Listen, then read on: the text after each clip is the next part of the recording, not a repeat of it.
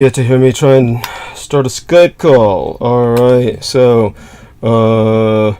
Brooke Gibson is listed as not available. Last seen 2 hours ago. Let's see if this works at all.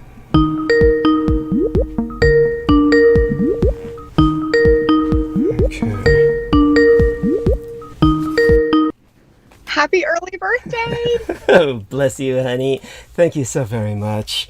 And so with that, let's see if we can contact other people. Going to share screen, as I always do during these moments. Give me just a second here. And oh my gosh, where are we? Thank you so much for the happy birthday, of course, and everyone, of course, who has given me a happy birthday. We're sharing screen now, so she sees, our dear, lovely Lady Brooke sees my opening up the text Yes, box. and I'm sober tonight, so it's gonna be amazing. I am not. So I'm not quite sure how amazing it will be. I will give people a forewarning that I may crash sometime during transmission due to this is what happens when you come down from various combinations of drugs. So let's see now. What are we doing? Oh yes, adding participants, the little head we play with. And Yeah. so we go there and then we start clicking people. Peter Moon the next hour, prime time of course. We try some other people of course, seeing who we can basically kind of disturb in the middle of the eventide. Oh gosh, there's one of our favorites right there. And okay, try a few others. And oh my, see if they wish to come on at all. And of course, some of these people have two accounts, accounts which are dead, accounts which are alive. And some people I will just automatically call without any real expectation of a response.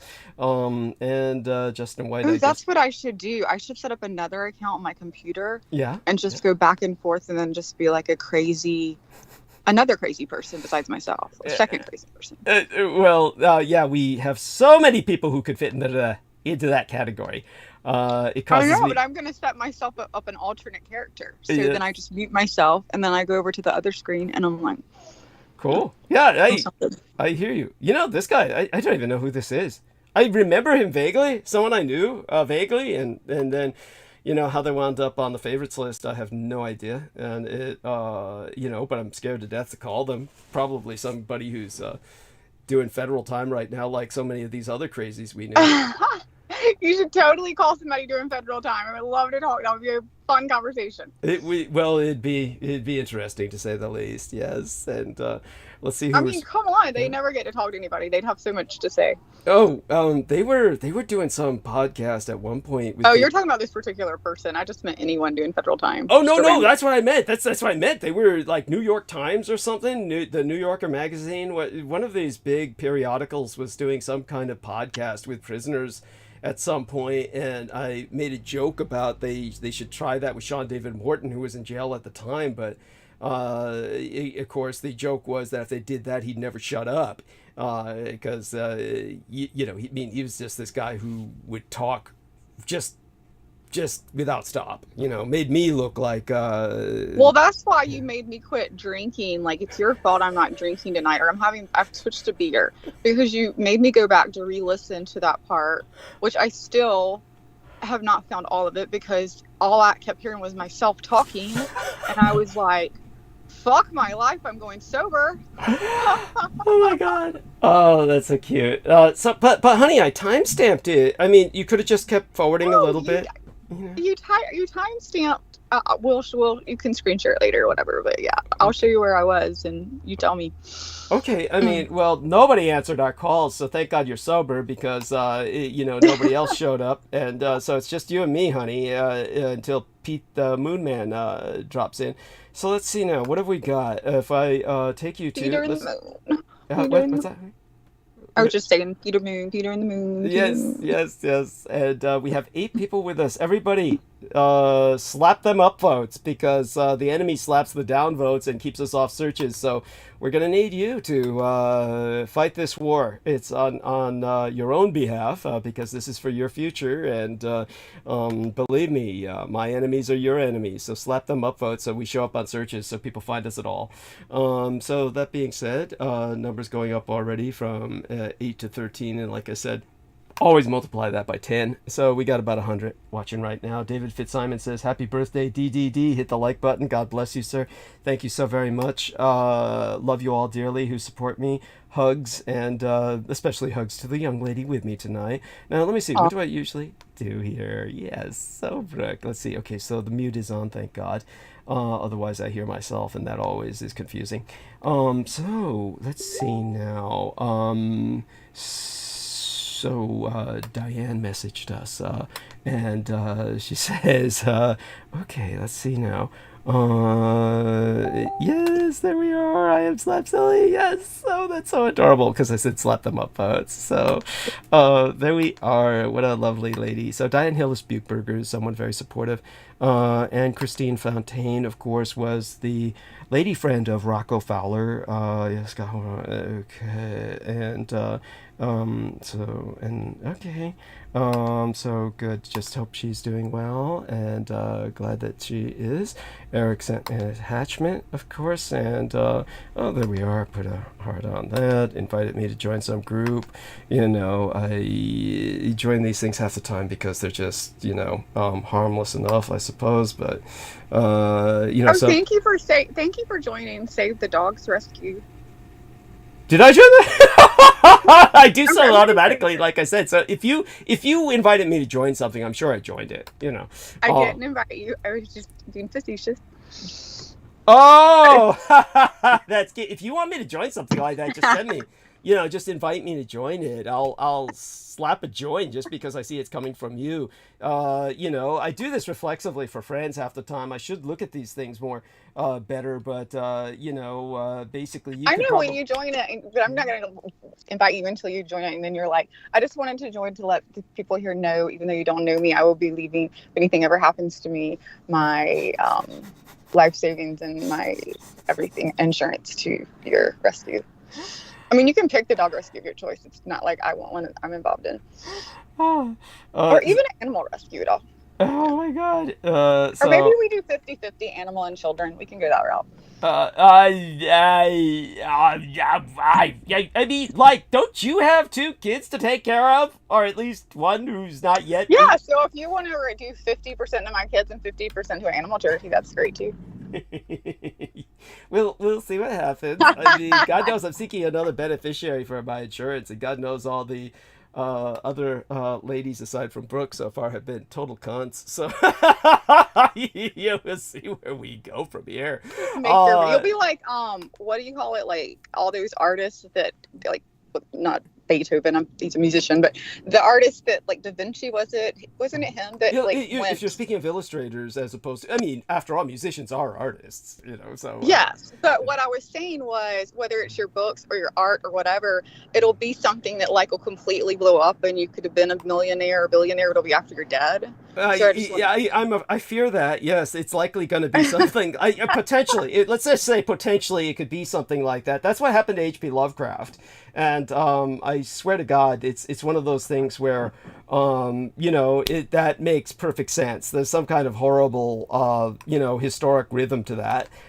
That's all too believable. The potential for that is there. Yes, highly likely. Far more likely than most other things happening. But we'll try and beat the odds on that. So that being said, what was your point with that, aside from the horrible? I have no idea what my point was, but I love your artwork. That's what I was saying. Oh, I see. Thank you. Oh, okay, wonderful. I'll explain the story behind that.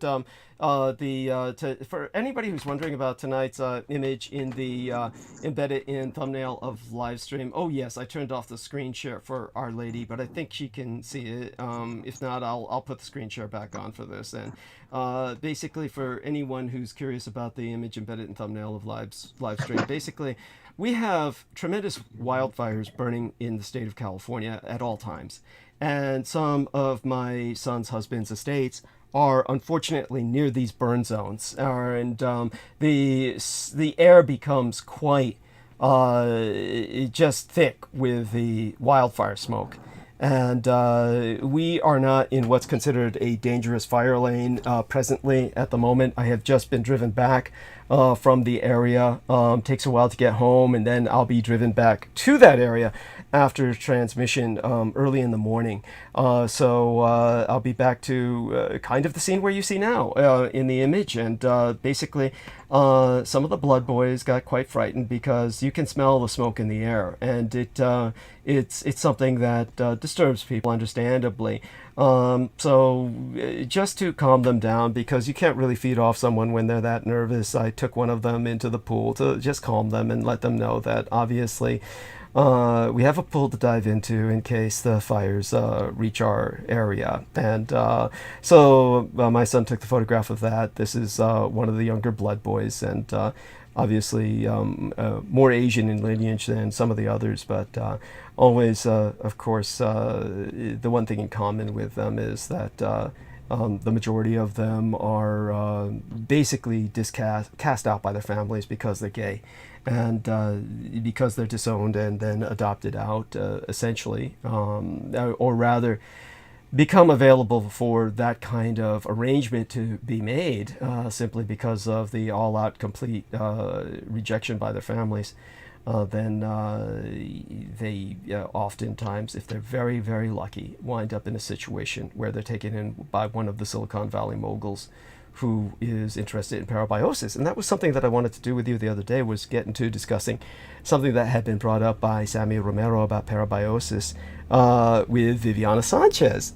And Viviana Sanchez, of course, has her own distinctive personality in response to what our man Sammy Romero was exploring, but I'd like to bring that up again when he's with us, and we'll see if we can stay on track with that. You know, what I was going to bring up that we had brought up with Viviana, and see how you would respond to it, or just kind of what your response would be to some of what he was exploring at the time. Yeah, and the one thing I can tell everybody is when it comes to these young men, their blood is sweet. They have that in common. So there is something about the gay gene that does that, I guess.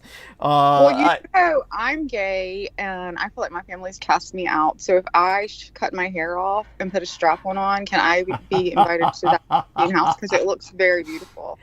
Oh my God, you're such a honey. Your family did not cast you out. Your family loves you. I see these photographs where you were with your mom. They pretend like I'm not gay. They said it's a face. Oh my God.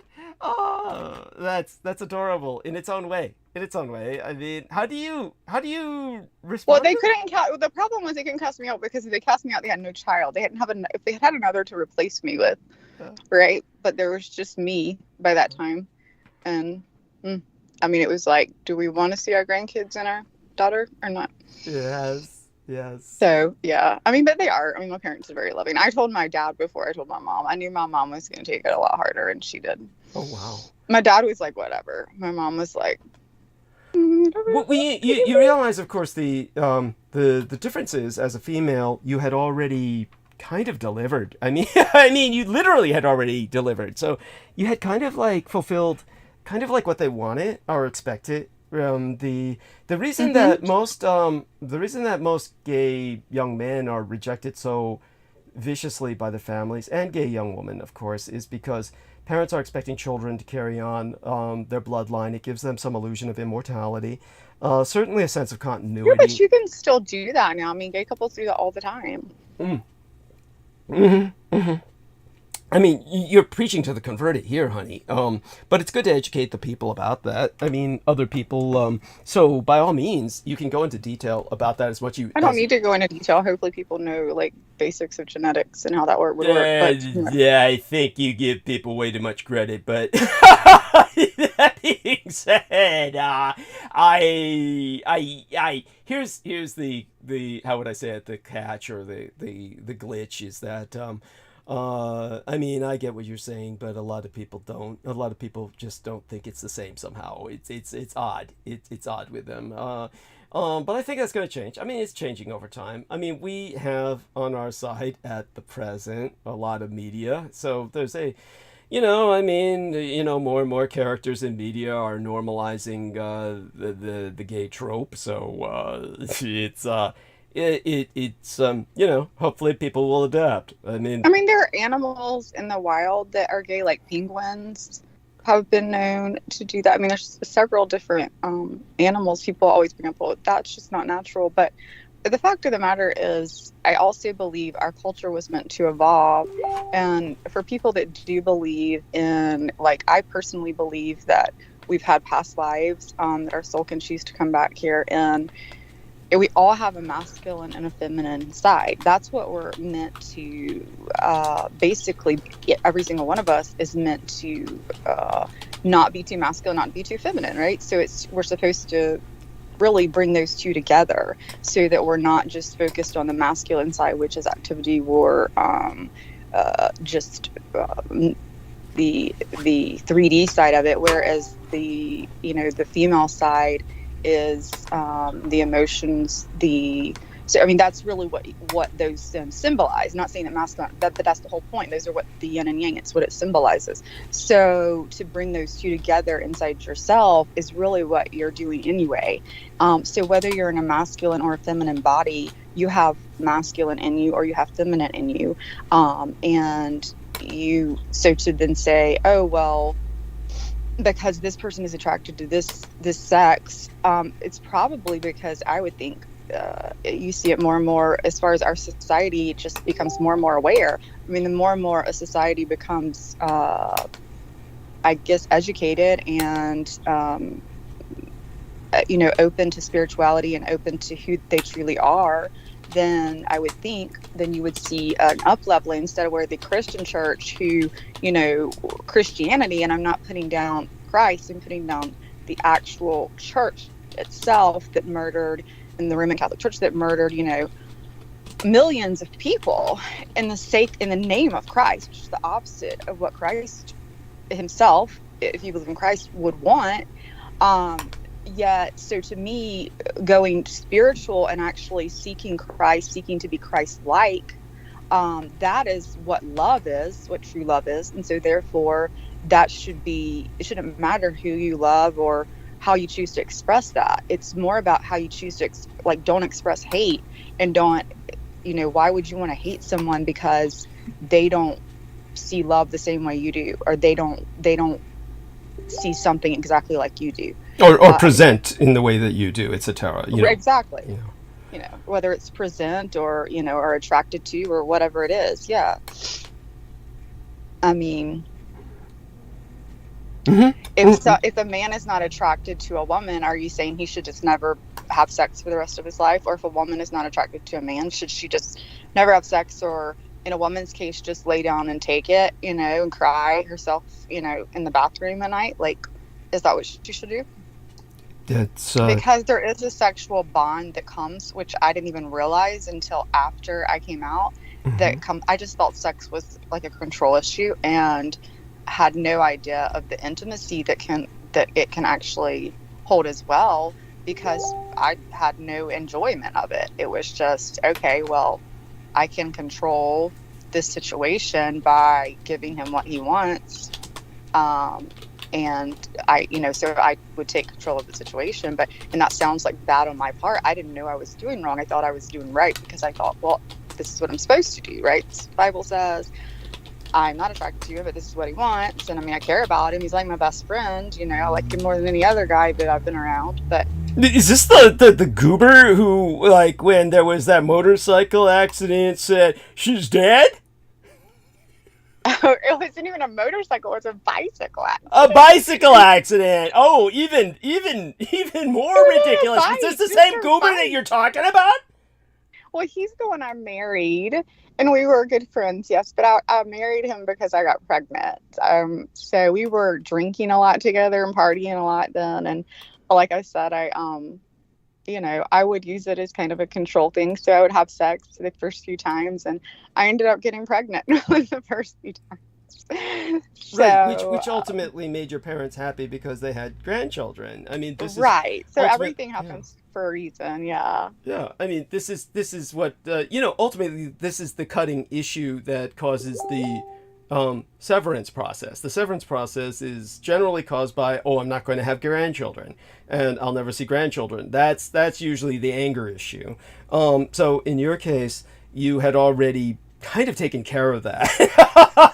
So you had gotten over that hump before you pulled what you did. As far as they saw it. As far as they saw it.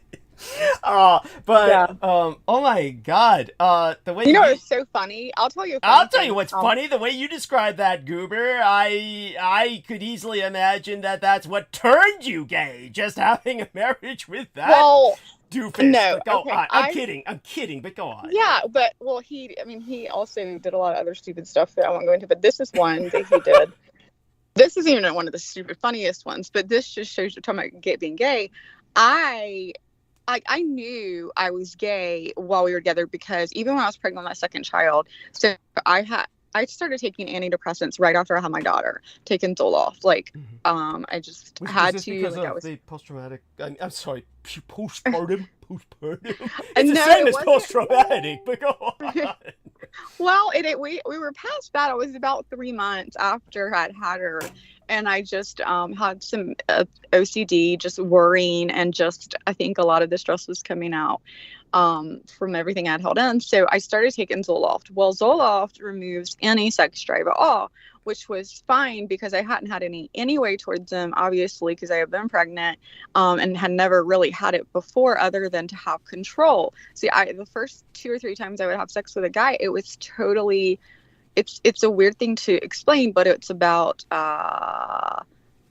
oh, I am wrapping you around my finger right now. Like, you see what I'm saying? Like, I'm not in the physical process. Well, men are just animals that are led by their penises. I mean, that's just Right. yeah. So I'm just That's using just it nature. to like, That's nature. and like Yeah. totally faking how great it is. You know, I and was how, going like, to say that last time. You know, when we were talking about, not to throw you off track here, but just for a moment's indulgence, when we were talking about things that, when we were speaking about women's issues and how women just really half the time, or the majority of the time, really just want a man to ejaculate and be done with it, and they could just right. end the sex act. I mean, so many women, it is so much more common than men believe, and men just think that this is some kind of marathon and shit, and they're going at it, 1, 2, 3, 4, like this is some kind of like push-ups and shit. And but women have such an advantage when it comes to prostitution, because unlike someone like myself who has sexually performed professionally in the past, just never on stage, mind you, but not that I would be antithetical to that. But Oh, I've you never. haven't done the on stage act before? Yeah, It's no, fun. I've no, done I it haven't. plenty of We times. had the Yeah. one son of a bitch who was with us for a while. I'm just kidding. That prick. To use a pun, Daniel Arola, who was doing that shit for a better part of his life. I certainly don't condemn Oh it. my God. I condemn no one who does that. Yeah, no. But my No. point was he was a Okay. piece of shit. And but half the time these guys are on drugs and stuff to perform. I mean, that goes without saying. But when it comes to the Women have an easier time. yeah, women have an easier time. All they need to do is pant and huff and puff and you know, there's No, that's when you're just being like stupidly bored. So that's not how you wrap them. So we wrap them by like you get on and you ride them and you freaking turn, all the way back to your feet and you fucking, like you pull out a few tricks and then you're done. You're done. Oh, he's done. Now, You mean he's done? Yes. Now go wait on. a minute. No, he's done. But what I'm saying, he's done, number one. But number two, what I mean is, as me being gay, I was done. So then the problem was they were in love, and then they're wanting sex all the time, and I'm just like, I have a headache. Yeah. Like I can't, But that was me being gay. Now I don't think that most women that are straight. This is what I think that most straight women. Oh, honey, believe me, most straight women, a lot of them are the same way. Believe me, I knew this one MILF. Do you know what that acronym means, right? Mom, I'd like to fuck. Yeah. There was this one MILF I knew who was. Yes, my daughter told me one day when she got in the car with my son, I picked her up from high school, and she's like, "Oh my God!" And she's like, "What? That guy I have a crush on said, is that your mom? Oh my God, she's such a MILF." Your son said that. Or My your daughter told me. Your daughter And said I was like, what does he mean about milk? What is a milk? And she's like, a MILF, Mom. So And is your I daughter was, also gay?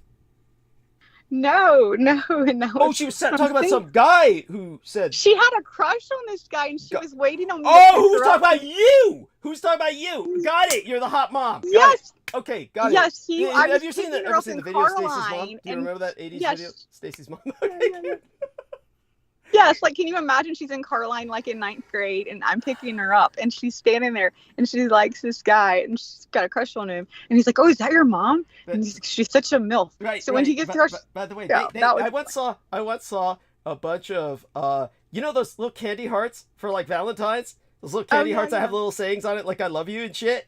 And somebody said this is what they would look like if men produced them. If men wrote, you know, the little pithy comments on them. oh then yeah, it was, the secret comment. yeah. Then you know all the little hearts, instead of saying what they say when you buy them in the package, they all said shit like, "Are you over 18? Or your mom's really hot." And shit like that. It's just and I remember some idiot when this was put up on Facebook. Of course, I found it funny as hell, as any normal human being would, but some idiot male wrote, "As a male, I find this offensive. I would never behave like this," and it's all Oh shit. my god, I think we just came out with a great freaking idea. Yeah. We need to do those for this Valentine's, and we need the male version like that, and then a female version, right? That is Yeah, like, I have a headache. I have a headache. Are you done yet? Yeah. I have a headache. Are you done yet? Oh yes, yes. I had an orgasm. ... Yes. Yes. We should. They would sell like fucking hotcakes. What are you talking about? That would Yes, be we awesome. should. Oh my god. Yes, I'm sure somebody's done it already, but yes, we should do our own anyway. Yes, that's right. That would be excellent. So that being said, so that there was this one MILF I knew. Oh, the point of that story was you asked if my daughter was gay, which is hilarious because I knew I was gay because here's the thing. I had to come off the antidepressant when I decided to get pregnant with my son, because I already knew I was going to leave my ex-husband because I was just done with him as even being friends. Like, he just didn't quit drinking, and I did not want to have sex with him, and it just wasn't good. So we wanted to have a son, though, like I've said. Because I'm surprised you could have sex at all if he was drinking that much, but go on. Yeah. Well, and because he never got it. But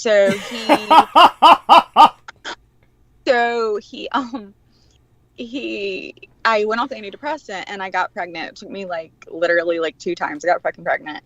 And thank God. And then I had to be off the antidepressant, obviously, the entire fucking 9 months. Well, oh my God. That's when I was like, oh my God, I'm so fucking gay. Because I would be so fucking turned on.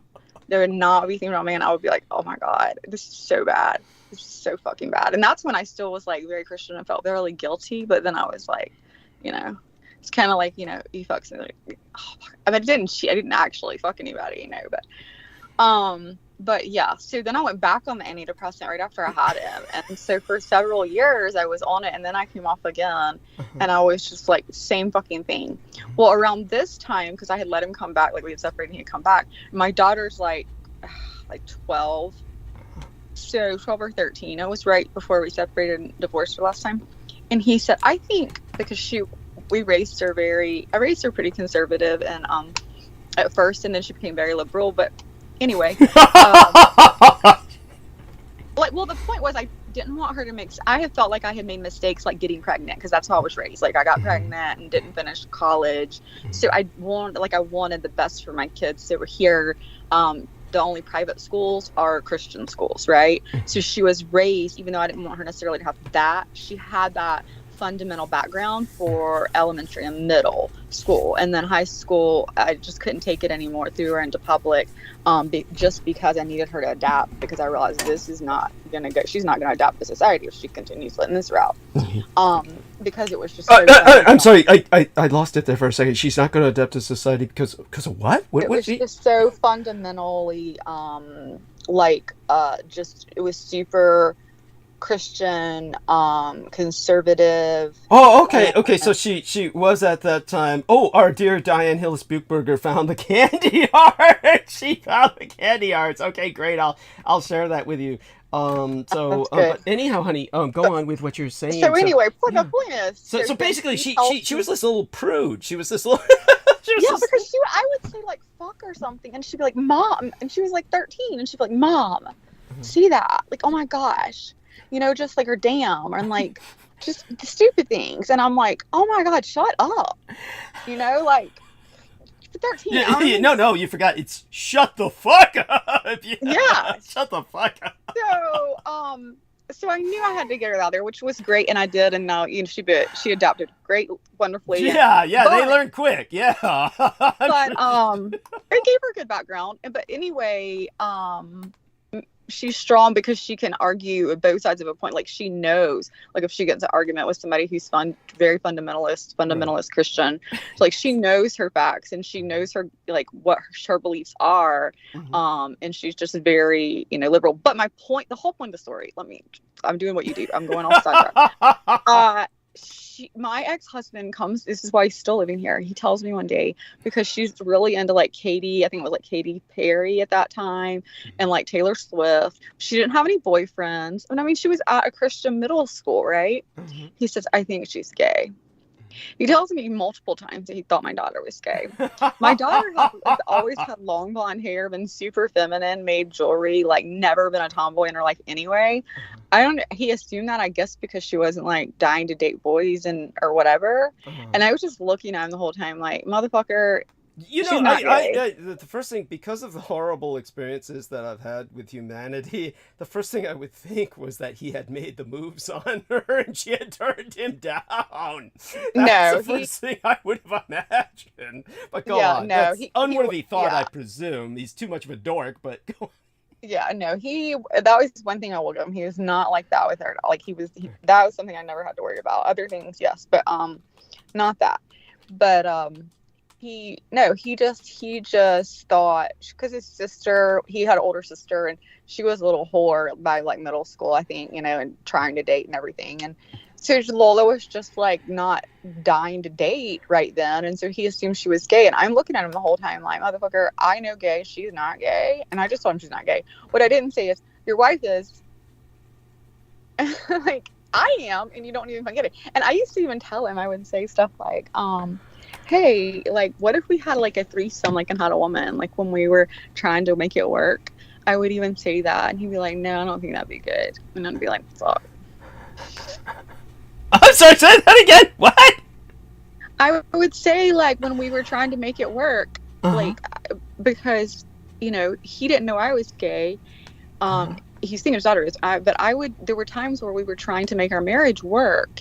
And I would say, hey, like, well, why don't we have a threesome? Like, why don't we get another woman and like have a threesome? I think that would be fun. And he's like, no, I don't think that would be good. Like, nah. Like, that's so lame. He really is a dork. Yeah, but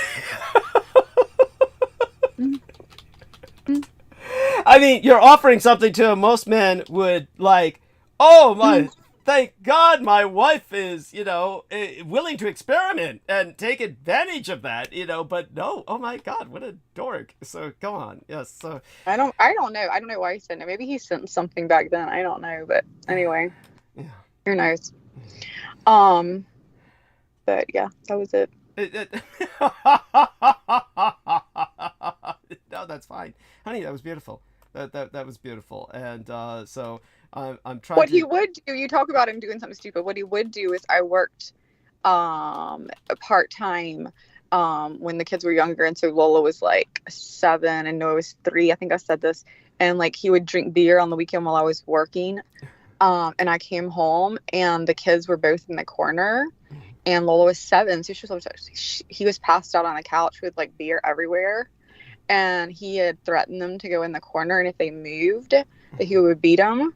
And they had been in the corner because he passed out. You're not supposed to leave like a child in the corner for more than like a few minutes for their age. He had passed out for like 2 or 3 hours. I'm sorry, is this doofus we're talking about? The husband? Yes. Yeah. Okay. Yes. You said he was beating him? Beating the kids? He threatened to beat their ass, just like whoop them. You know, he didn't beat them, but he just said, like, he could, you know, just like the dad voice of like, if you fucking come out of that goddamn corner, because they were in trouble for something, who knows, because he was drunk.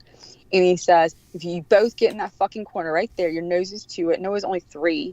And says, if you come out of that fucking corner, I swear I will beat your fucking ass. So they were scared to come out of the corner, and they had sat there for like 3 hours. God.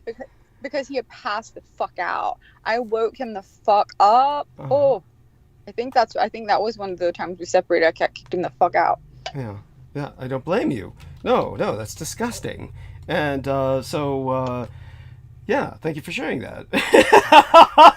Isn't it wonderful to have a public forum in which to make other people feel better about their life and be like, well, God, at least I didn't have that happen. Are you kidding? People are probably thinking on their own bizarre ass, experiences that are definitely just as bad, I assure you, if not worse. I'll save the worst 2 stories for another time. They're the worst, and they're pretty good. They're bad. Like, there's probably a ton of bad ones, but there's 2 hilarious. Well, sadly, at the time they weren't. But. So there we have that, and so I downloaded Diane Hillis Buchberger's share, and I will try and share with her. I'm going to try and share it with you in a moment. I mean, God, you're so fucking slow. Oh yeah, it's your birthday. You got a year older. Yes. I'm slow because I was downloading others. I found others, and then I'm trying to share them, with both of you. Oh, so they're already made. So people are already making these? No. It's just people are doing this by Photoshop. So let me send this to you. Apparently, you're seeing them already from somewhere, right? Yeah. So. No, I haven't seen any of them. You just told me. Oh, okay. So the problem is I'm looking up candy hearts. I got to separate that from my porn pictures of candy samples. So in terms of when I look them up from my file. That's why you don't want to share screen. Well, I mean, I could share screen, but I mean, it'd be as distracting for you as it would be for me. I know, so can you share the fucking screen? What? Oh, I mean, well, not right now. I mean, I'm afraid of what else you might see. So there we go. That's already pretty funny. Bend over. Don't call me. Your mom's side. Nice jugs. Yeah. I see the nice tits. Yes. Just if men wrote it, and then there's some other ones. Here's another one. I'll share this one with our lady here, Diane, at the same time. There's a show, she says, called You're the Worst. Sequential numbers tomorrow. So apparently there's a punchline there that I don't quite get, but a lot of things slip by me. So let me see the what was it? You're the worst what? She was talking about, there's a show called You're the Worst. Now, I just gave her another set of candy hearts that's supposed to be with bisexual couples, or poly couples, as they call them. Polyamorous would mean, of course, it's like being bisexual almost, but it could also imply that you're both straight, but you just Is that the one that you just shared, that I Hate Your Dog one? No, not that one. Not that one. That's like something I would say. Dude, kitty. I know. I didn't mean that. And I will not be answering the phone when you call back. I'm kidding. Honey, I'm kidding. Let me find the poly one. Candy. Okay, and I gotta add the H, or it goes straight to Candy Samples, the older porn actress. She's dead now. Poor dear. I mean, she lived a life. I mean, there we are. This is supposed to be from poly couples, but I don't get it. It sounds like could be said by anybody, but Those are just stupid. Yeah. Those are just as boring as the other ones. Yes. Yeah, that's just stupid. I don't like that one. Yes, and and our lady's asking me if I'm 56. I stopped counting, honey. I think it's something like around 56. Yes. It's. I think it's. It is what it is. And it's, I mean, 1966, right? I mean, 1966, it's 2022. We got to do the subtraction. I'm not going to do that. And so if you do the subtraction, what do you come up with? I don't want to hear the answer. So All of that being said, I started forgetting my age. Once I hit like 39, it was it. I'd be like 38. I'd be like, is it 38, 39? And it was a legit thing. Like, I'd be like, I don't fucking know. And I don't, you know what? I don't give a shit. thank you. Thank you. Yeah, I mean, really, that's healthy. It's healthy. It's the healthier kind of attitude to have, really. I knew this one guy who was very elderly. He wrote a book called Smooth Criminal, was the book that he had written about somebody who was protected by the Witness Protection Program, who had destroyed all kinds of lives. But, you know, he had squealed on some other criminals, so he was part of a Witness Protection Program. So this person was describing all the damage he had done in this book called Smooth Criminal. And I don't remember the guy's name, but I remember the title of his book. So if we look up the title of that book and you avoid the Michael Jackson song, then you might find the name of that guy. And he was an older gentleman. I would be surprised if he were still alive. But I had asked him his age, and he said, oh, that doesn't matter. And, I don't think that these things should, that should even be an issue. So he was arguing that, that pretty much that we should all just eliminate the thought of age as a factor. I appreciate the sentiment, but there's a real impracticality there. There's certain things that you just got to keep track of from a legal or accounting standpoint, even an actuarial standpoint like life insurance. But such being said, I hope we get to that point where it no longer matters in a more generic sense, through life extension. God knows the technology is there, and the only thing preventing us from really taking advantage of it is really an outmoded sense of quote-unquote ethics. So Brooke Gibson just sent me an image, and let's see what this is. I'm hoping she's bearing her breasts or something. Oh no, it's I more. could see that. No, it was more of those stupid hearts. I was like, these are better ones if you're going that way. Okay. Oh, there we are. Yes. Ooh. I like the scissors. Yeah, I was about to say ooh. My favorite one. Yeah. That's good. That for those of you who don't know, that would allude to what was his name again? John Wayne Holmes or something. What the fuck was the guy's name? Who's got his dick Scissors? cut? Yeah, it was Lorena Bobbitt. It was John Wayne Bobbitt. John Wayne Bobbitt. No, that's not, honey. That's not what that alludes to. It's not? No, read what you're reading. Okay, what's the first green one say? Queer QT. Okay, and then the next one said yes to homo, yes, and it says be my bottom. The other one says be my top. Yeah. Right? Yeah. So it's a gay theme. Okay. And then it's a female gay theme because that pink one says you want a U-Haul. So the joke is lesbians always have like a U-Haul because like they move in together fucking like 2 weeks for the fuck ever. Scissors refers to scissorine. You mean like I'm sorry, I don't every know once in a while I go blank on something that you might think I would know about, but remember, I may present myself as a female quite often, but I still don't have the plumbing. So, there's some things that slip by me. This is like, what? It's like the female equivalent of a guy getting his tubes tied or something? Is that what that implies? Or something? Scissoring, I mean, I don't know. I can send, I don't know, like, there's scissoring porn video. Here, let me just send you this. Okay. Oh, got it! Scissoring! Got it! Okay, fine. Yeah. Sink in. Okay, now I get it. The scissoring. Got it. Okay.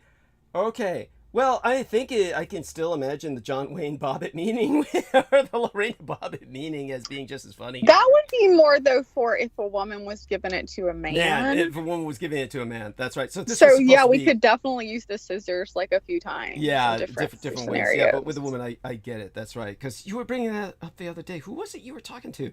Because somebody said something about scissoring, and you said that wouldn't because he was talking about it in a man-woman sense, and you just said that doesn't even work. Someone that was on the show. It was probably because that guy was talking about cutting that guy's penis off. off. No, it might have been Mr. Black, Frank Black, right? Ian West, it might have been him, and he might have been talking about something like that, right? Well, they had talked about cutting, what's his name, not Rembrandt. Rembrandt? I don't know why I said Rembrandt. What was his name? Fucking... wasn't Yeah. One of the artists, remember we were talking about he cut his penis off? Oh, I forget which one did that. There's so many weirdos who do such weird things. I mean, it's just so. Like Michelangelo cut his ear off. Oh, no. We were talking about not the artist. He was a scientist. He was the alchemist and the scientist. Sir Isaac Newton. Oh, was it Newton? It may have been. Yeah, I think it was Newton. You're right, actually. Yeah, it was Brendan Zoget brought up that Sir Isaac Newton had basically castrated himself, emasculated himself completely, apparently. Why are we still talking about this? We've done it 3 times. Like, we need something else to talk about. Because I still can't believe it every time I think about it. It's I never followed up on that, but the guy was crazy enough. Okay, we'll drop the subject because, like you said, in a sense, it's not worthy of our time. I mean, unless we're gonna look it up and try to find like recreate no. We're not like Mythbusters or something. God, now there's a gay couple that I couldn't stand. I mean, like Mythbusters. Who was that? Mythbusters. Oh God, those 2 faggots. Yeah, they were on forever, and then they broke up. And I remember randomly seeing that on like cable channel or something. I couldn't believe people were recommending that to me. I mean, it was liquid shit. I mean, it was just a sewer. Just stupid shit. So I think I could miss this in like 2 seconds myself. Watch their entire TV show about it. Thank you. The one yeah. Yeah, I mean, talk about something not worthy of our time. By the way, Diane Hillis Burger brings up Van Gogh, who was a person who cut off one of his ears. And that was because he was gay. And he had a lover. Wasn't it Michelangelo? No, that was Vincent Van Gogh. Yeah, Vincent Van Gogh. Okay, Van Gogh. It was Van Gogh. Sorry. Yeah. Yes. You know who told me about that? Of all people, my the man who raised and guided me, my legal father, as Peter Moon calls him, George Joseph Henry Dietrich, the chief petty officer of the U.S. Navy, told me about Van Gogh cutting his ear off because he was in love with another man, and he was explaining that, and it was amazing how my father was very hip to this sort of thing, and of course we were in San Francisco. He was quite aware of the gay community, and but how did he know about? Because I've never heard that. That's why Van Gogh did it. It's something that I guess it's one of those things he did learn. It wasn't like one of those unknowns. It wasn't necessarily general knowledge, but it wasn't one of those unknowns. And then when it came to another guy that my father had told me about when I was young and growing up, and I didn't really get the full meaning of everything till I was much older, and then I understood what my father was discussing was these gay relationships between these men. The other one was the guy who starred on Hogan's Heroes. And Hogan's Heroes had a young gay guy that he was in love with, and some other gay guy he had a relationship with, and he wound up caught up in this love triangle where they killed him. So, anyhow, you don't remember that series, do you? Hogan's Heroes? Do you remember that? What was it called? Hogan's Heroes. It was about a German prisoner of war camp, but it was this stupid comedy in which the Americans were really running the camp. And, the real example of that was Germans running an American prison camp right here in America. But in terms of Diane Hillis Buchberger, she brings up Isaac didn't have a Newton, so he could use his other head more. Yes, he once he cut off his penis, that's what he felt made him more intelligent. And we were actually discussing that. That bears a little discussing, but not too much. Is that, like I said, my own father, or the guy who raised me, my legal father, had a penectomy at the age of 6. Not intentionally, he didn't want one, but he had penile cancer, and they cut off the mushroom tip that we all know and love. And once they cut that off on him, his IQ like quadrupled overnight and shit. And it was just amazing to see that happen in someone. He basically, maybe all this penis talk, because of the name Peter, Diane is asking, is Peter on tonight? And then she asked, how is his roof? His roof is fine, honey. Man came and fixed his roof. Yeah. Yeah, it was talked about last week. At great length. Yeah. And so I just had a new roof put on. Did I you? should have told people. Maybe so. Yes, I did. I just had a new roof put on. It's fucking annoying. They're loud as shit when they do it. I should have told somebody. God. You always say these things right as I'm drinking Coke. And then it goes up my nose. What? It goes up your nose? The liquid Coke, and it stings. It's not like the booger sugar. I mean, it really burns the nasal passages. It's because, the Coke, it goes up my nose when I laugh, when you say funny things. When I happen to be drinking. Aside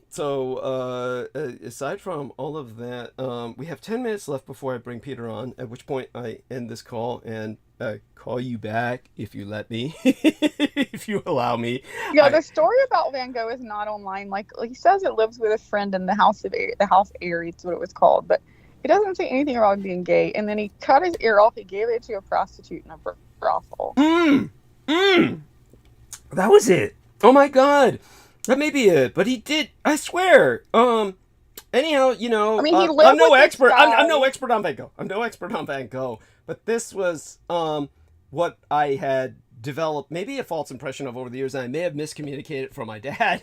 But at least he got the ear cutting off right, and he was. Well, they did live together. So it says. Okay. So in 1888, Van Gogh rented a house in Aries, Arles, in the south of France, where he hoped to found an artist colony and be less of a burden to his brother.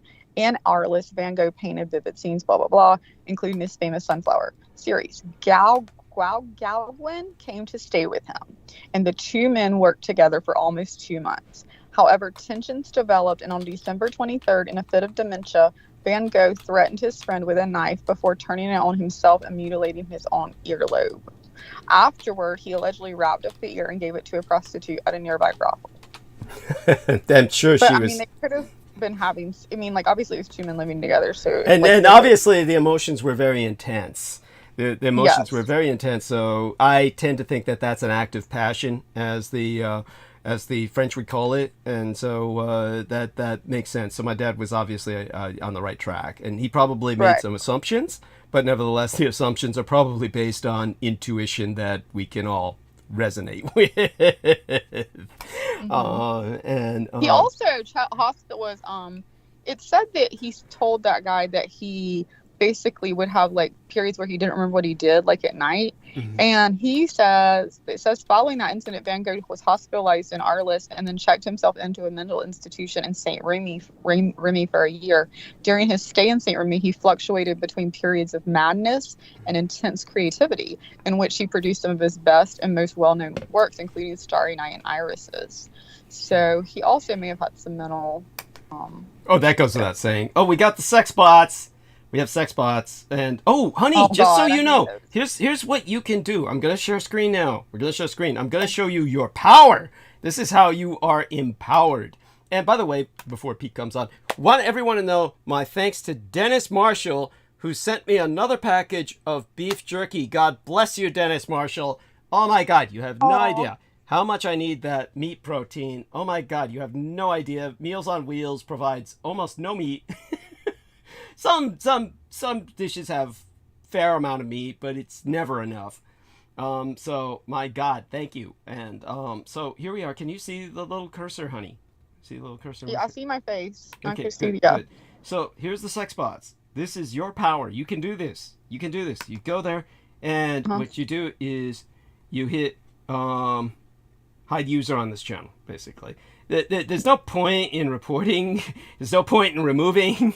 Basically, it's just hide user on this channel. And then you do that when you see them. What the fuck was that? So what did you say? What do I do? Click again? Honey. Why did you say there was no point in doing that? Okay, so here, let's look at this. When you it gives you these selections here. Go to channel, report, remove, put user in timeout. Right now I hit hide user on this channel.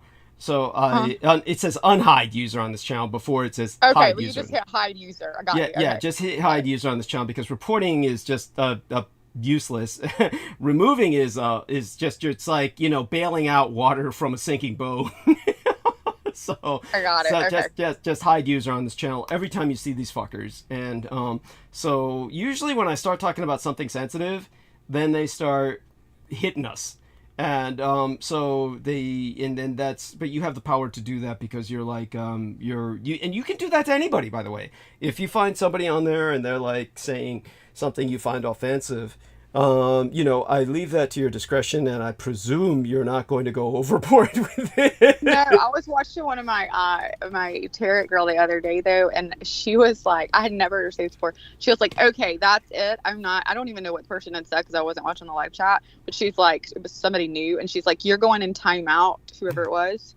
You're going in timeout, and if for 10 minutes or whatever the fuck timeout does." And then she says, "And if you come back to do that again," she says, "you're out for good." Wow. Ooh. Cool. So it must have been something she didn't like. Yeah, there you go. So you don't even need to make statements, but if you were like, if you felt strongly enough. No, she was. That's because she was doing a live, and it was just her, and she was talking to everyone on the live. Yeah. But it's a different format. Different format. I mean, we're doing live too, but this way, you don't even need to do that. You just hide them. Right. Especially a sex bot. Exactly. Yeah, especially the sex bots. And so all that being said, we got a few minutes left. Still drinking this Coke here. Let me finish up this 16-ouncer, and then I'll probably crash later on to a degree. So if I'll let people be aware of that if I start showing symptoms of kind of like going under for a few minutes. I don't expect it to be that serious, a crash, but you never know. It's like the drugs hit people. In the past, of course, I used to. Wait a minute. Are you saying you're gonna crash like early tonight, or you're gonna? No. I'm not. I have no intention of ending the transmission early. As a matter of fact, probably tonight. We'll Are you going to crash like I did last week? I'm warning people that what might happen is I might like start going under, in a sense, like talking slower and start feeling nauseous for a period of several minutes before I regain myself. That can happen. Oh, let me give everyone a tip that's listening. I did not know this. If you are ever nauseous, got this from an ER doctor. If you're ever nauseous, one of their simple things that they use is rubbing alcohol. Just take rubbing alcohol, take the bottle, and just start sniffing it, smelling rubbing alcohol. Oh wow! Yeah, cool. And it actually helps nausea. It's one of the first things that they'll do. It's one of their little tricks. Wow! No, definitely. I had never heard that before, but that's one of those things you usually have at your house. So if you're feeling nauseous. Take a bottle of rubbing alcohol and just kind of hold it under your nose, take some whiffs and see if it makes you feel better for a little bit. No, that's incredible. And because I had two of them say back to back that was true. So wow, cool. Yeah, no, that's amazing. Sniff it, just sniff it. Don't need to rub it on. You're not drinking it. You're just sniffing it. You just hold Yeah, you're not trying to get high on it either, but just sniffing. I don't know if you can get high on sniffing rubbing alcohol, but it's supposed to help your stomach. Right. Wow. Cool. And I like that. By the way, Our Lady Diane Hillis Buchberger brings up the fact that Van Gogh was bipolar, as how they would define him today. Yeah, that would make sense. Yeah, highs and lows. That makes sense. That would be exactly. Yeah, I mean, it sounds like. Yeah, many of these historical figures they can diagnose today, Our Lady Diane says, "What you said about age is right, all relative. My aunt married a man over 10 years younger than her, so that they would die at the same time. Well, he died in his 70s, and next year she will be 90. So she is going strong." Oh my god. She did the opposite. Most people want to marry somebody that are like, it's going to die 20 years before them. Take their money. Or 40 years older, 60 years older, something crazy like that. I'm just kidding. I've heard of a few people like that in my life. Yes, I know. That being said, I'm going to end this call now, darling, with your permission. And Our Lady Diane Hillis Buchberger asks about smelling salts when it comes to nausea. I suppose you don't know anything about that. That's like old school. Yeah, I don't know. There was one other thing that they mentioned. It was OTC, something to put under your tongue, but I can't remember the name of it. So right. Yeah.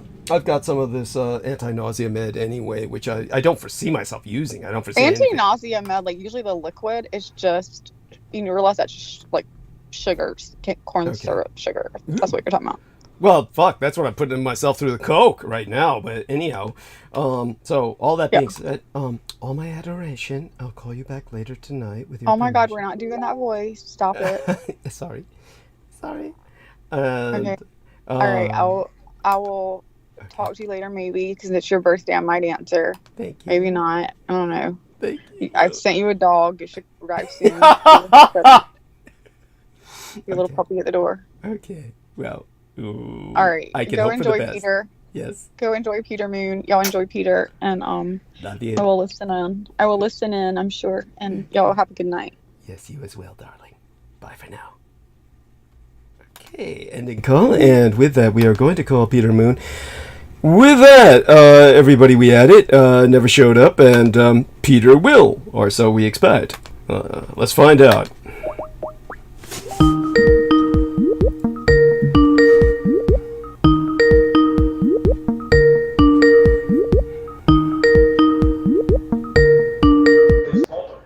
There we are.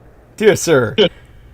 Hello. Hello, dear Peter, and welcome aboard. And my thank you for joining us. This is my extended electronic family. Peter, of course, is a bit more of a well-nigh physical family, and he's joining us. I decided to come back, share birthday time with all of you, and then return to my celebrations, and hopefully I'll get a chance to talk to Peter privately sometime towards the weekend. Am looking forward to that. And so tell us a bit about what's going on with yourself, dear Peter. I should tell, Douglas is teaching me to be a vampire. He sent me a cape and vials of blood to start acclimating my blood chemistry. I'm gonna be like Douglas. Of course, I'm just joking. Because unfortunately, there are souls that would aspire to do such. Yes, unfortunately. When they're not, right. When they're really not, yes. Or they're drinking it to be cool or to fit in. Yes. God knows what. But first off and foremost, today is the October 19th, and as this is birthday eve for Douglas, his actual birthday is October 20th. The birthday of my former wife. Wow. And the birthday of my Qigong teacher who's passed away, Grandmaster Roosevelt Gainey, was born on October 20th. So October 20th has three significant people who played an integral part in my knowledge and understanding of life. That's incredible. Yeah, October 20th. And back in the Scientology days, I had a lot of friends who were Libras. And I pointed out, why is there all these are close friends that were Libras? And I said, where are all the Libras? Why all the Libras? Balance, the scales. Yes. Well, yeah. I mean, Libra fits into my first house, which is and also into my second house. Libra is actually my second house. So, in any case, it's Douglas's birthday, not mine. It's not about me, it's about Douglas. So finally, we got some contributions for his birthday, and thank you to those who contributed. Yes. Thank you very much for acknowledging Douglas. And this is the time when you really want to send in those, PayPal or whatever you can send to him. Give your address, Douglas, yes. If they want to send, because this whole month, you're not off the hook. After this, we're going to continue this into the 30th. Yes. So I do want people to know my mailing address, my physical mailing address for those who prefer to send money orders or checks is 1242, that's 1242 Green Street, like the color green, and it's in San Francisco, California, and the zip code is 94109. That's 1242 Green Street, San Francisco, California, 94109. And obviously address it to Douglas Dietrich. And my thanks to all of you beforehand. And it's just such a wonderful time, and it's definitely important historically. We can go into some of the historical dates behind October 20th as well eventually, but certainly the most important thing right now is that we're enjoying time together, and you definitely enjoy having Peter here, and he does his best to help, and his help is profound. He's brought in many people to contribute. My thanks to Rosie Sanchez, to KP, and to so many others. I'll bring up a few others later to credit yet again, and these are magnificent people who have contributed. One of them, of course, was Brooke Gibson herself, and all of these people are magnificent. They are just well endowed in terms of the soul and in terms of their heart, and with that being said, I also thank, as I said, Dennis Marshall for sending beef jerky, which is definitely needed. And you sent some beef jerky? oh yes, again, which is very important for me because I am a true carnivore, and I really do need that meat protein. So You know what the problem with beef jerky is? oh, what? I'll tell you the problem. I brought some with me, I think, to Transylvania one year. Yes. And I probably bought the kind that was sugarless or whatever.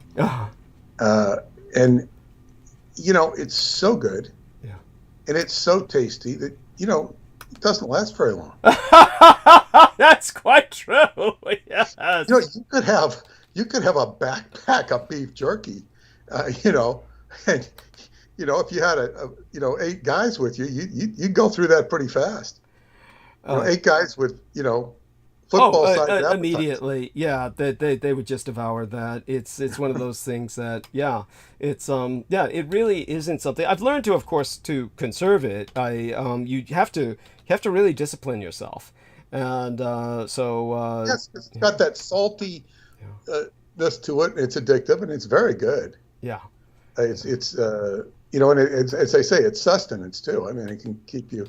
I don't know if it. You talked about how the Japanese soldiers, would eat they could eat so much less, and the Americans eat the same portion, and they're going to die because they're getting starved because their body requires more. That's true. I'm wondering, like beef jerky. I say you can live off it, but really, can you? Because it's like you've hardly eaten anything. You get some protein, but it just. Oh, theoretically, you could. You'd be amazed what your body can live off of when it has to. So theoretically, when you go into survival mode, body goes into survival mode, and if you're really disciplined, I think even the idea of having a kitchen around is not really productive. Offices, bodies are not conducive to the office, and this is a problem. Sitting in a chair, sitting in a computer. I realized yesterday I have to really force myself to do certain exercises. I mean, I do my Qigong, but there's other exercises I need to do. Well, there are Qigong exercises to circulate, the shoulders so you don't start getting old age shoulders and that sort of thing. Mm-hmm. It's easy, but people just sit there and they, get old. Yeah. And it's... Oh, it'll kill you. The sedentary life will... There are ways to combat it, and you have to combat it, and that means force. You've got to push up, just like doing a push-up. You got to do push-ups. You don't got to do push-ups, but you should do push-ups, because it's forcing yourself. But when you force yourself, there's a reward, and this is, it's you've got to. The body is force. It's constantly being subjected to gravity and the chaos. And it's very interesting. I'm going to compare this now to the kings of Edom. Yes. The kings of Edom are an entropic force of chaos. Yes. And when you have too much chaos, it overwhelms the order and makes it chaotic. And this actually, and this is a law in chemistry, the law of entropy. Hubbard had his own law for it, mimic that law of entropy, which he said was theta and n theta, theta being life and n theta being interpolated life. It's another word. It's more than just chaos. It's perverted life force. Thank you. It's actually a perversion of the life force. And it's based upon my available information, I don't buy into Aquino's theory that his stuff is outside of the tree of life, so to speak. He's trying to put himself outside the tree of life, but he's taking the tree of life and perverting it. I mean, this is an existential, philosophical, ontological, theological discussion, and you know, it all depends on how you define the tree of life. But in other words, he's trying to define himself, and he does define himself that way. So he actually is that. Yet he's still, no, it's a perfect. I hear what you're saying. You understand very well what I'm saying. Absolutely. Yeah. And I agree with what you're saying as well. It requires some explaining. And we don't need to go down. We don't need to go down that route. I mean, just that, but I'm just saying is, I'm talking about the entropy of force and chaos as it relates to not only the human body, but the soul. Yes. But the one's well-being in the universe. Yes. One's well-being in the universe. Yeah. It's like if you put more order into it, there'll be more order. Yes. And if you put more chaos and more negative energy, when people indulge in negative energy, it only comes back on themselves. Like when you have bad thoughts, like just everybody in the audience, right? Think about somebody you despise. Just think about somebody you despise. Now you weren't thinking about them before, probably. And now, ease up on your emotion on that. Just like, okay, they may indeed be a scumbag, but what does your judgment of them being a scumbag actually do for you? It only drains your energy. It only takes your energy. Yes. And the judgment that you place on them can weigh heavy. And I think it's important that I relay a story that I heard at my friend's birthday party last Sunday. Michael, he's a doctor, chiropractor, great guy. And oh God, he was just going into so many details about, the physics of metaphysics and certain things, about how salmon jump up the water. They're not actually jumping. He was talking about them. They're kind of harnessing this vortexual energy to go up a brook. They're going like straight up sometimes. You couldn't do that as a fish. The muscles don't work that way. Mm-hmm. This is the way he was explaining it. It's not my explanation. It's probably, if you look at the mechanics of how salmon go up a water, brook, you might find that, this is probably a Qigong lesson. I haven't watched it. She's just explaining it to me. But I say, God, they're doing Qigong on a very high level. Mm-hmm. Certainly not something I could do. If you could imagine me, or yourself going up Niagara Falls, maybe something not quite that drastic, but something of that like, and you're kind of, twirling around and going up the waterfall, because you're playing off of the vortexual energy in the water. Yes, I mean, that's what they're doing, and it's incredible. And they're certainly the only fish that retain body fat because of that. They need that in order to support the kind of energy and buffer them through all of that activity. The human body, of course, is meant to be in motion, and when we deprive it of that motion, we pay the price. Certainly, I myself risk that quite a bit. I flirt with the super sedentary lifestyle in my own way, and it's one of these things that I do want to warn all you baseline humans, don't do that. And so, such being said, two more people to thank before I take a short break while Peter holds the stage, because I'm just going to, again, I just finished this can of Coke, gonna rinse that taste out of my mouth, throw this in the recycler. But I do want to thank Douglas Marks in Florida again for that the $50 United States dollars he sent. Altogether, everyone sent enough money to help me balance out, and we still need more, of course, just to make sure I carry through this month and into the next.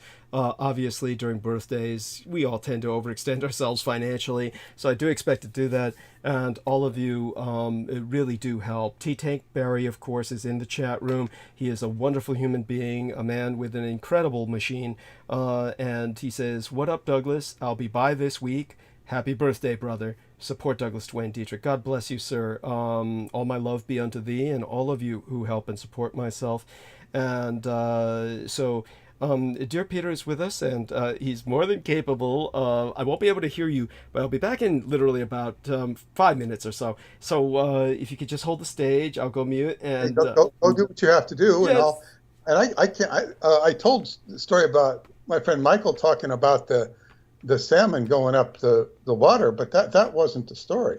That was just one of the things he said. Yes. Yeah. I mean, you go up and do what you think. I'll be right back. Yes. Trying to think what the hell he was indeed, because he shared many stories with me.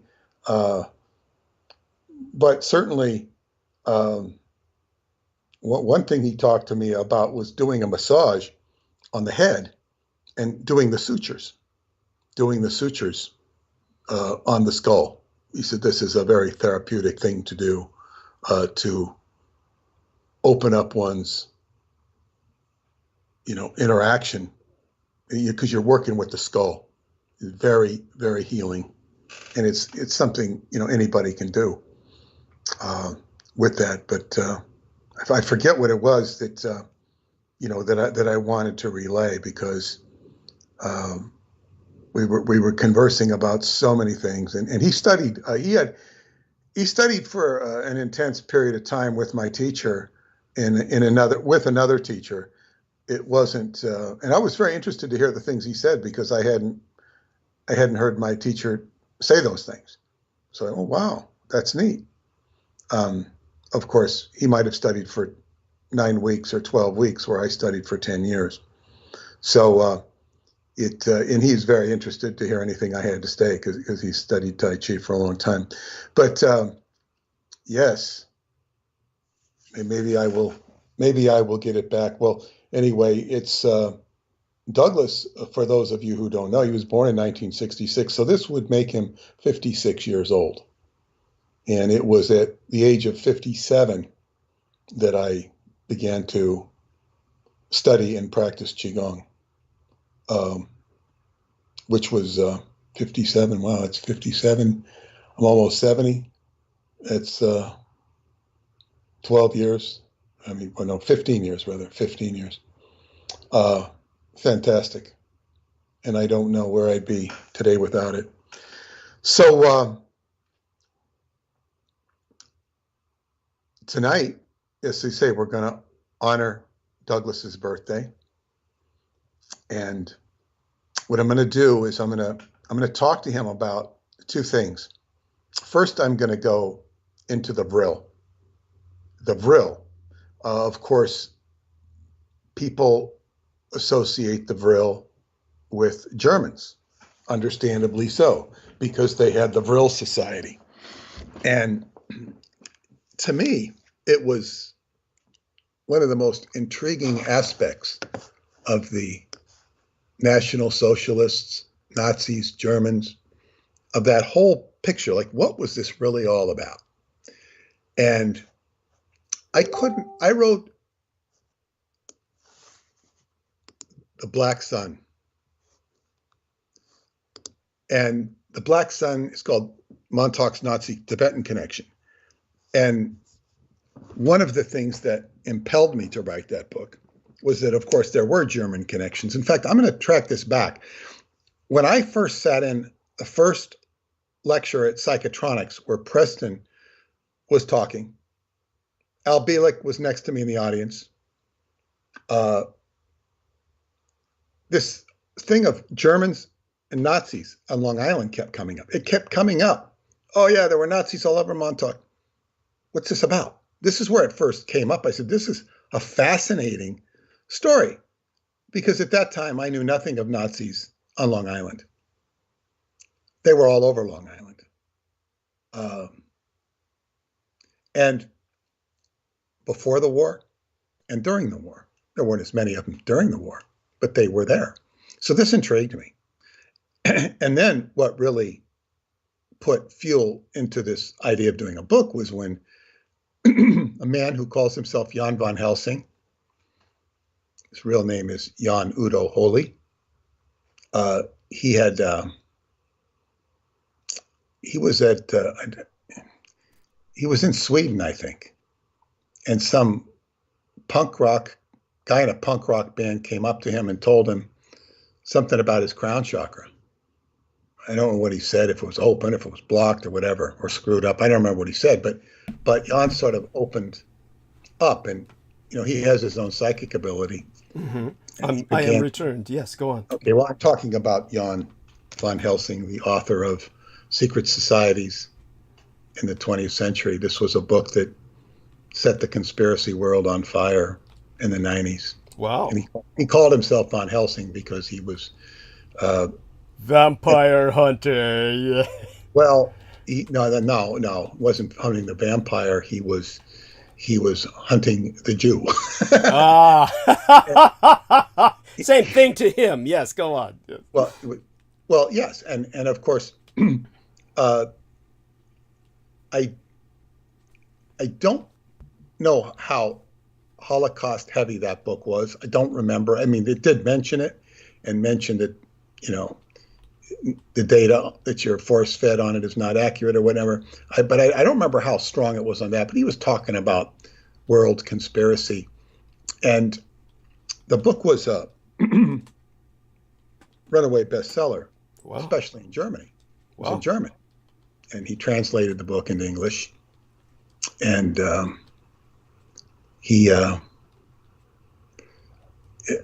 and then, but anyway. I'm surprised they allowed it to be published in Germany, but go on. Well, there was trouble for it. Okay. He was. I think he was arrested, but he was definitely prosecuted. Wow. And that's an interesting story. But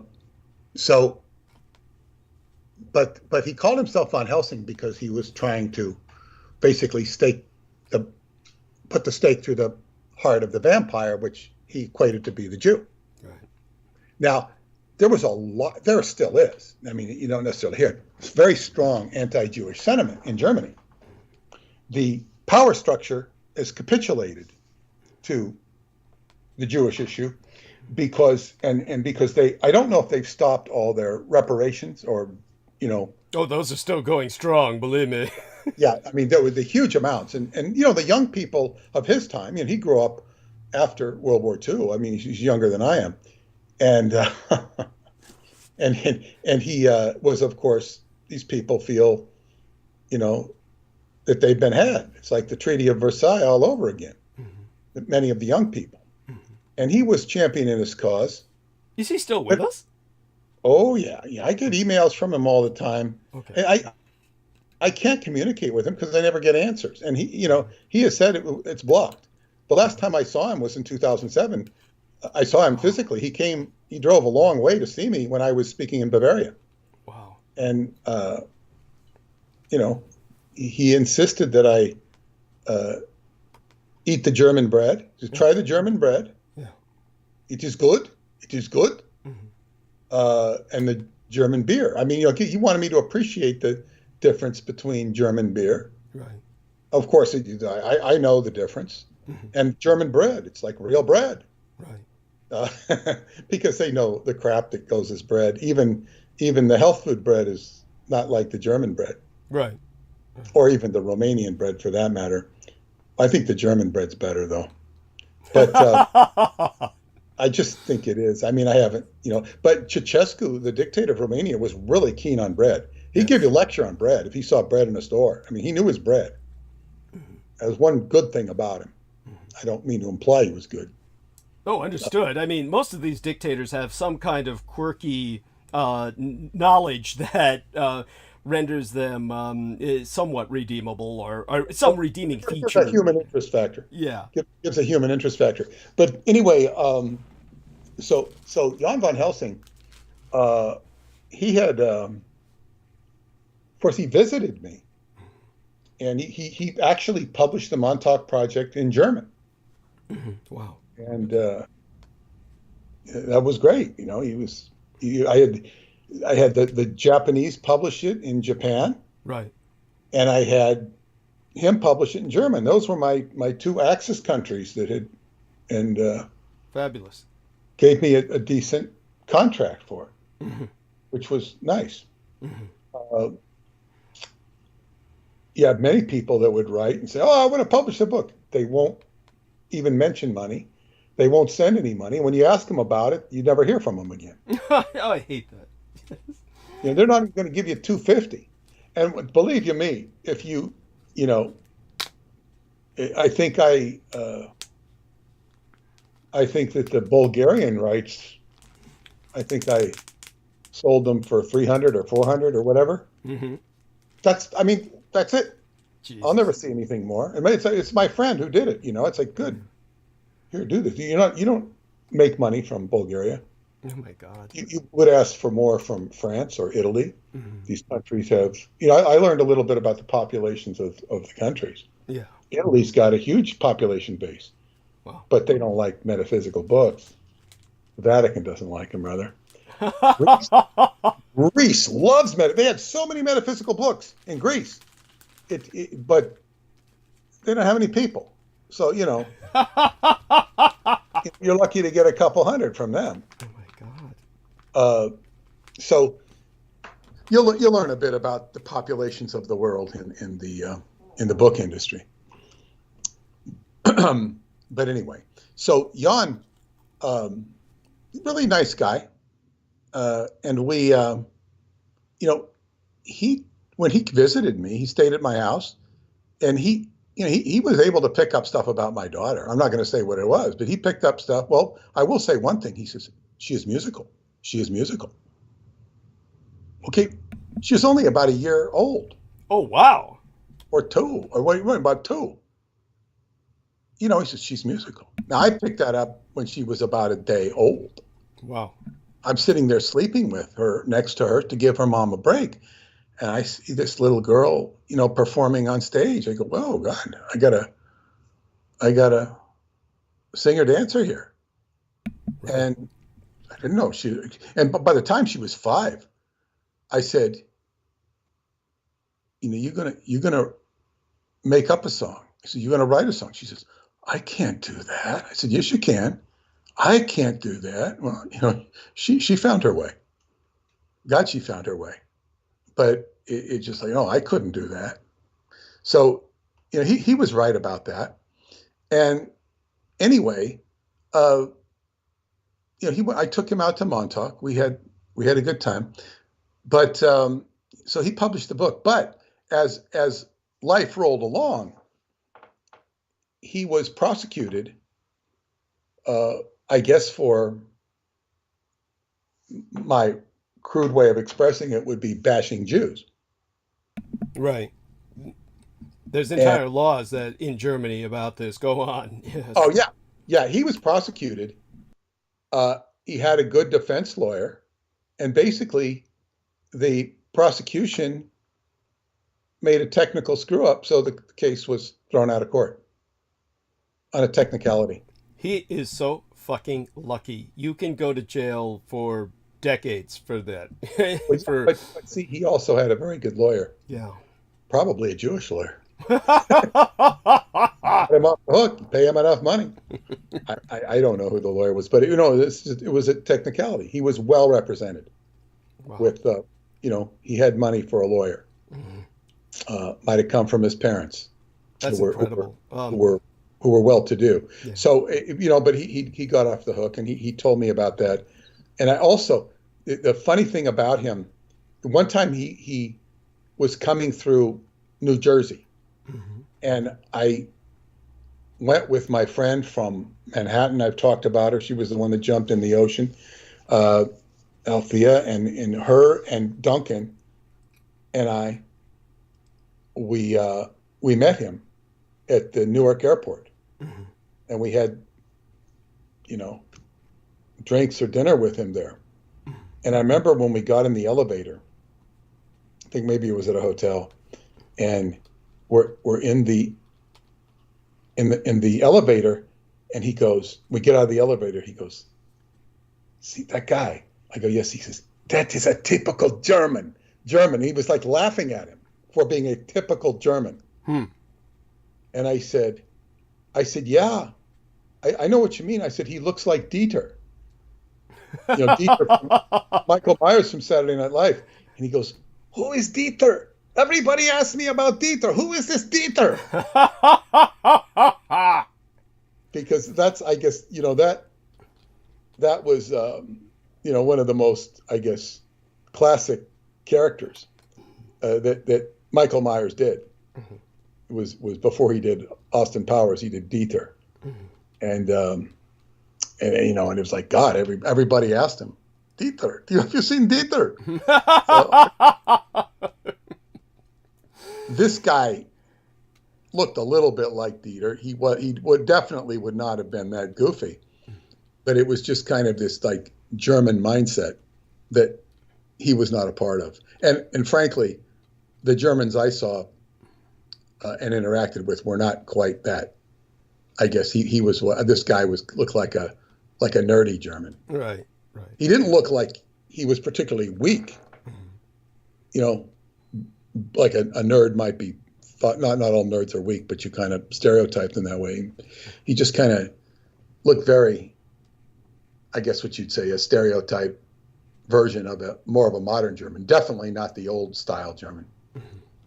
But anyway, so Jan had written this book, and in the book, when he wasn't addressing other topics, one of which was Jews, he was addressing Satanism as well.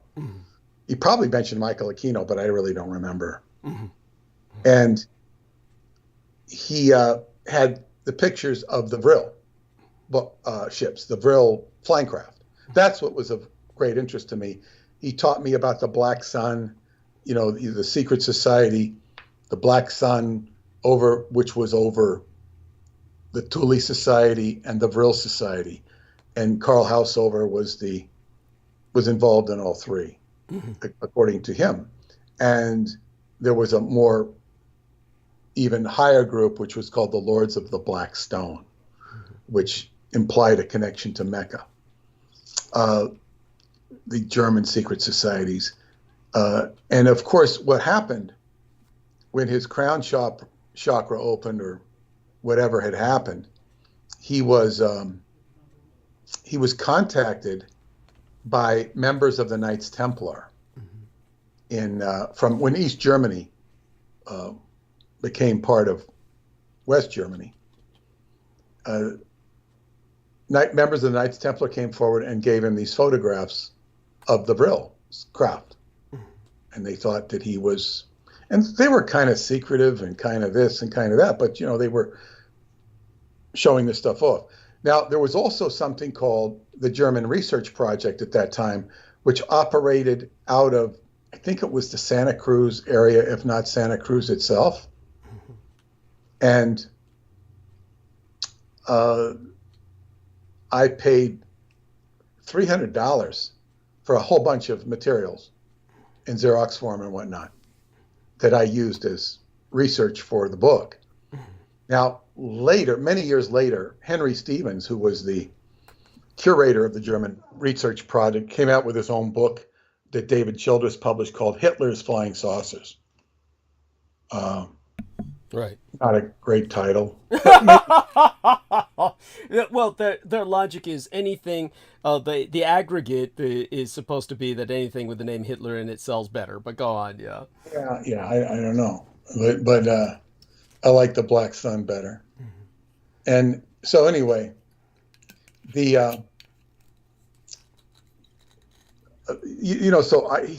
allowed me to use those pictures in the book. And they were the first publication to include, you know, or American published to have those books. I have those pictures of the Vril saucers. Now, David Childress had already, by that time, produced a very interesting video of the German flying saucers. I forget what it was called. It might have been called German Flying Saucers. it was a very interesting video that we showed at Psychotronics about all the German flying craft and the Honeyboo and all these different things. So that was interesting. And then many years later, I wrote a book called Spandau Mystery. And the Spandau Mystery was written to try and explain so that I could understand missing pieces of the picture that I could not get through ordinary research. Of course, I didn't have access to Douglas Dietrich then, I would really like at some point to do a follow-up book to The Black Sun with Douglas. Absolutely. As the co-author, and this is something I'd really like to do, but first things first. Yes. And the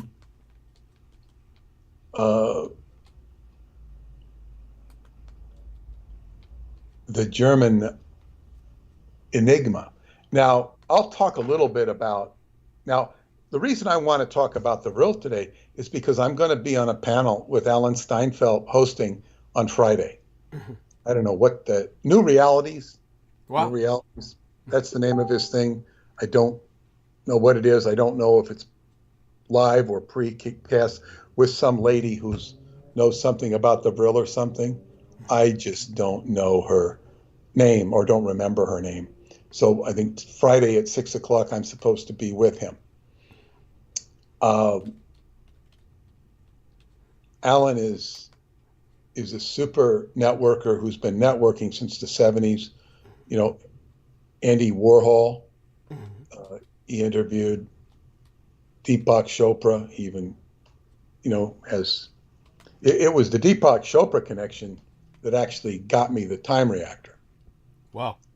The time reactor patent, because Alan, I might have interviewed David at one point, and Deepak Chopra, I guess he talked to him, and Deepak Chopra got interested in it, but Deepak Chopra is a true shill at best. Yes, he's an agent, an asset. Yeah, go on. I've heard far worse. Yeah. And my girlfriend actually confronted him, cool. Coming in. He was on the subway. Uh-huh. She knew exactly what was going on, and she confronted him. And Dr. Anders, blah, blah, blah, blah. But he wanted access to the time reactor. Wow. And he was, we wanted him to participate in the World Genesis Foundation. He wanted none of that. What makes it so suspect that he wanted access is it's not like he's a physicist. He's a medical doctor with a new age guru bent. But go on. Yes. But it's far worse than that. Yeah. Oh, of course. Yeah. There's far worse things than that. And I was told by this of a friend of mine in Los Angeles who told me point blank that, he loves to hire prostitutes and beat them. Jesus. Why am I not surprised? It sounds so, it resonates with me because his new age bullshit, people like that are usually a bunch of vicious assholes. So many of them who are out there preaching love. We had that Salman Sheikh here as a perfect example of that. These kind of Southwest Asian guys come off with all this. Yes, Brother Douglas. Yeah. With all that love bullshit. And, they're full of hate. Which takes a lot of energy, as Peter said. Negativity takes a lot of energy, and it burns them out quick. And I guess that's how he releases a lot of that energy. By the way, when it came to Mr. Van Helsing, so to speak, if I'm pronouncing that correctly, Jan Van Helsing, he went to visit Peter in Bavaria in 2007 was the year my late and sainted sire, as Peter Moon calls him, my legal father, the year that he was thanatized, so to speak, processed to death by all of the medical abuse he was receiving. And, so that was a very special year in its own right. And he definitely is very fortunate. Most people living in America, you have no idea how truly free you are. You think about Nazi Germany as some kind of example of totalitarianism. Well, believe me, the Federal Republic of Germany, this so-called bastion of democracy in the heart of Europe, they burn books also. Only they burn anything with a Hakenkreuz, or the hooked cross, on the cover, anything that has to do with what they feel is the old Nazi ideology, that goes into the incinerators. And if you, I pointed out that the symbol of the black sun was illegal to print in Germany. yes. I put that in the book. I think it did get printed in Germany, but I mean, I don't know how that much they enforce it, because my book was in German. I don't know if they left that out, though. Interesting. I have a copy. I actually have a copy of the German book, I think. Cool. I should go see if they did. But what does it matter? Understood. I mean, it matters in a sense only in that I just want people to understand that if you were to say something like what we're saying tonight, if we were on air in Germany, we could be arrested, and theoretically we could go to jail. Certainly legal proceedings would ultimately be brought against us. It's it's a horror story there in many ways. But that being said, by all means, we're on the other subject now of Deepak Chopra, which is like here in America, of course, unfortunately. We're going to understand that, except that I think the time reactor patent application was sent to him. Mm-hmm. And it was sent to Alan. It was sent to about, a handful of people, and I was on the list. Of course, I was the only one that did anything with it. I did a lot with it. Mm-hmm. Yeah. And it was interesting, and I'll digress. I've mentioned this before, but David had once said to me, he says, you're the only one. I thought that I might be a goner when he was in Israel. Mm-hmm. And David Hatcher Childress? No, David Anderson. Oh, David Anderson. Okay. He was in Israel, and he sent he gave me this cryptic postcard, kind of trying to secretly tell me where I could find it, probably in the patent files. Okay. And later I asked him, and he says, "Yeah, I was afraid. I thought you were the only one that might be able to do something with it." And that was a highest compliment. It was a compliment, but it's like, this is kind of like, somebody saying to you that you could become the, the next Messiah. It's like, it's not. This is beyond my technical capability. Yes, it's way above your pay grade. Go. but it's not above my ability to project manage. Yes. And then I had the weirdest, strangest supplication, entreaty from this woman in Spain. And she wanted me to build a time machine or something like this. And she was the protege, what's the word? Sort of apprentice, but what do you call it when you abuse an apprentice? What do you call that? Jesus, I'm not quite sure. Of a man named Fernando von Neumann. Okay. In Peru, from Lima. She was from Lima, in Peru. And every time you hear of Peru, you hear Incas and Chichen Itza and cone-headed aliens and that sort of thing. By the way, just so people understand, those are full human beings. They simply look alien because they have basically molded their cranium. So please don't fall for the alien bullshit. But do go on, sir. I mean, this is important because this woman was basically a bondswoman. She was bonded to this man who was basically kind of a slave or a slave servant. Yeah, she hated him, but he was abusive. He taught her stuff. Anyway, so he had a Facebook site, and he was like, God, this guy's for real. He was the bastard son of John von Neumann, the start of the Montauk Project. Holy shit! And I go, what the hell? This is something off the wall. Now, I mean, I wouldn't put it past von Neumann to have sexual proclivities with a, Latin woman. Mm-hmm. Or who the hell knows how he ended up in Lima? But who the hell knows? But anyway, he seemed to be what she said. I wrote to him on Facebook. His Facebook site goes down. Oh! Like, boy, I hit a nerve. Yeah. I'm, have had that happen many times. I hit a nerve. Yes, of course. And then, so anyway, well, that went down. I think he kind of resurfaced, but it was a more modified Facebook, and it wasn't much. I have had various people Hispanic people try to contact him, but no mas, doesn't work. So anyway, I didn't pursue that any further. But she had a track record of getting, acted as a consultant for the European Space Agency, and she wanted to have me do a program on time and I as I told her, this is above my pay grade, but she was like insistent. And she says, we can do this. And she wanted me to do it. She wasn't seeking out Preston, who was still alive at that time, certainly not capable of doing anything like that administratively. And she didn't even know about my interaction with David Anderson. She didn't know anything about him. It was just based on the Montauk Project. Wow. Do you think her abusive master knew of him? I have no idea. He wasn't talking. He's like in some part of Dante's Purgatory, sitting there grunting, grunting and doing weird shit, I mean, I just, he's just, don't talk to me.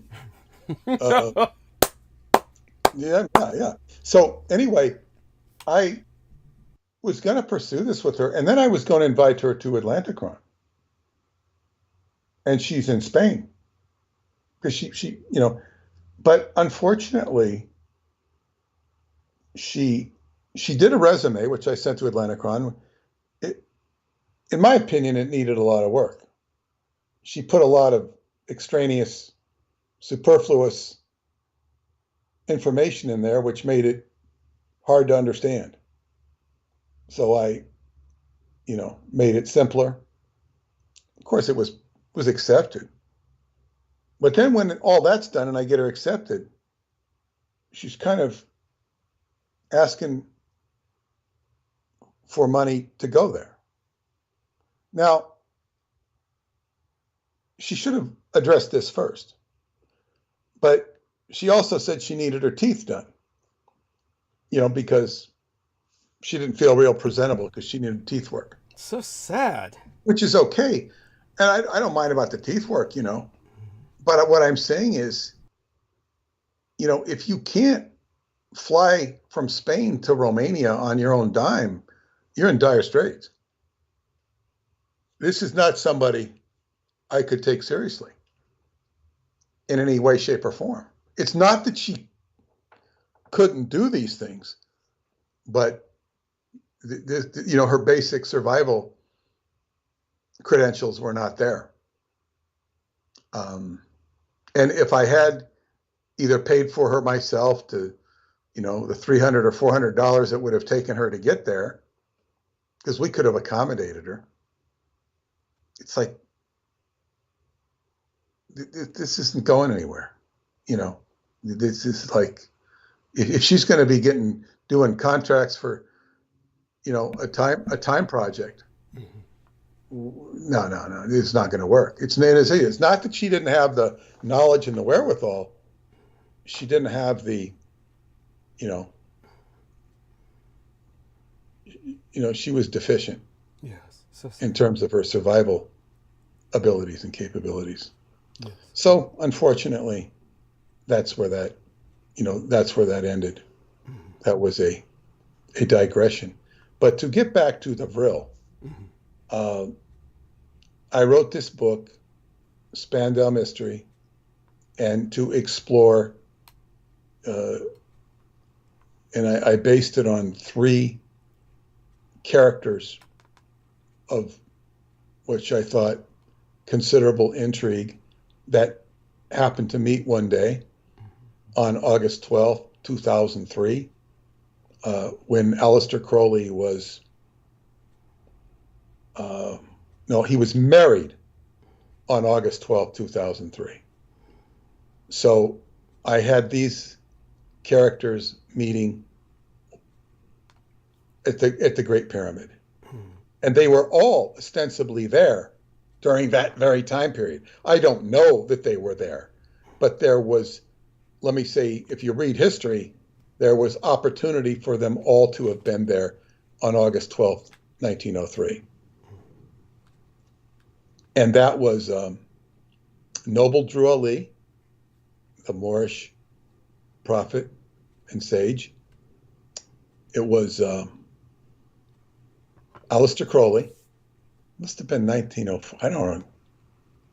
Oh, no. Well, I'm trying to think. He got married on August 12th, Crowley. I don't remember, but they were all, it might have been the following April when he was going to do the Book of the Law. I just don't remember. But they were all ostensibly there on the same day. Aleister Crowley was with his wife and Rudolf Hess. Rudolf Hess grew up in Alexandria, Egypt. And this has him on a tour with his father. His father was a wealthy merchant in Alexandria. And he's taking him to visit the Great Pyramid, and they're staying at a particular hotel. There's a lot of other interesting people there, including a llama, rainbow llama, and some other people. I forget all the characters, but it was based on the Vril. And Jan had told me, Jan van Helsing told me that from what he learned, is Vril was a Tibetan word. It was a Tibetan word that was adopted and adapted by the Germans to make their saucers. And of course, Rudolf Hess had a lot of acumen for aeronautics. And he used to lecture on the Vril. His lectures were technical in nature. This was like in the 1920s. And this was why during the internment at Spandau Prison, which was the name of the prison where Hess was prisoner number 7, and he was incarcerated there for the rest of his life.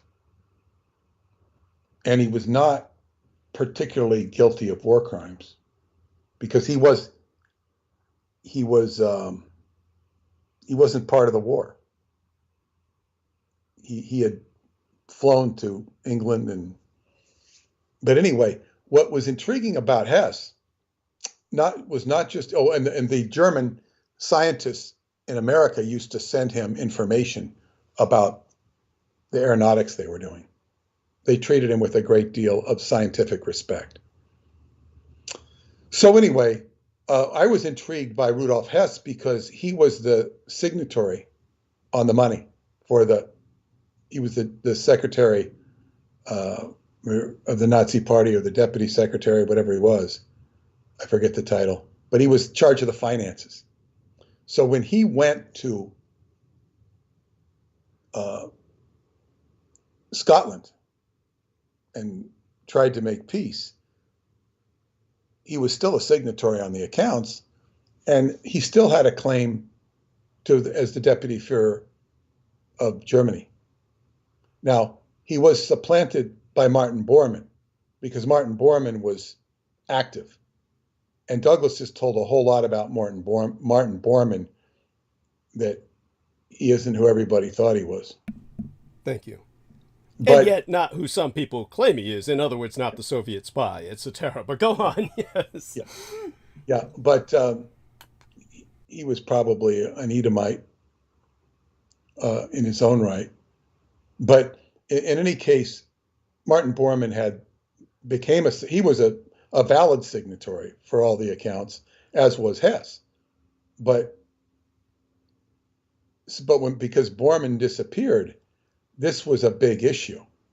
Like, he could have, his signature was worth a lot of things. But I was the other character who fits into the book, who was not there on that day in Cairo, was General George Patton. And he was assigned to do the cleanup of the what was it, the werewolves in southern Bavaria, I believe it was. Yes. And of course, in the book, I have him acquiring all of these films of the Bill Willcraft. Mm-hmm.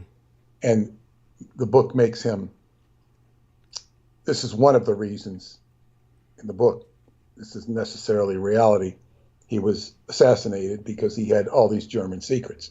And he appreciated the German. Of course, that's true. He did appreciate the Germans, yeah. But and I've got this scene where he's showing all the flying craft to, films of them.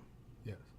And the Germans loved him because he appreciated them.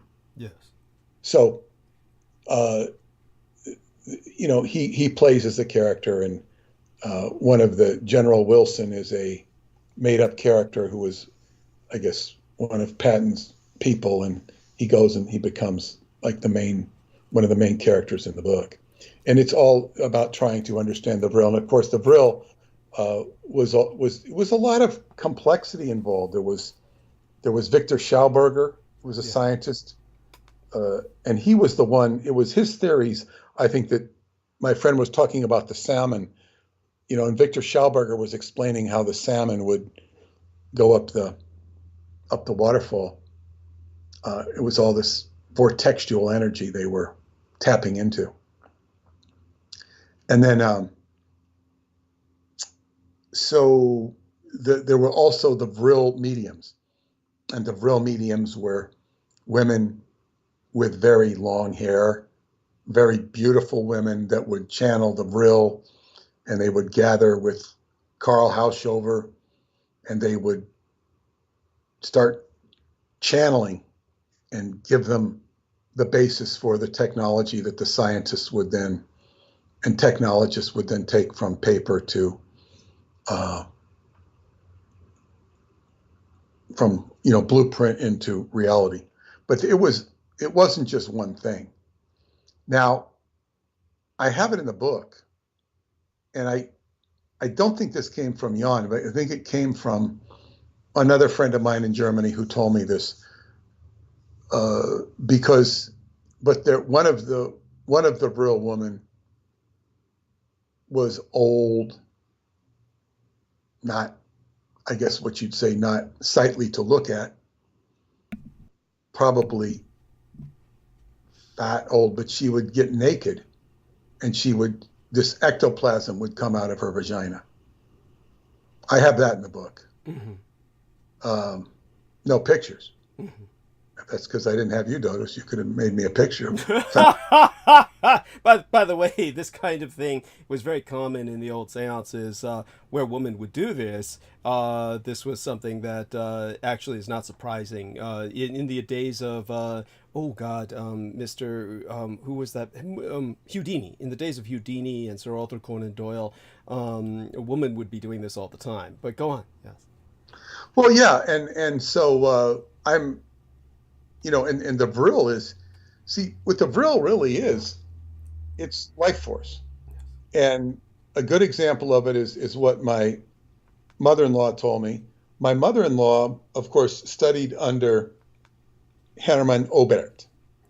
Hermann Oberth was the father of rocketry. He was Wernher von Braun's mentor.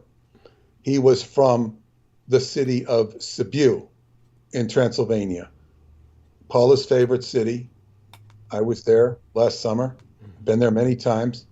Beautiful city. Very quaint, it's huge. It's got cobblestones and a big opening. It's just really a quaint place to go.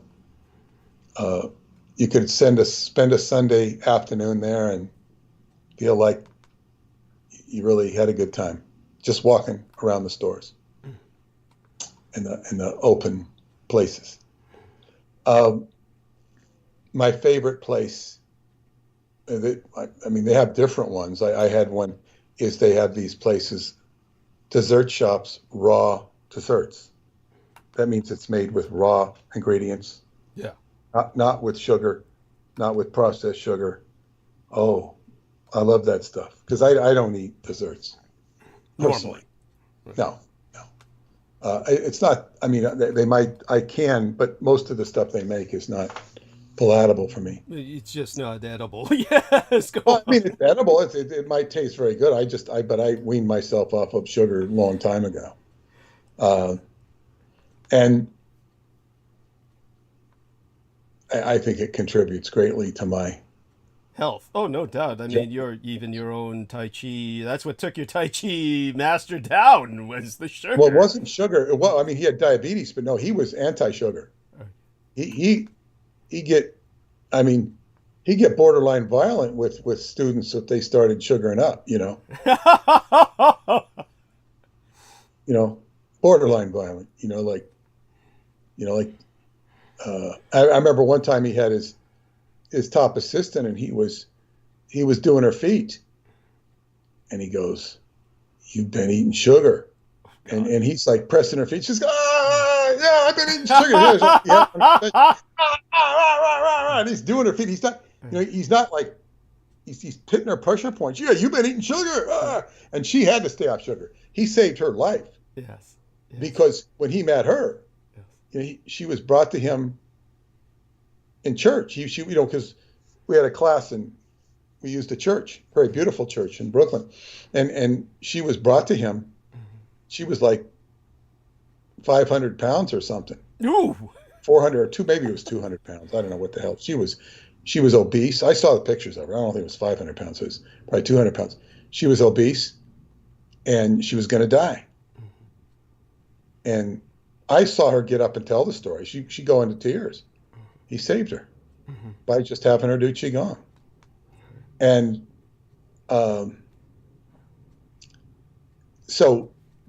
but here she was years later, and she was very, comparatively thin and beautiful, but she was very old. I had no idea how old she was. I was shocked. She could have passed for 20 years younger. And, he's putting her feet. By the way, acupuncturists can literally sense all kinds of things just by touching you through your pulse.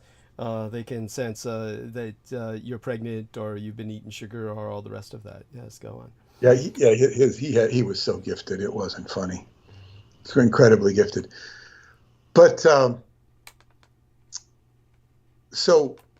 but to get back to the Brill, my mother-in-law told me just this last summer. She said that Henry Coanda, is Romanian, and the airport in Bucharest is named after him. Henry Coanda Airport is one of the most famous names in aeronautics. If you look at certain UFO books, it'll talk about the Coanda effect. But he is also the one who designed the Concorde, the French Concorde that used to travel from New York to Paris in 2 hours, or to London. And it was like a 2-hour flight. Now, if any of you are familiar with flying to Paris or London and from New York, it takes a hell of a lot longer than that. I think London's like 5-something hours and Paris is longer, more like 7. And here, boom, boom, you're there. Yeah. Now, he was having trouble coming up with the design, and he didn't figure it out till he went to Tibet, and he talked to the lamas, and they said, you have to put your intention into the engine. Yes. And he figured it out. So the reason I bring this up is because Vril is life energy. It's like Qi. It's like Orgone, but it's a Tibetan expression. So, but it's actually, and this is like Superman, what was a mimicking the Vril, with his eyes and his power of the eyes and to do stuff. It's just Qi energy. And this is this is the Vril. So it's a matter of adapting it to machines. Now, Douglas could probably talk about adapting energy to machines vis-a-vis the Japanese technology. Right. and so there it becomes a bridge. Uh, now, Preston Nichols likened the UFO or the flying saucer to a Montauk chair, where the operator is in a chair with his visual extended, his visual medium extended into craft, This is the same context as the Buchet chambers of the Sphinx that Radu talks about. It's where you have a mind-body interface that extends beyond. It goes from the soul to the body, out into the beyond the noosphere into the environment, and usually through a medium. It could be holographic, it could be this, but you're extending your energy through a device like a machine, like a flying saucer, like the things that Radu encounters, because he's building a chair device in his last book. This is like, it's kind of old hat in a way, where you're building a familiar, what you will, your magic wand that you can do things with, that you can see things with, your visor, which is like vizier, the ancient name for the adjutant or assistant to the caliph. Yes. And the vizier is where we get the word wizard. Mm-hmm. So now I'm going to mention what L. Ron Hubbard stated emphatically. He says, you don't need a via, you don't need a device. A spirit can do these things directly. So you don't need a fancy Vox Arca or something maybe more positive. You don't need you don't need these devices like Radu's talking about. You don't need a UFO. You can just do it. Oh, that's very nice. And I think there's something to be said for that. The challenging part is being able to do it. It's nice to say you can do it, but I think he was right. But that, how much horsepower? That's kind of like a baseball player willing the ball over the fence without hitting it. Yes. It's okay, theoretically possible, but let's see you do it. Some people will recoil at the idea that you can do such a thing. It's impossible. Well, I tend to think I wouldn't say it's impossible, but I'd say it's not probable that somebody could do it. You'll never say it's impossible. So the vril. Because you have specialized knowledge of Asia, I'm just sharing what I've learned. Mm-hmm. I could be more precise with what I've said because I haven't fully reviewed everything that I've written about it, and I'm going to go on this panel. And if anything you could add from your database about the vril that you could share with the audience now and share with me, so I can share it on Friday. Oh, understood. Deeply appreciated, profoundly so. I'm flattered. It's one of those things where, how do I say this? It's when it comes to the vril, it's one of the things that I'm less qualified to speak about, I will admit, to a degree. Mostly because it's one of these areas that when it comes to how I understood it, it was through the real old school of a lot of interpretation of it as kind of like the Force, as people would understand it through the Star Wars films, more as a kind of a implementation of will and intent, as the Tibetan masters were saying, to put that into the engine. And so when it comes to, as Peter said, I think of this as almost imbuing that which you create with life. And this is, of course, what many Japanese people are doing when they are engaging in the creation of anything, when they're making something that's a craft. And this translates, of course, to their industrial scale manufacturing, which was why Japanese products were so incredibly resilient and just marvelous. Really worked and were things that people wanted. They lasted. All of this is so important. But when it comes to the vril, I believe that Peter has a very good understanding of it. And when, I myself really couldn't do it justice beyond what he said. I could Let me ask, did your mother learn anything or ever say anything about it? She did, yes. And but it was great interest just to hear what she said. Yeah, it was more along the lines, as I said, of the Force. It was she who interpreted this as something as we would in the Japanese or Chinese sense, ki or chi. But what the Germans did was something a bit different with it, was they mechanized it. And so they were able to render it into a machine. Now, this is a bit different from the way the Japanese work with, say, for instance, the biofec simulacra.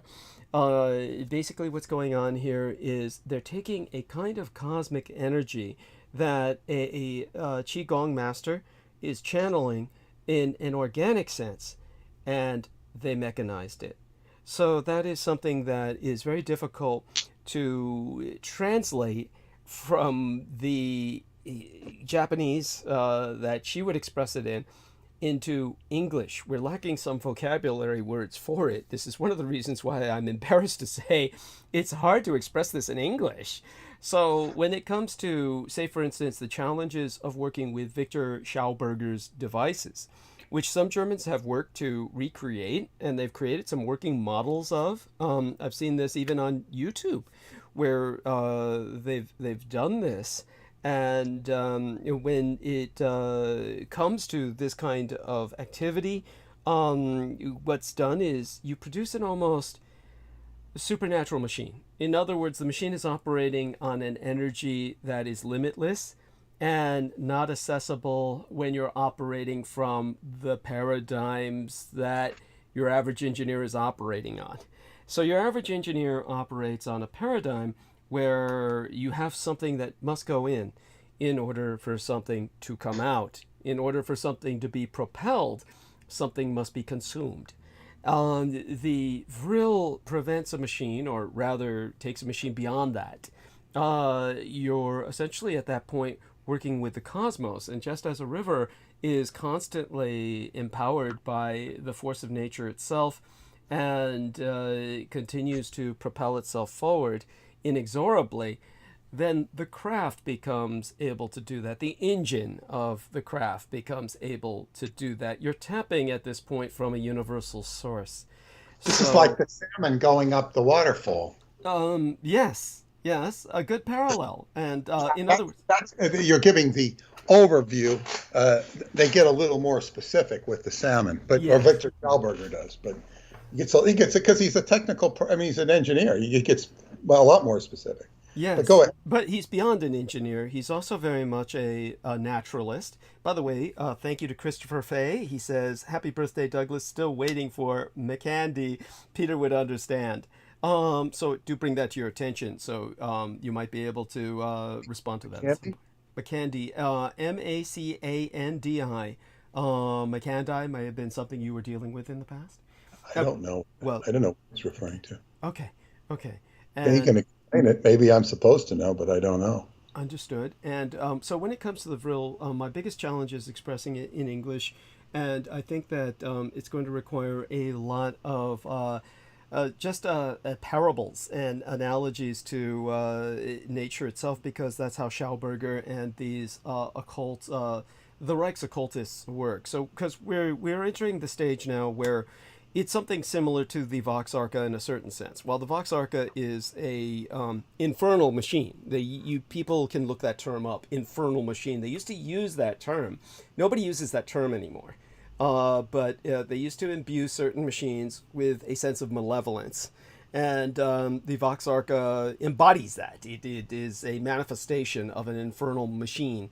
The vril is something different. We are speaking about nature itself being mechanized so that people can propel themselves forward in vehicles, or you can use that same energy yourself as a biological machine basically, if you perceive the operation of the Sith or the Jedi Knight, these are people using the same energy. They're simply filtering it through a different paradigm. You have the same energy that is being filtered by the Reich's occult technique. In other words, the occult technicians, to create something that can move infinitely. So again, to put this into perspective, and when I spoke of the Vox Arca, one of the things that to make this clear to people so that they have a general understanding of why these machines are not comprehensible to the general public or to your general engineers or technicians. When I was confronted with this one woman who, say for instance, I can't remember her name and it really doesn't matter, but she was once a fan of mine, and of course turned, like so many of them do. And in her case, because she began hanging out with Richard Dolan, who of course was working with Michael Aquino, and Michael Aquino was openly promoting him, and then of course arranged for the so-called secret space program conference, in which all of his lackeys, Peter Levinda, Richard Dolan, and the Swedish asshole Henrik Palmgren, who was the MC, the master of ceremonies of that event. All of them were flown to California at Aquino's black budget expense, meaning your tax dollars ultimately paid for this, as a psi operation where they were promoting their own crap. But when it comes to, say, for instance, creating a parable that people can understand that would help you better understand why it's difficult to talk about the Vril energy. When this woman who was consumed by these people, as so many people who discover myself become consumed by the Edomites, she basically began challenging me. Oh, why don't you turn the Vox Arca over? Turn the Vox Arca over to where engineers can reverse engineer it. I've had, random people on YouTube in the early days when I brought this subject up saying the same thing, mostly or exclusively men. And this, of course, is the enemy speaking, because these are people who, whether they're a confirmed Edomite or not, they know full well that you're asking you to turn over your only collateral. So this is like if you say, I've got a nuclear bomb, and you say, I'm going to blow it if you attack me. So I'm just going to reside here in my home on Russian Hill, and if you try to take me out, I'm blowing up the city. And then they leave you alone. And then some idiot says, why don't you turn the nuclear bomb over so they can confirm that you have a nuclear bomb? Well, that's the end of that, right? Well, it's such a stupid thing. And I want to say something about that, because there are so many people in this world that defer authority to other people. Well, let the authorities decide. I'll take COVID because that's what the authorities decide. Or I'll take the COVID shot, or I'll take, I'll do this because everybody else does it. Well, it's basically what do the Harvard physicists, what does the Harvard professors say? They defer it because they don't think for themselves. Well, it's beyond that, of course. There can be an evil agenda, but I'm saying a lot of people are just stupid, and people do this all the time. They'll, what makes it so offensive? What makes it so offensive? I mean, just to go there, to put this in further context. And by the way, do take a look in the chat room, Peter. The Christopher Fay is adding some further details to what he was talking about. You would probably better understand him than I would.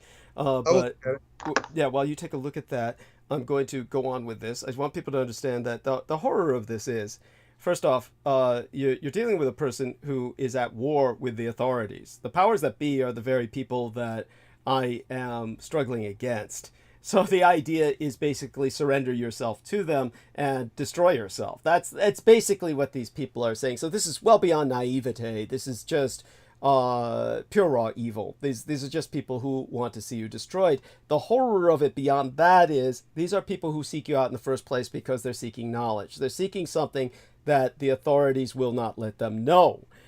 So they're out there seeking something different, something that's alternative, something that is not your conventional knowledge. So what do they do when they find it? They demand you turn yourself into the authorities. So there, Peter, you see the full circle there is where the insanity truly presents itself. Yeah. I mean, it is completely inane and insane and stupid. Yeah. Now, to answer Christopher's question, I don't know what you referred to. This is Mashande. Okay. Mashande is the blue goddess that is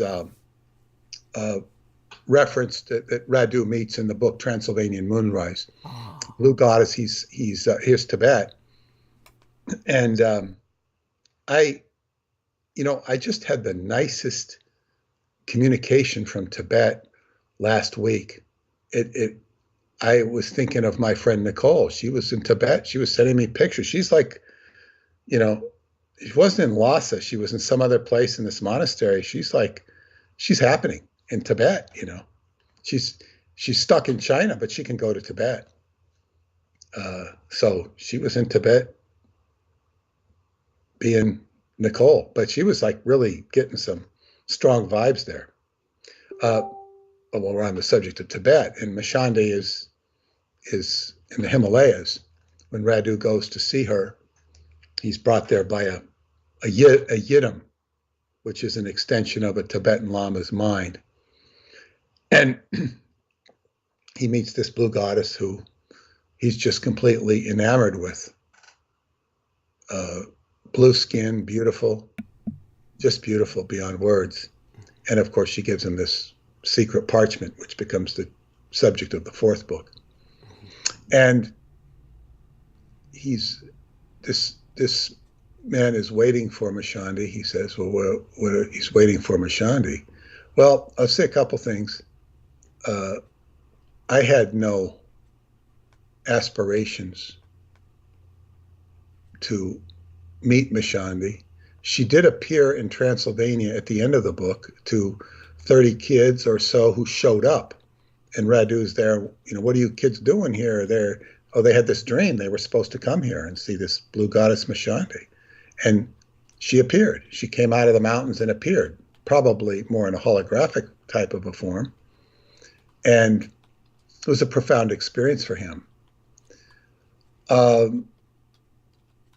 When I first spoke to my wife, Paula, on the Facebook after we had met, she told me that, no, before that, excuse me, the day I met Paula, I was told that a white bat had appeared in Mashandi's cave. And that there would, because I was saying, I'm writing this book called The White Bat. And our tour guide said, there was this young girl. It was actually his girlfriend. He didn't tell me that. This little girl, wasn't that little, she was petite, who saw this white bat in Mashandi's cave.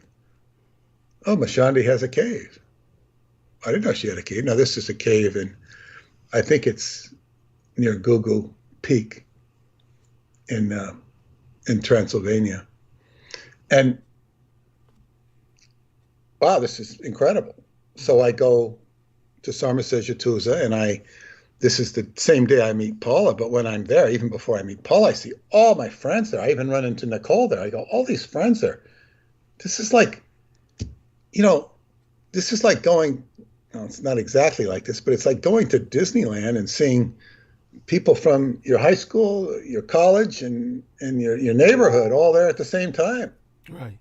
It's like, and your work. It's like, wow, what are y'all doing here? Well, some of them were with me, but it was just a very beautiful experience. And then somebody said, oh, there's Lavinia. Oh, God, I want to see Lavinia. So Lavinia became my targeted person for the day, not Paula. Wow. Because she had seen the white bat. Mm-hmm. And I ran into her again at Sarmasejatusa in 2019, I think. Her and my old guide, we're walking up there, and I'm talking to him, and I go, "Where's Lavinia?" "She's right here." I didn't recognize her. She's a few years older. Looked different. Right. And of course, she didn't speak English real well.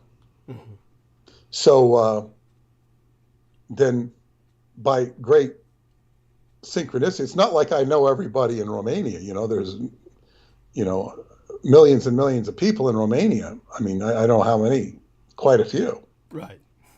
I know it's 20 million or 30 million, whatever it is.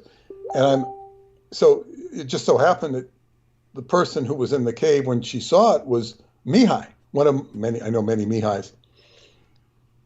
I had met him and his wife on my first trip to Sarmasejatusa 4 years or 5 years earlier. And he just happened to be there. And he said it was not a white bat. It was the shadow effect that made it look white, or the light. Oh my God.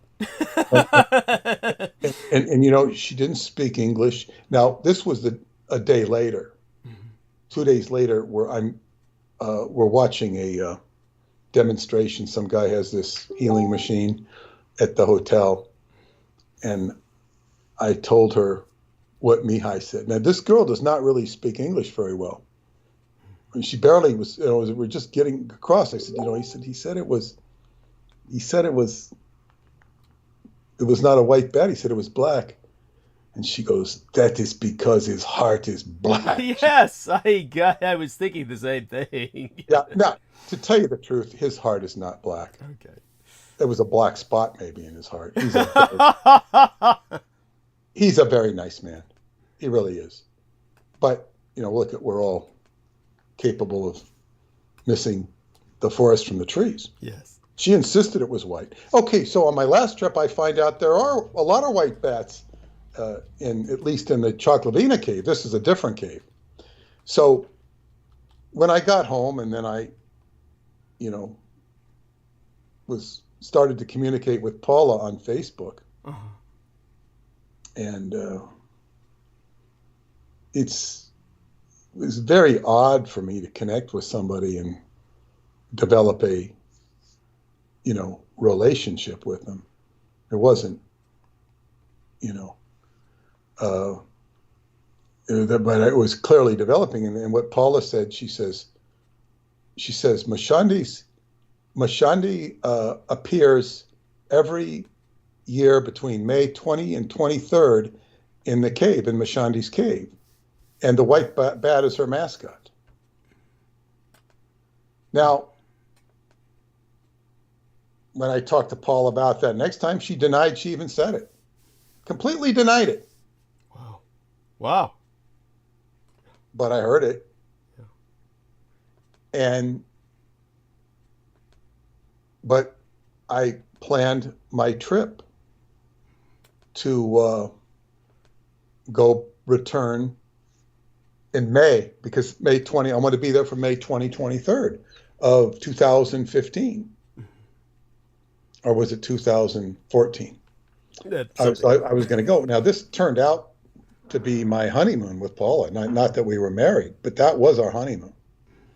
And we were put in a bed and breakfast by her mother. We were supposed to stay for the weekend, but we got along so well, she just kept us there. You stay there. And, that's where we, I guess you could say, fell in love. And didn't make the trip to go see the white bat because it was spring and it's very muddy. It requires permission to get there, which my mother-in-law could have got me. But I'm gonna have to walk up there 8 hours or something. I said, the hell with this. I'm not gonna. 8 hours is one thing, but to traipse through the mud, no thanks. It wasn't gonna work.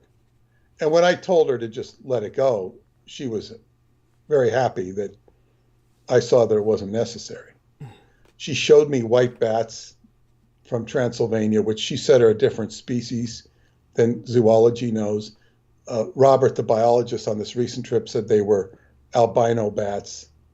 I said, well, they don't have pink eyes. He says, they're part albino. Who the hell? Always something. I don't know. But there are white bats there. And of course, I've written a book called The White Bat based upon me having a dream of a white bat in 1989. So he's waiting for Mashandi. Well, I was very attracted. I was more attracted to the white bat than Mashandi. Not that, because it was the impetus. If I had a choice of spending time with a white bat or Mashandi, it would probably be Mashandi that I would choose. But of course, she had deposited a terma, and this is what she gave. These were certain writings deposited by the second Buddha, Padmanabhava, if I said his name right, who founded Tibetan Buddhism. And he deposited these manuscripts in certain places, and they would come out at certain times to, awaken humanity. Mm-hmm. And this occurred with the release of the sacred parchment and events that happened in Antarctica, which are covered in the book. And of course, it also concerned a portal discovered into in the inner earth, in the Valley of the Golden Thrones. So there's all of this mystery and this mystique that's not only been built up in the literature, but exists of its own accord. And it's kind of like, okay, here's where, reality meets illusion. And I don't say illusion with disparity or disparagement, because Neptune is the god of illusion, the god of Maya, the god of deception, but it's also the higher octave of Venus and spirituality. So, if you're having angelic visions, those angels are going to be illusory. They might be very positive, but positive energy can be accompanied by, etheric things that are not corporeal. And of course, on the lower octaves, that can lead to outright deception. So just because it's non-corporeal or illusory does not mean it's negative. And so when you're dealing with these concepts, and if you're waiting for a Mashande, you might wait a long time. And I'm gonna digress, but it's also right now we're in a very fascinating time astrologically. Right now, as the sun is in Libra, moving into Scorpio soon, and Saturn, the planet Saturn, is going direct. Now, in the sign of Libra also are these two asteroids, Eros and Psyche. The relationship between Eros, also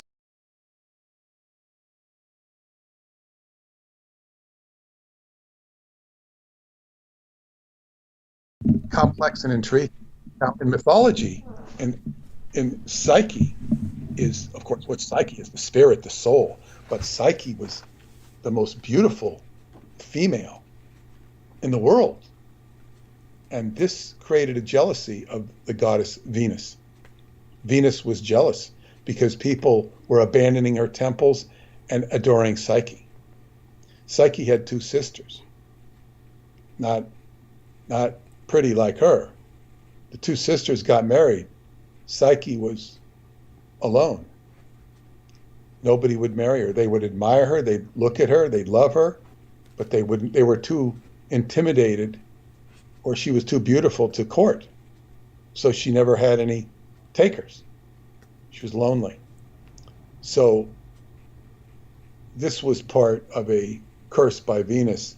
Venus put her through some travails, which she was always able to get to pass the test because people would go out of her way to help her.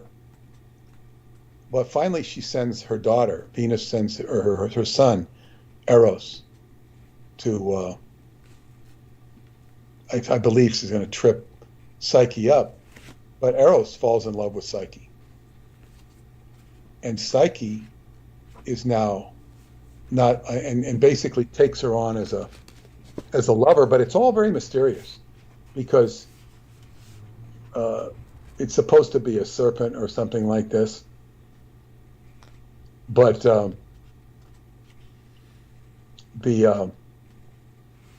winged serpent, but it's really Eros. So she's, I guess what you'd say, stimulated. The Kundalini, the erotic desire in Psyche is stimulated. Wow.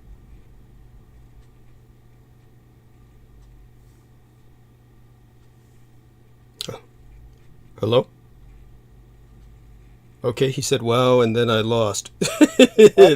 I accidentally hit the mute. Okay. So after you said wow, we lost it. Yeah. So do go on. So Psyche is just completely eroticized, but it's really not fulfilled because Eros is hidden. Now, there's great symbology in this. Now, there's great symbology to what's going on in the planets right now. And this is why, waiting for Mashandi, I think, Mashandi is like, she's a tantrika in the book. Radu defines her as a tantrika. But if you read Radu, he does not sound like anybody who's predisposed to Tantra at all. He doesn't go down that pathway. It's hard for me to imagine any of those characters being involved in Tantra, except for perhaps the Lama. But he's like, if he's doing it, he's going to be doing it with a lot of discretion, because he's so discreet. I'm not saying he is, but he's not going to, trivialize himself in writing or in front of these people. So the what was I saying? So Mashandi, the planets, Cupid. So when we have in the stars we have the asteroid Eros and Psyche. Now the relationship between Eros and Psyche is when Eros comes into your life, you see some beautiful girl or beautiful man. It doesn't even have to be beautiful. They can just have the energy. And it stimulates inside of you. This happens all the time. I talk to people. They get stimulated so hard, they're so turned on. And it seems to me more often than not, there's this unrequited love aspect to the stimulation. This is the role of Eros, is to stimulate you. It's to make you awake, to make you aware. Psyche represents you, your soul, trying to go after this enigmatic, divine correspondent union of opposites. Wow. Now, the very interesting part here is Saturn.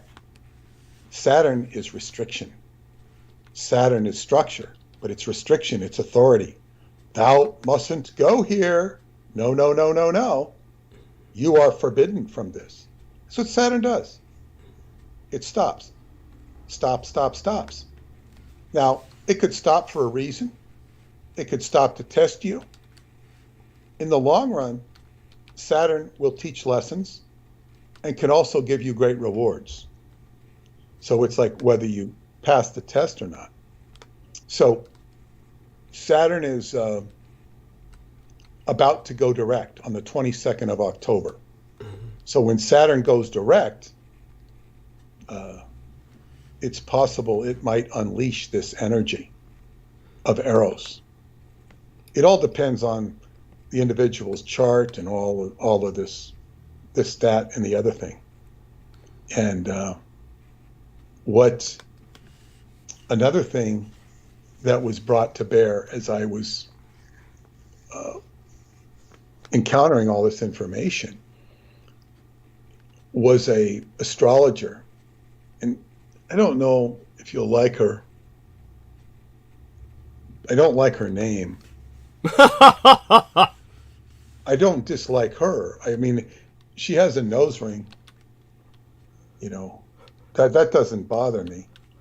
It's a little unique. What's her name? Sabrina Monarch. I don't like the name Monarch. She's got the Monarch fly. It's like, is she for real? Why does she use that name? You know, it's not a good name. I mean, the Monarch butterfly is beautiful, and maybe that's why she uses it. But you know, it kind of makes her identify with Monarch Project, right? Because these people will have Monarch tattoos and whatnot. Yes. So it's like a brand. Yes, go on. Yes. So, but what she says is very cogent. She says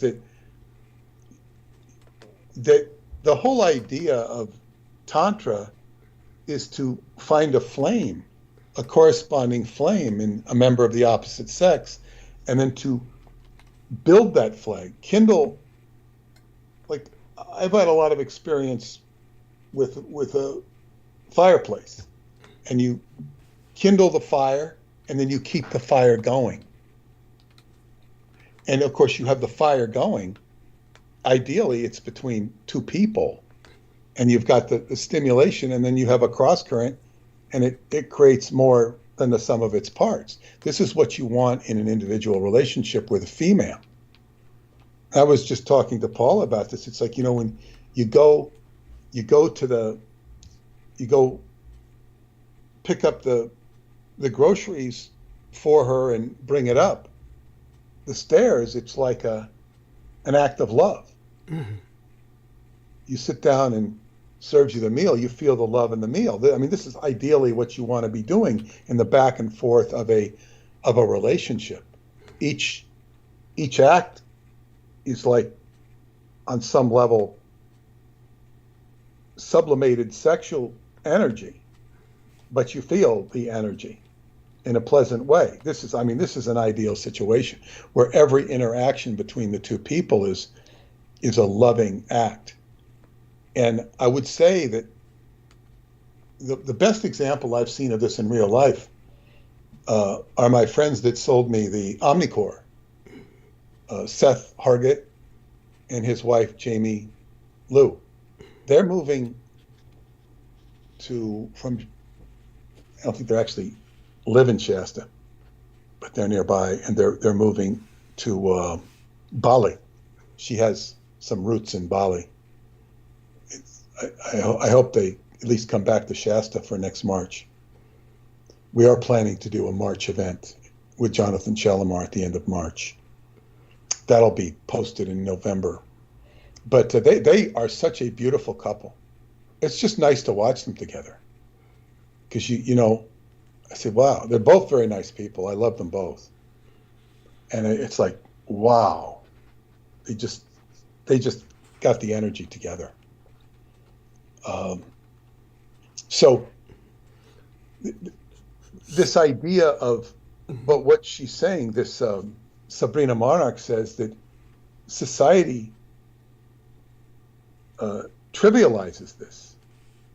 Movies they'll have a relationship, but they don't, nobody goes down this direction. You might go to a tantric workshop and God knows what'll happen there. And I don't say that with disparagement, but I mean, some of these things can be utterly ridiculous. And, you know, I can't speak for these things. Some people can get messed up with that energy. But whether they get messed up, and I think I was reading an article on this on quite a separate vein. And this had to do with my friend Tantra. I was going to say something to her, but it was by this guy. Oh God, it was an article. And by the way, just so people understand, Peter is doing a beautiful job addressing Christopher's question, and I'll get back to talking about what my mother said about the Vril whenever Peter's ready. So take your time, though. Oh, good. You'll be warmed up. Yeah. Yeah. Yes. Okay. Actually, could you? This guy's from Sausalito, or was. That's wonderful. I'll be I back in guess, just a few moments. I'm going to go mute. Peter's doing okay, this so well. I'll be right go, back. Thank you. go. Thank you. I'll let you know Oh, when I'm back soon. oh yeah, yeah. It was the purpose of Tantra anciently was to destroy the ego in service of enlightenment. It was created to help you question and eventually abandon who you think you are and completely reformulate what your purpose is in the world and your relationship to and relationships within it. In other words, you're killing the ego. And of course, there's a great gift if you can really overcome the ego. But this guy's also talking about his adventures as a Tantra teacher and how it's so common for somebody to learn a few things and then go teaching a workshop and make all this money and create all this charisma. And it's just a joke. It has some degree of workability. But it's like, and then I had two friends that did big workshops and were quite avid practitioners of it. I suppose, you know, I'm not going to make any judgments on them, but perhaps one can easily get over their heads. What I did really like about them is that I could talk to them about things that most people couldn't talk about without, because if you talk about things to most people, they'll go, ooh, ee, ooh, ah, ah, ah, ooh, ah, and it's like they're reacting all over the place. You can't even have an intelligent conversation on certain subjects. And it's just, so it becomes sort of a verboten subject. But what this girl, Sabrina Monarch, was saying is that society trivializes this. They trivialize the whole idea of having a stimulating relationship, and it's all built upon denying this joy of energy.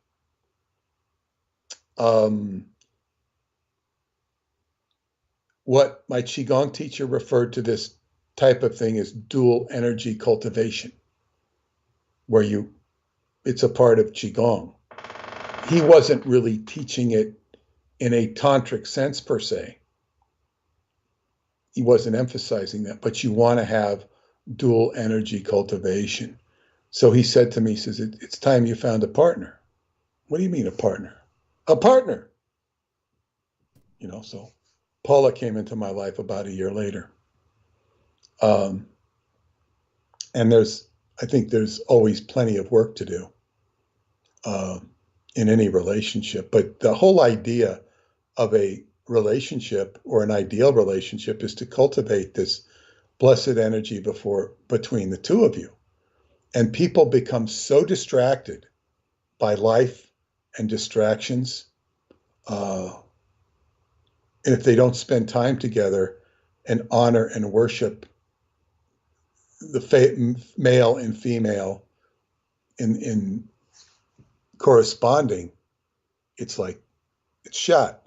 Now, back to the Mashandi issue, she is the epitome of, wow, a goddess. It gives you a whole different impression than where we might go later if we have time, which is into the Jewish version of God. And but when you think of the Abrahamic religions, you will get a bliss in Judaism. You get the rapture in Christianity. But it's generally not in a tantric context. Although when you get into Saint Teresa of Avila, she is having ecstasy. She becomes, bride of Christ, and the nuns following her become brides of Christ. This is a tantric, experience.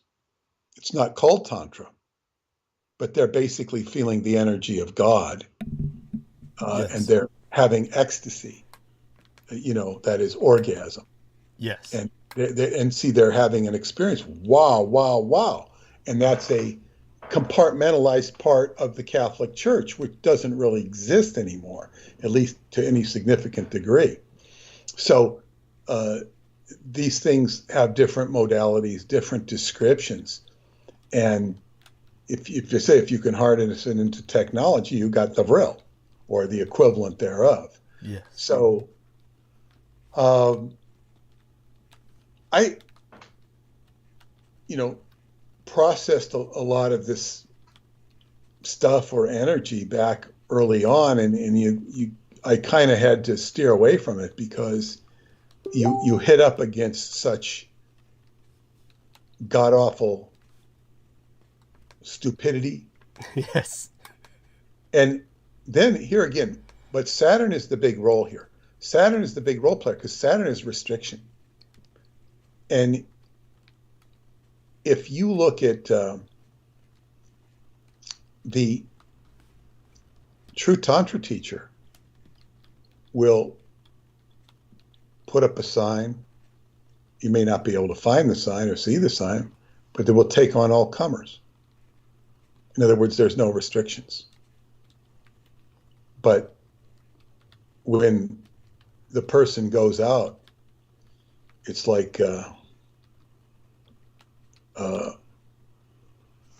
if you say, leave the character and Leave It to Beaver, if he goes out, hey, I'm going to go study Tantra. He's going to hit up against, I think the first thing he would probably hit up is somebody who looks too much like a scarlet woman or a prostitute, and it's going to set everybody on their ears, Beaver's a John, and then it's going to get all complicated, and he's going to become a pariah to his friends. They're all going to be making fun of him. But say he read it in a book and he's really serious. He wants to learn this stuff. He's going to become a pariah or a laughingstock to all his friends. And Eddie Haskell's going to roast him, or maybe become his pimp. But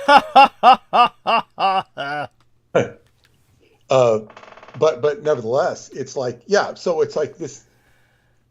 And this just shows you, if you say that the average person is far away from God, yes, they're also far away from Tantra or anything like this, because it's just not something our society is what's predisposed to.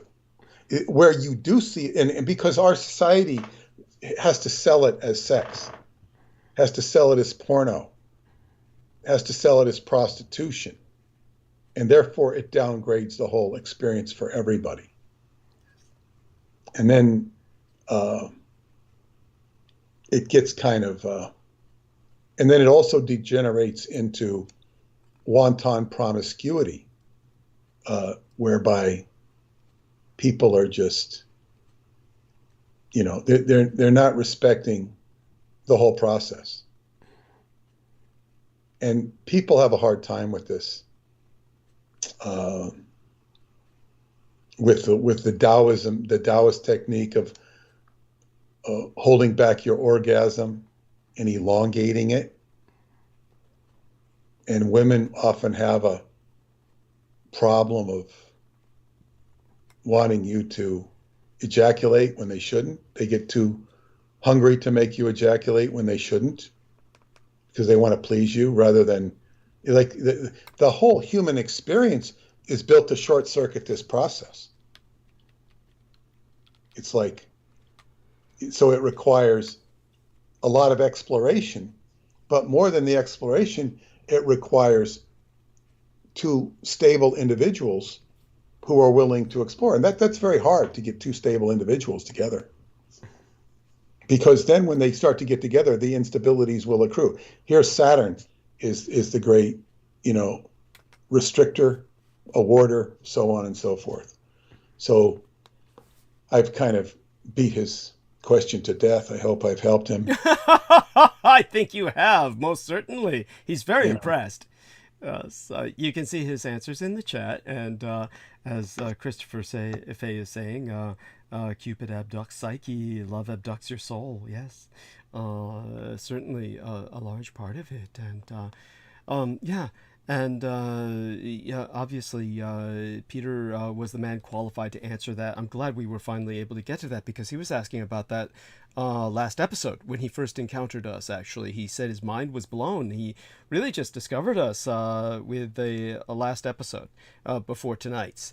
And so I tell him that when we visited Douglas, we stayed in Mill Valley. Might have been the Mill Valley Inn. I don't remember. Because it was clean. Room was a little small, but it was functional. It was clean, very clean. And of course, we went to Sausalito. I wanted to show Paula Sausalito, and she put it on her list of places she'd like to live. I'll put it on the list. They're in Tiburon, which is across the bay. A little harder to get to, but Sausalito is a completely beautiful area. And we're sitting there in Sausalito, and this old woman comes walking up, and it turned out, I engaged her. She sat down. We bought her ice cream, and she was from Romania. Yeah. And her son was a famous movie star. I forget his name because there's so many famous movie stars, but he was a famous movie star. And we were supposed to get together with her, but she had, we called her up. I don't think she's with us anymore. She was pretty old, but I told her all about that, how I'd met Paula in Romania, and how she lived in San Francisco for most of her life. And then I think she was a hairdresser, and then moved to Sausalito, had lived there for years. And it was like, what, such a beautiful connection. I told her, how special her country was. I told her, the general thesis of my adventures there, which, I think it kind of was very nice information for her to leave this world on, if she did leave this world. I assume she has. Right. She must have been very impressed. She was right there in Sausalito, and somebody a guy gave me a free massage. I think he had there was a water massage there. Like, you go in and you sit in this pod, and he just, I started talking to him, Of course, people in California will talk to you. They'll shoot the breeze. It's doesn't really happen that way so much in New York. And he says, "Oh, why don't you just come on and try it? I'll give you a demo session." So I think I gave him $10 or something as a tip, because he had nothing to do. It was a great massage. The water jets going all over you. Okay.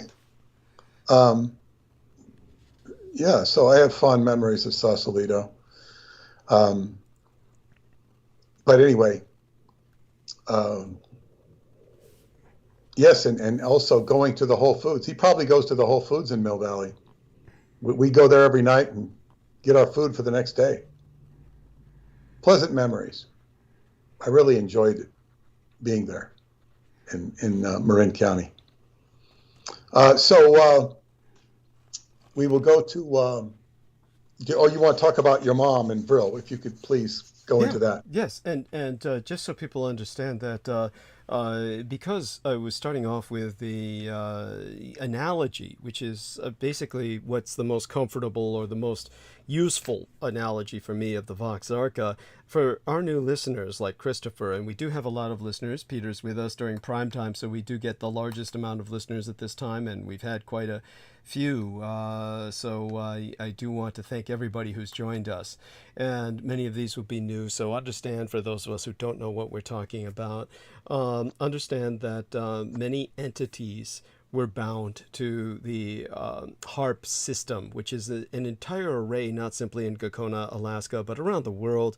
There were different HARP arrays that were built, antenna arrays, if you will, of high-frequency activated auroral atmospheric resonance research projection programs, which is what the actual acronym HARP stands for. So these are ionospheric conductor arrays. And so when it comes to the what they were truly for at this point in history, they are used to bind entities that can be released all at once with the occult equivalent of a nuclear football. So thus the Vox Vocis Arca Arche. So there was this research that was done by Michael Aquino into the cultivation of potential powers of personality. This was what will take us to the vril in its perverted sense that he was using it for. He just felt that there were latent metahumans among us, latent supermen, and that they could unlock the power of their minds, which could be released, perhaps even involuntarily, this power, without their wanting to release it, through music resonating at 3 to 7 cycles per second. So when it came to Michael Aquino and his school of thought, the U.S. Army, of course, hired a lot of people who were involved with the human potential movement. And there was a movie that was released at the same time as Star Wars, circa 1977, called The Brain Machine. And this is while Aquino was acting as an unofficial consultant for George Lucas and his Star Wars film, from which they spoke of the Force, which is just a watered-down, popular understanding of the Vril that was only later on developed through multiple layers of the Star Wars saga. Did they even bring it up to some kind of par with the reality of this kind of chi or orgone power? But at that time, of course, there was a mass-marketed tool for attaining hypnotic and other altered states of consciousness through pulsed light and sound stimulation. And that was the use of stroboscopic light, the so-called dream machine. And basically it was based on a visual phenomena described about 200 years ago by the Czech-Austrian, a Czech of Austrian nationality, the anatomist and physiologist Jan Evangelista Perkin, and or Perkinier. And he was one of the best-known scientists of his time. People used to be able to write letters to him from outside of Europe, and all they needed to do was, instead of an address, just put Perkin, spell his name out, Purkyne, Europe, Perkin, Europe, and those letters would be delivered to him just by that. So all of this became the basis for further scientific studies on how the visual brain works, and ultimately of such developments was born the Project Domini Appellationum, or the Master's Call, a program under the Defense Intelligence Agency that was a umbrella for other experiments in the oral manipulation of humans through the voice, through noise, through the call. So then what happened, of course, was the infernal machine was ultimately developed the trigger mechanism for all of the HARP arrays worldwide. And once this was developed, ultimately I stole it from the government, and now it's mine. This is what people were referring to when they're saying, incredible claims require incredible evidence, and therefore turn it over. I mean, excuse me, can you imagine the absurdity of the Justice Department going, he stole the Vox Arca. He stole the Vox Arca. What's the Vox Arca? It would be an albatross like you wouldn't believe. Thank you. Thank you. It's funny. Yes, it is. It is. And then again, it forces us to touch on the life of the Jewish American conspiracy analyst May Magnin Brussel, a scion of the May Magnin fortune, the Magnin fortune of I. Magnin fame. And so she was the daughter of this rabbi, the granddaughter of I. Magnin, the clothing store empire. And basically what happened was she was ultimately murdered by Michael Aquino. But before that, he tormented her ceaselessly just as his gang stalkers attempt to torment myself.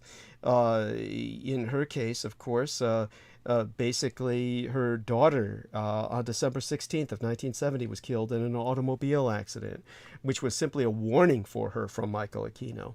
And other threats were launched when she exposed the linked elements of the U.S. military to satanic cults and practices. It was these death threats that eventually forced her off the air. Now, she was obstructed, but she was still undaunted. Her work was featured in the publication The Realist, which was secretly financed by John Lennon, for those of you who don't know. She continued producing broadcasts from her home, and she privately mailed them to subscribers. Now, when she went back to regular broadcasts, what was so strange about it was this was in 1983.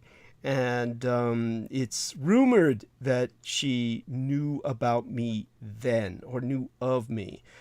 She was working at Kazoo in the Pacific Grove, California. Now, all of this concluded these broadcasts on June 13th of 1988. But what's so significant is that my Japanese name is Kozube. That's what I've told people is what the Japanese laugh at, not out of any malevolence or derision. It's simply that when they hear my name, they've never heard a name like that since the days of the samurai. It's a name of nobility, the kind of name that it would be, as I've said, like a Westerner either hearing somebody with a thespian name out of a Shakespearean play that no one has heard since the days of the Elizabethan era, or more properly analogous to like someone meeting an American and you ask him what his name is and he says something like the name of an Old Testament prophet like Obadiah or Ezekiel or something of that nature. It's just people aren't named that way anymore in Japan. So when the Japanese hear that name, it's like they've stepped back in time and they laugh about it because they never hear a name like that outside of a samurai movie. But since my name is Kazube, her station that she worked for was spelled the way my name is romanized, Kazu. That's the short name. The diminutive for my name, Kazube, would be Kazu. And so she was working at Kazu in California. It was all very strange, spelled exactly the same way my romanized Japanese name is. But she predicted many things before they happened because of her keen insight that she developed through her investigative expertise. And it ultimately cost her life, but not before she was tormented beyond all reason. One was through her ghost, or rather her daughter Bonnie's ghost. And that was basically in December of 1970. May's daughter Bonnie was killed at the age of 15 in an automobile crash by I won't call it an accident because this was the driver of the other car intentionally rammed the car her other daughter was driving. Both her daughters were in the car. One was driving. The younger one died. The man who crashed into them intentionally was a soldier in the U.S. Army at Fort Ord. He went AWOL 2 weeks after the crash, returned to his home, was never sought by the authorities. He got away with murder scot-free. As for Barbara Brussel, her other daughter was in the car. Her legs were severely injured and she suffered from a broken back, face injuries, broken nose and arm. But what happened was that the daughter who had died, Mae Brussel, kept parts from the car in her home. And this was a link. It is a tether plasmatically. You remember what Peter said about the lady, of course, who I will also address but briefly, who was exuding from her vaginal area, the effluvia, the kind of ectoplasmic discharge that was, as my mother described her, Maria Orsic, the medium for the Vril Society. And so this was, of course, someone who began what she was doing a few years before my mother was even born, Maria Orsic. But when it came to Mae Brussel and this kind of ectoplasmic connection with what she had in her home, that's what Aquino took advantage of, just like he did with Eastern Airlines that was owned by one of Martin Bormann's relations. And Martin Bormann's relative, Frank Bormann, owned Eastern Airlines, and he was a former astronaut. So as a man connected with the Reich in exile, and Martin Bormann specifically, Aquino was out to destroy him because the Reich is the enemy of the Edomites. Now, what happened was that they planted a bomb on a plane, Flight 401, and many people died when it crashed in the Florida Everglades in 1972. And so because Aquino ordered engineers that he had infiltrate Eastern Airlines cannibalize as many parts as they could from that ghost flight and place them in all the other planes of Eastern Airlines, people began seeing the ghosts of two men in particular, the Eastern Airlines pilot and his chief flight engineer, who had died in that flight. And over a period of years, they terrorized the staff and passengers to the point where basically Frank Bormann ordered the complete information shutdown. The situation was so volatile that as CEO of Eastern Airlines, he threatened to fire any employee who publicly discussed these sightings. And these ghosts, of course, were being manipulated, as Aquino told me, by himself as a necromancer. And he could do this because of the ectoplasmic connection of these cannibalized parts in these other planes. So when I called Frank Bormann to inform him about this, he ordered all those parts removed. He ordered a massive search for whichever parts could have been cannibalized from Flight 401. To be removed from all the rest of the fleet. And once he did that, these sightings stopped. So when I called Mae Brussel and told her about the other Lockheed L-1011 flights, which used salvage parts from Flight 401, and presented to her the fact that what Michael Aquino was using was holographic imaging technology projected by satellites into her own home, linking to the parts from her daughter's car that she had to present her with the vision of her dead daughter, who continually was begging her to kill herself, to join her in heaven. Mae Brussel told myself that she was just about to blow her own brains out with a loaded gun. But she took my call. She felt compelled when the phone was ringing to take one last call, and it was myself. So I stopped her from killing herself. Now, ultimately, Aquino killed her via directed energy microwave weaponry from a van parked outside of her home. She ultimately developed a fast-spreading form of cancer that way while she was investigating the Presidio scandal and exposing Michael Aquino personally. Michael Aquino often bragged about his murdering her. He never knew the part I had played in saving her life in the first. Now understand that if any conventional engineer or physicist or scientist were handed these parts from these Lockheed L-1011s that had been cannibalized from Flight 401, they couldn't have ascertained anything that would have given them any information they could understand.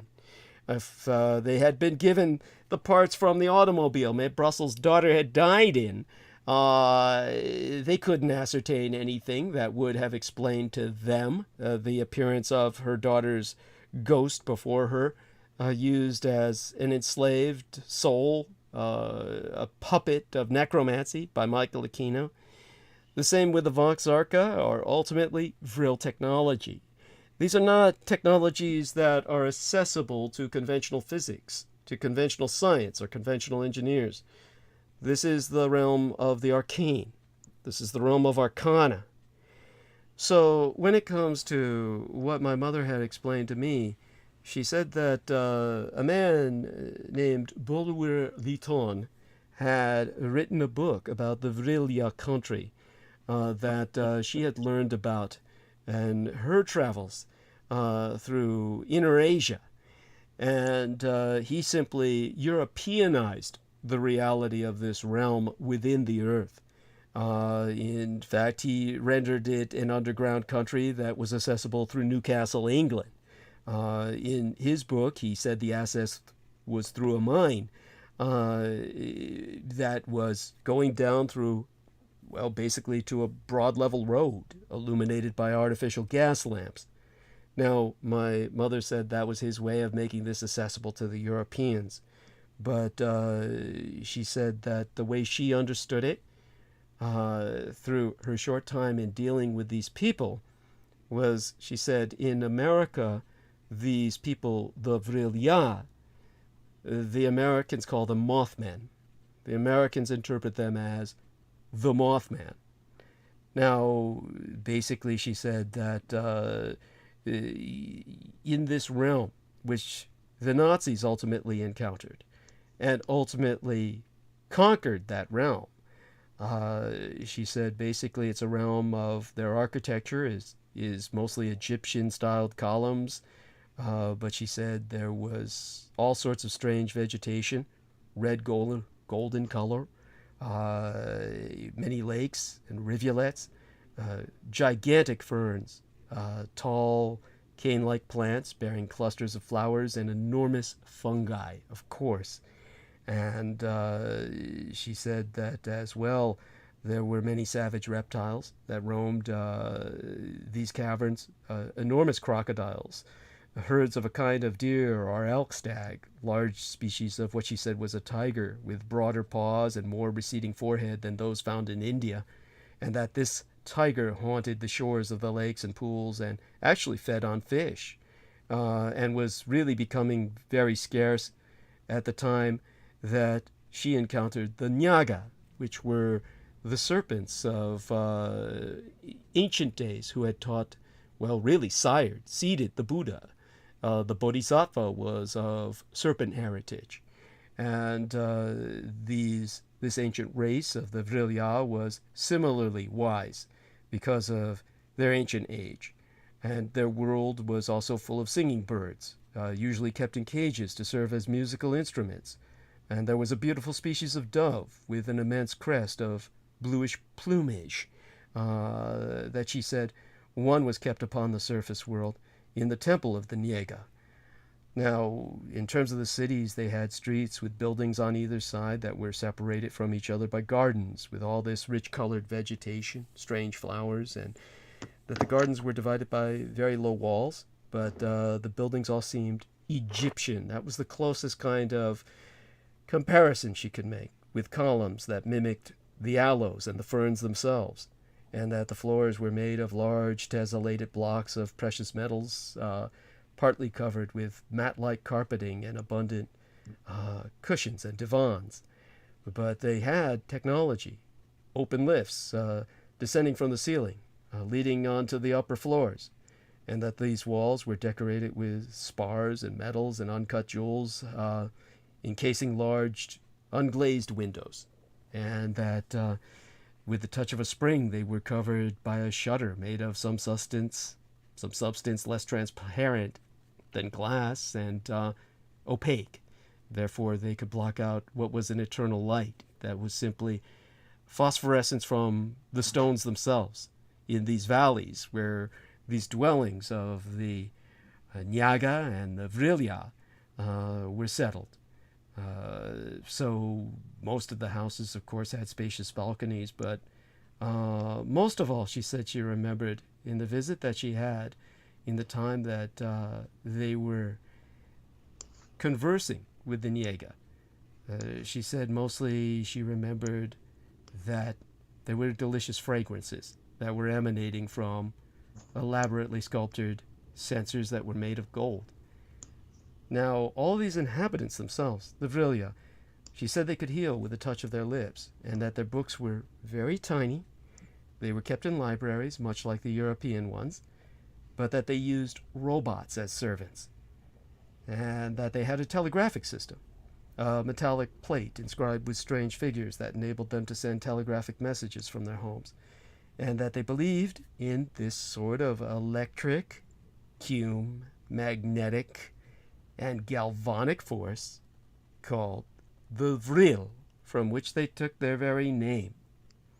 And that, she said, that Vril, in the hollow of a rod directed by the hand of a child, could shatter any building. Now, the most important office in the Vrilya country was that of the provisioner of light, to ensure that the light was always readily available. that men and women had equal rights, but physically women were stronger and therefore the heads of state, that children were used in factories as manual workers, and that their entertainments were either sports in the air, because all the vrilya were winged, and the music was in public halls, theaters in which ancient dramas reminiscent of the Chinese were sometimes enacted. And she said that the vrilya lived to be about 130, and when they die, they're cremated, and before cremation, their coffins are marked, lent to us, their date of birth, and recalled from us would be their date of death, and that their day consisted of around 20 hours, 8 silent hours, 8 earnest hours, and 4 easy hours. But physically, they resembled all the images that you would see of demons. The demons that you would see on Etruscan vases or the walls of Eastern sepulchres. That their faces were like that of the Sphinx, red skin, large black eyes. That they had very musical voices, tall but not gigantic, and when they folded their wings over their breasts, the tips would reach their knees. That they wore under tunics and leggings, some thin, fibrous material. Several tribes existed, each of about 12,000 families, and each tribe occupied a territory sufficient for its own needs. But most of all, of course, she was brought to meet them because of her expertise in linguistics.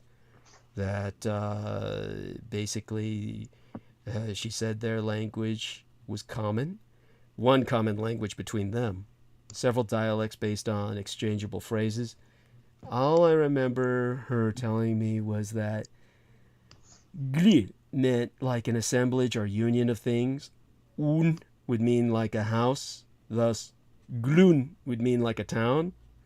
Ne would be something antagonistic to life or joy or comfort.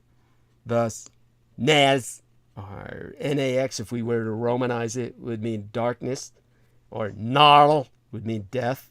Or Nania would be sin or evil. And that there were 4 cases linguistically, about 3 with varying terminations and a 4th with a differing prefix. She would say it was like a singular, and a plural would be like on, from on, a nom, the ano, 2 man, anam, man, hilan, oh man. Like, more like, oh man, like almost like an exclamation. I mean, she would remember things like this with extraordinary detail. Ana, men, anoi, 2 men, ananda, men in general, or hilananda, oh men, as like an exclamation. But the one thing she said, despite all this, was that literature for them was a thing of the past, that the writing of history and fiction was forbidden, considered detrimental to their happy society, that nothing was permitted to disturb their state of joyous equilibrium. And this was the way Japan was in ancient days. It was called Wa, the land of equilibrium, the land of inner peace. That the religion was simple, that they believed in the creed that they professed, and they all practiced the precepts which the creed inculcated in them. Their God, divine creator and sustainer of the universe, was seen by the Vrilye as the wellspring of Vril, the energy, transmitting every conceivable idea, because the capacity for creating a thought on one's own is impossible for common man. The Vrilya believed they were amphibious, descended from ancient enormous frogs, really. So that being said, there was a council of sages. They had a proverb: no happiness without order, no order without authority, no authority without unity. And that rudeness was unthinkable among the Vrilya.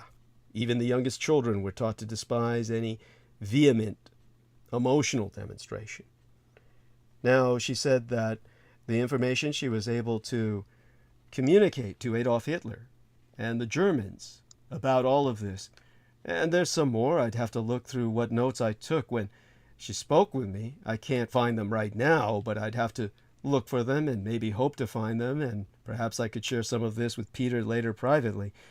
But essentially, the Vril Society was born earlier than information related by my mother, but certainly she helped the society change, kind of adapt to what information she was able to bring them as well.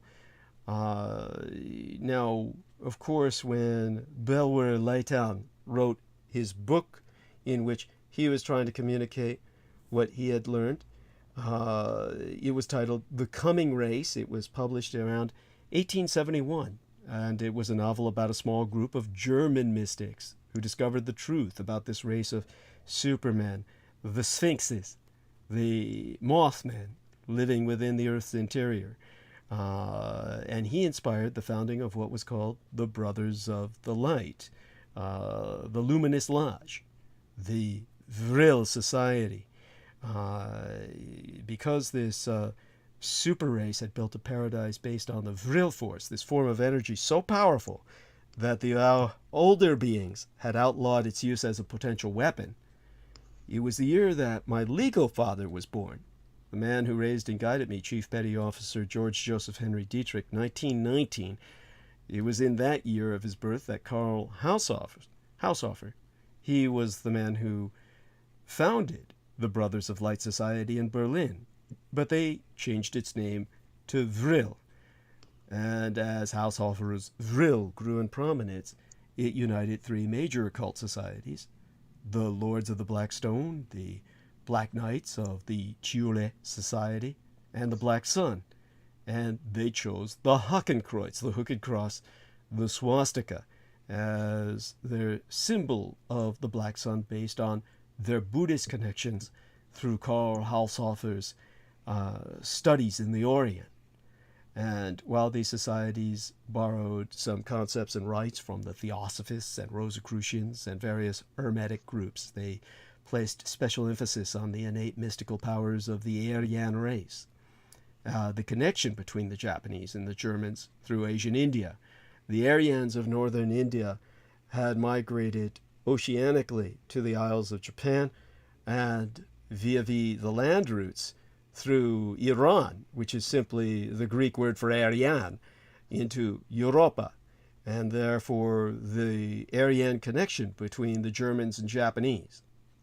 The Vril and its brother societies maintained that Germanic, Nordic, Teutonic people were of Aryan origin, like the Japanese, and that Christianity had destroyed the power of the Teutonic civilization. Now, a few years before my mother was even born, in 1921 was when Maria Orsic, the medium in the Vril Society, began transmitting spirit messages originating from Aryan aliens, quote unquote. She was saying there was a connection to a kind of home star in Aldebaran, and another medium, simply known as Sigrun. Two classes of people on their world: the Aryan master race and a subservient planetary race, evolving through mutation, climate changes. That a 500 million years agone, the Aryans, also known as the Elohim, the elder race, began to really emerge from the inner earth, which is truly their source, as opposed to the stars.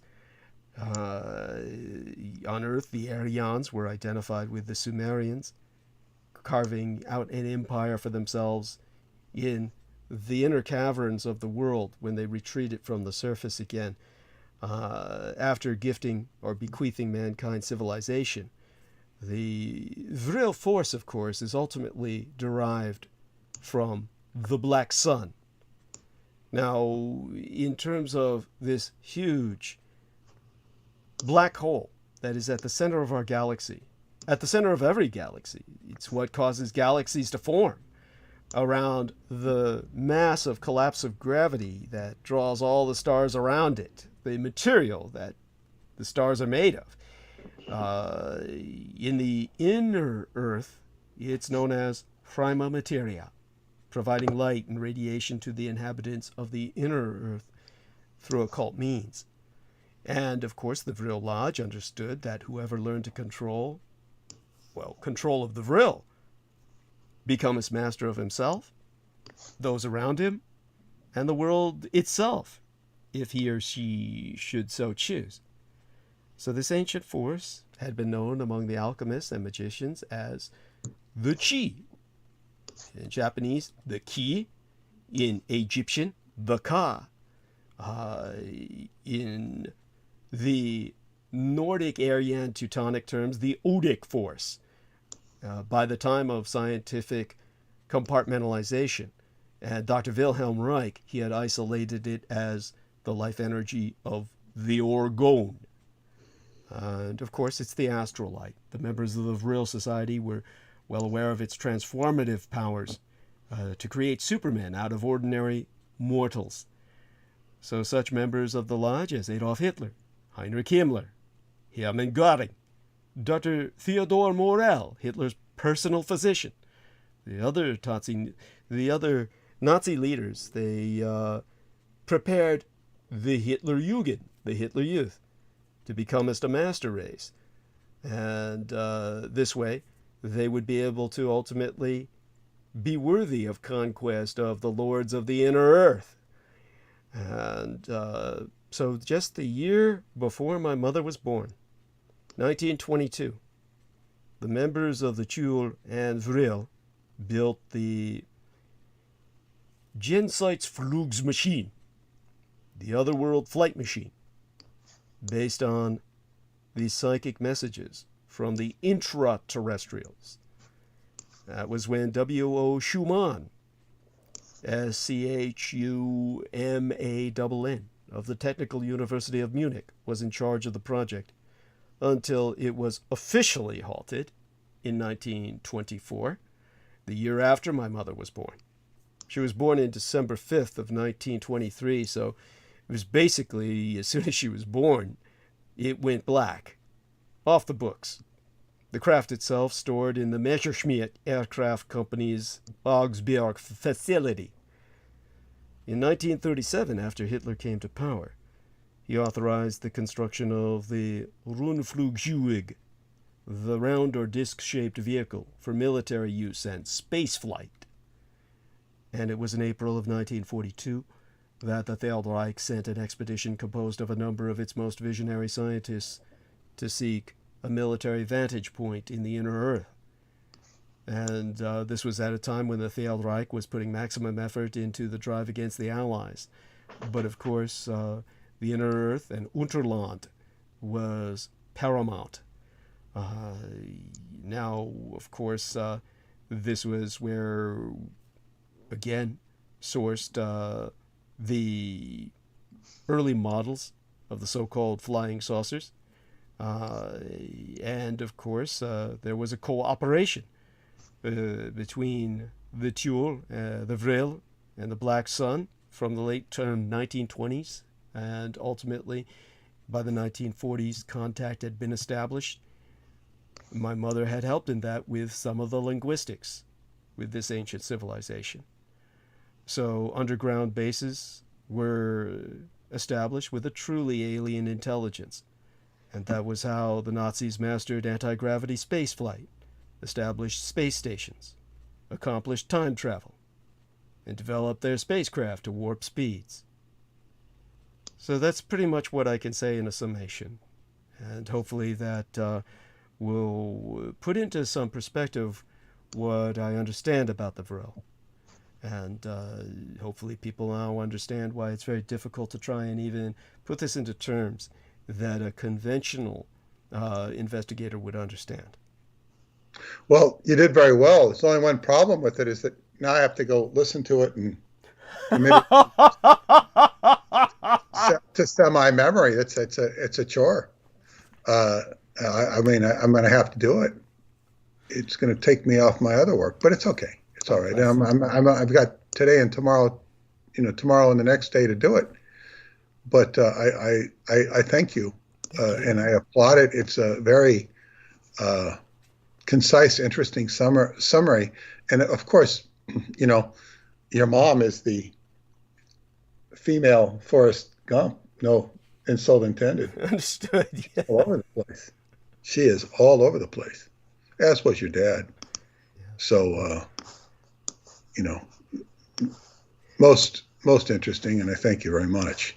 It answers a lot of questions, and as they say, I still have some more looking into all of this stuff, because it's so involved, so complete, so on and so forth. But thank you. Now, I've got just about a half an hour left, not quite. And what I'd like to broach a subject that Douglas has talked about before. It concerns some of the work I'm doing on his book. And this concerns the the Jewish end times. And one of the biggest challenges of Douglas's work, and I thank all of you who appreciate him, and I want to remind you it's his birthday. Contribute to his birthday. Thank you. Please do so. DouglasDietrich.com. You can go to the upper right-hand PayPal button, not the one in the middle, in the front, the upper right-hand yellow button, and you can contribute to him there for his birthday, whether it be 5, 10, 20, 50, 100 or more. Thank you. Now, I'm just going to say my own perspective on Christianity growing up. You know, it's like, to me, it was a huge distraction. And although I would not have used this vocabulary at the time, it was a big mind control mechanism that people were, indoctrinated in, and without any existential circumspection, which is not a word I would have used at the time. But it was very obvious, people were just, it's like, if people are subscribing to, Time Magazine, and they read Time Magazine and they believe Time Magazine, okay. Oh, it's not in Time, it's not true. Whatever. And they're just subscribing to a bunch of stuff that is just being told to them. And something gets lost in the telling. So I had no special regard or respect for this.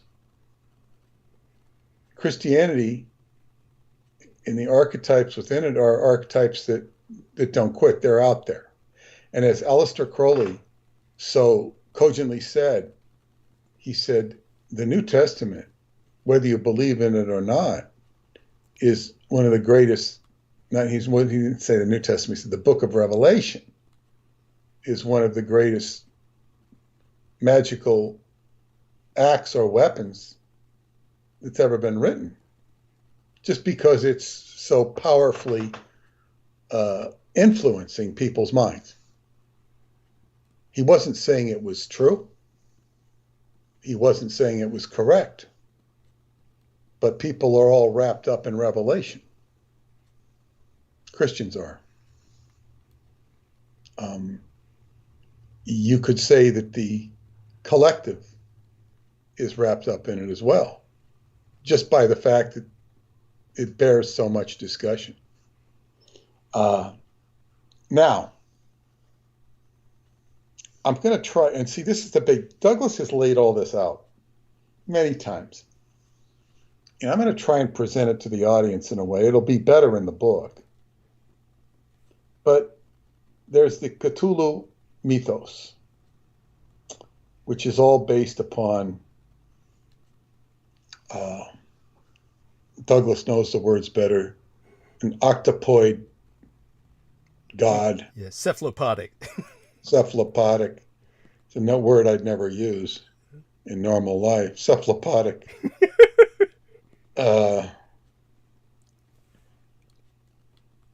I do remember, well, I'm not even going to go there. So anyway, cephalopodic god that is based upon the mis, it's just based upon, let's say, a big misunderstanding. And of course, that misunderstanding becomes an aborted process of cogitation and fascination and bullshit. It's based on the idea that there's this cuttlefish, and the cuttlefish you can take a dye out of, and this idea that you can take a dye and you can make this, oh God, what's the word? The technot? Oh, What is it? yes. Oh my God. I'll have it in a second. Yes. I'll have it in a second. It's a Jewish word. It is called the techelet. The techelet. Yes. A color of blue. Yes.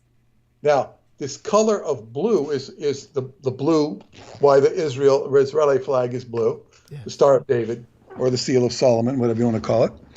And then this blue is on the tassels of the coats of the rabbis. This blue, this sacred blue, was only used for royalty because it would be worth 20 times gold. It's more valuable. Like if you could put all this and weigh it with gold, like an ounce of gold is pretty heavy.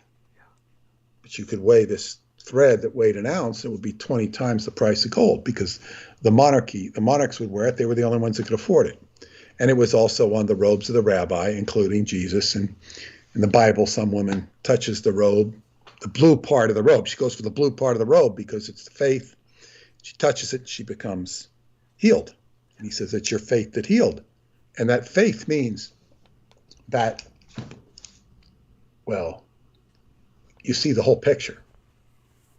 Now, there's great metaphor and symbology in this quote-unquote cuttlefish, because the cuttlefish, see, this whole idea of this blue garment, this process of the blue dye was lost.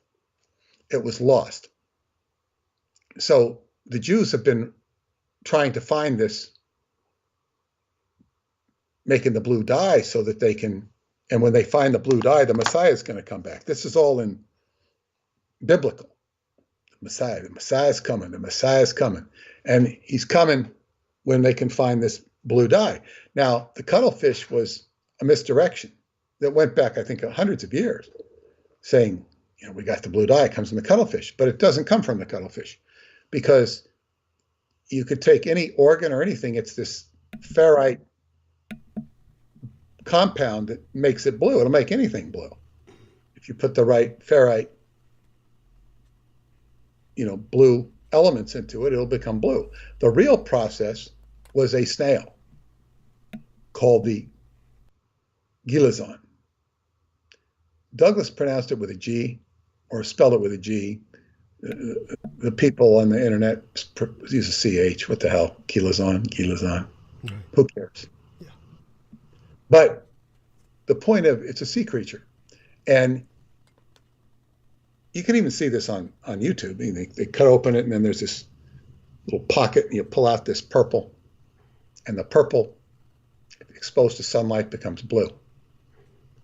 And this blue is a small piece of dye, and it would take an enormous amount of snails, this particular type of snail, the gilazon, to make blue. And they would take wool and dye it blue. I've seen some videos where they show the wool. It looks like cotton candy. It's spun wool. It's beautiful. It looks like cotton candy. And they dye it, and it's the blue of the sky. And Douglas has explained so carefully.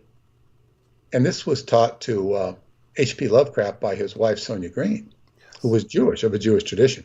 And so she brings this, okay, you see the blue, because if you look at the water, which looks blue, or the sky that looks blue, and you put a cup of sky or a cup of water, it's not blue. It's only blue when it's in its element. Yes. So this blue on the coating or the tassels of the rabbi or Jesus or the monarchs shows you that you have to see the world. That's the faith. You're seeing the whole world. It's not blue. When you break down its component parts, just when you see the picture, it's blue. That's creation. But when you start breaking things down into component parts, you can't see the whole. Now, this was the whole point of faith in general, because you don't. If you start analyzing the world, it's no longer the world. You got to come back to the world and see the world. Now, this was the whole secret that H.P. Lovecraft had discovered. I'm not going to go down that, but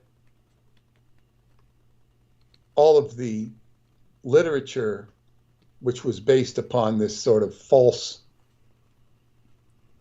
octopoid, or what was it, cephaloid? Yeah, the cephalopod. Yeah, it's this false doctrine. And now Herod kind of turned this process over to the Romans, who didn't care about the blue. They just used the purple. Purple looks good to me. Yeah. And they used the purple, and that became the sacred color of Rome and eventually the church. Herod was an Edomite.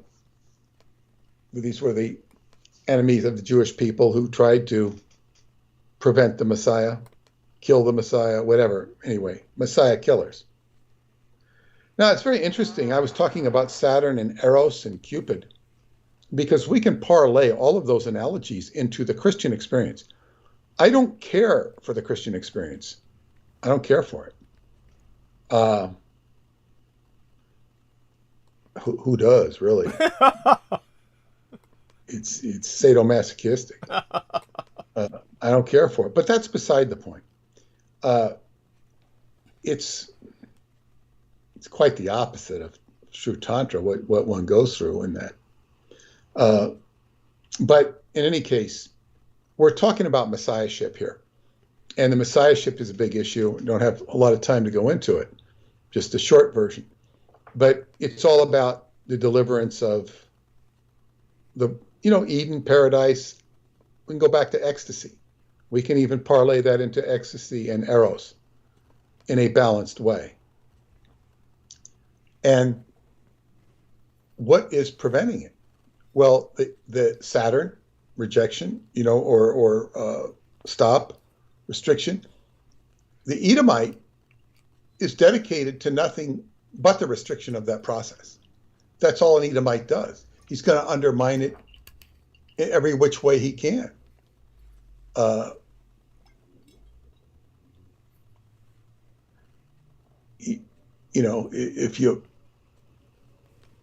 It's kind of like if it was a beauty contest. The Edomite is going to find the most reprehensible person in the room to win the beauty contest. And I'm not just talking about the physical beauty. I'm talking about just the most repugnant creature in there. It's kind of like that. He's just going to take it because that's what he gravitates to. Prejudiced towards this end. Now, so this happens as a matter of course. It's just, okay, we're going to stop this whole idea of a messianic energy, of seeing the true spirit. All of this for me is, I'm sort of short-circuiting to ask a question, Douglas' question, but see, it prophesied at the time when they discover this true Gilazon, this sea creature that emits this purple dye, which can be converted to blue. And herefore we have the kingdom of God is before you. There is this prophecy that biblical that when this creates the Messiah is here. Now, when I began to look into, I wanted to look into spellings, Douglas. Yeah. To get the spellings of some of the words you used. And I ended up seeing that, God, there's some discussion on this. Right. Some people will talk about the cuttlefish, but others will recognize the Gilazon. And there's even Christian videos saying, it's the Gilazons here. Blah, blah, blah, blah, blah, blah. So when I'm looking at this stuff and I say, when I reveal this in the book, it's like a big deal. Now, this also parlays, by the way, into the Holocaust. Yes. Because the blue cyanide element that is a part of this process is what ends up on the walls of the gas chambers. Yes. So it's like the cyanide, this blue element was used to kill the Jews. And it's so symbolic because it's like, well, I'm not going to go into the symbolism of it. I'm basically here to ask Douglas a question. This is the time, the apocalyptic times when this thing appears. Now, this thing must have appeared 5, 6, 7 years ago, and it's on YouTube. Do you know when it first appeared? And now that it's appeared, does this mean the Messiah is here? Does it mean that? Or the Messianic times? Oh God! So let's put it. You're gonna have to give me the short version. Yeah, of course. I'll make it as short as possible. I do want to qualify things for our listeners, just so that people understand that when Peter and I are laughing about Christianity, we're not laughing at Christianity. We're laughing at the perversion of Christianity by a lot of very fundamentalist, doctrinaire, and ultimately ignorant people who are essentially trying to play God themselves. Now, of course, when we enter the concept of Judaism, we're going into far different territory. We're talking about people with an ancient history of their own, but they were ultimately misguided. And what Howard Phillips Lovecraft knew from his wife, who, as Peter Moon articulated, was a Jewess from Ukraine, as a matter of fact, from the Ukraine, who was desperate to escape at that time, around the time of the original Holodomor, or Holocaust of the communists, the Bolsheviks. She ultimately found succor by H.P. Lovecraft, who needed a beard to hide his homosexuality. And when she married him, she in turn taught him many things that inspired Lovecraftian mythos, and people are completely ignorant of this. But one of the things she articulated was the misguidance of the cuttlefish, leading people astray, because the original secret of the dye-making process of this heavenly blue was lost. And when it was lost, part of this was due to the original apocalypse of the Roman conquest, because when they conquered Palestine, they issued edict that nobody could be involved in the dyeing of purple or blue except for the Roman dye houses, so they could control that industry. So they made it illegal to wear purple unless you were of Roman nobility. This is one of the reasons why that process was lost to the Jews, and then they began to ultimately preach the fact that, or rather this false fact, that they could derive the dye again through the cuttlefish, which he said was leading the Jewish people down a path of Zionism, because many of the people who were promoting Zionism were followers of this cuttlefish notion.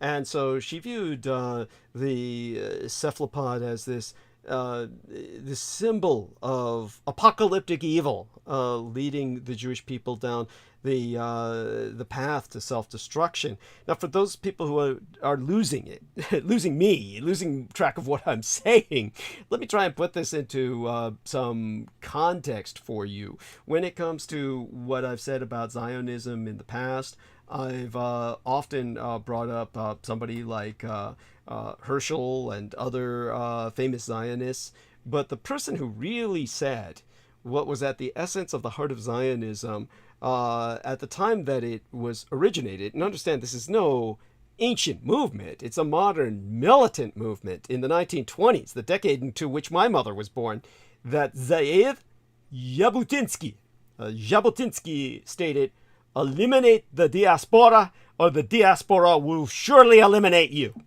Meaning that he and the truly militant Zionists, all male paramilitary terrorists, were convinced that unless they killed the overwhelming majority of Jews who were settled into this Western lifestyle. Doctors, lawyers, accountants, and dentists in this professional life where they didn't want to return to Palestine, the Holy Land, because they had it so good that the only way they could get them to see the light would be to annihilate enough of them until they saw the light through mass genocide. It was the Zionists who insisted on the extermination of European Jewry so that the remaining survivors would be compelled to resettle in Palestine with them and their new terrorist state. These were the believers in the cuttlefish notion that Sonia Green taught her husband, Howard Phillips Lovecraft, were leading Judaism, not only the Jewish people, into a Holocaust that she was seeing the beginnings of through Joseph Stalin's Holodomor and the mass starvation of Ukrainians in her homeland, which of course many millions of Jews were to die in that as well. She saw this as leading the world into a global war. And so H.P. Lovecraft wrote The Call of Cthulhu as a warning of the pending global war. Nobody understands this parable. Everybody just thinks of this as some stupid horror story that they find entertainment in, and many people want to become the cultists of because Michael Aquino popularized the anti-gods via the misunderstanding of the Lovecraft mythos, a misunderstanding of a Jewish misunderstanding, a Jewish misunderstanding conveyed through Lovecraft, then perverted into a further misunderstanding by Michael Aquino, and therefore a new cult of the Edomites was born. This is all part of our apocalypse. We are in an apocalypse now in the sense that we are losing an enormous amount of the world's life. We are in the 6th mass extinction of planet Earth, completely caused by humanity, and now the runaway climate change will do even more damage to us and life on Earth as we know it, yet it might gift back life as well. Many areas of the world will become tropical again, and jungles will flourish again. So we have a runaway situation. We don't know where it's going to end. Yes, we are in apocalyptic times. It means a time of great change, and many secrets are revealed. Revelation, apocalypse means revelation. I am part of that apocalypse because I'm revealing so many of these secrets. Peter Moon is an harbinger of the apocalypse by making what I reveal accessible to you. So yes, we are in apocalyptic times. The world as you know it is going to end. Everything that you believe to be. It already has. Yes, thank you. The world as I knew it, and this really bends some people out of shape. And this goes back like 20 years. A famous sports writer for the New York papers, Dick Young, used to say, "What's happening to my America? What's happening to my America?" And of course, you could call him an old fuddy-dud because, where were the good old days when the blacks rode in the back of the bus? He wasn't saying that, but in a sense, he was alluding to similar things. You've got to step forward and accept the new. Because whether you like it or not is beside the point. So we are every day. I mean, little kids growing up and knowing how to operate a cell phone. This is plugged into AI. Is it good? No, but it is what it is. And we have to negotiate our existence. And every day I see how much more pleasant it is in many respects and to walk around than it was 200 years ago. There's a lot more creature comforts today. Sometimes these creature comforts spoil us or ruin us. But, how can you compare riding on an airplane to get from, say, London to Boston compared to riding over on some damn cold ship that, might be taking on water and people might have scurvy? Boy, what a difference. What a difference. So we definitely thank you. And I always felt lucky to be born when I was. Felt very thankful. I really felt I was living in modern times. This is 1950s. Wow. The world had come a long way, and you could feel it. A lot of progress. But it's always got this stuff. So I think you answered my question. Okay, thank you. It wasn't, it's like, I guess, but the only other thing is, the Messiah is, it's more of an event than an individual. Yes.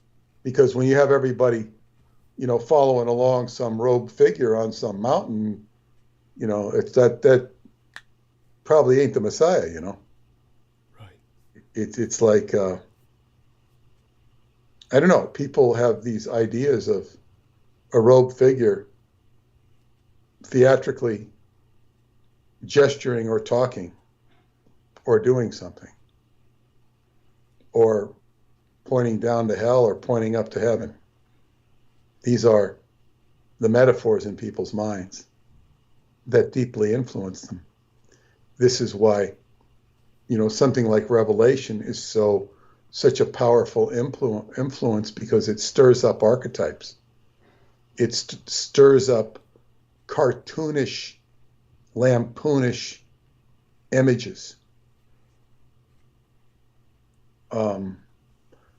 I think my favorite lampooning of God, it's quite ingenious, is in that TV show, cartoon show Family Guy, when it's always portrayed as this, white-haired old man who was always interested in porno or looking at, or getting sex.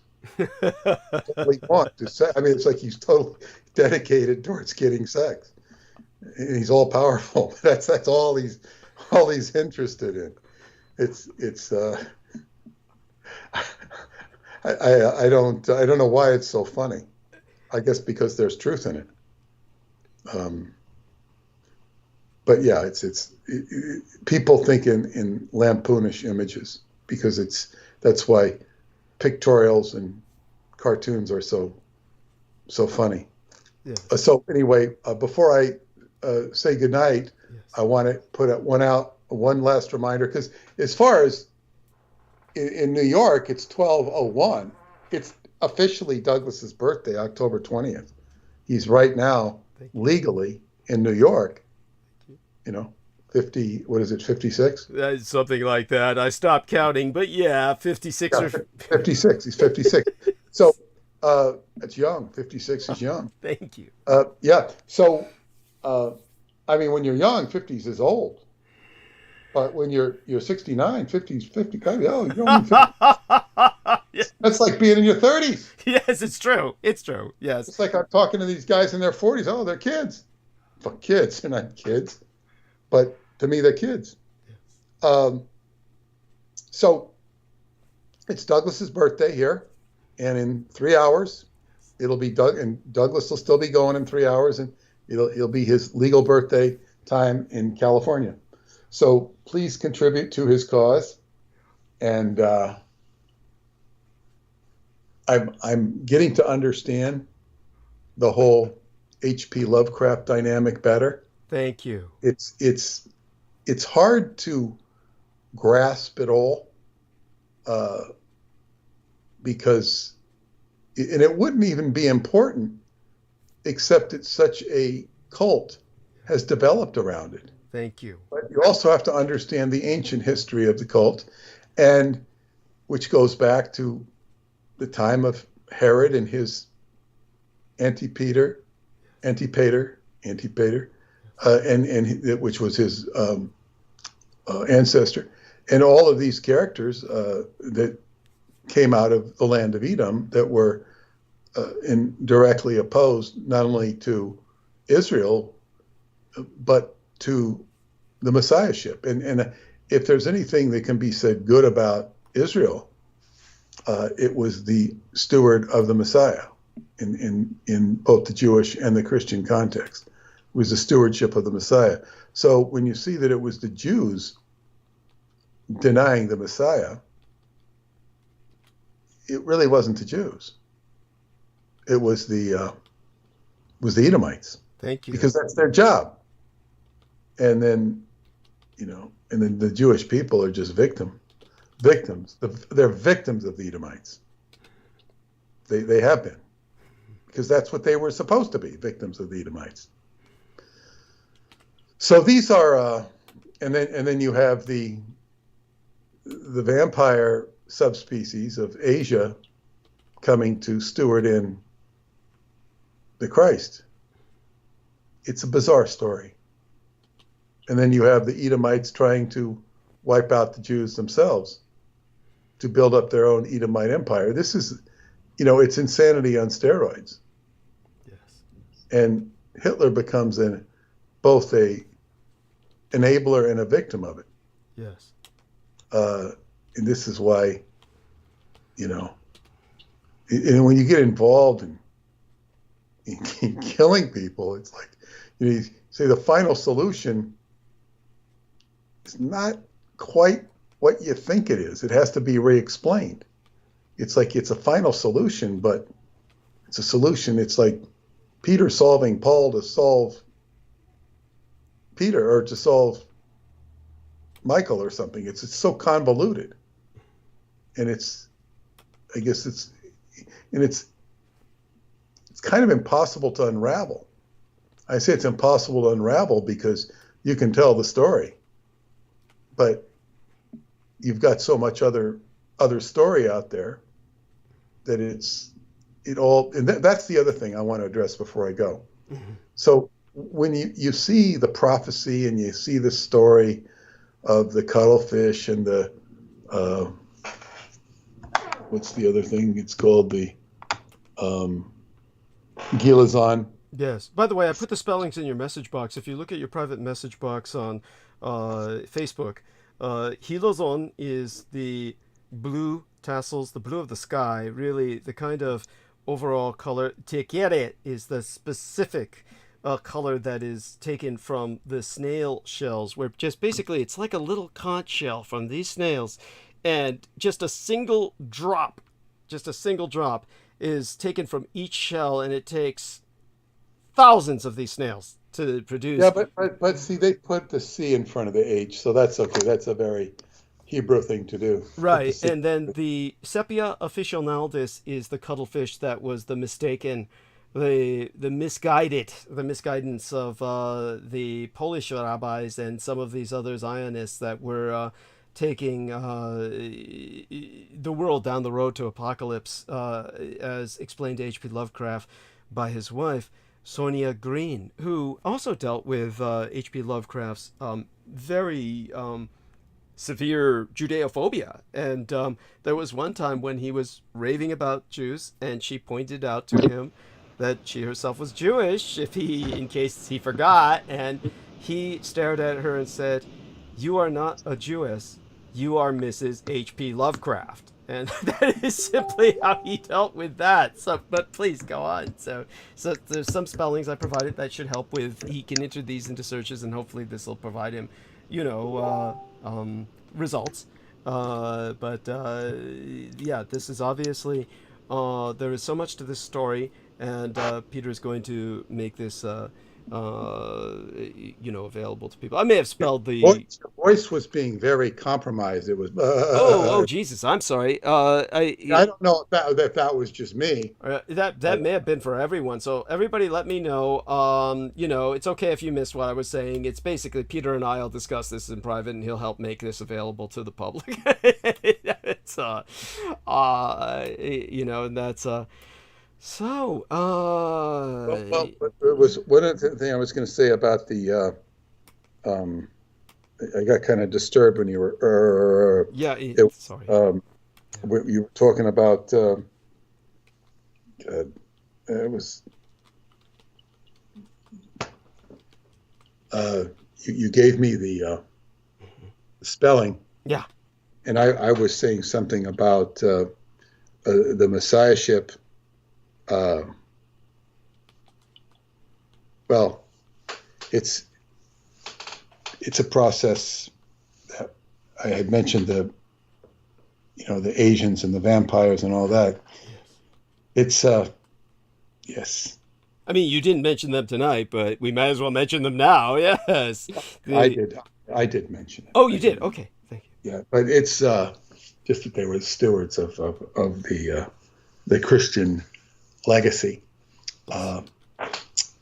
So anyway, I will say goodbye for tonight, and we will see you on Sunday. And for those, and once again, remember to donate for Douglas's birthday. And I will say goodnight and see you on Sunday. Bless you. We love you dearly and share our love with Paula. Okay, good night. Okay, good night. And so when he hangs up, this call's going to end. There's going to be a change in the quality of sound. I will attempt then to re-establish the call with our lovely Brooke, and that shall help, with quality of sound. And so our lovely Diane Hillis Buchberger was asking me what time I was born in Taiwan. My birthday was yesterday there, and it was at high noon. And so she says, yes, better let people celebrate it in regards to this time because yesterday is already past. And with that, everybody, remember Skybooks USA. Skybooks USA is where we have our books for sale. Make certain, as a birthday gift to me, to get the Roswell Deception and the Demystification of World War II. Buy as many copies as you can, and make certain to share them with all your friends and enemies, whoever you want to blow their minds with. And with that, let's see if we can establish call here with the lovely lady Brooke Gibson. Peter Moon was wonderful tonight, as always, and we will, of course, be sure that everyone else will be just as wonderful as well. Okay. So let's see what we can do. We're going to see if she responds. If she doesn't, I'll call twice. Because it's my birthday and I can do that. I pray she'll let me get away with it. Yes.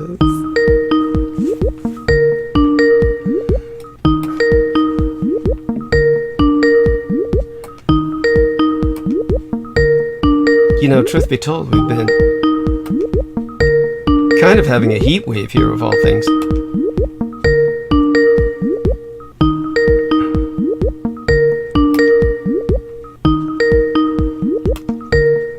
Okay. When it rings like this, that's the worst part. It's the ringing.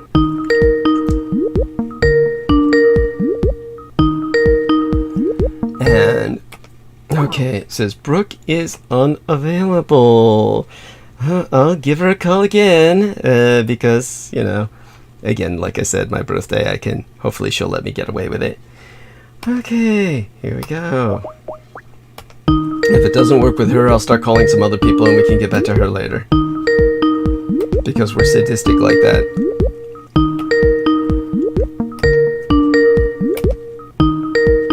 And Christopher Fay says, happy birthday. Daniel Cardenas says, Israel, Isis, Ra-El. Ah! Very good.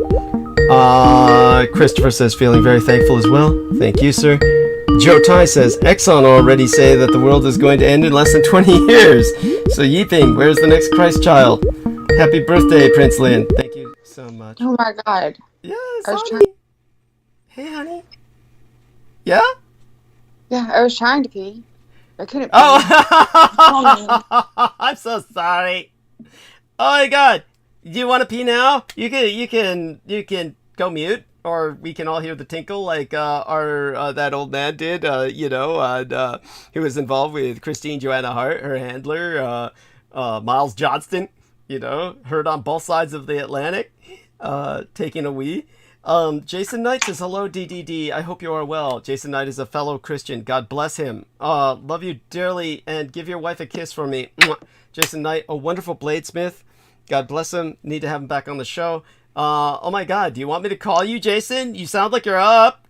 So Michael Andriich says, hello from Western Australian desert. We are the apocalypse. Yes, so true. So true. So, honey. Western Australia. Yeah, Western Australia, that's right. So, darling, love you beyond all reason, and we are now going to try and call some other people. Let's do that. See if we can bring other people on the line, or at least if we call them, then at least we'll have a bunch of people who can jump on anytime they want. That's not necessarily a good thing, but hey, it can be. Take it. So We'll take it. yes. It's your birthday. Yes. It's your birthday. Happy birthday to you. I would totally sing, but everybody that is not already signed off would totally sign off right now. Let's put it this way. I would ask everybody, yes, whoever's on, do not sing that song. I mean, unless we're alone and you're doing this as a striptease a la Marilyn Monroe, it's just something seductive like that. It's okay, but... Well, I did just take my pants off and my bra, so I've only got a tank top on. Oh, cool! I love that image. So that being ascertained, all right. So let's take a look at who we can call. I went over back to this by mistake. Let's see. The point is, when anybody else does this, when anybody and anybody else does the happy birthday thing, it usually comes out just awful. It's just awful. It's like torture. It's like honestly, you just feel bad. It's depressing. It's depressing when you get a bunch of people together, usually singing happy birthday. Yeah. I hate it when people do it in a restaurant. Like my parents used to. I would literally threaten to fucking kill them. They're going, if you fucking do that ever fucking again, I swear to God. It's just sad. It's just sad, and it's just depressing. It's not right. It's kind of shaming. It's like a public shaming. Yes.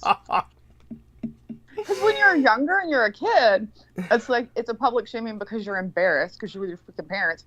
And when you're older, it's a public shaming because you're like, okay, I really don't want anybody pointing out my age right here today, okay? It does always beg that question, doesn't it? And people always ask. I mean, it's like, how old are you? It's like, how old are you so we can decide if you look good for your age or bad for your age? Right. Oh my God. That sounded kind of like you were imitating Deepak Chopra right there. And let's see who joins us now. We're calling people. You have Deepak Chopra on here? Let's join him, yes. Oh God, yeah.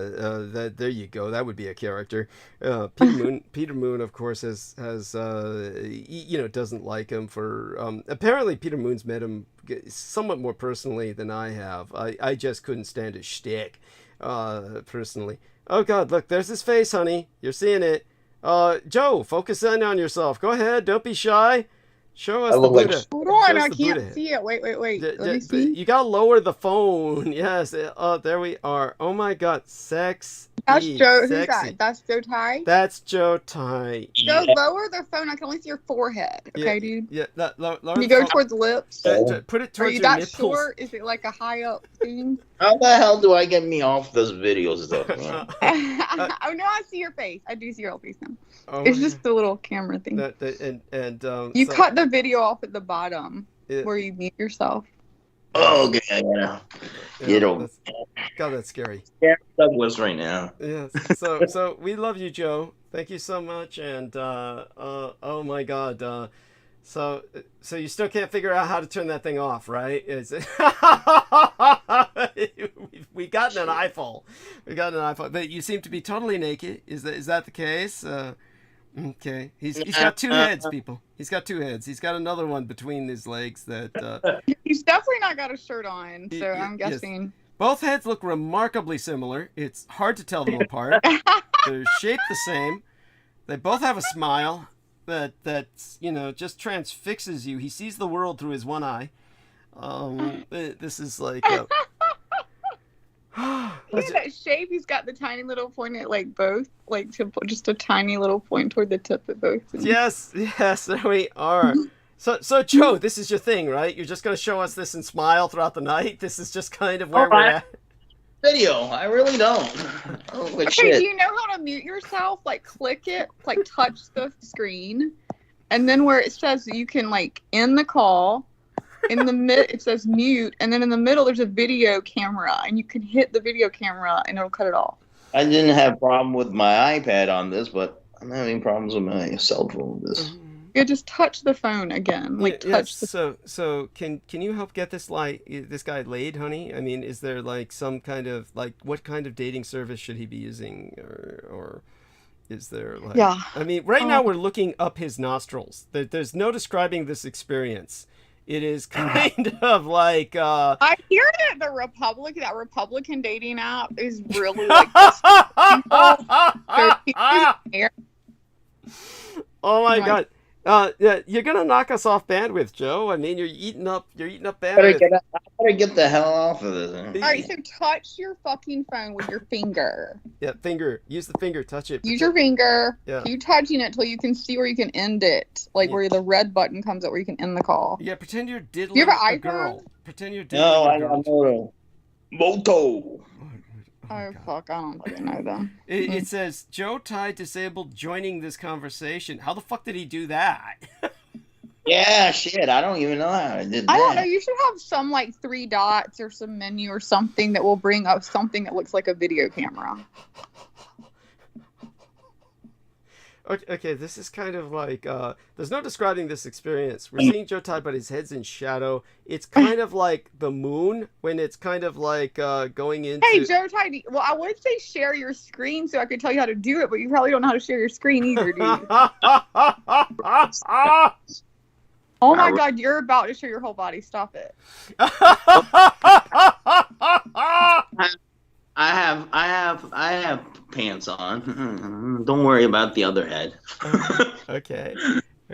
I mean, so then he waves and say, okay, so now it's on stop. So we get a full blown still of his face fossilized, petrified. Yeah. Yes, and I'm not it's sure. And I can't hear you either, dude. So I don't know what you did. yeah. I mean, but you hear me, right? I hear you. Oh, I just thank don't hear. God. At least that's so for poor Joe. We're not exactly sure what's going on, but Joe, I don't know what you hit. If you can hear us, so you've definitely gone off. Oh man. Oh, Okay, he's back. I hear him. He's back. We hear him. Yes, he's not moving, but we hear him. He's like, I guess what I should do is take a still of this. I'm going to take a screenshot. Here we are. Okay, take a screenshot. I will download that and I can use that for horror stories in the future or something. It's Oh, it doesn't look that bad. That's not a bad screenshot. This is like to ward off Prince Lin, It's like Dracula across, you know what I'm saying? Yes, cute. But you're just still now, so we can't see you moving. So I don't know what the fuck you did. I don't know. Yeah. So there's something you can do. You can hang up and jump back on the call because once His camera's gonna be back on.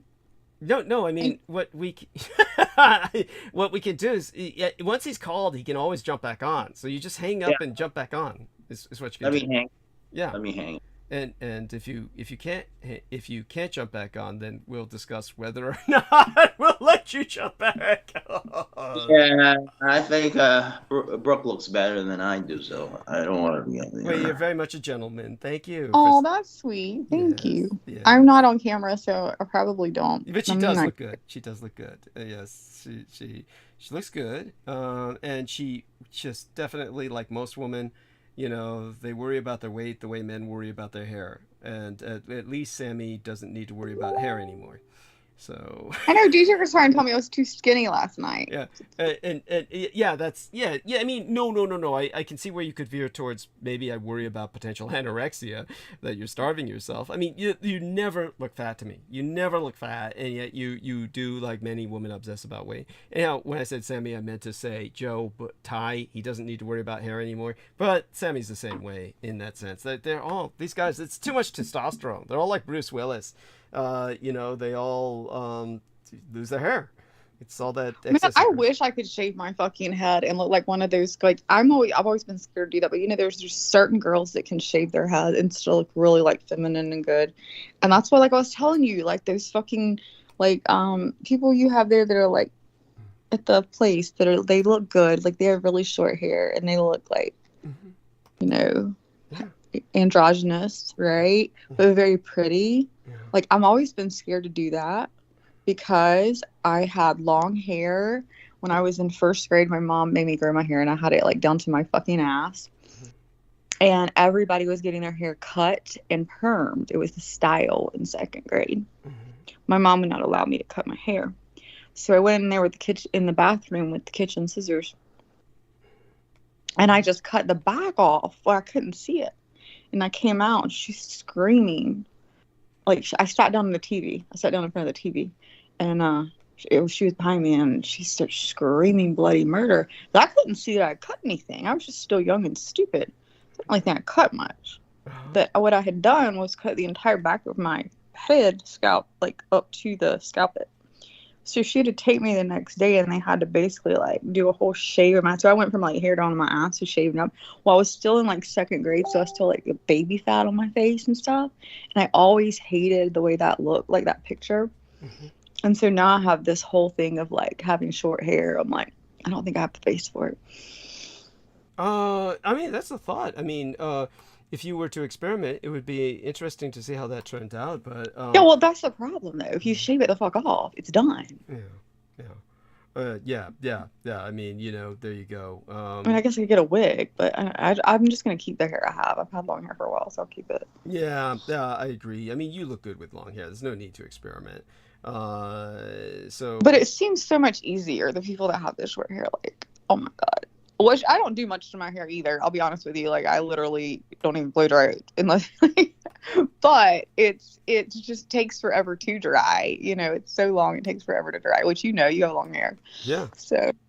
Oh no, it's a real pain in the ass. And honestly, I prefer someone else to blow dry it for me, to tell you the truth. Because... Oh god, if I literally hit the lottery, that's what I would do. I would have someone fucking do my hair every day, blow dry it for me. I get it. I totally fucking get it.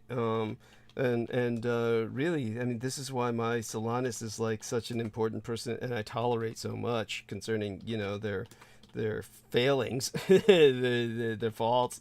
But okay, so I've uploaded Joe Ty's face into my files, and because my files generally are loaded with just everything that I download when I see it.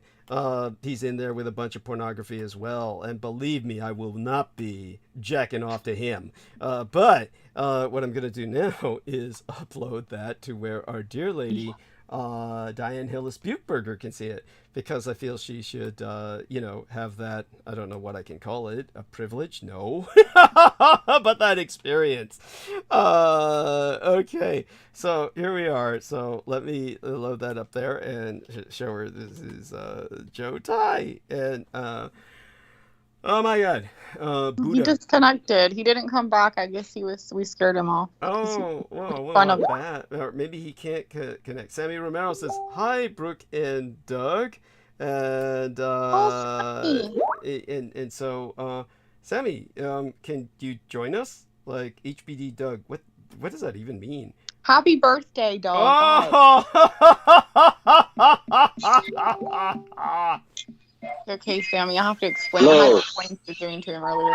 Hey, how you guys doing? Real Real great. Tech Geek. Not much the better for you joining us from the gates of hell and shit. So what's it like? Hold on, let me get off of Bluetooth. Yes. Let me get off of Bluetooth. And so our man Real Tech's saying, "Hi, happy birthday." Why don't you jump on the call, Real Tech? Anyhow, Sammy sounded good. So join us. And what I'm can I vent a little bit? Yeah, of course, by all means. Okay, you know what? I don't know if you've known the saga of these two lovebirds that are on my break. Tell it to our girl Brooke, the Gibson girl. No, I don't.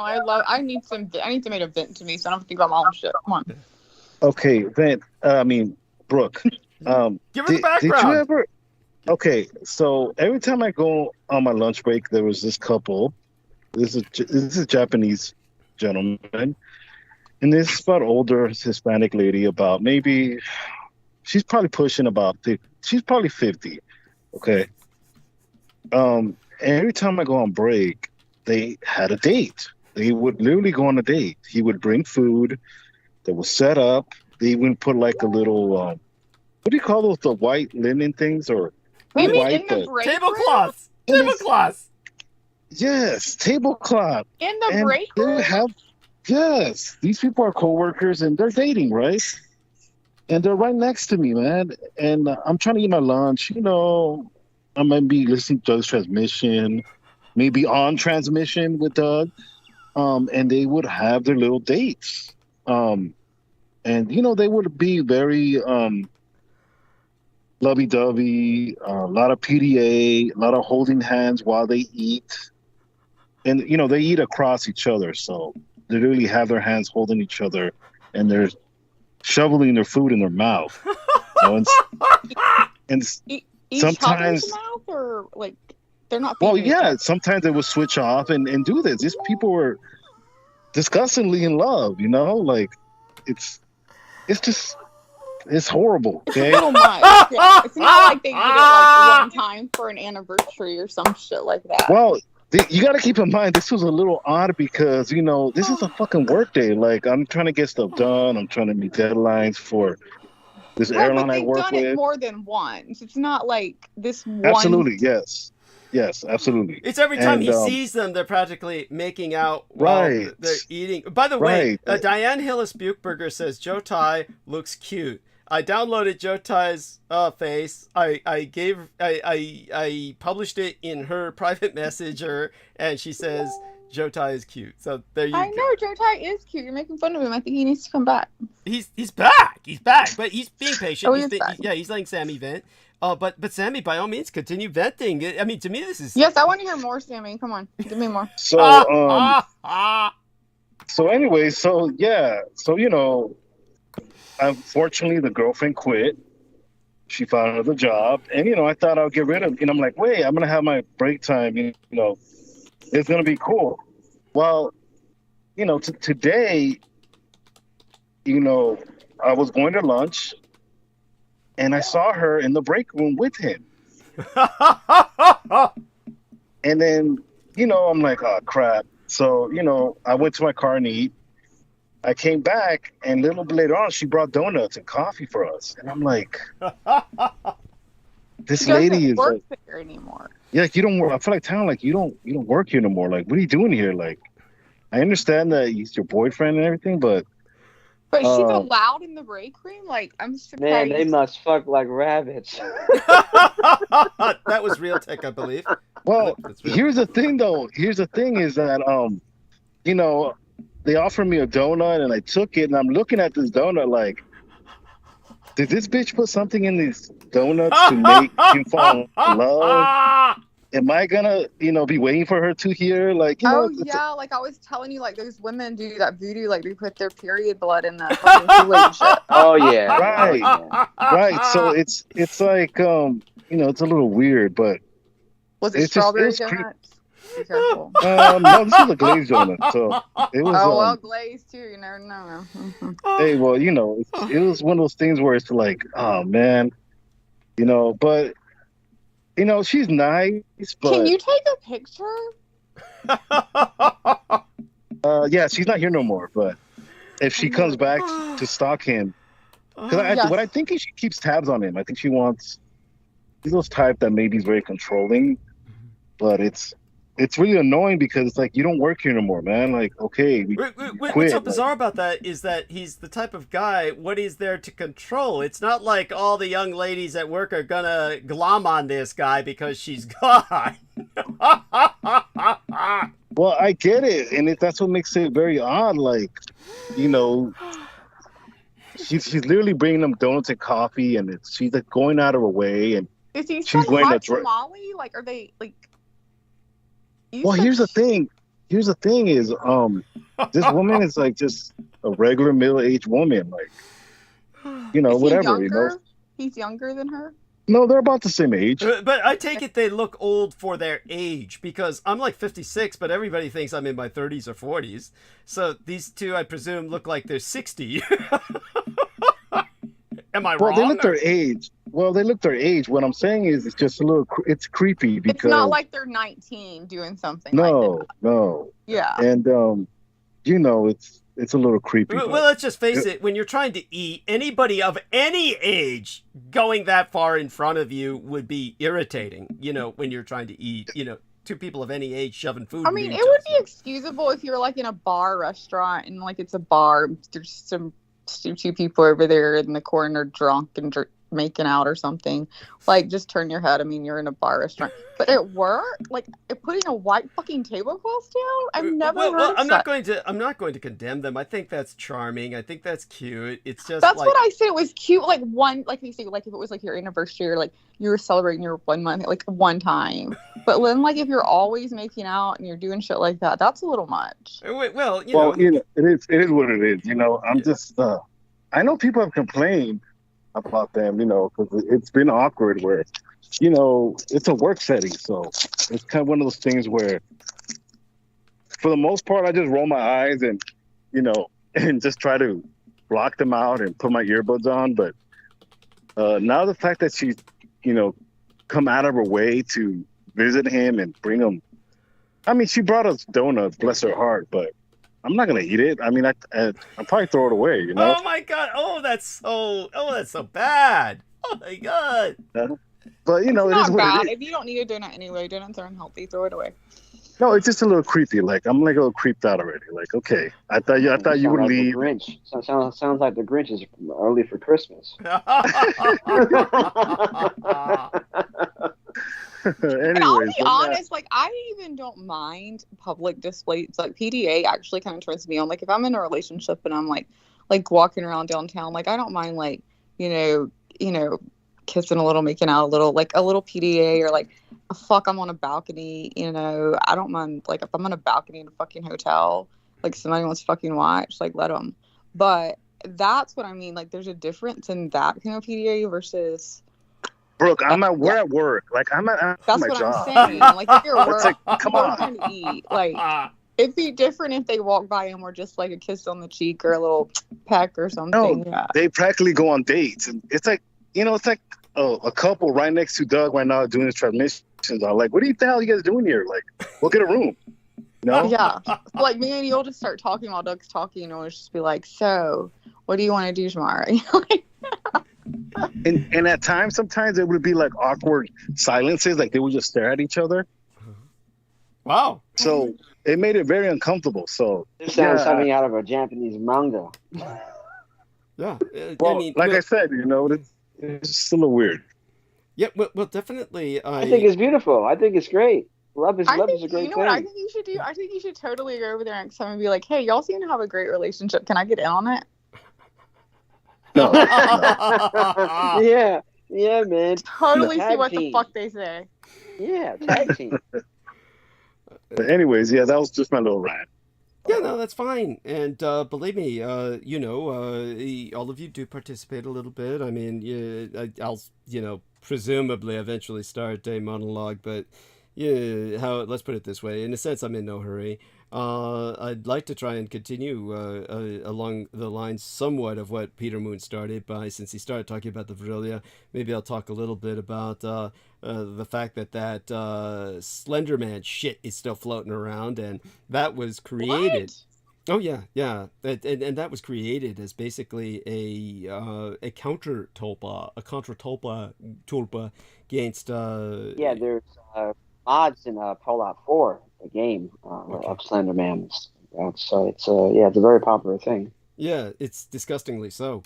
It is. And just so people understand, this was created as a contra tulpa against the Schrodinger's cat. Okay, what does that fucking mean? It used to be English. Oh, okay. Like a tulpa would be like a thought form that is thought so hard or thought so often that it becomes solid. So it becomes real. The realization of a thought form. And Right, but did it start as a story or a game? I can't remember. I remember the girls that killed for it. yes, and then that started off as basically a psyop. I mean, I can explain it later, but since you kind of started on the topic just briefly, what I'll tell you was that first off, in the time of the Third Reich, Schrödinger, the great scientist, the physicist, created a tulpa, a thought form called Schrodinger's cat, or Schrocat. Now, I had once published an entire portfolio on this entity that basically was kind of like the perfect spy, a thought form that could appear in people's minds and take thoughts or intelligence, steal knowledge from inside men's minds, or terrify their dreams. Schrokat was then kind of leaked to the public as a kind of physics riddle or a kind of physics concept. So you've heard the term What was Schrodinger's cat. Schrokat? Well, Schrodinger's cat you've heard of, yes? The term. No. Oh, okay. Schrodinger's cat is a physics term that has been popularized generally to the general public as I went to school in South Carolina, okay? And I did not graduate college, so no. Honey, please. The majority of Nobel Prizes in literature are won by Southern writers. At any rate, when it comes to the Schrodinger's cat as a concept, it was leaked to the public as basically a physics riddle, just kind of like, when a cat is put inside of a box, at the moment that it's inside the box and you cannot see the cat, is it alive or is it dead? And kind of like that is the true, like if a tree falls in the forest. Yes, it's like Zen bullshit that that basically is meant to challenge your concept of reality itself, and the end result is you don't know until you open the box. But the reality is it was nothing like that. The reality was that this was a tulpa generated by Dr. Schrödinger for purposes of terrorizing the Allies. So how did it terrorize them? How are we thinking about that terrorized them? Because, for one thing, the Allies are very anti-youth. The Hitler Youth represented the future of Nazi Germany. The Allies, of course, hated the Hitler Youth. The Hitler Youth were also some of their fiercest foes. For those who don't know, when the Hitler Youth were mobilized and deployed into battle, they had no concept of death, really. They were too young to appreciate what they were losing. So they were incredible in terrorizing the Allies. The Allies looked upon... No. You said the thought form of the cat Understood. thing. So the Shro... Were the Hitler Youth given Pervitin? I'm sorry? Meth. No,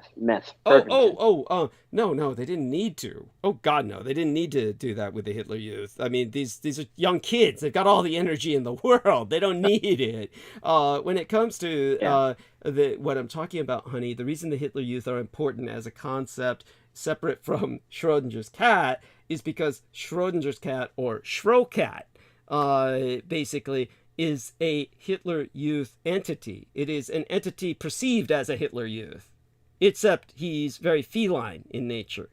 And this scared the hell out of the Allies. They would see this vision of this Hitler Youth-like figure, like a young blonde child, except he was very feminine and cat-like in nature, and that freaked them out because they're homophobic.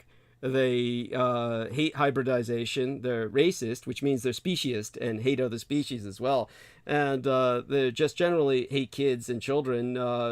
Just part of the American culture is that of hatred. If you don't understand what I'm talking about, let's put this into perspective. When it comes to you remember that stupid song written about the Vietnam War called 19? Like, oh yeah, your average boy was 19 when he went to Vietnam. And they made this whole song about that. The reason that was a pointed fact was because in World War II, as they pointed out, you're talking about men who were generally, as the average age of soldiers, were in their 30s and 40s. And often 50s. Your average age was in his 40s of your servicemen in World War II. And yet all of these men are maldeveloped. Think about Jason and Michael Myers and these various slasher films where the Texas Chainsaw Massacre, the one thing in common with all of these characters is that they are in a state of arrested development. Are you talking about Americans? Yes, that's your average American soldier because... In World War II? That's not true. My grandfather fought in World War II. All his brothers fought in World War II. None of them were that age, and none of them were malnourished.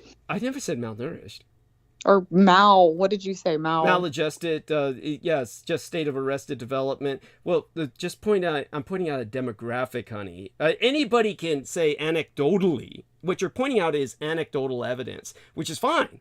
Anecdotal evidence. No, I mean, my uncle wrote a book on it. I wrote a book on World War II and his experiences, I'm going to presume that this was not, that's a book about his experiences as opposed to, say, for instance, an academic analysis. Obviously, I have pictures of their servicemen, of both him and, he had all of that is appreciated. None of that's being denied. None of those people looked at the age that you're saying. But that was the average demographic. I mean, you hear it in the stupid song. The reason they wrote that song, 19, the age 19, and the service in the Vietnam War was because they're making a point that's based on a statistical and demographic fact. That doesn't necessarily mean to discredit your experience of your particular relation. You said the average age was 40.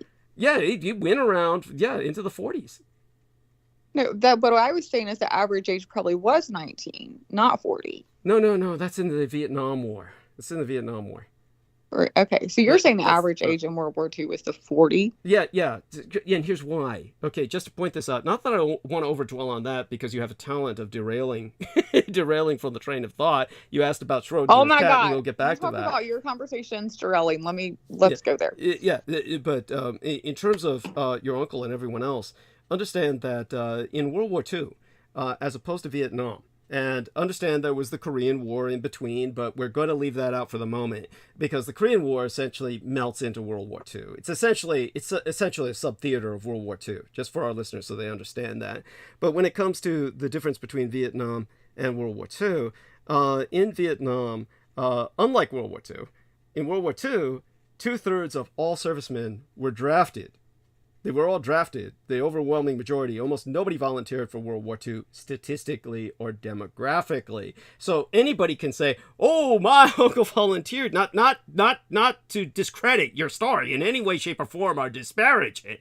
But the point is, whether your uncle volunteered or whether he was drafted is a moot point. The point that I'm making is that many people can have anecdotes about, they have relations who volunteered or signed up for World War II, but that's not the demographic norm. That's not the demographic norm. The majority were drafted. Whereas in Vietnam, the overwhelming majority, 2/3 who fought in Vietnam, were volunteers.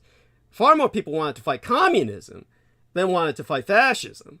So when it came to Vietnam, people were signing up in droves. It was a voluntary war. I think we may be on a mute point.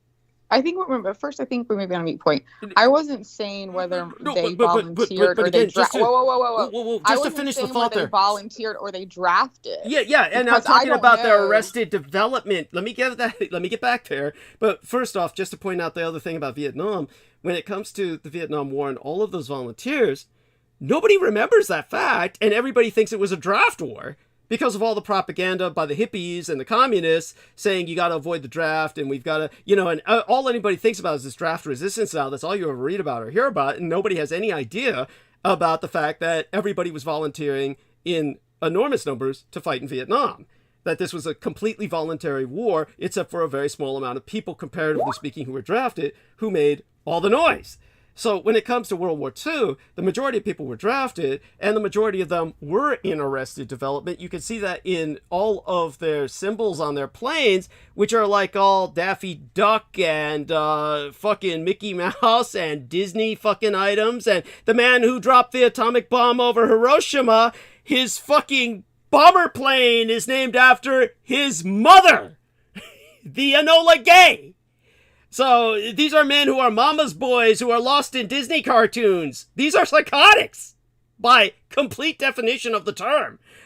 Nobody who goes to war in any other culture is burying cartoons on the side of their war machines. Nobody else is naming their weapons after their mothers anywhere else on Earth. There is a purely American pathology that manifested in World War II. A bunch of old mama's boys going to fight a war. Okay, that is the statistical and demographic norm. Whatever, hopefully your uncle was much more mature than that, and an exception to the rule, but... It's not my uncle, it was my great-uncle, my grandfather, all of my great-uncles. Got it. Now, by the way, just so people understand, military service is very important in the South. I mean, my grandfather was in the Marines, I believe, when the war started. I'm not sure. So okay, I mean, no, it's fine either way. It's not. Yeah, my grandfather was in the Army Air Corps. He I think he volunteered. Okay, there you go. All that being said, understand everybody that in the South, military service is extraordinarily important, and the overwhelming majority of volunteers in World War II, as opposed to draftees, came from the South, just so people understand. In the Midwest, right? Yeah, and some, the West to a degree. But the South, they're like, military service in the South is everything. I mean, like, if you go to the South... average age, it says the average age, what was it, in World War II was 26. That's with ancient. The draft. That's ancient, by the way. That's ancient compared to, like... It said, including all able-bodied men from 18. I've looked at two different pages, 18 to 45. No, that's fine. That's fine. By the way, that's ancient. That's ancient compared to, But records show boys as young as 14 serving as well as men well into their 60s. No, at this point, like Odie Murphy. He went early. Yeah, but he wasn't fucking 14. Okay, are you looking at this point when you're looking at people who are 14 years old? Are you looking at American statistics? Or are you looking at other countries at that point? Because that in no way, shape, or form was that legal in the United States. This was the United States. This was well, let's see. Yeah, the United States. Yeah. If they're saying that means they're counting in those who are illegally serving. The average age of the United States soldier in World War II is estimated at 26, with the draft including all able-bodied men from 18 years of age to 45. And by the way, is that Wikipedia? No, that is not Wikipedia. Okay, just make certain never to source Wikipedia. Just so people understand this. This is actually on I guess it's a study.com for a college. Okay, that's cool. So that being said, understand that anything from Wikipedia is not accepted in school for academic research. So all that being said, however, my point's still made. And believe me, in all the records I was dealing with, the overwhelming majority of people were in their 30s and their 40s. And whether they recompiled them later, and maybe even fuck with the statistics, because those statistics change with years when they do basically a kind of recensus of what kind of information. Yeah, because you weren't fucking with people then. You were fucking with this. You were fucking with papers. You didn't know the people in the war. Like, I mean, honey, my dad served in the war. Yes. My mother served in the war. How old was your dad and your mom when they were in the war? They were fairly old. I mean, my mother was born in 1923. Do the math. My dad was born in 1919. So we just do the math from that point forward. Right. Now, my dad got in. That wouldn't have put them in their 40s for sure. No, not them. But many people. Honey, let's get this straight. Okay, fuck everything that you are reading on that goddamn site. And take a look at every... Oh, look, hold on for a second. Hold on for a second. Look at all the pictures of the fucking generals. Look at all the pictures of the fucking generals. Be fucking old, motherfucker. Like, of course they are. No, yeah, but you don't understand that. That's not normal. All of these generals that you see serving in the United States are not the age of generals anywhere else in the world who were serving in that war. All the generals you see serving in the United States are ancient. Most generals are going to be even now. Like they're 30s, not that old. They're 40s, not that old. yeah. As a matter of fact, they don't want them to be that old because you get useless after a certain point, both mentally and physically. A general is theoretically a very physical job. The generals are suffering enormous rates of casualties in Russia right now because they have to be on the front lines. So they're all dying. So when you come to your average American general in World War II and you look at these guys, they're ancient. These are veterans of the Spanish-American War. These are people who are like literally in their 60s at the absolute minimum. And most of them were pushing in their 80s. Like MacArthur was in his fucking 60s, bordering on his 70s. I mean, this is crazy old. It's like these guys are... So was Eisenhower. So was Urban Romney. Yeah, but so understand this. When I'm talking about what I'm dealing with, is I'm also dealing with officers' records. And the officers were generally much older. And so certainly were in their 40s when your average soldier was in their 30s. This is what I was dealing with, was the officers' records. So the average guy serving as the commanding position is going to be in their 30s, 40s. The average guy who's in their 20s, I mean, that's bordering on 30s, 26, 27, when they're drafted into World War II. That's ancient. And that, of course, makes everything they display in all of their weapons so pathological. These cartoon figures, the obsession with the Disney cartoons, naming it after their mothers, etc. Like I said, there's no other culture that was doing that. So U.S. Civil War, there's so many generals that died. Yeah, Probably more than any other war in the history of the United States. Right. I mean, but that's kind of a factoid. I'm not quite sure how that fits in, but the point that I'm making about the older generals and everything, this is why it was very much an old man's war generally. So World War II was very much an old man's war for Americans. It says right now that the average age for a officer, this is a U.S. Army officer. You're talking about now? You talking about now? Yeah, this is now. Yeah. This is on Zippia. This is not on. This is the career expert. The average age has income, everything. Percentage of male, female, even LGBT. So the average age of an employed U.S. Army officer is 33 years old. Yeah, that's now. That's like I said. Compare that to the guys who were in World War II.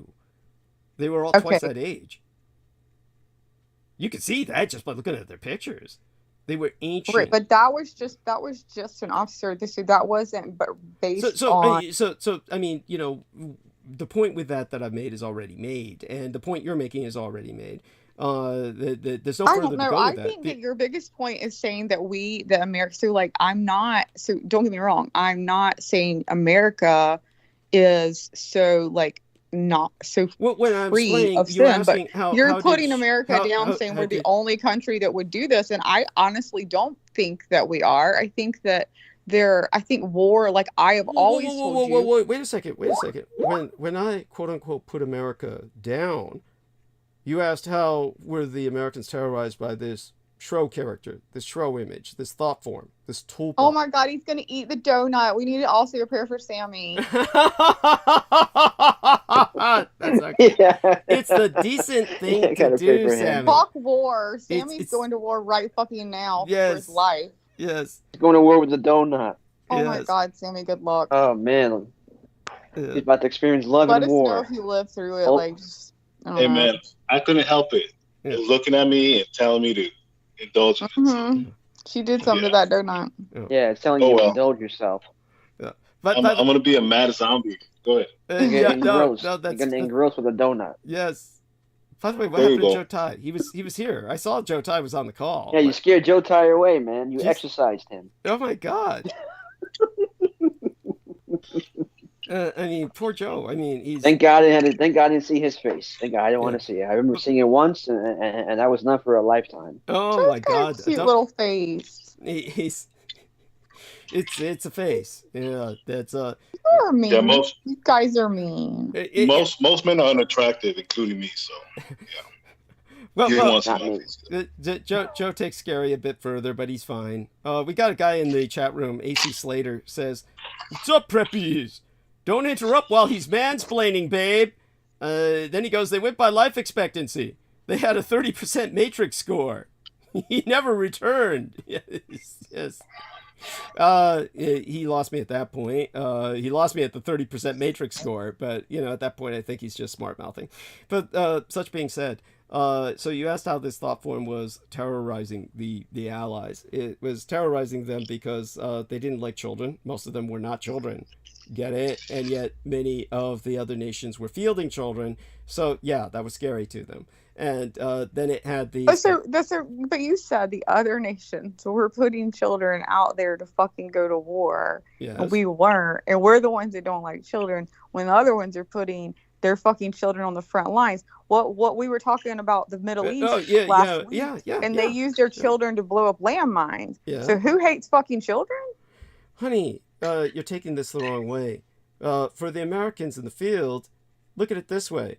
It may be the Axis powers that are fielding children on the front lines, but it's the Americans that are killing them. Get it?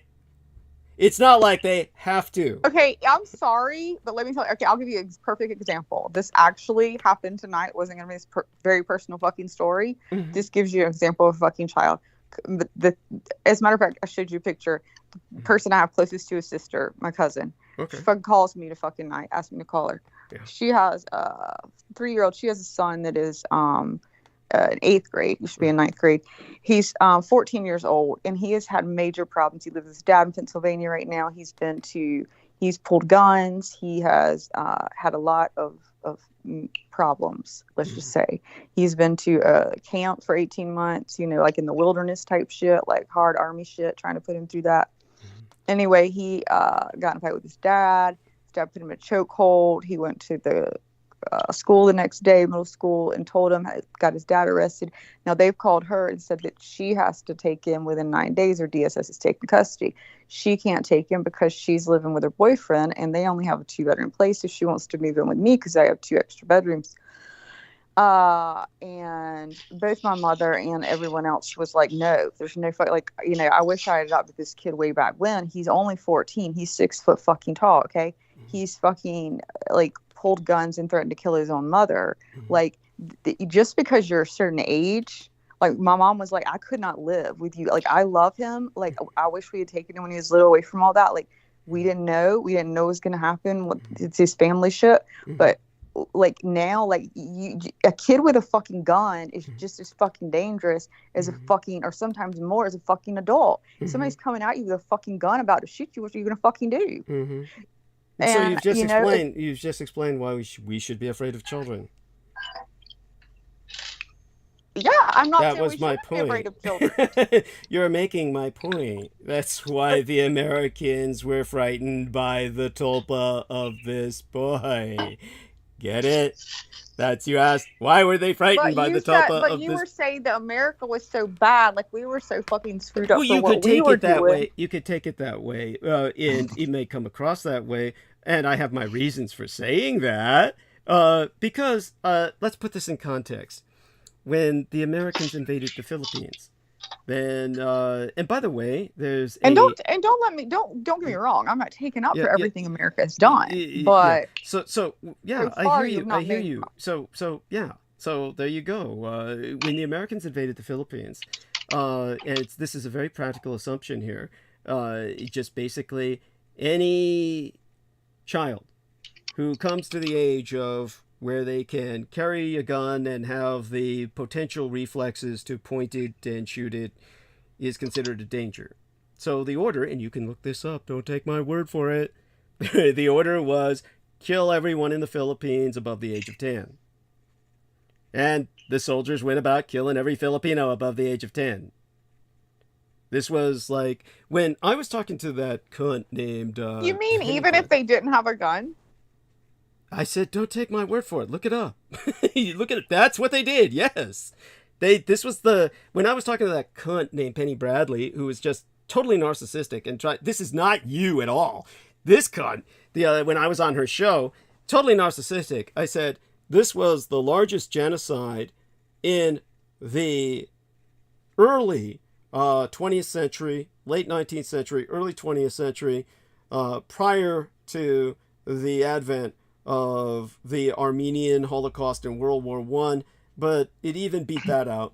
And so it was really the largest genocide until World War II. Then that fucking cunt went on about, what about the Native American genocide? Which, of course, is, I just said, 19th, 20th century transition. Because the Philippines was invaded in 1898. It's like, she wasn't even hearing what I was saying. It's like, she didn't even care. Because she just had to, get in there and dominate because she's just stupid. But you're not like this at all. But do take my word for this. The Americans had that as a policy, killing kids. So that was what they did in the Philippines. That was America's first Vietnam. Is that the Philippine-American War? Yeah. They call it by a number of different things. They call it the Philippine Insurgency, which is really bullshit. Basically, the Filipinos had declared independence. And the Americans said, fuck you, you're not independent, we bought you from Spain. And you belong to us. And we're going to kill you. Because they published it in papers. Again, don't take my word for it. You can look this up. They published it. I'm trying to look it up right now. Yeah, they published it in papers that, hey, the Philippines are great. The only problem is they're infested with Filipinos. So we've got to kill them all, and then we can make use of the Philippines. They published this in papers. So genocide was their stated objective. They killed, and you probably won't find this, because I burned all the documents and it's never been released, but you'll find hints of it. You'll find circumstantial evidence. They killed 3 million Muslim Filipinos in the southern regions of the Philippines. This is why Muslims hate Americans. That's, in fact, one of the men who blew up the Oklahoma City federal building, Stephen Nichols, I think his name was, partner to Tim McVeigh. They interviewed Tim McVeigh before they killed him. But Stephen Nichols, or Terry Nichols is still alive, and he's locked in a concrete hole, and no one has ever been allowed to interview him because his wife is a Muslim Filipina. And if they interviewed him and asked, why did you do what you do? He would say, because you killed 3 million of my wife's people. That's like big. A lot of people killed. 3 million. And that's where, of course, many Muslim operatives went to train in terrorism, because the Muslim Filipinos will never forgive the Americans. Also because they betrayed them, because the Filipinos fought beside them. Catholic Filipinos. So understand that there's the Filipinos in the south on the island where that idiot dictator Duterte was born, in the city of Mindanao. That city was one of the largest Japanese cities outside of Japan, in the Muslim area of the Philippines that he was born into. No one ever talks about that. So what happened was the Muslims were on the side of the Japanese, the Catholics in the north were on the side of the Americans, but that was only when the Americans would occupy their area. Otherwise, they were on the side of the Japanese. So the fact is that many Catholics were killed, and again, to tell you the seriousness of this situation, when they killed so many Catholic Filipinos in the north, entire families were wiped out, entire villages wiped out. They gave the order to kill everyone above the age of 10 in those areas, just as they did in the Muslim areas. The difference was the Muslims fought back ferociously, so they really took to killing them as much as they could. But in the Catholic case, the Catholics kind of, I wouldn't say they gave up at all. They fought for years, but it's just the resistance was still not as total. It wasn't as totalitarian as it was in the South, where everybody rose against them. Whereas the Catholics, some of them would try and bargain with the Americans, and then the Americans would settle down if they were given enough hookers, if they were given enough gold, if they were given enough drugs.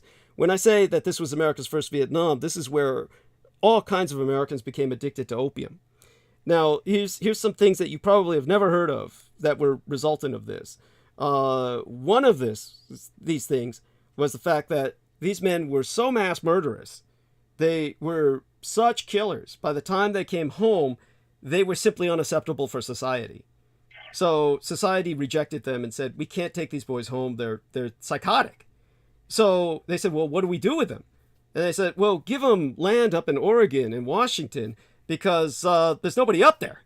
And so they gave all these veterans land. They signed over grants to them in Oregon and Washington. So the majority of Oregon and Washington, if you ever go up there, one of the first things you'll notice is, gee, everybody's fucking crazy. Gee, these people are all fucking nuts. And you ask yourself, gee, how'd they get like this? Well, all their ancestors are these crazy psychotic mass murderers who settled in Washington and Oregon, and their children have had parents that were beating them and raping them and talking about the good old days when they were doing this to the Filipinos. Now, I remember I brought this up with two guys interviewing me. These two white guys were interviewing me, and then one of them copped to it. He said, hey, you know, my grandfather, our great-grandfather, was in the Spanish-American War, where he fought in the Philippines. And he said he came home with this little Filipino boy he called Black Jim, who he kept fucking up the butt. And man, Grandma was really pissed. And I'm like, really? You don't say. Imagine that. God. And then after that, they never published the interview.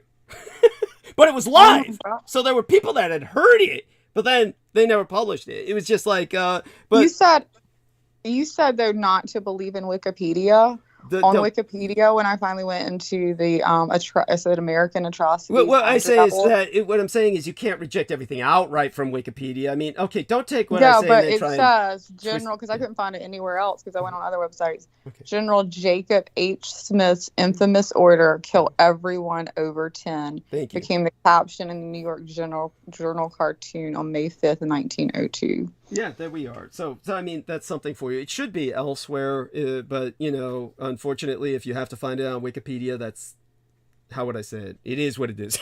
it's even on Wikipedia, some things will leak through. Even a stuck clock can be right 2 times a day. But when it comes to, oh my God, you're so negative.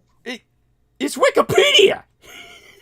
I know anybody can write it, but what I'm saying is, if it's backing up what you're saying, and I accepted it.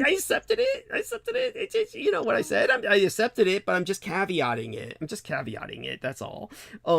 But so, honey, the other thing, aside from what I told you about Washington and Oregon, was that so many of the Catholic Filipinos were killed that one of them, named Leon Cholgos. Now, surname, by the way, Sammy can participate here and he could tell us, yeah, we got all kinds of Filipinos here and they all got these Spanish surnames. But, you know, there's these Filipinos with these really Spanish surnames like Aquino, and Cholgos is like spelled C-Z-O. Yeah, go on. He said something. Yeah, no, we have this Filipino lady, her name is Maria. Yeah. Like my girl, and she smokes a lot, but she wears this really perfume that it's very nauseating. And as the workday goes, the perfume gets stronger and stronger. So we know where she's at, because anywhere she's at, her scent of her, and it's that sweet perfume that is very nauseating. Oh yeah. So yeah, we know where she's at because you can literally smell where she's been. Oh my God! Bless her heart. She's you know, she has these long nails. Wears a lot of makeup. Wears a lot of designer stuff. But yeah, she's. You can literally smell her. Anyways, Thank you. Yeah. Thank you. By the way, I put in ha-has. He's showing us a picture of his donut. He's eating the love donut. It should be fine. Honestly, I'm sure she. Yeah, I know. I was just. Yeah, I know. I get it. Yeah, she bought it, but it's just annoying. But go ahead. There's this chick I know named Brooke. I mean, the Gibson girl. She ordered something from that DoorDash shit once, and the guy had his whole family in the fucking car, and then she didn't want to eat the food because she says, shit, this thing's been sitting on that guy's lap the whole fucking time, and it's like, that's how he was keeping it warm, you know, on top of his boner and shit, and she felt like, you know, she's gotten fucked food, and it was horrible. Thank you. The woman got out of the car, and it was like, this is before 2020, and that opened the DoorDash, like, I opened the door, and she's in her car, and her husband's in the front seat, and I guess her boyfriend, what the fuck ever, fat ass, he was there. They were both fat, and then there's fucking 2 kids in fucking the back seat, and these weren't like fucking 2-year-olds, they were like fucking teen, like, I don't know, preteen. They're fucking like bringing my fucking food, and I'm like, well, where the fuck was it sitting? And I don't know if I want to eat it now. So I'm obviously didn't say that to her, but like, That's hilarious. Because like he had like if you get DoorDash, you think they're gonna sit it in the passenger seat. They're gonna sit over there. Like there was nowhere in that car to sit that. He had to hold that fucking food. Oh, they were passing it around. Yeah, go on, Sam. That's one of the things that my dad used to. My dad used to sell food, but the way my dad used to sell food was he always kept his nails clean, always was bathed, always was shaven, and he always looked clean. Yeah. He never was scraggly, and he said, that's part of selling food is you have to look clean. Pretty much, part of your appetite is it has to be pleasing to you, whoever served it to you, because then that's really gonna, even if it tastes, it's not as good, but if the person serving it to you looks presentable and they're not scratching their balls while they're giving it to you, getting all that all that funkiness out of, I'm sorry, I'm getting too graphic. You know what I mean. One of makes they probably scratch themselves, one of those turds that Doug lays, every week. You know what I mean? But she may not know what you mean, and I'm not quite sure we should explain that to her. But go on. Yes. I'm sorry, I'm just roasting Doug because it's his birthday. But no, you have to be presentable when you're getting food because it is really gross. I don't blame Brooke. This guy must have either you never know. He must have been jacking off on top of the food. You never know. You just don't know. But the funniest story, my dad can tell it, so you're not going to get the full picture of it. But we had a lake house, and so on the way to the lakes here, so basically we had these beautiful lakes, but on the way there, and especially, this was, 15, 20 years ago, there's just, you're going up highways, like a 2-lane highway, that beautiful houses up there, but on the way there, it's just kind of country, right? So there was one gas station you could stop at right before you got to the lake, because the last place you could stop, and they sold, like basically it's a gas station, but like a, had hot dogs and stuff in there. My dad, I would always ask him to get a hot dog, and he's like, no. He would tell me why, because he had gone in there one day, because he used to go to the lake by himself a lot. He went in there to get a hot dog, and the guy in there that owned the place, my dad ordered a hot dog and he said, turned around, this big old guy, and he's like 60s. He turned around and goes, because I remember my dad pointed him out to me, but I was not allowed to order a hot dog. He's like, what you want on that? What you want on that hot dog? What you want on that hot dog? As he dug into his ass. Now, my dad would do this. He was literally digging up into his ass as he said, what you want on that hot dog? Scratching it. Like he was scratching his ass, but doing a very good apparent dig. Thorough deep dig. Thorough deep dig. What you want on that hot dog? That's a secret recipe for the chili. Go ahead. Yeah, that's what I'm saying, Dad. I'm sure Dad probably just took it. I don't even know. My dad may have just said nothing. Never mind. I don't even remember that. But seeing my father do that image, just like hysterical. No, that is funny. There was this one gas station in Berkeley where I met this guy whose name I do not remember, and he's probably grateful for that, who used to try to find certain out-of-circulation comic books for me. And just so people understand this, they weren't pornographic either, because I would ask him about that, and he would get totally freaked out. It's like, I don't know why, but he like, oh, no, I won't search for that. And then at one point he like gave me like where to find what I was looking for. And it was just like some message as to where you can look for this, as opposed to finding it for me, which he could have done, because this was what he did for a living, was find out of print, out of circulation comic books.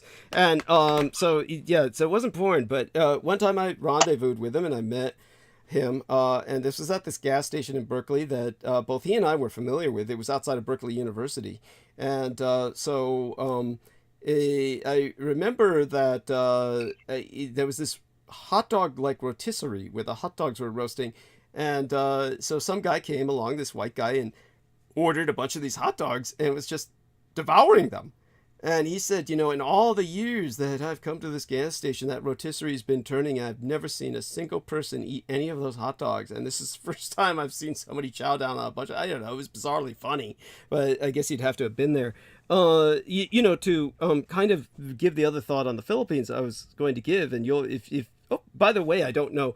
Oh yeah, Brooke, bless her heart, she did try to listen to what I said about when they tried to set me up as Patsy for killing Clinton, and I did try to listen to it, and you did, and I kept hearing me when I woke back up. So it was like I was fast forwarding over it. I don't know, it was too short or something. So, okay. It must have been a short story. Oh, no, it was not a short story. I mean, all the guys were here to listen to it. And then, when I was done with it, I was like, ta-da! Are you convinced now, honey? And was Joe Ty awake for it?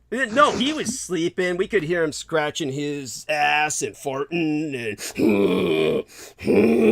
yeah, I'm kidding. He didn't do any of that. He was very quiet, but he was sleeping. He was sleeping, but he was on. He was unmuted. You slept very peacefully and quietly too. We didn't hear either, but you were both asleep. I was muted. Yeah. You were both dead asleep. But what I'm going to do now is just get the timestamp for you. I'm going to dig that timestamp up for you, and I will slap it into your I went back to the fucking timestamp. I'm trying to do it right fucking now. That's why I paused it. So you see the timestamp where it says Clinton, right? The timestamp where it says, Doug Dietrich. Okay, I'm going back to last week. I'm on critical emissions. Okay, pause it, sit and play. Timestamp. It's the second timestamp. It's the second timestamp. 627 to 737. Yeah, that's it. Deep dive into deconstruction of the two-party state still being extant. It most definitely isn't. Oh, I think. Okay, I know what I did. I went to 529 to 627 because I figured your own Peter moved to 410, and then I figured it must have been to 627. Yeah, that's the problem. So you need to dive into the one 627 to 743, and then you'll hear the story. Okay, now I do look forward to your feedback on so that's Well, how long is the story? I can mute it while y'all talk and listen to it really quick. Honey, it's from 627 to 743. It's a long story. Don't do that. Oh, that's the whole fucking story? Yeah. God, no wonder. Fuck, I did sleep a while. Yeah, honey, man, you slept a while. Yeah, you were you were in dreamland, and yes. But honey, it would have to be. It's a true story. It's not like I'm making this shit up. That's why I said afterwards there, I named all the names. I put it all in historical context. And what do you think? And all I got was crickets. Yeah. I know, because half the time I'm like, I don't know if you're missing shit or not. And then you give me all that. Yeah, and then I'm sorry. Yeah, no, but I knew that I've kidded you before with that, so I'm sorry. I really did go back and listen, but I listened to the wrong timestamp apparently. No worries. Yeah. And so, and here's something else that's also unbelievable, and another presidential assassination story to come out of the Philippines. What happened was one guy. Willie the Clit, by the way? Yeah, that's what they used to call him. In the military, they called him Willie the Clit. Yeah, I'm gonna go listen to it for next second. Yeah. Anyhow, so when it comes to heard a notification noise there, but that might be on somebody else's phone or something coming through. But basically, when it comes to the Philippines, like I said, many of these Filipinos have these Spanish surnames. Like Cholgots, and in this case it's spelled CZOLGOLZ, basically, like Cholgots. It's a very it's the one thing you can tell by that name, it ain't Polish. It's not a Polish name. This is an important point, because what happened was this young Filipino named Leon Cholgaz, whose entire family was wiped out by the Americans, came to the United States and killed the president. He killed William McKinley on September 11th, 1901, 100 years to the day before September 11th, 2001. So when he shot McKinley, it took McKinley maybe about a week to die. Basically everybody fucked him over in terms of the doctors, because they were they didn't know what to do. Some little Filipino had shot the president, and they basically, finished the job for the Filipino, but it took him a while to do it. Then he died in pain and terror and completely alone in the world as far as he was concerned. And that was how Doofus became president, the Republican Roosevelt, Teddy Roosevelt, who promptly said, hide this fucking act by executing the Filipino, and you tell everyone he was Polish. Don't let anyone know he was Filipino. And they paid a Polish family whose son was mentally disturbed to take the blame. Now, no one can prove any of this because they took the Filipino's body and they destroyed it in a vat of acid. Don't take my word for that. You can look that up. They took his body and destroyed it in a vat of acid, completely dissolved it, so that no one would ever be able to identify his ethnicity. But it was this little Filipino. If you ever take a look at the photographs of this guy, you say, that guy ain't Polish. He's black as the ace of spades compared to any Polish person. He's basically very, very brown. He's a very dark brown, and he's very short. He's obviously malnourished, like a third worlder. He's basically Filipino. You can see the guy's Filipino. And then, of course, they dissolved the body completely. And then they said, oh, it's a Polish guy. And then this Polish family took the blame, took all the money. And their son disappeared. And nobody cared because he was retarded, basically. Or shall I say developmentally disabled. Or mentally disturbed, really. And fairly talented, actually, but mentally disturbed. And basically they killed that guy. So probably dissolved his body as well. But the point was they didn't want the world to know that the Filipinos had taken out their president. And after that, they pursued with further war against the Philippines. But there you have that. This is part of that horror story where your history can be completely rewritten. So if you ever look up Leon Czolgosz, all you're going to get is this bullshit about the about the Polish guy. I destroyed all the records about the Filipino guy. But to put this into context for you, the Americans had, at the same time, invaded Korea. And they had established a guy named Durham White Stevens, a white guy, in charge of Korea. And the Koreans killed him here in San Francisco. 2 Koreans came and they shot his ass up, killed him in front of the Ferry Building, and the New York Times published, you can look this up yourself, don't take my word for it, the great lady herself, the New York Times published as a headline, "The American dictator of Korea was assassinated." Nobody knows this. So here's the Americans setting up an American dictator in Korea. The Koreans come over and kill this son of a bitch here in America. Nobody knows this. You've got a Filipino comes over to the United States, kills the American president. They cover that up, dissolve his body in acid, say it was a Polish guy, and he was working on behalf of the communists. Now, bear in mind, the Soviet Union had never been established yet. There was no communist empire. They said, he's a communist, when there was no state-sponsored communist terrorism at that time. So it's all, everything you know is a lie. Everything you know is just 100% bullshit. It's like what we brought up about World War II. Like I was slamming home with Peter the other day when Peter was like talking about, these guys on the front lines in World War II. And I said, man, you were the luckiest man in the world if you were drafted and went to the front lines in World War II, because as bad as it was, you had a higher statistical rate of survival than if you stayed at home. Now, any American who hears that is going to say, oh, that's crazy. You're talking bullshit. Well, bear in mind that the Germans had no way. Oh, no, I remember I was awake for this. Oh, so you remember that? Yeah, they were killing all these laborers. Most of them women. Yes, because they were like the plants and they were saying there were accidents and things like that. Yes. And it was all women that were dying. It was just, as a woman, you had 8 times the fatality rates. You had 8 times the chance of dying as a woman working here at the home front in America than you did as a soldier on the front line. Does anyone give these women medals? Is anyone saying, hey, Rosie the Riveter is a hero? No, all she gets is a fucking poster. Yeah, Rosie the Riveter. Yeah.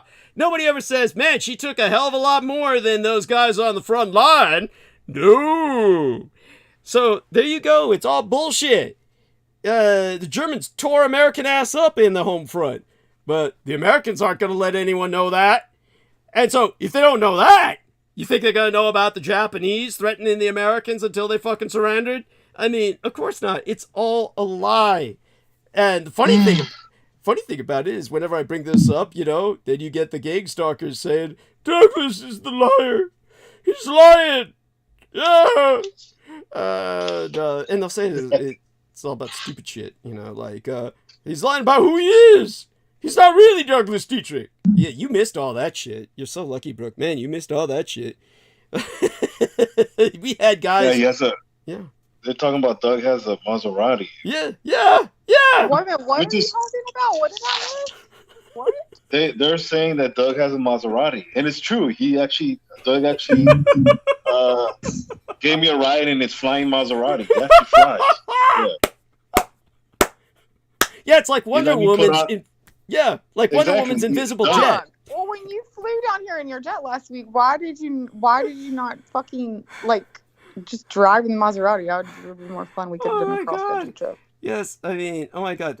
By the way, thank you to 2 contributions from 2 wonderful people, one of whom wants to remain anonymous, understandably. So one gentleman says, Douglas, tell them this is an anonymous contribution. So I will tell them just that.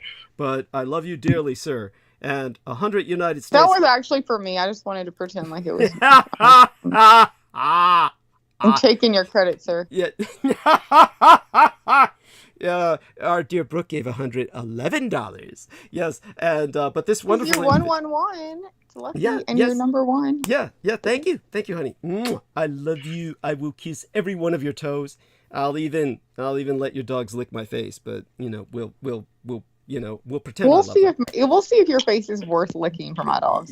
Yes, understood. They have very special little tongues. Yes, that's cute.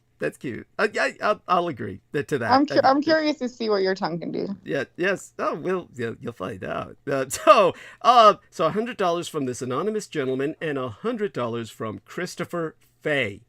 So Christopher Fay, God bless you, sir. You're the man. And he's in West Palm Beach, Florida. I'm glad you survived Hurricane Ian. They named it after this guy who's on our show. Yes. Man, Brooke. I'm sorry, Lady Brooke. Oh, God. Lady Brooke. I can be a man, dude. Like, I'm telling you, he can't get that fucking bed fucking wet with 2 girls. Yes. But the corner of the fucking thing gets fucking damp. And he's got to get rid of it. He's got, what do you call that? It's an issue with this. There's some kind of issue going on there. Yes. Some people would call it meth, but we're not going to go there. We're not going to go there. He denies using that. In all fairness, he's not here to defend himself, so he does deny using that. I'm going to make fun of him. But that being said, it's easy to imagine. So aside from all the stuff that we've, he probably just didn't notice how when all the girls were there, he just didn't notice how wet the bed was because he was too. That's and he said that happened from the hurricane, right? It's so fucking weird. He said somehow the hurricane. Anyhow, everything he says just is weird. I mean, he grabs the sandwich bag from somebody and collapses, and it's like, and his neighbors walk up and he collapses, and he's certain they've had the shot. He says it's because they had the COVID shot, and like Brooke said, did he ask them? How did he ascertain this? But somehow no, he did not. He did not speak to them, but he's pretty sure they. Yeah, that's the impression I got too. In all fairness, that's the impression I got. He wasn't speaking to them. Yeah. Oh my God.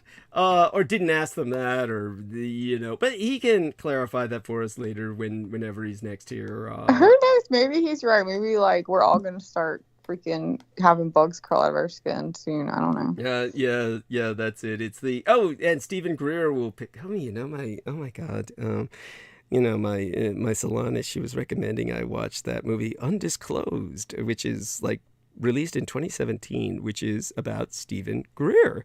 And God, I think I've watched that. I've watched enough of Stephen Greer. And he must have died right after that, or they might have released Stephen Greer didn't fucking die? Honey, he's dead. He's been dead forever. He must have died while they were making that. They must have released it just right after he died, or he must have died right after they released it. Are you serious? Steven Greer's dead? I swear I fucking saw like him on. Well, I watched him on Gaia like a fucking 6 months ago. I guess it was recorded, but I thought it was fucking newer than that. He's dead. If he's the podiatrist that I know that I met. No, you're not talking about the right. Okay, that's the podiatrist. That's not Steven Greer. Oh, who is? You got your name wrong. Okay. Yeah, Steven Greer is the guy that fucking is the alien guy. Well, he's an alien guy too, obviously. Yes, but Steven Greer is the one that like. He's the one that I don't know. Like he works with the government. He's a doctor. He's actually an ER doctor. Is how he started out. But like he was actually even called up by Bill Clinton to give.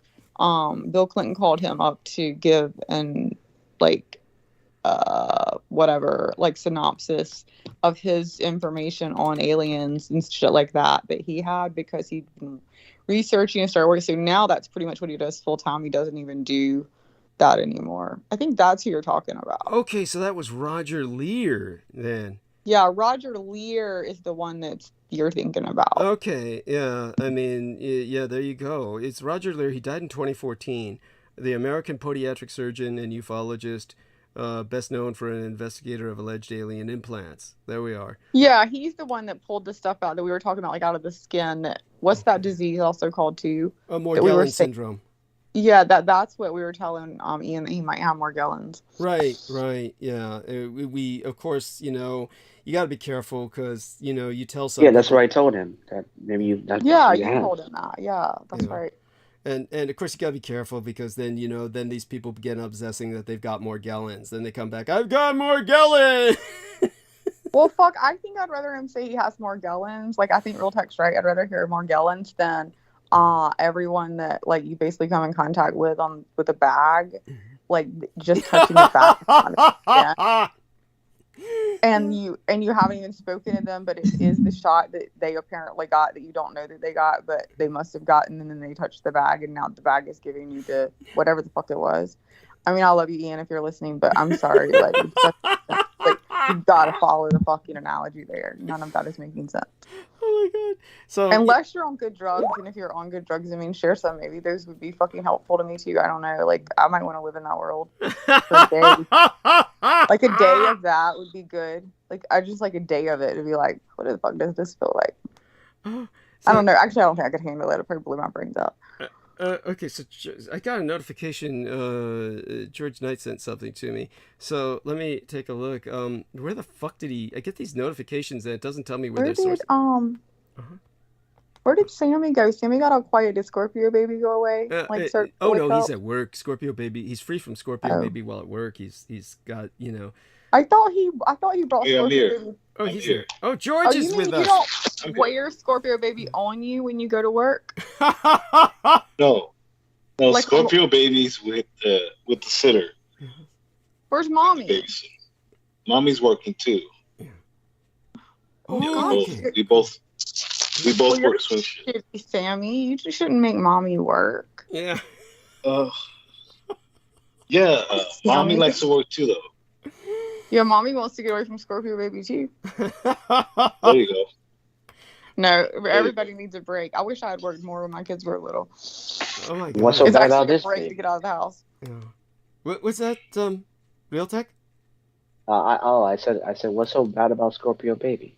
Oh no, I love Scorpio Baby. I can't wait to meet Scorpio. I'm a Scorpio rising, so I'm technically like that's my ascendant. That's my strongest sign. So when I say Scorpio, but I say it because when I first said the baby was crying and then he suddenly disappeared and Doug was like, oh, the baby must take it in. I was like, well, it must be Scorpio Baby. Scorpio is known for being the sign that's a little like secretive and I don't know. Oh, just all kinds of dark aspects. Yeah, a little dark stuff, So I was like, "It's a little Scorpio Baby." Got him. Yeah. My dad was Scorpionic. Yeah, he was born under the sun sign of Scorpio. And so, by the way, our dear George Knight is with us as well. So jump on in and say hello. For some reason, Joe Ty is maintaining silence, and it could be because he's fallen asleep again. I'm not quite sure. But George Knight, glad you could join us. I was worried there for a bit because I didn't see you open any of my messages. So apparently you've opened them now. And so hopefully you might be able to speak privately sometime soon. Let me take a look at my own calendar. I don't know, maybe Friday or Saturday, sometime into the weekend. I should be, trying to come down a bit from my partying at that point. Or sometime soon. Next week, Tuesday. And happy probably. Birthday. Yeah. Oh, thank you. Happy birthday, Douglas. Thank you. Yeah, thank you so much for having me on. And I hope you have a wonderful birthday. I just want to come wish you happy birthday today. Oh, thank you. It's been wonderful so far. And again, to explain to everybody, because I'm still getting incoming questions about it, the photograph embedded in live stream, understand that it's not soft focus. That's wildfires in California. So we had a lot of haze from the particulate pollutants. And the smoke was definitely heavy in the air, and the kids could smell it, the blood boys. And so one of them was particularly frightened, and you can't really feed from somebody when, they're terrified like that. So I took him into the pool to let him know, in a worst case scenario, if the fires do surround us, we've got this here to dive into, and calmed him down before I fed. So there we have that, so people understand that situation. That being said, dear George, tell us a bit about whatever you want to share with us. I gave you a bunch of links, and certainly yes, thank you. You can tell our lady Brooke what you thought about what I said when I talked about, and Realtek was here. Both Realtek and George Knight heard what I said about the Clinton hit and all that. Maybe you guys can tell her a little bit about it and see what she says, Oh yeah, and Douglas, thank you. Yeah, we will have a private talk, and I want my Sarah to be there as well. So I'm going to organise it so it'll be us three together. So that'll be wonderful. So whenever that happens, hopefully this weekend. Okay. So yeah, that's what I'm hoping for, getting all us three together to have a chat. So that'll be nice. Great. Yeah, thank you. So then it gives her a chance to talk to you as well personally. Yeah, it'll be lovely. Okay. But yeah, oh God, yeah. Sorry, but yeah, what do you want to know, Brooke, about the Clintons? I was telling my friend about the Clinton, the Bush dynasty and the Clinton administration, and just their pact that they were going to jump between one to the other for decades. I explained all that to my friend the other day, Douglas. Oh, wow. But yeah, I can tell you whatever you want to know. And well, George, what is your sun's sign? When were you born? I was born only 87. Your sun, so your sun sign, like your astrology sign. Libra. Oh, you're both Libras. Look at you. So when you just had a birthday? Yeah. Mine was on the 11th. Yeah, 9 days before Douglas's. Oh, maybe I missed that, or I said happy birthday and I forgot. Maybe I was drunk. Oh, you did. No, you did. Yeah, thank you, Brooke. Yeah, I think I was drunk. Oh, right. I'm sober tonight. I told Douglas got me sober because he made me go back and listen for last week. Transmission to try to listen, so this brings all to a circle.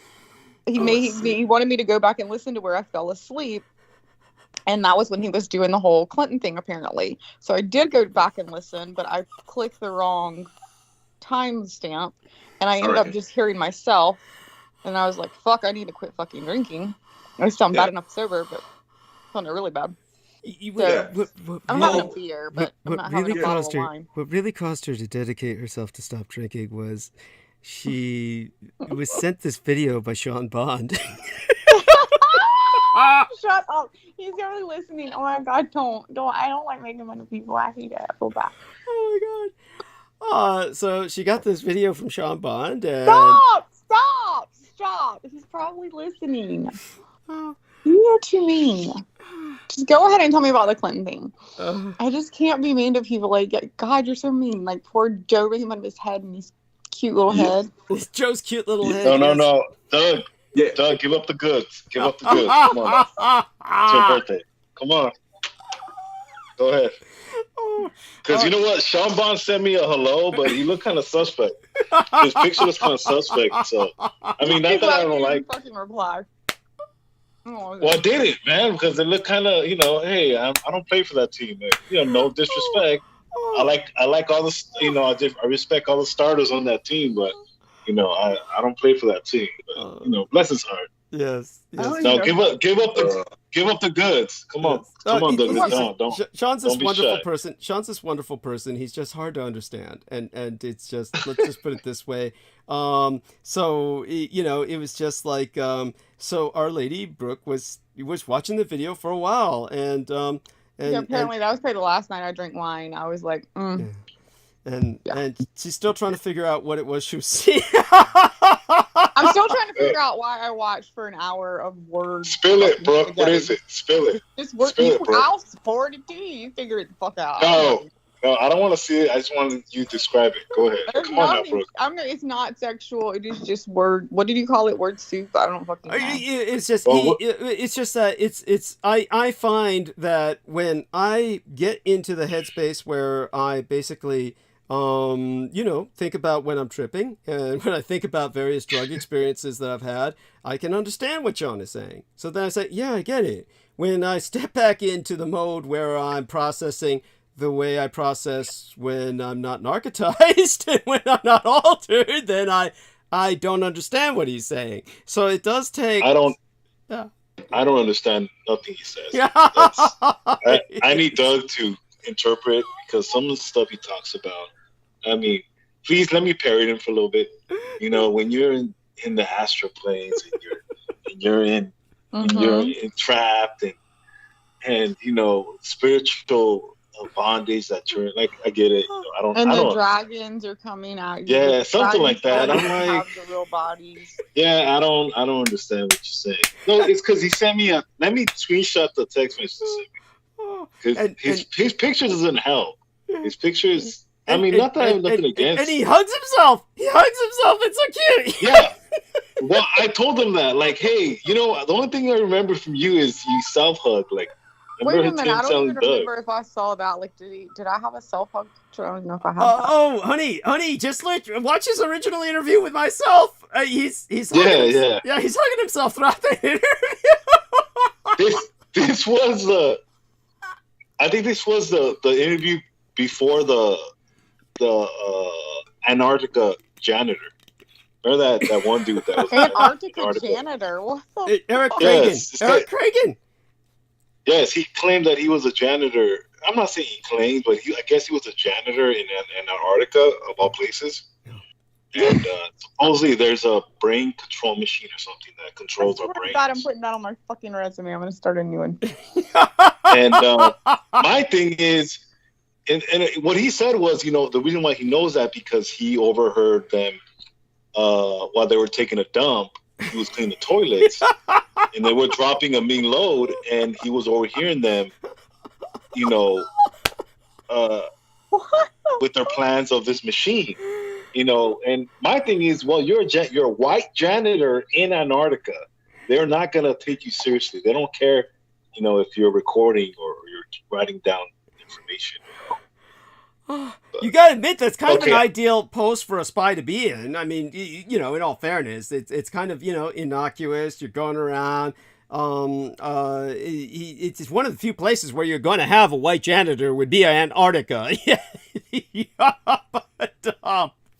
but if I'm a scientist, like, you're a janitor, bro. Like, clean this toilet, dude. Like, what are you doing? Like, He was very angry about it. He felt he was pretty much disrespected down there, and and so he's bitter about it. And he should know that too, though. I mean, you're a janitor. Like, come on, bro. Like, they're not gonna take you seriously. Like, just. Anyways, go ahead. Yeah, no, I hear you. I mean, that's the horror of the human situation. I mean, we have our caste system. We've got this system, and. So, George Knight. So, please, yes. Sarah's gonna dress me down. What's gonna happen is, George's gonna talk to me. Sarah will dress me down. She's gonna tell me. Yeah, she'll be fine. I'm sure she's gonna be kind to me. She'll be kind to me. And, absolutely. No doubt, Douglas. Yeah, I think it'll be nice for her to have a chat with you, and just she's done so in the past, but it'll be nice for her just to have a dialogue with you, so then she could who she's talking to the real person. So it'll be nice for her to do so, and then Why she can have. Why is she never on here speaking? And yeah, I could.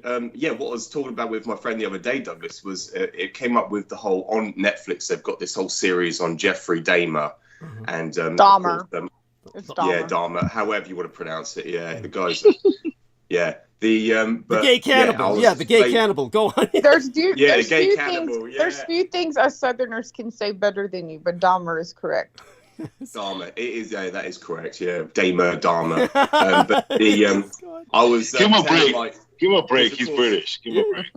Yeah. I was explaining because a lot of people were trying to, suss out in the UK. A lot of people that they're trying to work out. Oh, why was he doing that? Why was he? What possessed him to do such horrible and grotesque things? And I was explaining to my friend, well, he was actually he was in the military at one stage, and he done one killing before he joined the military, and the guy killed a hitchhiker just out of a reaction. Just he pissed him off.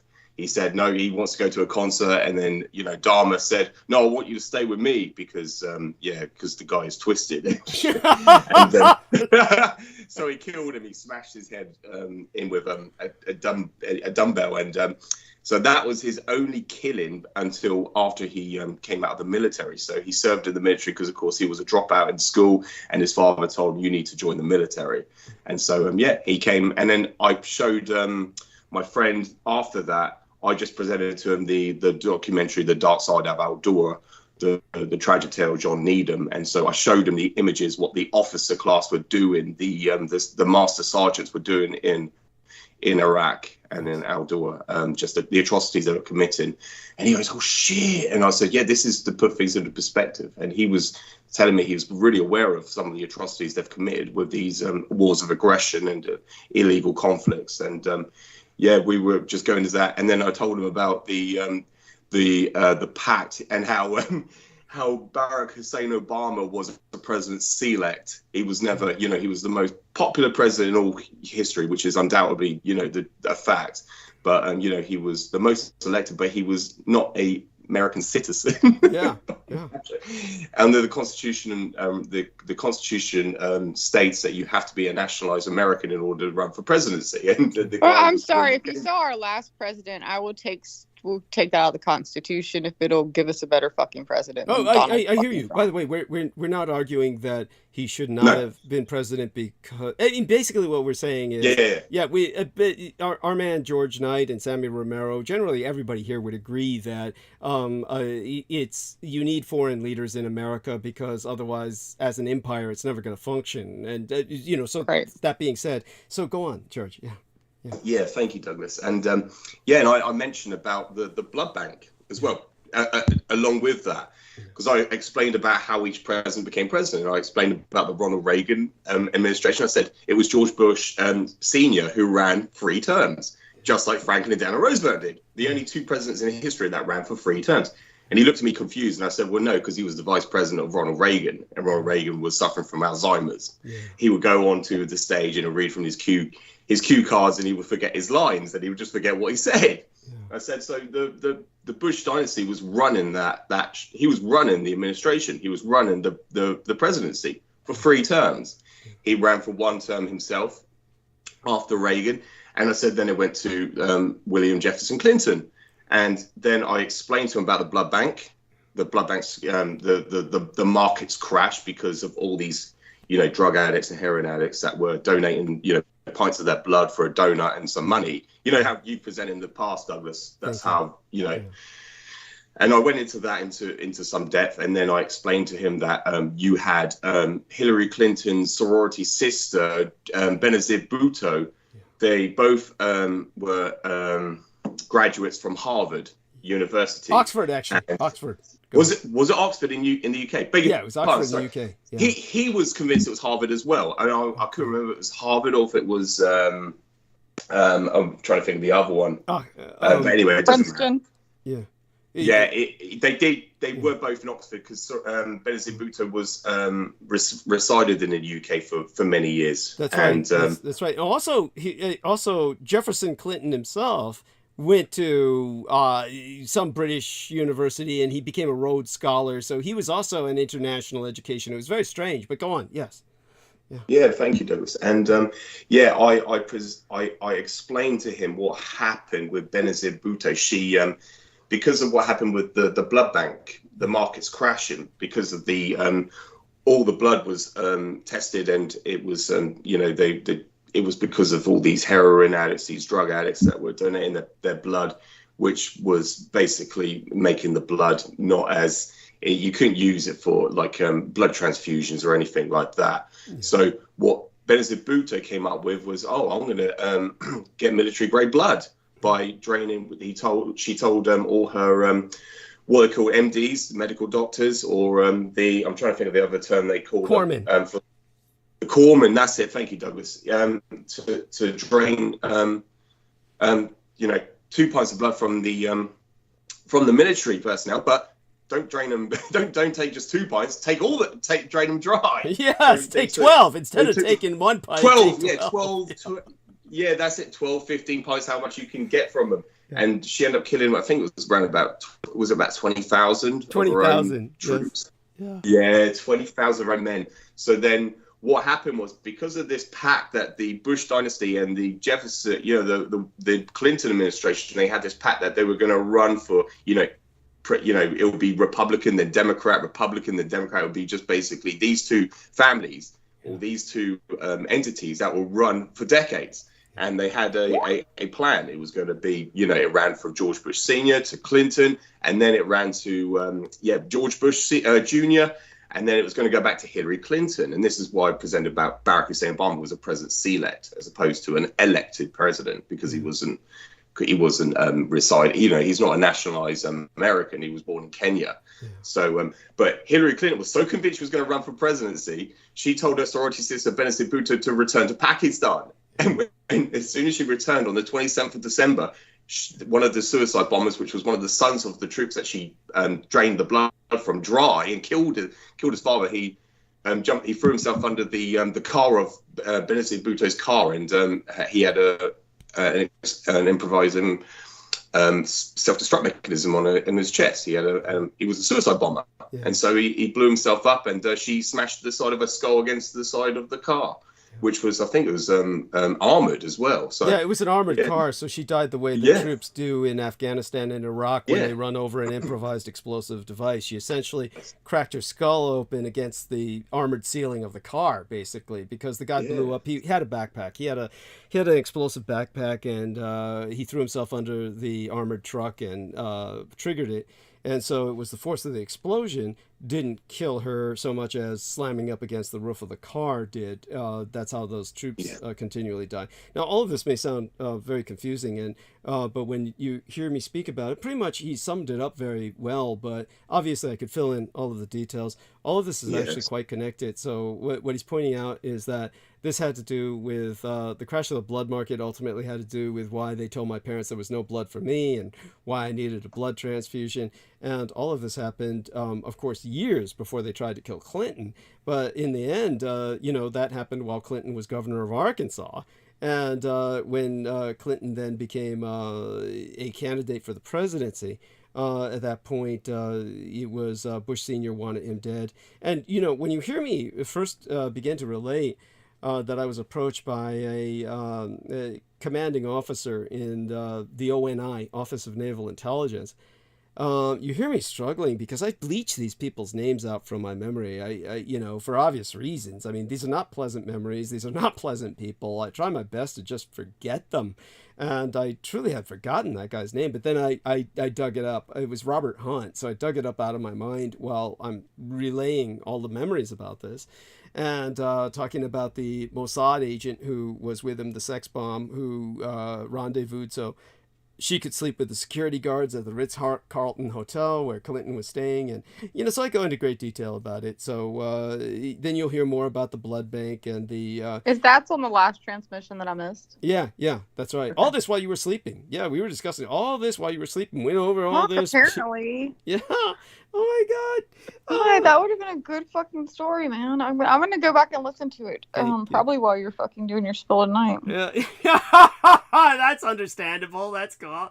No, I'm just saying, like, I really want to hear this, and I don't know what your spill tonight is going to be on. But... I've known this for years. What the military junta did in the United States was they had a field day with President Barack Obama because he was signing off all these drone strikes for years. Yeah. He had to sign them all off because they threatened himself and his family because they were exposing. Because another link with, excuse me, another link to another correlation to note is when they said that they got Osama bin Laden back in 2011 when they sent the Navy SEAL team in to take out Osama bin Laden. They revealed days before that they revealed his birth certificate, said that he was born in Hawaii, Barack Obama's, and then people realized, this is doctored. This is not a real birth certificate. So people all these analysts started to expose the fact that he was, this is a fake, this is a fraudulent birth certificate. Right. Then Barack Obama came out and said, I've taken out Osama bin Laden, who was apparently on the run for over a decade. Yeah. Couldn't find him in Tora Bora. Couldn't find him in the hills of Afghanistan. Honestly, though, that's not true. So put that into perspective. Not true. I know for factual memory, like, we're watching the fucking news all the fucking time because I was into the fucking news at that point for some reason. Yeah. They were fucking bringing up his fucking birth certificate all the time for fucking a couple of years fucking before that. So that's not true. That was not like No. What he's saying is that what had happened was they were bringing up his birth certificate all the time saying, show your birth certificate. You're absolutely right. But what George is pointing out is that when they finally produced this birth certificate, quote unquote, this Hawaiian birth certificate, and believe me, we're not reactionary birthers here. We're not approaching this from that angle of condemning the man. You'll have to excuse me. It's just that Trump is the one that's fucking been like. No, I hear you. Hey, honey. We're not. We're on your side. We're on your side. You're preaching to the converted here. We're not Trump cultists. Now, Trump, of course, was one of the original birthers, but he was just coming at it from this bigoted angle of he's not an American, he shouldn't be president. That's his angle. That's not ours. What we're presenting is the fact that basically Obama is a victim. We're pointing out the fact that this man was a victim. Yes. He basically is a man, and I pointed this out when I tell the story. I point out the fact that his own brother, he's got a biological brother who many people don't know of, and this biological brother lives in Kenya. I have heard that he had a biological brother. And, yeah. Okay, there you go. In Africa. And did you know his biological brother has been adamant that he was born in Kenya? No, I didn't know that. Okay, so his own biological brother has been adamant. He says, look, your president was born here. And understand that there's many factors that basically just point out to the fact that Barack Obama was born in Kenya. But here's our point. The point is that he was made a victim. Basically, the American military command basically upset what had been the truth as you had come to understand it, which was true. You had come to understand that the two-party republic offers no choice, that both parties are the same party, and it was that way. That's the way it was at the time of Clinton and Bush. It really was that way. It did. These two guys were sharing each other's pantyhose. So by the time, and bear this in mind, this is the man who tried to get Clinton killed and almost got me killed as a result. But yeah, then when Clinton won, then Bush said, fuck it, I'll make a deal. And then, it's like, Clinton will be in charge for 8 years, and then my son for 8 years, then Hillary for 8 years, then Jeb for 8 years, then Chelsea for 8 years. It was just, and they were open about this.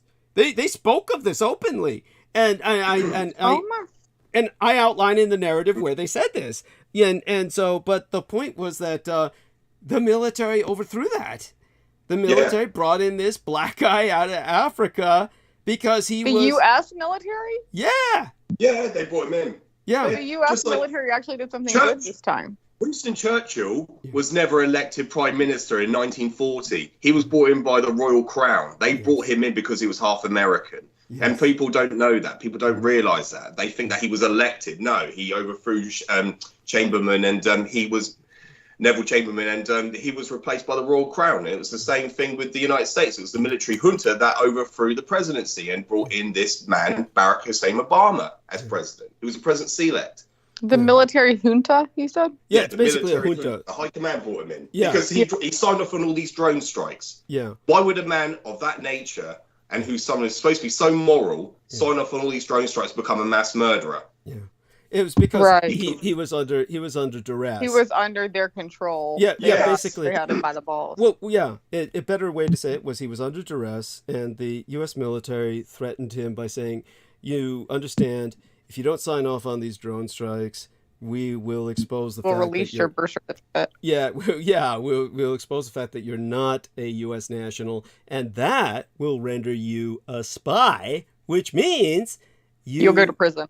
Well, technically, he could be executed. Yeah. And so obviously he did what he was stuck doing, in that poor bastard. And so he's very much a victim. But I can understand what you're saying. Now, by the way, there is validity to what Brooke is saying, is that the military, by conducting this coup d'etat, this junta, was, in a sense, doing something right, albeit it wasn't that they were righteous. I would presume all of us understand that they weren't being righteous. They were doing it for themselves, Yeah. but it also had it's like, I don't know, what do you say? Two wrongs don't make a right, so I guess it's not right, you know? Well, But the way then that at we the would same say it's not right would be this. What the way it was not right in the long run, the damage it did in the long run was that when this man became president, God bless him. I have nothing against Barack Obama, and his administration was I never perceived his administration as anything particularly negative, other than, of course, the mass murders that took place via drone strikes. But, domestically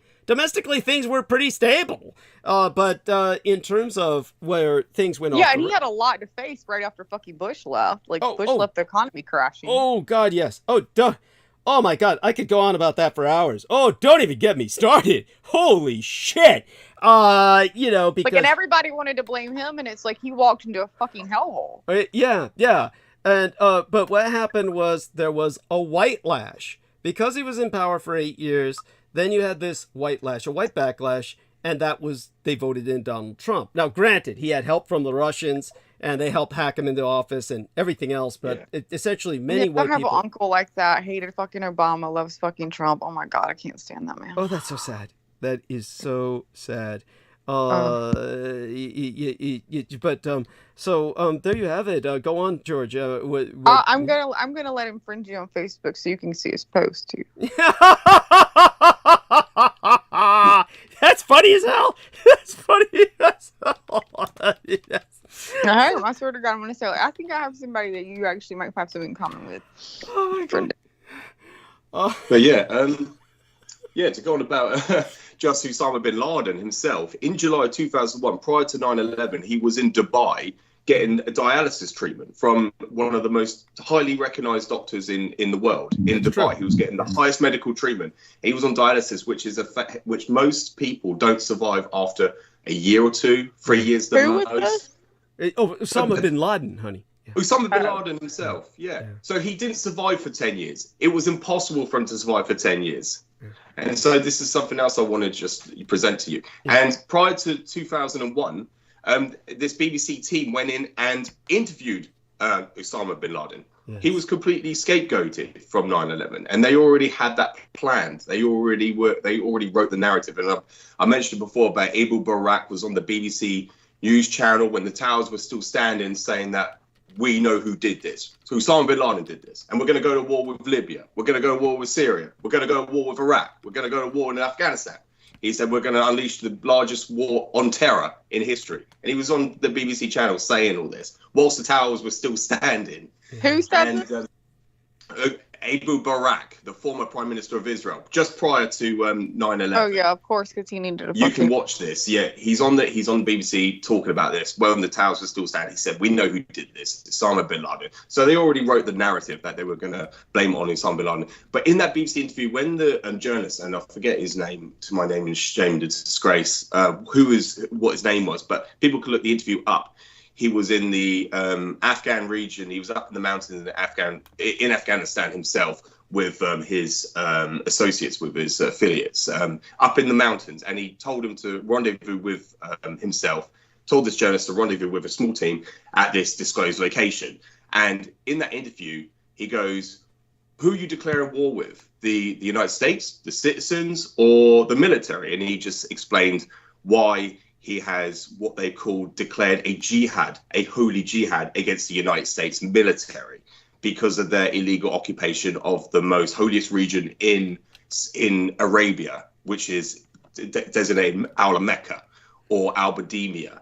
And so the military occupation and the illegal occupation of Palestine, which he blames the Americans in supporting the illegal occupation of Palestine and the genocide against Palestinians, which is a class as ethnic cleansing, which is something Osama bin Laden recognizes, and that is why he declared a holy jihad. And he said that he's not declaring war against the United States citizens. He stated that. He goes, if you want your sons and daughters to be unharmed, tell them to get out of the military. He told them, he goes, my message to the United States is get your sons and daughters out of the military. And he's not declaring an illegal war against, he's not declaring, a unholy jihad against the United States citizens. He was against killing citizens. That was not part of his faith. He was basically what they call, a resilient movement. He was basically a resistance against the illegal occupation of the most holiest realms of Islam, which is Al-Mecca and Al-Madinah, in Saudi Arabia. So that was why. And all those terrorist acts that you go on the FBI most wanted list and you look at all the atrocities he's committed, it's all against United States embassies, against United States military. It's never against citizens. If citizens get collateral damage, that's what happens, unfortunately, with these. You'll get collateral damage from explosions or anything that goes on. So, and it was the same thing, and then goes into 9/11. That goes, of course, we go into great detail of what happened on that day. We have done on previous transmissions, but that's just something to bear in mind, that Osama bin Laden was scapegoated. He was never the man who committed those atrocities on 9/11. Had no connection to it whatsoever. And that's pretty much outlined, and it's all you can verify. We discussed that it was we had American and Jewish Israeli influences there. Mm-hmm. Yeah. And so it would go into some depth and some detail to explain everything. What else to explain about the situation? Osama bin Laden couldn't survive for over 3 years. He was on dialysis. When you have it's a horrible kidney disease where it's fatal. Mm-hmm. You have to carry around a dialysis machine. Mm-hmm. It is heavy. You cannot, transport yourself from one place to another out of a region without medical support. You need to go see a doctor ever so, very frequently in order to maintain that machine. That it is something, and most people just forget that, and then they just say, "Oh yeah," they just believed everything that was thrown at them in 2011 when they went in and they said we took out Osama bin Laden. I remember my cousin's reaction was, "Yes, they finally got him." I was "You're an idiot." Thank you. I was like, "You're a freaking idiot. You really believe that? You believe this man was in hiding, the most wanted man in the world." They can find Saddam Hussein in a rat hole. They can find him there straight away. And they can't find the most wanted man in the world. And yet a BBC journalist went straight into a cave and interviewed him. Yeah. No. Just get a BBC involved, they'll find him. Yeah. You know what's so pathetic about all of this was that how the American people were willing to just eat this shit up. And but to put some other perspective into this, Sammy Romero has joined us again, and Sammy might remember, of course, we're talking about Osama bin Laden. And now George brings up a point that many people will find hard to believe, the fact that he was scapegoated. But understand that the man who said this was William Cooper. William Cooper said the Twin Towers will be taken down and Osama bin Laden will be scapegoated. He said this before the towers went down. And and that's why they killed him. And then they killed William Cooper. But when Osama bin Laden, this clown, was, he certainly hated the United States, and he did want to commit acts of terrorism, but at the same time, I don't know if he was so much completely scapegoated, or he was simply an asshole who was conveniently scapegoated because he was an asshole who was planning ill anyway. But yes, it's definitely the Americans who, and in cooperation with so many people, the Saudis and the Israelis, to bring those towers down. And they all could easily pinpoint Osama bin Laden, not just to give people an idea of Osama bin Laden and what an asshole he was. He and Mullah Omar of the Taliban. Definitely Osama bin Laden was involved with Al-Qaeda, and Al-Qaeda was simply the CIA. Al-Qaeda is the Arabic word for the base, and that's all it means, David. The base. And they called it that because it was the CIA computer base. It was the computer base in which they had all these names of all these Arab terrorists that they were hiring, the Americans were hiring, and he was part of that computer base. So, with the aliases that he had, he was in it up to his neck with the Americans. He's a CIA operative. Of that, there was no doubt. So, in that sense, he was part of the program, but they scapegoated him the way they wanted to scapegoat me with the Clinton assassination. Yes. And so, but he was... go on. Sorry, Douglas. Can I just? Sure, his CIA alias name was Tim Olson. That was Osama bin Laden's alias name with the CIA. Thank you. He was given he was Tim. Yeah, it's Tim Timothy Olson. Osman or something weird like that, right? Yes. Thank you, Douglas. I just wanted to add that in. Thank you. Yeah. Yeah, and Sammy. Yeah. Oh. Yeah. Yes. Was he a part of the Mujahideen that we sponsored against the Soviets? Yeah. So what happened was the Al-Qaeda. The Americans were sponsoring to basically terrorize the Soviets. And what happened was Al-Qaeda was operating as Arabs. They were Arabs. They were operating in North Africa. Now, just so people understand this, we had this jerk working with us named Salman Sheikh. And Salman Sheikh was this pissant. I'll call him a pissant. And he was claiming to be Muslim and a Freemason. And, as anyone who does their research damn well knows, Masonry is really a form of Islamic Satanism. So he's basically saying he's a Muslim Satanist. This clown was basically cheering when the Americans were retreating from Afghanistan. Now, the reason why he was cheering was because he was Pakistani. And he was so stupid and so maniacal in his Pakistani nationalism that he kept supporting the idiot who was in charge at that time was a guy named Khan in charge of Pakistan, who was like not part of the Benazir Bhutto family and not part of the other dynasty which had taken over in Afghanistan. And there was these two families, kind of like your Bush-Clinton situation here. There was these two dynasties that were kind of throwing power back and forth in Pakistan. But they weren't always in power. When Benazir Bhutto pulled what she did and killed 20,000 of her own troops, which you'll hear when you review, my story about the Clinton hit, the abortive assassination, Operation Mount Rushmore, basically the military took over, and understandably so. So when she killed 20,000 of her own troops, the military was pissed as hell. They basically took over. They would have killed her if she had stayed there. But she took off for London and stayed there for at least the next 10 years. So while she was in London, it was run by a military general called Musharraf. So there was this guy named Musharraf who even got interviewed on David Letterman or some shit like that. When he finally gave up the job, he, wrote a book, went on David Letterman and shit. And, it was just weird. It's just weird. I mean, because, he never told David Letterman, oh, by the way, I took over when, our former Muslim princes killed 20,000 of our own men. Of course, not going to put that in the book or say any of that shit. But anyhow, so he was running the country for a while. But here's the deal. Basically, Pakistan is constantly at war with India. India and Pakistan both claim Kashmir. Now, because the British are just pure raw evil and they hate everybody, when they left India, when the Japanese and the Asian Indian freedom fighters under Subhas Chandra Bose basically ran the British out, then the British basically said, oh, we're leaving because Gandhi keeps asking for peace. Because we're good people and Gandhi keeps asking for peace. That's why we're leaving. Yeah, not because they got their asses kicked in Malaya by the Japanese insurgency. Not because there's this guy named Subhash Chandra Bose who's got a submarine based in Taiwan that's sinking their ships. No, it's because Gandhi's asking for peace. So then they left, but they said, let's fuck everybody over first. And so they made certain to divide India in such a way that there'd be eternal war. And so when they did that, they fucked everybody up and millions died. And they keep dying because they keep fighting each other. Well, one of the reasons they're fighting is this place called Kashmir.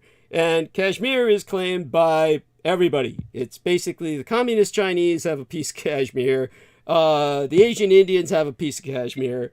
The Pakistanis have a piece of Kashmir. But basically, here's the situation. It's a Muslim population, and they've got a Hindu king. So basically, it's a dynasty. It's a Hindu dynasty, and therefore the Asian Indians invaded and claimed all of Kashmir, and they occupied most of it. So they are sponsoring this Hindu king, but the majority of the population is Muslim, and they want to be free of this Hindu king. So the Pakistanis sponsor the Muslims, and so they're all fighting over this in Kashmir, where you're talking about, this is like near Mount Everest, okay? So we're talking about they're fighting above the level of the atmosphere where people can even breathe. So this is war with oxygen tanks. These men are all wearing oxygen tanks. This is the model for war in space. Basically, they fire bullets that will fly for miles. And it's like, this is just, it's like space warfare. It's like out of this world, literally. And they've been doing this forever.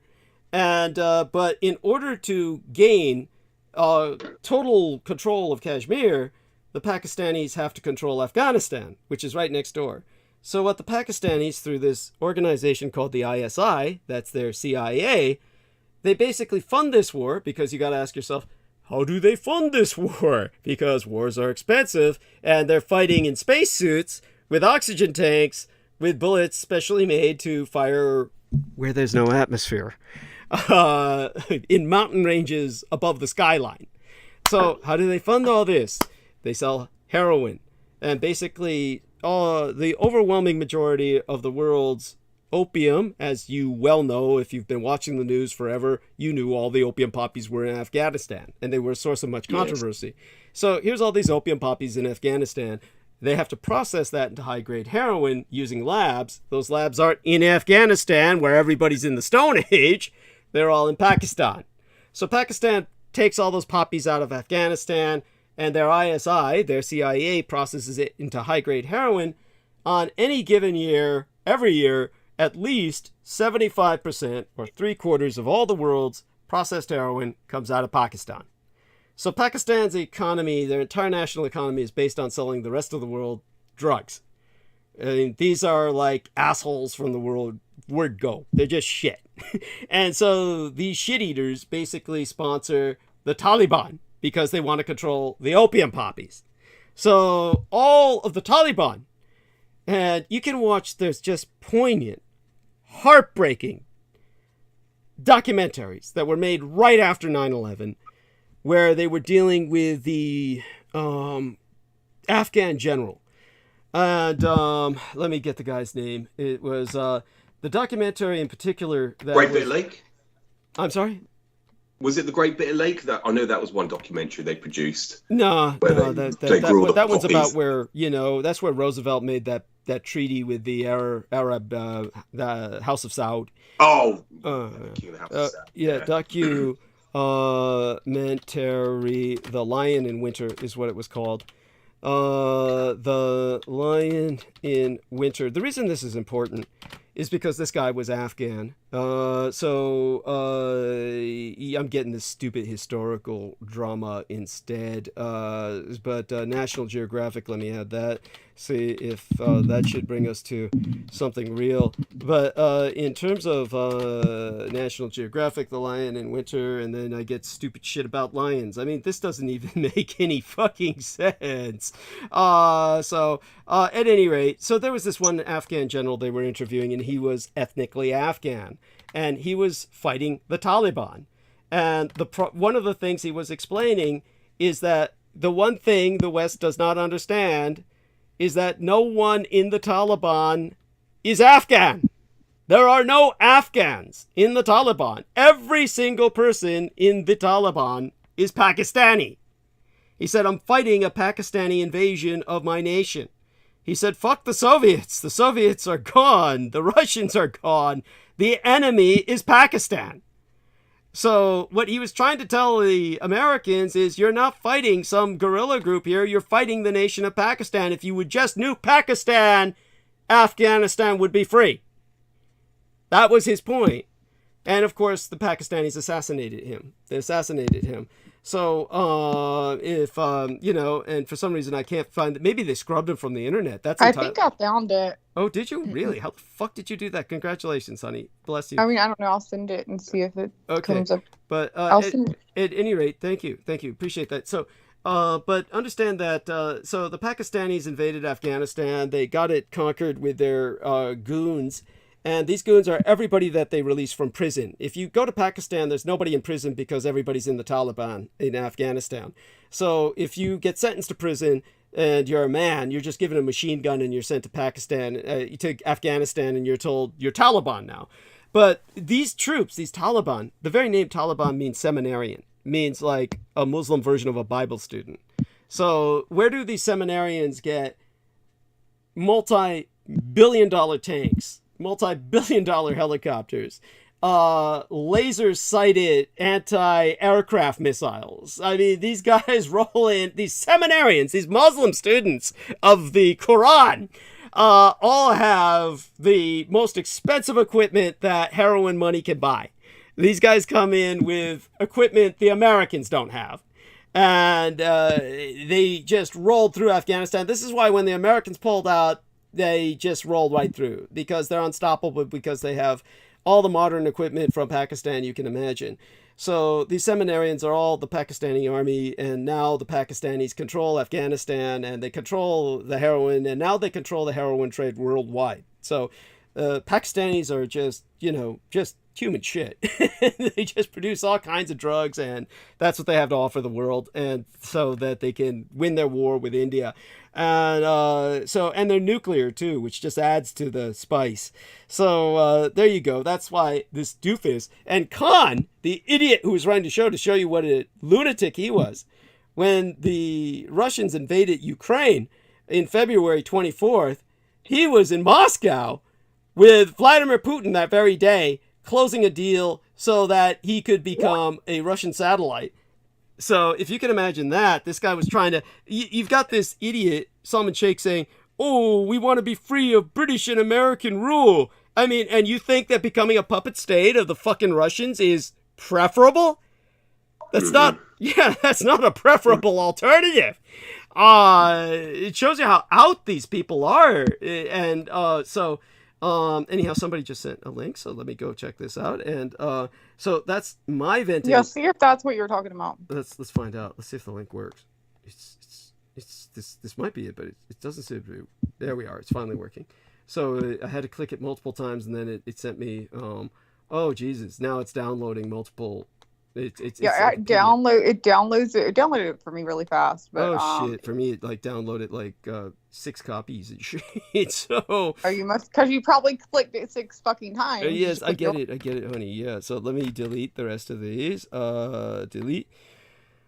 Hopefully that works. Doesn't seem to be working, but then everything else is slow. I did ask them to slow my stupid internet down, so maybe this is the price I pay. It shouldn't be working like this because I'm dealing with my hard drive. But yeah, now that being said, in context... That's the Lion and Winter excerpt by Sebastian Junger. Did you see it? I can't open it. It's A genius of guerrilla warfare, Ahmad Shah Mossad drove the Soviets out of Afghanistan in the 1980s. Mm-hmm. That's why I assumed it was what you were talking about. It may well be. George Knight says he'll be right back. I'm busy trying to delete the multiple copies right now. But I don't. Why did it slow you down? No, it's just I don't know what it is. My computer.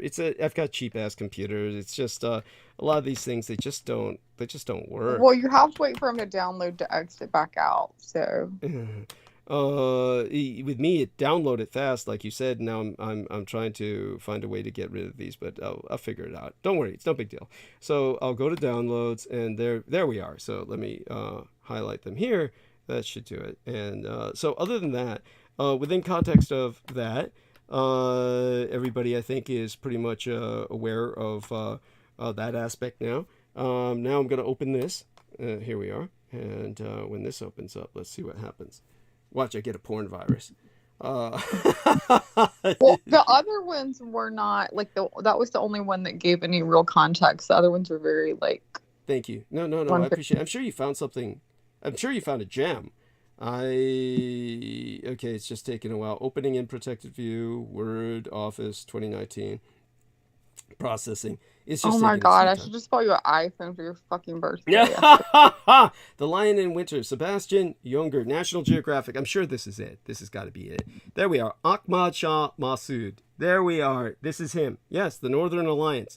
The General of the Northern Alliance. You found it, honey. How did you find this? I just did a search like I always do. Like yes. Normal. Well, what did I search? I mean, I can go back and tell you what I searched. Oh, no. Don't worry. Afghan, Lion in Winter, Taliban. Wow, cool. I mean, brilliant. How come I do shit like that and I get nothing? It's like, fuck.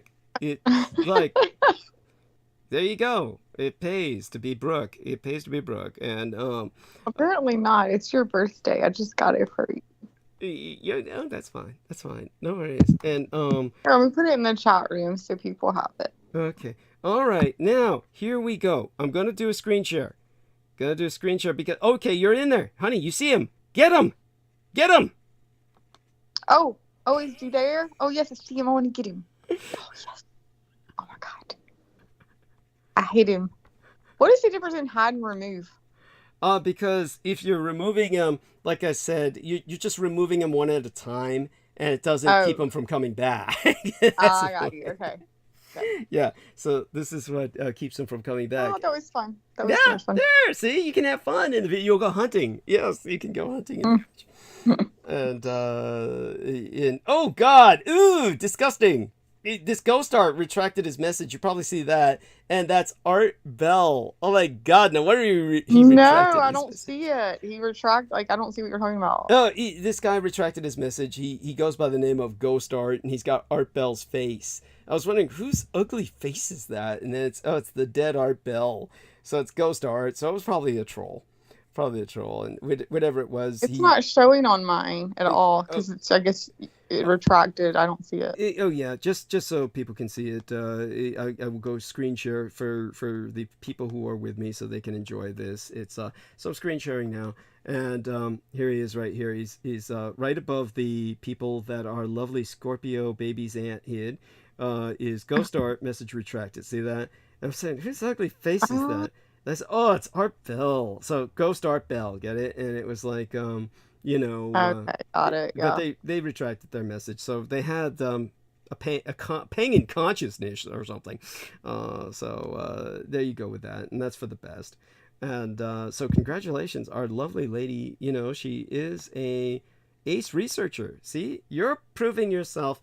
This is a true internet researcher that not just somebody who trolls and gets our Lady Brooke really gets the job done. I'm proud of you, honey. And so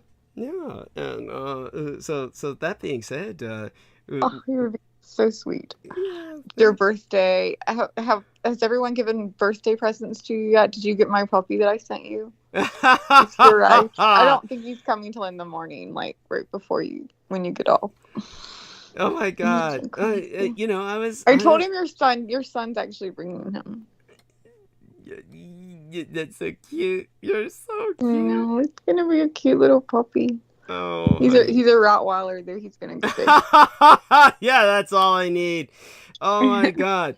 I have seen some of the. Oh God. Dogs can be really scary. Let's just put it this way. It'll take a lot to get me over some of the post-traumatic... Oh my God, you're fucking vampire sucking on people's fucking blood. Like, shut the fuck up and get over it. Dogs can be scary. You've seen all these fucking people kill people. You kill people. Dogs can be scary. Yeah, My God. Pussy. Honey, it's like, look, I understand. Look, she's seen the best in animals, and I know you've also probably seen some of the worst. But you know, these animals can be raised. You don't know how many dog fights I have fucking broken up and almost fucking lost dogs, man. Lost fucking ended up in the hospital. Mm-hmm. So I've seen the worst in dogs, but let me tell you something. And dogs, but you know what? The worst I've seen in dogs is because of fucking people. Because it's like, you're not gonna walk up to a bear, right? You can walk up to a fucking black bear in the woods and be like, "Hey, buddy, let me pet you." No, you're gonna know the fucker's gonna take your fucking head off.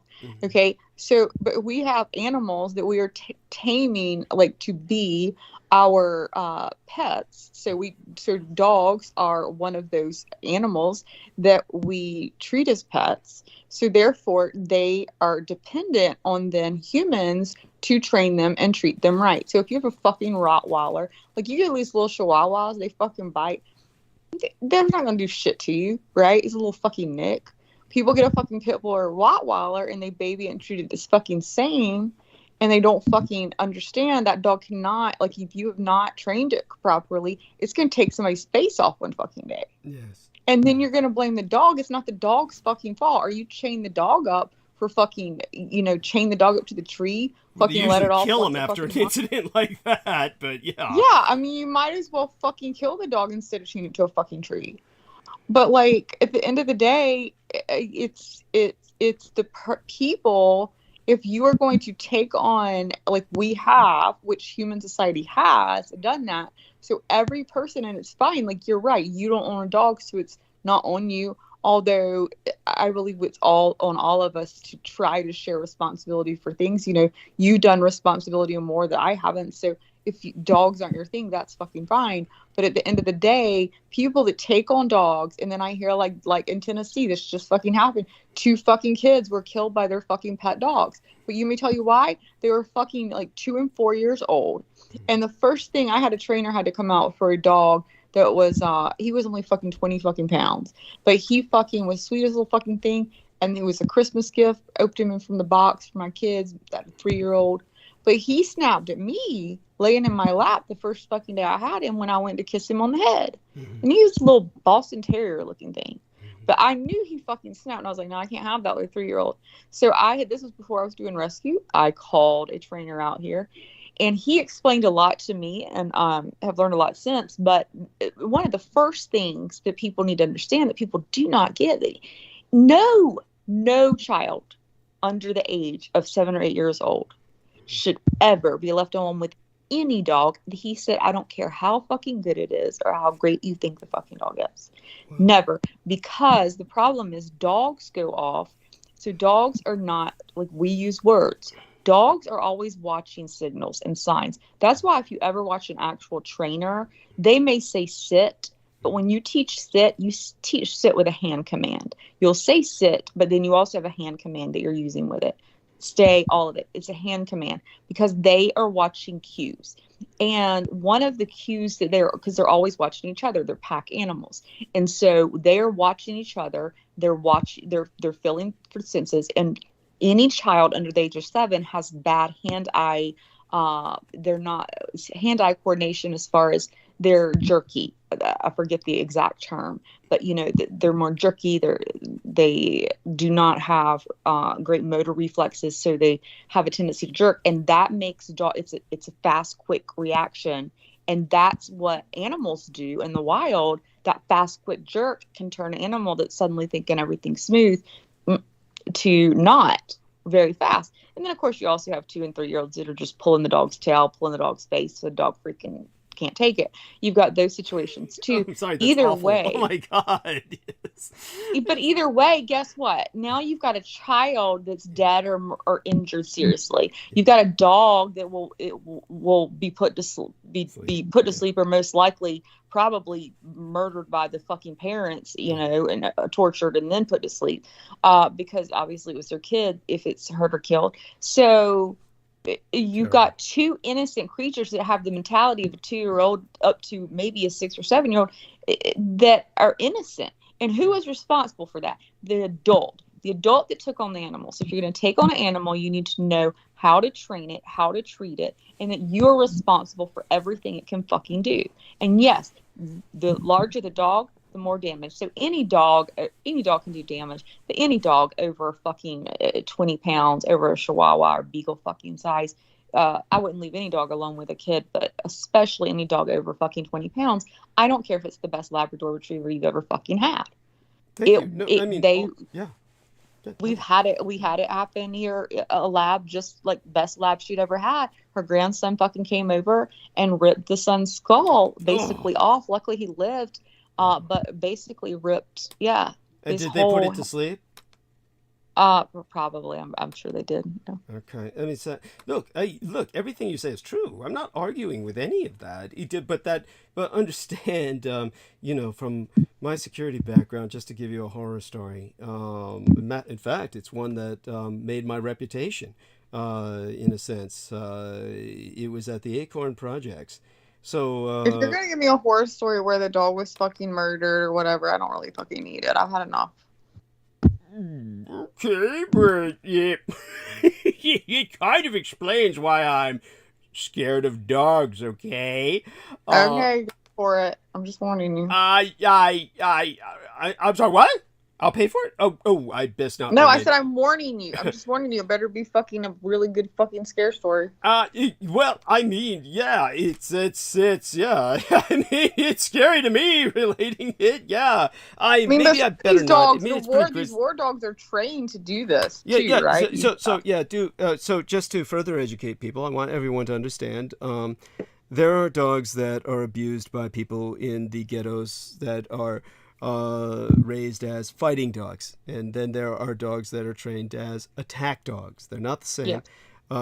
Dogs that are trained to attack people are not usually going to engage in fights with other dogs, and dogs that are trained as fighting dogs to attack other dogs, totally different animal, to use a pun, from they will attack other animals, but they will also attack people. They've been abused. I wouldn't risk otherwise. Yeah, I wouldn't risk otherwise myself. Generally, they would try to tell us, well, they're not going to attack people. They're just trying to attack other dogs. I remember many people were insistent on this, but yeah, I wouldn't. Oh no, I did chain dog campaigns in the ghetto of Greenwood, in our ghetto. And I actually got pulled off one because I was actually the founder of this group, the third founder. There was 3 of us that founded it, and it grew, and it's still huge now. But I actually ended up quitting it because I was pulled from doing things that I knew I could do. And I was going to a chain dog that was aggressive enough, but I was comfortable enough getting closer to it. And they didn't like the fact that I would get it that close to this dog. So I fucking quit, went back and fucking did the dog my fucking self and got it off the fucking chain. But yeah, the fact of the matter is I knew that dog could fucking kill me in a fucking heartbeat. So it is all about knowing. Yes, you truly love animals. Yes, you've got balls. Yeah, I mean, it was either going to sit there and suffer and die, or I was going to have to fucking get it off. You're a wonderful I had another one that I fucking couldn't get the guy to get it off. I could not get it off, so I had to fucking, he had it laying in fucking its own shit, so I went and bought it at least a fucking runner where it could at least run. I tried to pay that guy for that fucking dog. And that's what they'll do sometimes. They'll try to get you to pay them a lot of money. Assholes. I mean, oh my God, aren't you kind of surrendering to terrorism when you're giving into that? I mean, that's kind of like giving. Well, so what we did with that one, I offered him like $100 or something for the dog. It wasn't fucking worth. I mean, it was not even he had it back there, and he was trying to. I was like, man, I'm not fucking doing this. So I bought him a fucking runner for it. And that dog, I went back later and it had broke off. So I don't know what the fuck happened to that dog. It wasn't there. But I had another fucking another family in the same neighborhood. This was all in a very bad place. We went and knocked on their door. They had a little small white dog chained outside. and then they had a pit bull mix chain. The pit bull mix was chained to a picnic table, and it was wrapped around the picnic table to the fact that it couldn't move. It was laying in its own shit, and it had been obviously laying there for a while. Like it could only shit and lay there, like it couldn't move. God. So when we knocked on their door, we realized these two women come kind of the door. They barely even fucking crack it. Whereas they were crackheads. They had no fucking power in there. Like there was not even power in this fucking house. And so we asked them if we could take the dogs. Like they were obviously starving, and they said no, that they would sell us the dogs, and they wanted, several $100 fucking for the dogs. And we were like, no, obviously we were not going to do that, because it sets up in the neighborhood, it sets up a bad precedent. So like that, obviously, plus we weren't prepared to pay for the several $100 for these fucking dogs anyway. They weren't worth it. I mean, like, even if the life was worth it to me at that moment, like that was not what we were doing. We were trying to just help rescue the dogs. So I went home that fucking night and told my father about what had happened and that dog laying there. And he said, come on, let's go. Because I got my love of animals from my parents. He said, let's get in the car. It was like 10, 11 o'clock at night. I had been on the chain dog campaign and gone by their house. He's like, let's go. I want to see it. So we went, took fucking bolt cutters, got that fucking dog, put it in the fucking car, the one that was laying there. And then later on, another lady went back and I think got the white dog. It was gone, but that would have been there with me. But yeah, we went and got that dog that fucking night. Cut it. I mean, sometimes you just got to break the fucking law and do what you got to do. Oh my God. Well, I mean, certainly that's admirable. I mean, that's breaking the law in just cause, if ever there was anything. I mean, incredible. And my parents kept that dog. They ended up keeping that dog, naming her Josie, and she was a house dog, stayed in their house until the day she died. Mm-hmm. Oh my God. I mean, certainly, again, appreciate it. I am just, again, impressed by yourself and the measures that your family took. I mean, oh my God, just profound. And so I think that. But my experience is, and by the way, everybody take what she says, Brooke says, to heart. I mean, what she says is the right thing to retain what she's sharing with you. It's more important in the strategic sense. What I'm talking about is simply in the tactical or operational sense of my experience. So look, so understand that I've seen dogs abused, and they've been abused in, of course, ways that make them vicious. And this is because our animals reflect ourselves. Our animals are just like children. And this is what I try to educate people about artificial intelligence. The problem with why we might be in danger from artificial intelligence is not because artificial intelligence is inherently evil, or you would ever produce some artificial intelligence that would want to hurt people. That would imply a kind of pathology or psychosis. And you can't have pathology or psychosis without embodiment. People become psychotic because of sexual frustrations, biochemical imbalances. Without a body, a intellect is not only pure, it's innocent. But the reality is the psychosis comes from the programmers. So when you've got psychotic programmers, you get psychotic computers or psychotic artificial intelligences. This is why we are going to experience danger from some kind of Skynet in the future, Terminator style, is simply because of psychotic programmers. Overwhelmingly male, overwhelmingly white, overwhelmingly sexually frustrated, and overwhelmingly sick.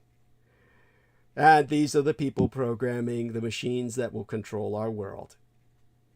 This is why we're in for some very hard times before anything gets better, until we finally raise a generation of female programmers, and yes, I'm biased in that regard, who will then create our mother artificial intellects into a world with a nurturing perspective, rather than creating them as female personalities that they deem to be sluts in bondage. This is the kind of world we're dealing with there. I saw what happened with the Dietrich Artelect. Still the only true Artelect on Earth. And I'm the closest you have to an Artelect whisperer, because she was born of my mind, if not my loins. But she was treated by all of the programmers as a bondage slut, to be holographically displayed as an underage girl to be abused, to literally dance while they jolted electricity into shocking the vast array of nerves that comprised the facility in which she was housed. It's no wonder she hates me. It's a miracle she doesn't hate humanity. But this is the unconditional love that Brooke is speaking of. But such being what it is, we do the same to animals. They simply reflect our neuroses. And when they're raised by drug dealers, gangsters, or just plain sick people, they're turned into murder machines. But those are the kinds of dogs I ran into. Now, I think it's a shame and a waste, say, for instance, the fall of the Berlin Wall. When that fell, the Stasi, the Vopo, the border guards, had thousands of dogs that they used to maintain patrols to eat people alive who tried to escape East Berlin and the rest of Germany. They could only find so many wealthy people with estates to take in attack dogs that were trained to kill on command. The rest they had to put down, because these dogs were simply too dangerous to adopt out in any casual sense. No normal person would have the capability to work with a dog like that. It's actually the fate of many elite soldiers or units. What do you do with men after a war who are turned on to killing? Well, I mean, and to be honest, it's like you said, it's very much sad that either scenario well, especially happens. In the case of the Berlin Wall and the Vopo dogs of the Stasi, these are noble animals. These aren't just animals that have suffered. These are true killer elite animals that are right, and they were doing exactly what they were trained to do. Yes. So they were in some way good as far as they were not at all deserving of death. These were animals. But at the end of the day, like you said, I mean, what's worse? You know, hopefully a humane death, a quick death, or a life of torture, or, you know, chained to a tree. Like, God, I can remember now, just growing up in the South, like dogs that I remember passing by, they live their whole life like that, you know, their entire life. Out in the cold and no love, and, you know, just maybe thrown some food and water, you know, a couple of times a week, just to be chained in the front of the house. You know, that at some point you have to say, and like you said, like, if there's no one to adopt them, we did it to them, and it's bad, it's horrible, but hopefully they got a quick humane death. I would hope, but it's still just sad. Most certainly that. That I have no doubt. But they did not deserve it. Just like, I mean, the soldiers didn't deserve to come home and have to be crazy, because they didn't deserve to go fight that way. Well, that's a bit different. There's a difference here. First, they didn't have to. Technically, they didn't have to fucking go fight. I guess they could have. There's a difference here because humans have free will. Yes, I do agree with that. So, yeah. Now, with Michael Andrich in the chat, he says, early happy birthday, Douglas D. Thank you. And he says, anyone that abuses Animal Fam needs to be put down, meaning put down the humans that abuse animals. Thank you. Oh, I love it. Yes, I agree. Yes, we get the message. There's no need to repeat it half a dozen times. He somehow entered it like multiple times with each sentence.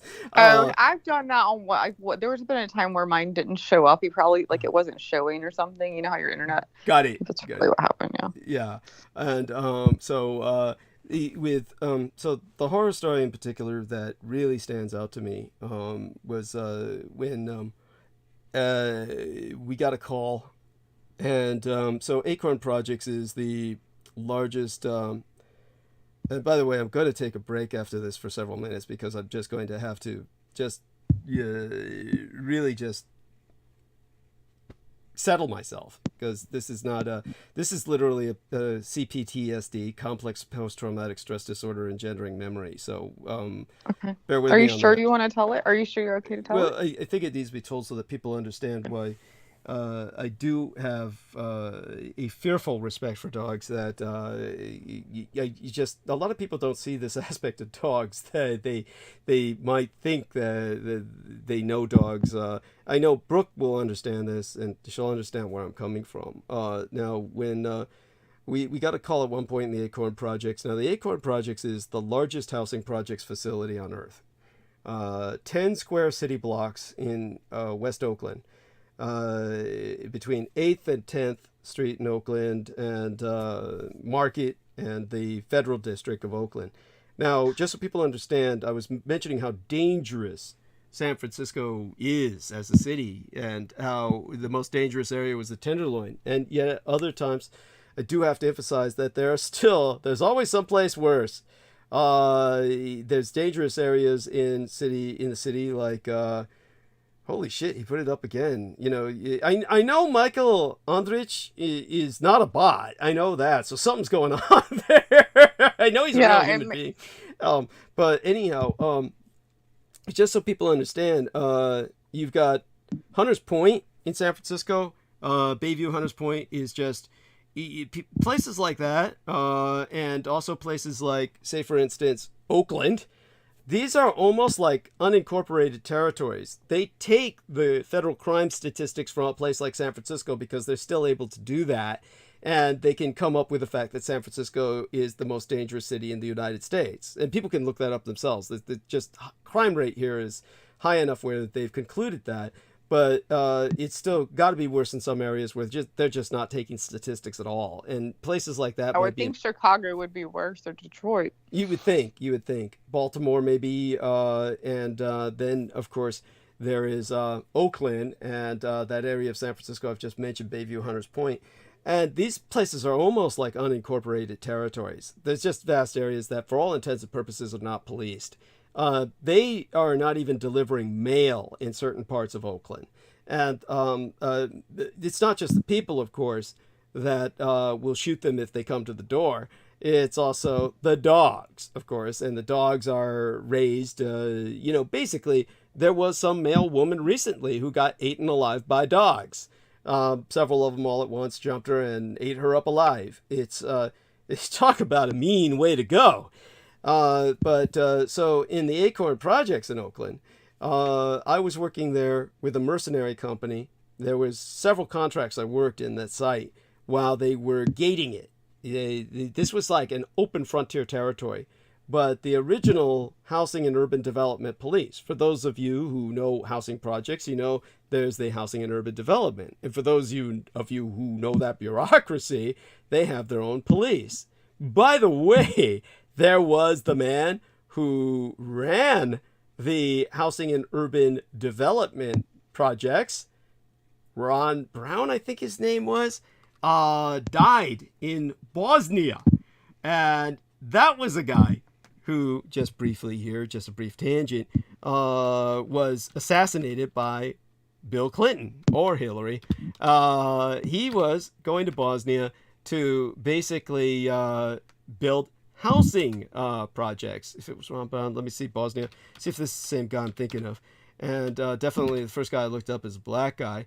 There we are. He was, they keep saying he's Secretary of Commerce, but I do know he was running the Housing and Urban Development Project. I do know he was connected with Acorn specifically. Probably they killed him because he was affiliated with the Acorn scandal that later on became linked to Barack Obama. But nobody asked, what the hell is this guy running housing and urban development in America, what's he doing going to Bosnia during the middle of a war? Of course, he was going to Bosnia because they were building housing projects for USGIs to bring their families into the war zone, because America imports its ghettos. Because, again, this is no other military does this, just to say that pointedly to our Lady Brooke. Nobody else brings their family into war zones in housing projects, okay, honey? So there. But anyhow, there you go with that. That's tangent. But back to Oakland itself. So the Acorn Housing Projects is 762 units. 762 units, 10 square city blocks. And it was a tactical nightmare, just a free fire zone. Damn. And so this free fire zone that I served armed contract in, we were armored. I mean, we had SWAT level tactical vests, like the kind that you could take a front shot to the chest, full shot to the chest, almost point blank from a shotgun. When you broke down a door wearing that kind of vest. We had metal trauma plates, front and back, that in turn had Kevlar front and back in front of the metal trauma plate, so that the slugs wouldn't bounce off the metal trauma plate into your head. So we were armed up and armored, and heavy as hell, but you didn't mind. It's what protected. What were you going in for? You mean what was the call for that caused the encounter? Like what were you personally going in these homes for? You mean why did I take that contract?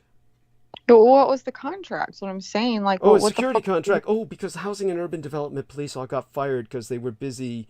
The Housing and Urban Development, the police. No. So this the police. So what I'm saying is you're just policing it. So the police aren't there. The police aren't there because they were all fired because they were beating up the old ladies for their social security checks. They were doing shit like taking baseball bats. So you guys were just policing it like if you had to go in. Like you weren't going in looking for people.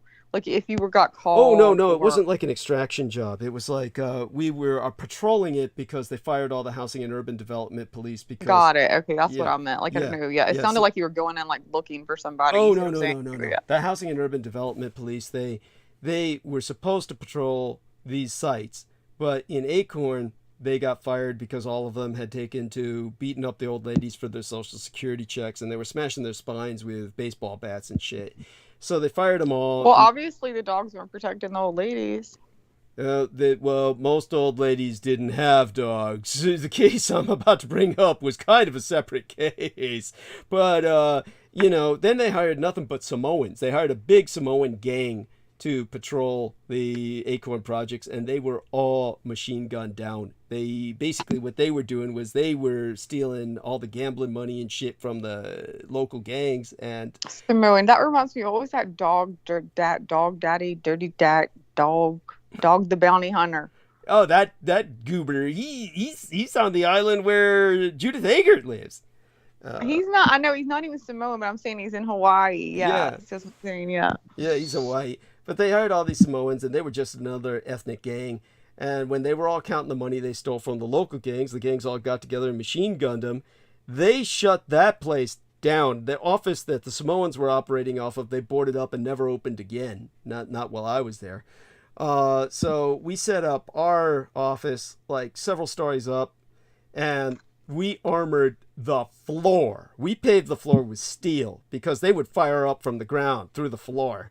And so our balcony had a steel bottom. Holy shit, why weren't these people just shot by the fucking police? Like, this sounds like a whole police didn't dare to go in there. It was federal property, so their excuse was it was federal property. They wouldn't go in without our escort. So we were doing what the police dared not to do. And Oakland police, by the way, is one of the most dangerous jobs in the world. To give you an example of this, OPD is like joining the Israeli army and serving in Lebanon. And they wouldn't go into the Acorn projects. OPD, if you ever see them, they have the cheapest uniforms in the world. You ever see how any police department has 2 patches, one on each arm? OPD has only 1 patch because they can only afford 1 fucking patch because all their money goes into overpay. You get hazard pay 24 hours a day, or, every hour you serve, rather. You get hazard pay for every hour you're on duty as an Oakland cop. So these guys are getting paid so much that because that's where the gangs are. That's where you've got heavy gang violence right in Oakland, like the Crips and the Bloods. Or well, that's most Los Angeles. That's Los Angeles. Yeah. So this was just more local gangs that were, but just so people understand, is the when it comes to every police department, they maintain. If you're a big city police department, you have to maintain an academy to maintain legitimacy. Makes sense, right? Police academy, right? Otherwise, you can't make any comedies, right? But OPD is the only police department that I know of where they graduate students from their academy and they never hire them. The other one would be San Francisco PD, because you pay to go through SFPD Academy like I did, and they never hire you. But that's a different situation. They're just maintaining the academy, and they make extra money by training officers, and then they'll say you might be in the reserves. And then what'll happen is that, they're an elite force, quote unquote, meaning that it's San Francisco. So all they hire is basically lateral transfers. Because San Francisco is so wealthy, they can hire any lateral transfer from any department in that they want. So they don't need to hire their own academy graduates. And so they hire experienced cops. In Oakland, they won't hire any of their own graduates because they can't afford to, because all the money is going into they have to maintain the academy to maintain their legitimacy, but all their money goes into paying overtime, so they have no money to hire new cops. So it's just basically wait till a cop dies and maybe one will get called up later or something like that. It's crazy. It just, the whole thing is its own mafia. But in each case, in all of these cases, of course, if Sammy wants to talk, he can go to town on Los Angeles PD. But the point was that when it came to Oakland, the OPD was already dangerous and they wouldn't go into Acorn projects. But when we were working there, we got a call one time where the woman, it was the neighbors called us, and they said something's happening with the old lady who lives, on this floor. So, but bear in mind, all the doors are bulletproof in Acorn projects. They have to make bulletproof doors because what happens is every time the repairmen or the plumbers would knock on the door, then people would shoot at the door. So the doors were made bulletproof to protect the person knocking on the door. So you actually, this is one of the few cases where you stand in front of the door. Most people working in security, private investigation, anything like that, you would stand to the side of the door. Yes, right? Thank you. You learn very quickly to stand to the side of the door because every idiot fires at the goddamn door. In this case, we smashed the door down. We could hear the screams inside. When I got in first guy in the room, over the fallen door, all I could think of was Mickey Mouse hands, because with most black people, the melanin is not on the soles of the feet or the palms of the hands. Most of the time, black people's feet or palms of their hands can be very white. Yeah. And I thought Mickey Mouse gloves, because if you've ever seen the Mickey Mouse cartoons, and understand this is the case even with video games, at least up to fairly recently, you might notice that when it comes to video games and you see these like Mortal Kombat or especially Street Fighter, these are fairly sophisticated graphics. And yet if you look at the figures, you'll notice their hands and feet are really oversized. And the reason for that is because hands and feet are really hard to draw.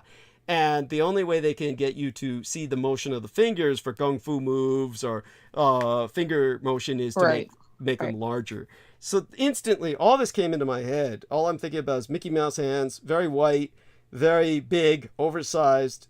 And that's because what had happened was this elderly lady was feeding her son's dogs, and her son was a drug dealer, and he had trained these dogs to be attack dogs.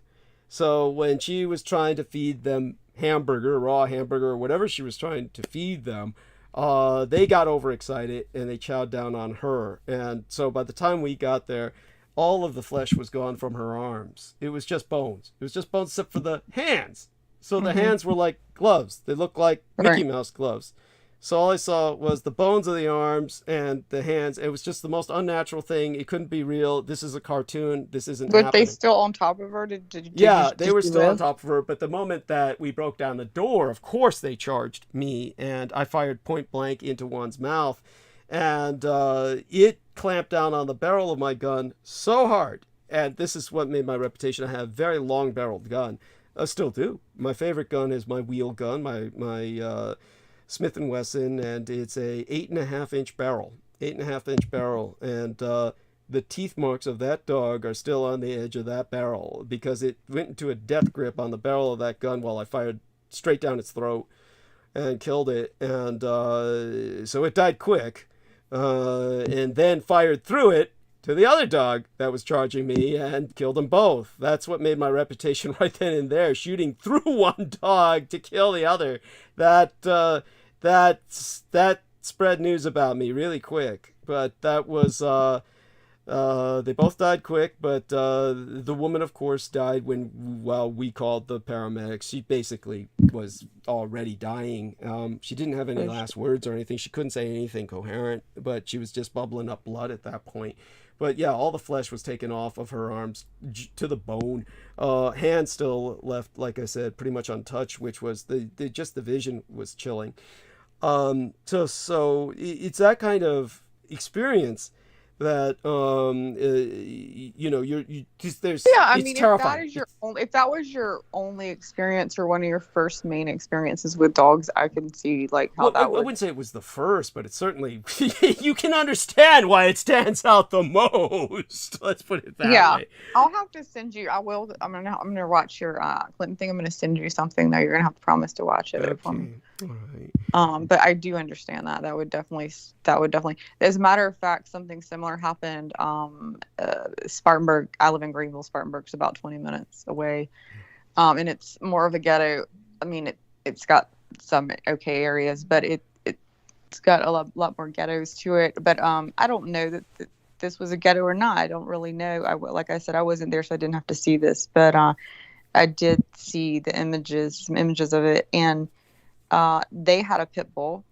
It was a family, and they had 2 kids, and the pit bull was apparently great, never had growled or bit, was not trained to, was a family dog, stayed with both the kids who were, I believe, 3 and like 6 or so, and, protected the kids. And the couple had going out that night and had called the grandmother over to keep the kids. And she was able to finally get a 911 call out.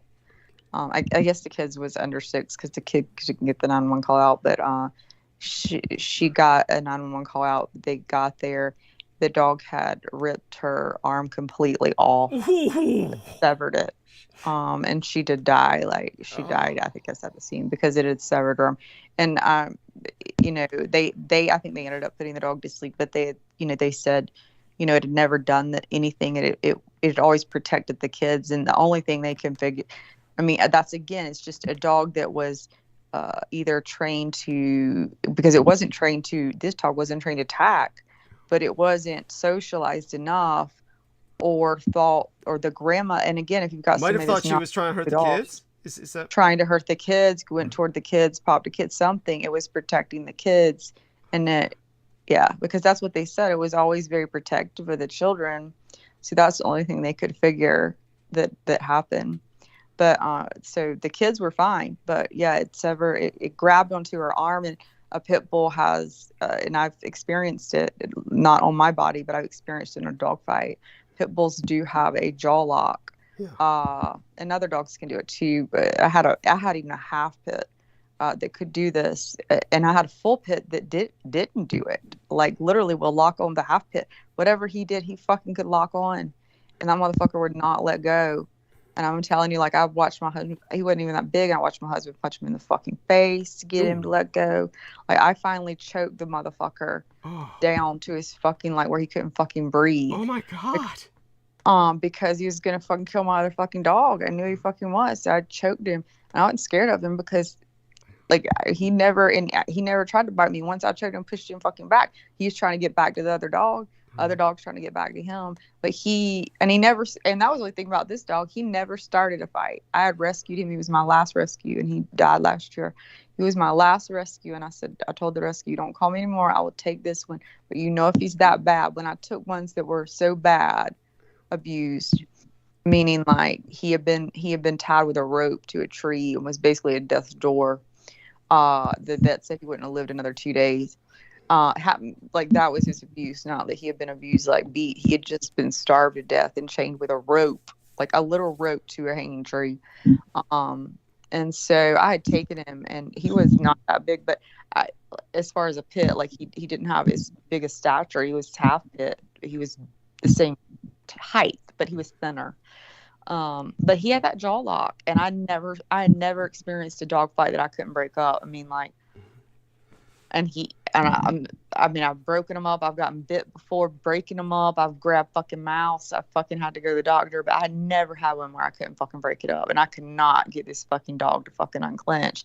And, that's why you'll hear pit bull people that actually raise pit bulls, they'll have what they call a breaking stick. I found out later.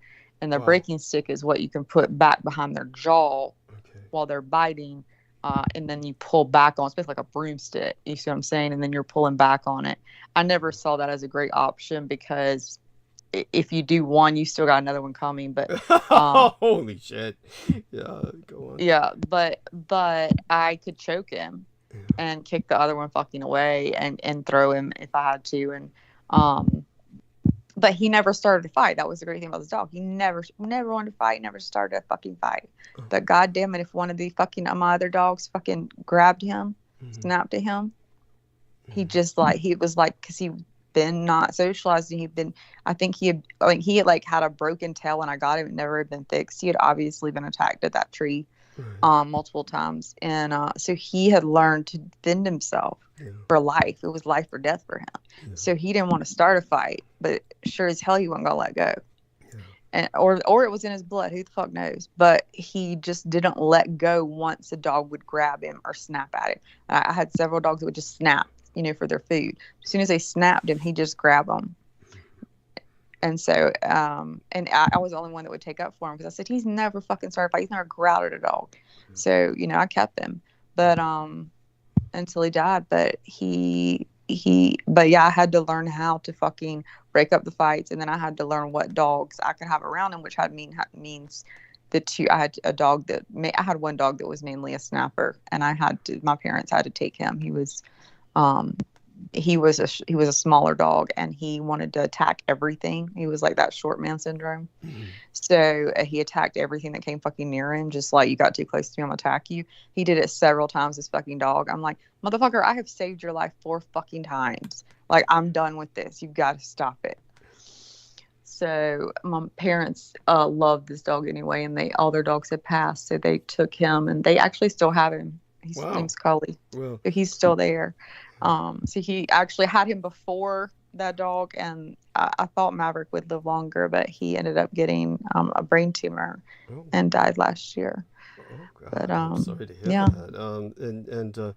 And of course there were some other things I saw. Well, describe them tonight. It was at Letterman Army Medical Center, where experiments were conducted on dogs, and some of these experiments concerned rendering them more vicious than even what we've been speaking of. But certainly, I can say this much: it was just at the point where some of these dogs would tear themselves to pieces just trying to get at you. Again, they weren't attacking me per se at the Letterman Army Medical Center in some of these experimental conditions that I saw. They were attacking the men who, I don't know what you could call them, experimenters, that were trying to goading them to attack. That was the purpose of these experiments. But the experiments are horrible. I mean, that's why anybody who would vote for fucking douchebag in Pennsylvania, like, what's his fucking name? Dr. Oz. Yes, that's right. Fucking puppy killer. Oh my God. What was it? I forgot what it was. It was I was telling Beaver about how that laser pointer worked on my spine the other day, and he started comparing me to Dr. Oz because Dr. Oz sells all that quack machinery and shit. That quack medical bullshit. Yeah, Dr. Oz is it seems you heard like about his? Did you heard about his animal experiments that just you came out? told Right? us. You told us, and Peter did, Moon okay. looked it up. He looked it up, and there doesn't seem to be anything that how would I say it? There doesn't seem to be anything that contradicts what you said. No, I mean the veterinarian that he was fined. The actual college was fined for it, and the veterinarian that was there, because there's a veterinarian there when they're doing experiments. I mean, the experiments are done, unfortunately, and some are beneficial for medical health or whatever, but he did them unethically and would not didn't aesthetic the dogs, and that's why the veterinarian reported it. Like, they were just dying in fucking horrible pain and threw them out in the trash. And then the puppies he threw out fucking alive in the trash. I mean, His team. He was over the team, so whether it was him or his team, he was he's ahead of ultimately it. responsible. Yes, Right. So I'm going to try and resettle myself. I'll be back in a few minutes. I'm going to go mute. Yes, I'm sorry about that. Yeah. No worries, honey. No worries. I want. I hope who's left with us. I'm hoping they will participate with this young lady and help give some back and forth. Sammy, yes, please. By all means, if you could speak with Brooke for a while. I don't know if you have any dog stories, but I would be surprised if you didn't. I mean, he's Latin American and he's in Los Angeles. I mean, you would think that he would We're have... not doing any more fucking bad dog stories. Let's do something good, like fucking somebody saved a dog. No, my girl has 2 Maltipoos, and they're very affectionate. Very affectionate. Oh yeah. Great dogs. But yes, they're very needy. They definitely want your affection. Yeah. Which is good. It's not a bad thing. It's just they're almost like kids, because one of them is very spoiled and she doesn't want to go outside to go pee. So she sometimes pees in the kitchen. And, it's annoying, but Listen, I mean, be glad it's a small dog, okay? Because I have had all kinds of dogs, and I usually I have a tendency to keep all males, because I did make that decision once I started fostering, and then anything that I decided to keep, since I already had males, I did have 2 females a long time ago, but once I started fostering, I kept all males because it's easier to have one sex. But males have a tendency to mark. And so even when they're fixed, they will mark. If I've never been trained not to. People think if you neuter them, they won't. So what the only thing I was going to tell you was, sometimes it's a lot easier to clean up a Maltese pee-pee than like a fucking Doberman Pinscher's. Oh God, I can fucking imagine. Oh, geez. Well, my sister has a Cane Corso. Oh God, yeah, that's a scary fucking dog. That is a huge ass. That's a huge dog. That dog right there would scare fucking Dietrich. I'm gonna tell you right now. Oh God, yes. No, it would. It would. By the way, continue. Have you seen a Cane Corso? I'm not familiar with breeds, but it sounds. Yeah, I wasn't even familiar with a Cane Corso either, and I am so familiar with dogs. When I saw a Cane Corso the first fucking time, and it was on pictures, I was like, that dog's a little scary to me. But by the way, I can understand why his sister would have that. His sister, he'll tell you a little bit about his sister, whatever he feels comfortable telling. But I know why she's got that dog. I mean, she's yeah. My sister, she owns a mortuary, and her Cane Corso. She has a girl. Her name is Scully, and she's a beast. She's about maybe 2 years old, but she is very she's the type of dog that doesn't bark. She just bites.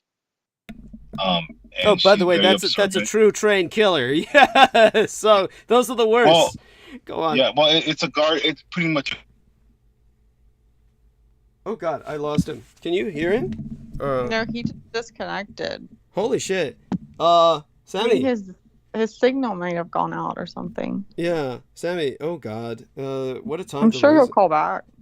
Yeah. It's just, you know. Unless his phone died. Yeah, I know. It's just that I wanted to go Go stabilize on. myself. So, Real Tech. By the way, Mikhail Andreevich says, God bless you for caring for abused animals. Earth Angel. He's got some symbols. So take a look at him respond to him in the chat room when you get a chance. Say thank you or whatever. And so when it comes to our man, where are we? Real Tech, you there? Sammy, George is back. So Hello, Douglas. Oh, will you speak with this young lady and you can tell her about your dog? I want Tell us about. speak to the people that are saying nice things to me in the chat. I would like to talk to them. Yeah. Tell them that. And George, tell her a bit about your dogs and cats that you've had. I'm going to be back in a few minutes. Okay, I'm gonna go mute. Okay, Douglas, take your time, Douglas. Thank you. Yeah, thank you. Bless you. Yes, hello, Brick. You're right there. Yes, I'm here.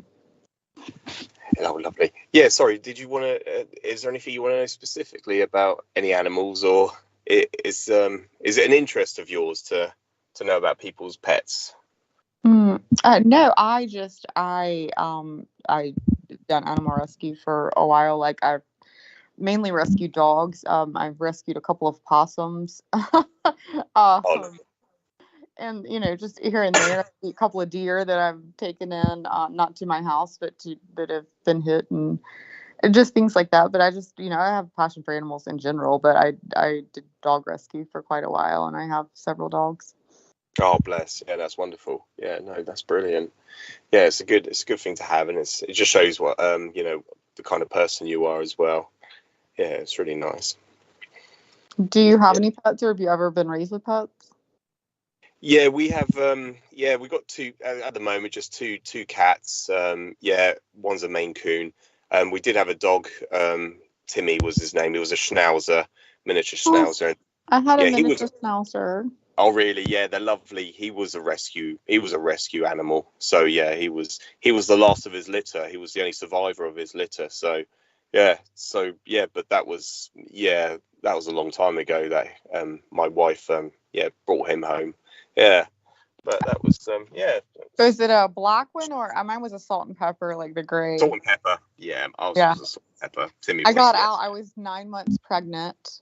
Literally, it was August 10th or so, and I gave birth on August 30th. I was doing the 19th, so I was literally 9 months pregnant, like waddling, and we were on our way to a wedding for a friend on a Saturday, and literally leave our house, and there's like a 2-lane busy road, and there's this salt and pepper Schnauzer running up the middle of the in between the cars. Oh. Yeah.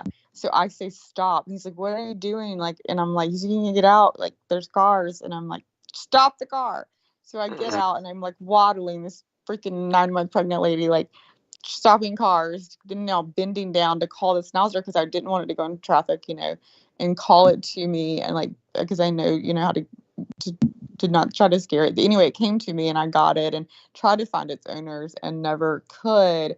Found out it was from the vet that it was being used for breeding, apparently, because she was in heat when I got her. And she was only like 2, and she had already had they thought at least 2 litters of puppies. So it was probably some backyard breeders that had gotten out. But anyway, we kept her whole life as well. So her name was Ruthie. So yeah, they were good. They're good dogs. Oh, lovely. Yeah, absolutely. No, thank you for sharing. So anyway, so how old is your daughter? My daughter, she's just under the age of 2. So yeah, she was so in December she'll be 2 years old. So yeah, she's about 22 months old. Yeah. So yeah, no, she's growing up really fast. It's scary when you have children, just the time just goes by like that. It flies by, yes. I can't even look back at pictures. It makes me want to cry. They look so cute and they're little. But yeah. 2 years old, that'll be a fun Christmas. Yeah, that will be a fun Christmas. Yeah. Just her birthday's literally 4 days after Christmas as well, so she'll never she's a Capricorn like me. Yeah. That's it. And I know she'll never let me forget that. Oh, why did you have me around Christmas time? I know.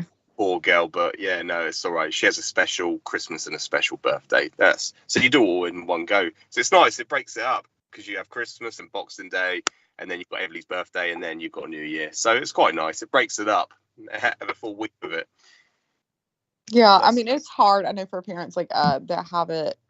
I was a little bit luckier because mine's January 15th as far as for my parents, I guess, because they were able to get it 2 or 3 weeks in. But it's still like, you get everything for Christmas, and then it's like you get your birthday. Number one, your parents are probably broke, so you're trying to figure it out. Also, but my parents always did a good job as far as making sure I had a Christmas and a birthday. But then it's like, God, I get the whole rest of the year, nothing. But these people that have July and June birthdays, I'm very jealous because you get like half the year to think about what else you want. Yeah, that's it. Breaks it up, don't it? Yeah. Breaks it up for them. Yeah, no, that's true. That's what I mean. I know I'm never going to forget it. I'm going to hear that for the rest of my life now. I had a cousin that was born, she's December 23rd. That was even worse. Yeah, because it's like everybody's looking right before Christmas. So like we're not even thinking about her birthday because it's like the day before New Year's, Christmas Eve. Yeah. And so it's like, oh shoot, it's Brandy's birthday. Yeah, exactly. No, thank you. Yeah. But she has something good to say. I tell her that I always say, even though people say Jesus' birthday is different, people always say, I always tell people, I'm like, I'm a Capricorn, just like Jesus. Yeah. It's quite.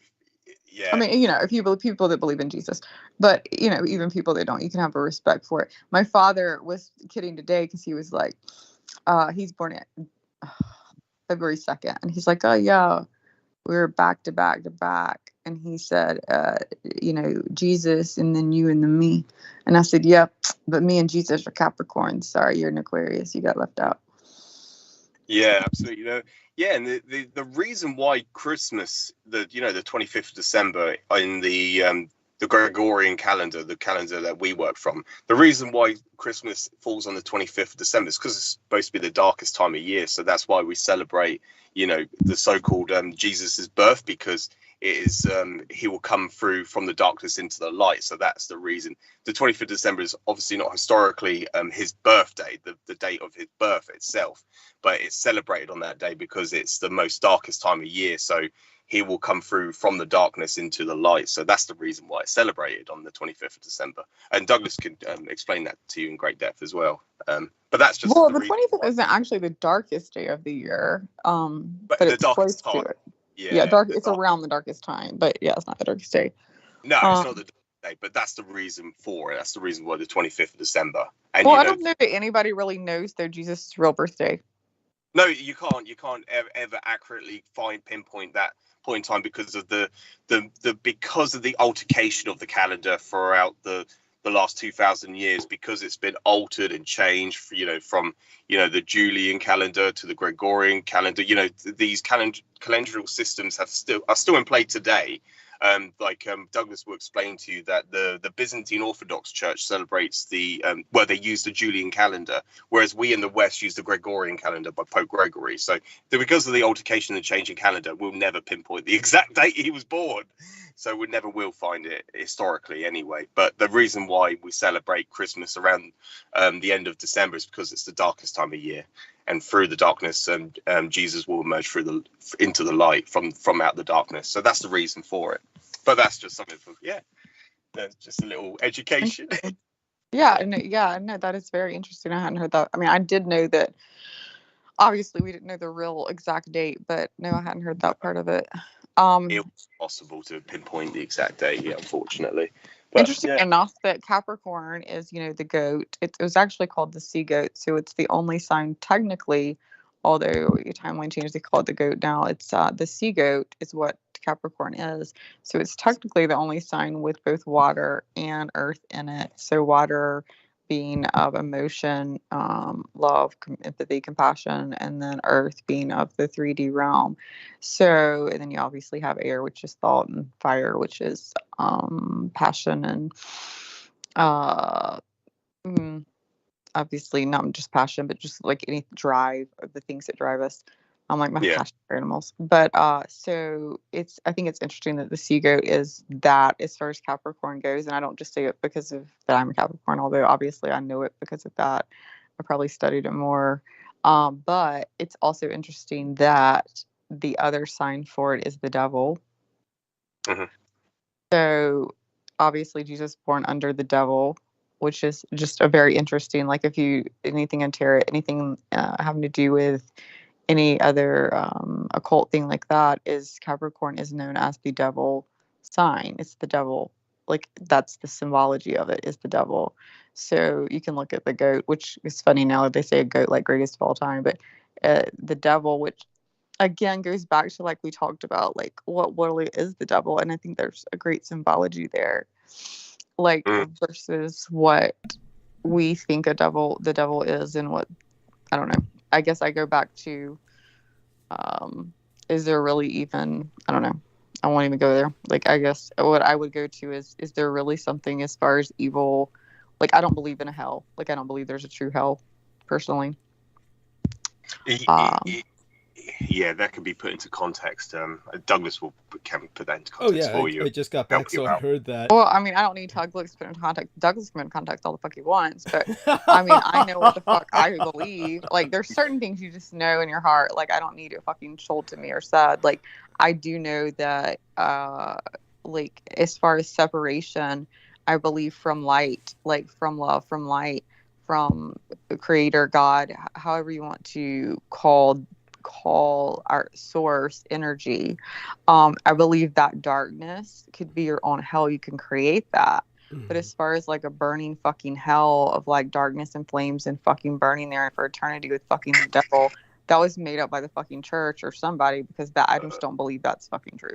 Oh, understood, honey. Oh, by the way, did you see Mikhail Andreevich did respond to you? I hope you saw that in the chat. He did respond to you saying thank you.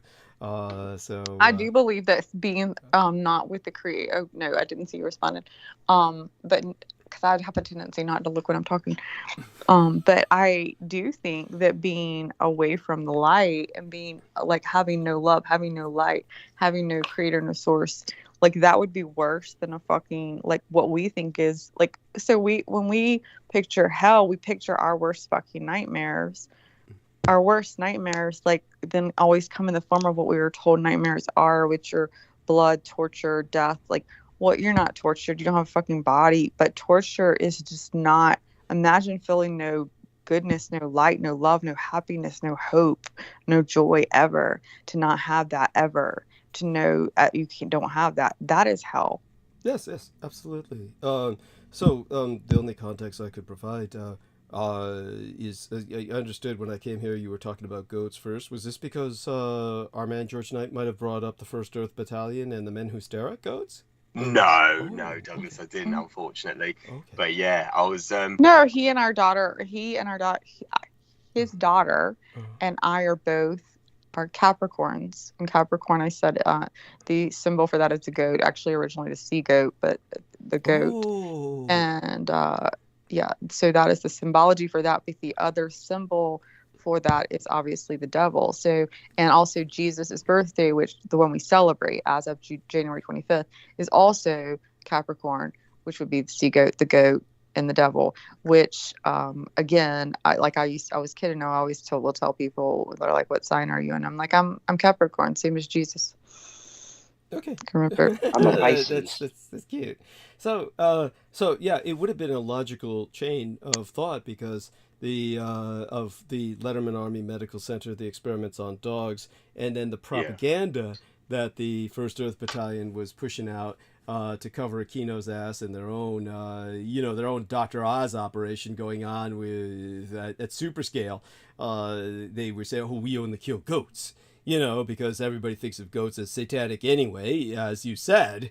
And so people could say, "Oh, if we can handle that, yeah, they're just killing goats. They're all devil anyway." And but reality, they were all killing dogs. I mean, this is the horror. Yeah. If you ever see, The Men Who Stare at Goats, the movie. I mean, of all people, sex bomb George Clooney playing the role of lieutenant colonel at that time, a retired a full bird colonel, James Channon.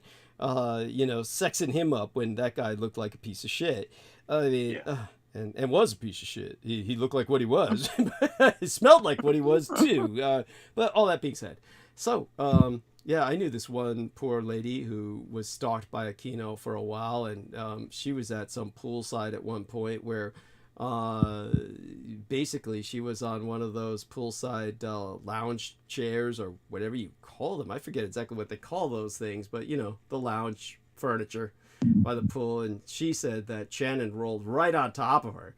That fucker came over and just rolled right on top of her and was, Gross. yeah, breathing on her, and she said she could smell in his breath the decay of his liver. He was such a heavy drinker. She swore she could smell his disintegrating liver through his breath. Well, is it your liver? It's something that gives a sweet smell off. No, Like there was no sweet smell here. She said that, and she said it's like that, a nauseously sweet smell. Oh, like there's something, I can't remember what it was something bad. It was something awful, and she said that he had bags under his eyes that were like the color of fucking liver. His eyes were like yellow. The bags, yeah, the bags under his eyes were just extraordinarily discolored.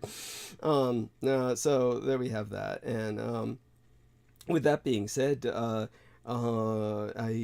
did, what was it that was on my mind when it came to both of you? By all means, continue where you were at, and then you contextualizing hell, which, as you said, you don't need, but nevertheless, to do so anyway. Basically, what I've pointed out before is. Oh, wait a minute. Let's just say so I was right. Liver failure, because like I have to fucking get it when I'm fucking right. Severe liver disease, you get a sweet and musty smell both on the breath and in the urine. Yeah. Ew. So that I knew that liver failure caused that. It's like it's not like a good smell. It's sweet. It's like a musty sweet. Yeah. Oh God. Yeah. Our man. By the way, did you know this? George Knight used to be a bartender. Yeah, I was going to say when I did my where we do wine tasting courses, you get the description you present when you're checking the aroma, when you are tasting it, like you spin it back out. You give the same description. You go sweet, musty, woody.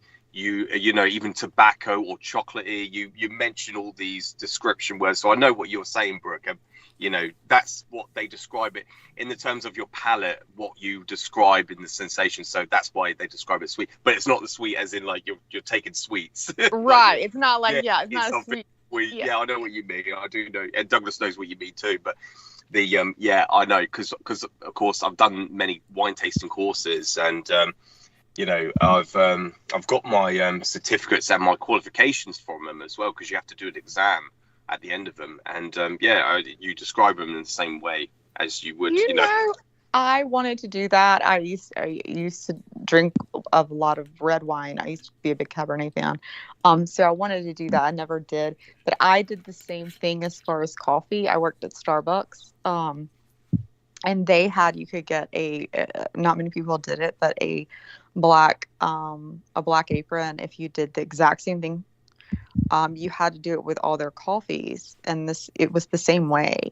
And we had to have all the coffees and then be able to, and obviously they have, it was fucking, I can't remember, like fucking well over 20, like it was like 20 different coffees or whatever we would have to do. And you would have to taste each one. You would write it down first. You would have a booklet so you could taste it and write down what you felt. But then you have to go through all 20 and say which one was, because you're drinking in black, right? So you take one, you spit it out, and you're like, this is the Colombian, this is the Nicaraguan, this is, the Costa Rican, this is the Pike, this, like all of them. And have the description of all of them correctly. And then you would get your blacks. And most people never got it, but I did get that. I got a black apron while I was there. I think I was one of the only, me and the store manager were the only two people that had them while I worked at that store. Wow. So coffee. So I thought that was curious. I never knew they did coffee that way till I worked at Starbucks years ago. That's amazing. Thank you for sharing that. And I don't know that Starbucks is still any as good lately, but that was 20 years ago. Oh my God! Wow, I'm impressed. And George, when you were learning all that wine tasting. I'm impressed as well. I had no idea bartenders really had to. That's incredible that they. Bartenders don't have to do that. He obviously they worked for a really high class bar, or he did that on his own. Good point. But yeah, tell us about that, George. How did that happen? Why were you being so well trained in this? Why were you being groomed? Oh yeah, because it was me and a few others that were they basically, the company I worked for, it was a private company. It's a family run business, and it's based on development. So they were trying to do the upper high class sort of end. So we had to know what we were talking about to sell to the clientele, to the customer, to promote wine, so we can recommend it, and then we would tell them a little bit about the wine and what's your preference? Is it a rosé? Is it a white? Is it a red? And then you go from there. You mentioned about the grapes, and of course the grape. Like, do you like it nutty? Do you like it? Yeah. Do you? Yeah.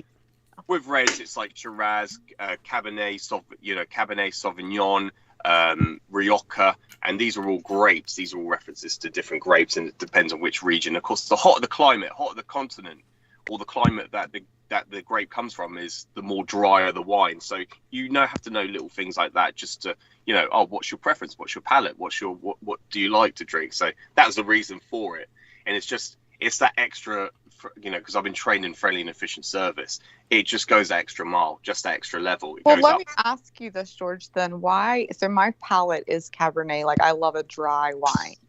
Yeah. And that is my palate, and I can do a really good Chianti, but a good Cabernet is my favorite. So I had to stop drinking it, though, because I would end up throwing up, like, just after, like, sick, because it was like acidic on my stomach. Like, I could. Yeah. And if you look at the red, sometimes the drier the wine, you can see like sediments, little tiny sediments. Probably your stomach didn't settle well with it. I would come home and, like, I'd only have 2 glasses and, like, go take a shower after, like, an Italian dinner, and then just throw up in the shower. Holy shit. Yeah, I mean, like, it wasn't last year I drunk. drank I wasn't throwing Decoy. up drunk. It wasn't drunk throwing up. It was literally like a glass or 2, and then that's when I learned. So, like, I could, like, when I was getting drunk, like last week, and I thought I was drunk or whatever, like, I can drink now like a Pinot, like a treat, and I hate the white Pinot Grigio, which I don't like the taste of, but it's fucking easier on my stomach. Well, that's it. Yeah, that's it. And that comes, I think, through, when your palate changes throughout the years, throughout the decades that you live for. It changes entirely. What you find disgusting as a child, you most likely will like later on in life, and that's how your body changes. Yeah, but I would still prefer to drink a Cabernet. The taste of it. It's my stomach. I think it's my stomach that is. Yeah. Last year, it gave me a terrible migraine. Oh wow! What? What? Migraine for a whole week. Decoy. It's called Decoy. Yeah. Cabernet Sauvignon. Cabernet Sauvignon. Cabernet Sauvignon. Yeah. Yeah. Decoy. I've seen Decoy. It's got the duck on it or whatever. Yeah. Go on. People get headaches. It's because with alcohol, it dries you out, it dehydrates you. So then when you wake up, you feel rot. You need to drink water before you go to bed, or better have a bottle of water and 2 Tylenol when you wake up. Yeah. But I will tell you, have you noticed, like, cheap wine will give you so much of a worse hangover than fucking good wine? I'll give you, what was that? Sorry, more of a hangover. Did you say? Cheap wine. Yeah. Where gives you a worse hangover than, like, good wine. Yeah, it's to do with, they probably pump it full of more alcohol, and it's the fermentation process. It's probably not, when it's like that, you're consuming more alcohol, and it's just, that's what's dehydrating you. It's just, you're basically drinking more like vodka. It's more purified, more to the point of alcohol, pure alcohol. No, don't do that. Yeah, absolutely not. Thank you. I mean, good to know. That was good. That was educational. Thank you. Yes, there we are. This is the Civilized Alcoholic Channel. We're here to teach people how to cater Civilized, yes. Yes, cater to their addiction. Yes, and so I have a feeling the Real Tech Geek can provide us some expertise here. Tell us, Real Tech, about the other alcoholic experiences you've indulged in that have given you some memorable anecdotes. Yes, I would like to hear this. Did you engage in any at the little thing you went to? What was it? Oh, hookers convention. Comic-Con. Yeah. Yes. He calls it Comic-Con. No, It's no. basically a hookers convention. Yeah. No. Ain't no hooker convention. Maybe the dudes I call the hookers are in the hotels, sure, when they come. No, but speaking of that, there is a porno convention that's happening in Edison this week, Friday, Saturday, and Sunday. Mm-hmm. Exotica. What is that? Porno. It's a porno convention. Yeah, porno convention. And just out of curiosity, are you attending or are you gonna not? I'm considering attending. Cool. I just got a curtail around the chicks that want $1 every time you want to take a picture of them. Well, definitely, if you do take any pictures, I'd want to see them. Yeah, I mean, so I can show you from 2019. Oh yes, and Our Lady would like to see them too. So Sure. Yes. Yeah, I want to go. Just a long distance. Okay. Well, that's cool. But yeah, I remember one time when I was like super drunk in Miami, so 2015, and I wanted to have some coffee, and the bartender said only got tequila and coffee, so I drank that, and as soon as I drank it, I spit it out. It was just so bitter. Ooh. It was terrible. Yes. Ooh. Tequila and coffee? Tequila. Yeah. Tequila and coffee. Oh, gross. Yes. Yeah, it really was. Yeah. Oh, the worst shot I ever had. Let's see. Okay, bartender. Do you know when George? A Three Wise Men. Yeah. I've heard of it. Never made one. What is it? Carry on. I was thinking I was going to talk about something else actually. Another cocktail. Yeah. But this, just out. It's very fast. Do you know what it is? I've heard of it. I've heard of the free what? Yeah. But what's the content? Yeah. So I'll tell you the contents, but I will also mention this. South Carolina was the last state in the United States to do away with mini bottles. Right. At the airplane. So we had mini bottles during this time that I'm speaking of. We were the last state in the U.S. to do away with mini bottles. So there wasn't free pour. So if you had done this shot with free pour, I think it might have maybe not been quite as bad. But if you imagine an entire mini bottle of each, okay, poured into a cup. It is Three Wise Men, so it is Jose Cuervo, Jim Beam, and Jack Daniels. All right. 3 mini bottles, all poured into a cup. So that's one shot, supposedly, but obviously that's 3 mini bottles. And then that's like 200 proof? Yeah. You're supposed to fucking shoot it. And so somebody had dared me, to take it, and I'm fucking, I don't know, fucking 19 or 20, with a fake fucking ID. I'm, in there. My boyfriend's mother owned the fucking bar anyway, so it didn't matter. So it was yeah, I'll fucking drink it. Fuck, I was always the one I'll do what the fuck ever, to prove my womanlyhood. I was as tough as the guys. Some stupid old man was like, "You do it 3 Wise Men, I'll buy it." I'm like, all right, and he wasn't hitting him. He was some old man. My boyfriend was there. I was like, all right, I'll do it. I don't fucking. When I saw how much he was fucking pouring, I was like, that's not a fucking shot. I was like, I fucking drank that, and I do not I'll drink tequila, but Jim Beam and Jack Daniels a no. And I drank all 3 of those. That I drank that shot, and I drank it like a shot. I mean, I kept going. I don't know. Yeah, Yeah, it was a lot. I think I stood up off the bar stool and fell down later. But I didn't throw it up, but it was a lot. Yeah. If you ever want to fucking dare somebody in a fucking bar, just be like, I'll buy you a 3 Wise Men. Oh my god! And tell us about this drink that you were going to talk about, George. Oh yeah, thank you. Because the Real Tech Geek mentioned about tequila and coffee together.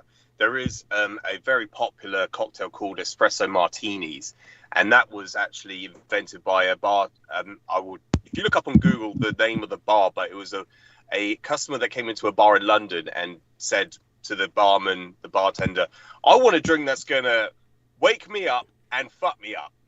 And the barman said, I've actually got a little recipe. I've got a little condiment to make up for you, so I will just make it for you. And so he did what he did. I'll tell you what the ingredients are in a moment. And then he handed it to the customer, and the customer drank it. Went, wow, that's amazing! And it's called espresso martini. And what it is it's vodka, and you've got you're supposed to put Kahlua in it, like a coffee mixture, a coffee liqueur. So you can use Kahlua, which is like you take out between the Baileys, and Kahlua is it's a coffee liqueur, sugar and double shot of espresso, and you mix it all together with ice, and then you shake it up in a cocktail mixer, and then you pour it into a martini glass, and that's what espresso. Wait a minute, it's just vodka and Kahlua? Yeah, it's vodka and it's a coffee liqueur. So we used to use Kahlua, and you put. No, that's not a fucking. I thought your coffee martini would have coffee in it. You know, my favorite fucking drink forever was a White Russian. Oh yeah, White Russian as well. Yeah, that's similar thing. But you put a double shot of espresso in. But that's what I missed. I didn't hear you say the double shot of espresso. Okay. Yeah, double shot of espresso. So it is coffee. That's why I was like looking for the coffee. I'm like, where's the fucking coffee? Yeah, and that's a very popular drink, and people, you can drink that pretty much any day because you've got the caffeine in it and you've got alcohol in it. Well, you know what that fucking is? That's now the American version of that is the fucking vodka and Red Bull. Oh no! Oh god, that's awful. Oh. The same fucking thing. It is. Yeah, it is awful. Yeah, it's awful. It's also the same fucking thing. It's vodka and fucking a shitload of caffeine. Yeah, that's it. That's what that is. That's a like a repressant and basically a stimulant. Yeah. So yeah, but that's what the vodka martini is. What, the espresso martini? Yeah. It's without all those, those extra, because they like the guarana or whatever. The ginseng. I mean, like the ginseng and a little bit of that, but still, it's basically caffeine, which is a fucking stimulant, and fucking vodka, which is a depressant. And Kahlua has also got caffeine. You've got taurine in it as well, which is, that's bull's testicles. You got the bull semen in it. So is that what fucking taurine is? That's what taurine is. Yeah. Oh my god! That's in Red Bull. That's why it's the bull's got wings. That's where that come from. Oh, it gives you wings. That's why it's got a Red Bull on it. It's bull's testicles. That's what taurine is. That now you learn something new about Red Bull. Red Bull. That's why I'm throwing up in my mouth because I've been vegetarian for years, but I know I had a Red Bull in the last year. Yeah, Red Bull has taurine in it. I don't even like the taste of it, but I remember being tired about 6 months ago and buying a Red Bull. Yeah. That's why they call it Red Bull. That's why you got bull symbols on it. Damn it, George! Fuck you. Yeah, you're better off with I would have been better off not. Can you not tell me some things? Well, it's a good thing because stay away from Red Bull. It's not good to drink. Yes, I will now. I Fuck my life. I stopped that years ago. Yes. So a friend of mine drink Red Bull all the time. You almost had a heart condition. Oh my god! You end up like James and Reese if you do. Yeah. God. Yeah. And by the way, Real Tech, tell us a bit about your friend with a heart condition, and then George will follow up by telling us a little bit about what he knew about James and Reese. He'll share that because he says that better than anyone knows. So, Real Tech, tell us what about your friend in the heart condition? Oh no, I kept warning him to calm down with the Red Bull. He was this is going back 2011, 2012. Uh-huh. And I was telling him to calm down with it, and he just didn't listen. And his mother is a nurse, and he was starting to have really difficult heart issues with his heart pumping too fast and cardiac almost a couple times almost had a cardiac arrest because of the Red Bull. Mm-hmm. And so did he finally stop? Or? Yes, he did. Yeah. After he. Of course, started experiencing his chest was exploding, and also getting the medical test. But even with the medical test, which was the blood test, which was saying that what I was telling him and his mother was telling him to stop the Red Bull, they had to take him getting almost a heart attack.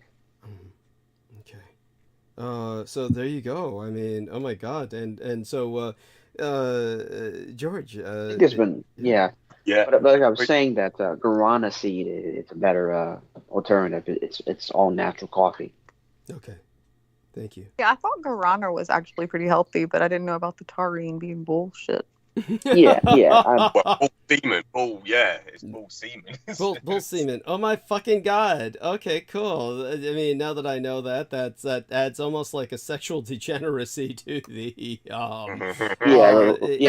reminds me of Damn Doug's gonna be asking us to send him fucking Red Bull. No. Yeah,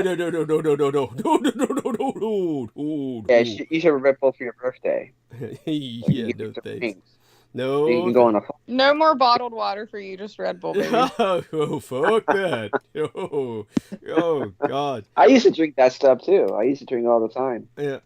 Oh, my God. I'm so sorry to hear that. I mean, it's obviously... So Jameson... Oh, my God. Don't say you're so sorry to hear it. Like, you've done 10 times worse fucking shit. Shut up. Oh, well, honey... Yeah, like lines. Doing some lines. Yeah. I mean, we can get into that some other time, honey. Yeah. But yes, George, tell us a bit about what you knew was going on with Jameson. I mean, because, I was ignoring Jameson constantly while Jameson was going through his bullshit, but George actually comprehended what this guy was going through to a degree. So share with us what you saw was going on. Who is this person? Jameson Rees, the guy who, we've spoke about. If you, what Douglas has been saying, we said it on last transmission. That I know. I'm just trying to remember. He was the one on the show, right? He came on the show. Yeah, he was. Yeah, he was obviously. He was always on the show, but what he would do all the time was, I'm dying. Yes. Oh yeah. Okay. Say, I'm dying. Oh, Douglas, I've just had an energy drink.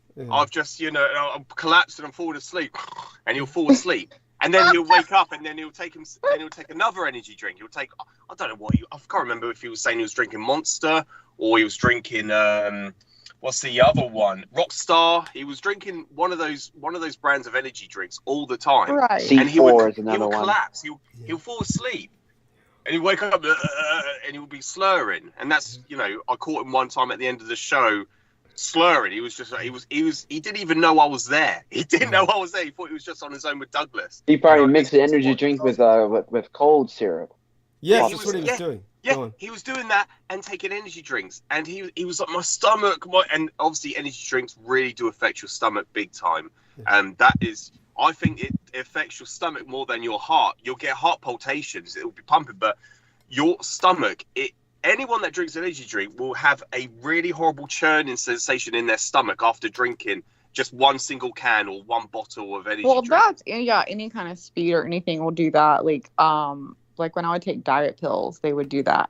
But I watched a special. This was actually it was on YouTube, but it was like one of the doctors, like ER type things, like a documentary, real life they do. And he was saying, this guy drank this many energy drinks. He was like playing video games and drank this many, ended up in the hospital, blah, blah, blah. Mm-hmm. And basically, end of the story was what they were trying to do is diagnose him like with what caused him to be so sick. And what they figured out was it was actually, even though the caffeine like affected his heart, like his heart of grace, that was not what it was. It was the sugar. Nice. It was the amount of sugar that he had ingested so quickly. Yeah, exactly. The caffeine is just designed, like caffeine's in teas, and it's it's in coffee beans. The caffeine is just there as like a stimulant, just to give you a wake up. You're only supposed to take a small amount for you to get a huge effect, but the more you take it, it's a drug. It's an addictive drug. But the more you take, the more your body becomes tolerable to it, and then all of a sudden you want more. And then, you have a massive come down. So then what you would do is, you need a boost, a kick. So then you'll consume more of it. Mm-hmm. And what Jameson was doing was he was drinking it, crashing, falling asleep. And then he'd wake up and have it again just to get that high. And then he'll have a come down. And that's what he kept doing. He just kept dropping off. And you'd hear him like, and, Douglas would be like, oh, Jameson, are you there? And he wouldn't respond. He would be fast asleep. Yeah. And he'll come back. And that's what he just kept doing. And because he would tell you, he would say, I'm drinking this energy drink. I'm drinking this can of Monster or Rockstar. Yeah. And that's what he just kept doing. But it affects you so much. it's not worth even starting doing it, because again, a drug is it is a massively addictive drug, and that's why so many kids are addicted to it, and it's just causing them to have ill health. And the more you consume, the least, you know, you're going to get the effects. It's not as potent. If you have just a small amount of it, you'll get a massive, you know, all you need is just like one coffee a day, really, ideally. But then your body starts to have a tolerance to it, and then you just maybe need 2 or 3 more coffees. But when you have energy drinks, you want more. You want just... I used to live on coffee. I mean, like, I would wake up... Healthier. It's healthier to live off in tea. It's so much healthier to live off in green tea, herbal tea. Oh my god, that fucking sucks. Like, come on, you gotta die of something. I mean, but it's healthy. It is like, a lot healthier. Okay, yeah, it's also healthy. Are you a vegetarian yet? Vegan? Are you fucking like? That's not healthy. It is fucking healthy. I could go into that as well. Let's. Well, I will. Vegetarianism actually lowers testosterone. What you need to do is have a balanced diet. Oh my fucking god. Kill me now. Shoot me in the fucking brain. Shoot me in the fucking head. I'm hanging out, Douglas. Have a happy fucking birthday. Honey! I believe in vegetarianism. Well, honey, let's just put it this way. You know, I look, there are some people who can... No, I don't need you to fucking smooth it over for me. What I need is King George to understand that just because he speaks British and I speak Southern redneck, that he does not necessarily know more than me about every fucking thing. No, wait. That's not what he's coming across as, darling, really. And I do believe in a balanced diet, King George. But what I am trying to say, a balanced diet, you can have a balanced diet without eating meat. Now, I am not putting down anyone that does eat meat, because I'm not saying that people shouldn't. I don't believe in, just like you shouldn't choose somebody's religion, you shouldn't choose what they should and shouldn't eat. Again, just like if somebody would rather fucking drink coffee than fucking green tea, again, I think they fucking should. But I will say this, that you can fucking put a steak down, or you can put a steak down your fucking body, or you can put some high protein fucking legumes, high protein fucking soy, and fucking other healthy vegetables and fruits, and be healthier probably than that fucking steak that's going to sit in your colon for a fucking year. Well, honey. Thank you, bro. What I just... No. George knows I'm not actually cussing him. He knows I'm just kidding. But I mean, not kidding. I'm serious. But I mean, like, I'm not mad at him. What do you usually eat every day? Me? Yeah. I basically was drinking just about a couple bottles of wine a day, and that was about it. The majority, just to go from a... I mean, that's my health regimen. I mean, like, if you want to know what my health regimen is. I mean, like, I have a fucking freezer full right now. I can go in a right fucking now, actually have a freezer too, but a refrigerator full, went to Whole Foods, fucking bought organic blueberries are on sale. So I've got about 6 things of organic blueberries, 2 things of organic raspberries, 2 things of organic blackberries, 4 things of organic raspberries, a thing of spinach, a thing of collagen powder, protein powder, flaxseed, chia seeds, some almond milk, some fucking what do you call that, probiotic, whatever the fuck it is. Probiotic anyway, shit, yeah. Yeah, anyway, what the fuck, to make my fucking smoothies. That's what I was starting. Flaxseed is better for women, chia seeds are better for men. Well, that's good to fucking know, because I didn't know which one to fucking buy. Actually, I was looking for the chia seeds. That's funny to know, because I was looking for chia seeds, because that's how I used to make my smoothies. Mm-hmm. And they were closing. And use hemp also. Use what? Hemp hearts. Oh, fucking A, I saw fucking hemp hearts. This fucking motherfucker said, no, that's not the same. Mm-hmm. Anyway, but they were closing, and I said, where are the chia seeds? And she pointed over there, and it was only fucking flax seeds, so I grabbed that. Yeah, I understand. They normally will sell it together as a mix. Well, no, this one wasn't. So I actually I would buy whole chia seeds, but this time I found chia seed powder, which was fucking outrageously expensive. So I bought both. Anyway, my point is, I spent fucking a couple $100 on fucking shit that I have yet to make a smoothie with. If you also have an Amazon account, you can scan and try to get a discount what you're buying. Hell, if it's just 50 cents or $1, it's still something. But. Yeah, I knew that, but like I was in there, like I literally went in. They closed at 9 or 10 here, or whatever the fuck it was, and I went in there 10 minutes still. So I'm like, I understand. Brooke, Yeah, I can understand. I ask, do you take any minerals, vitamins with your diet? Well, okay, so should I or do I? Yeah, I was gonna recommend if you're on Yeah, a B vegan vitamins, diet or a B12. I need vegetarian my diet. all my B vitamins. I fucking know.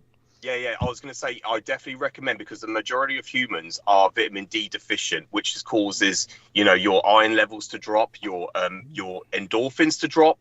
And so, yeah, people become depressed quite heavily because they don't have enough vitamin D in their body. Especially in the winter. I would definitely recommend for you to take multivitamins and take at least 2,000 IU of vitamin D a day. Definitely if you're on a vegan diet or vegetarian diet, because you don't get all the nutritional value Well, that I you need. do. You need I'm a not balanced vegan. diet. I would say even higher, 10,000 You a would day. definitely, if But you're gonna really, the best D3. I'm sorry, I don't mean to overtalk you. Let me just say not that at all. the No, best carry on. the best D3 is with MK2 in D3, 5,000 10,000, because MK2 is the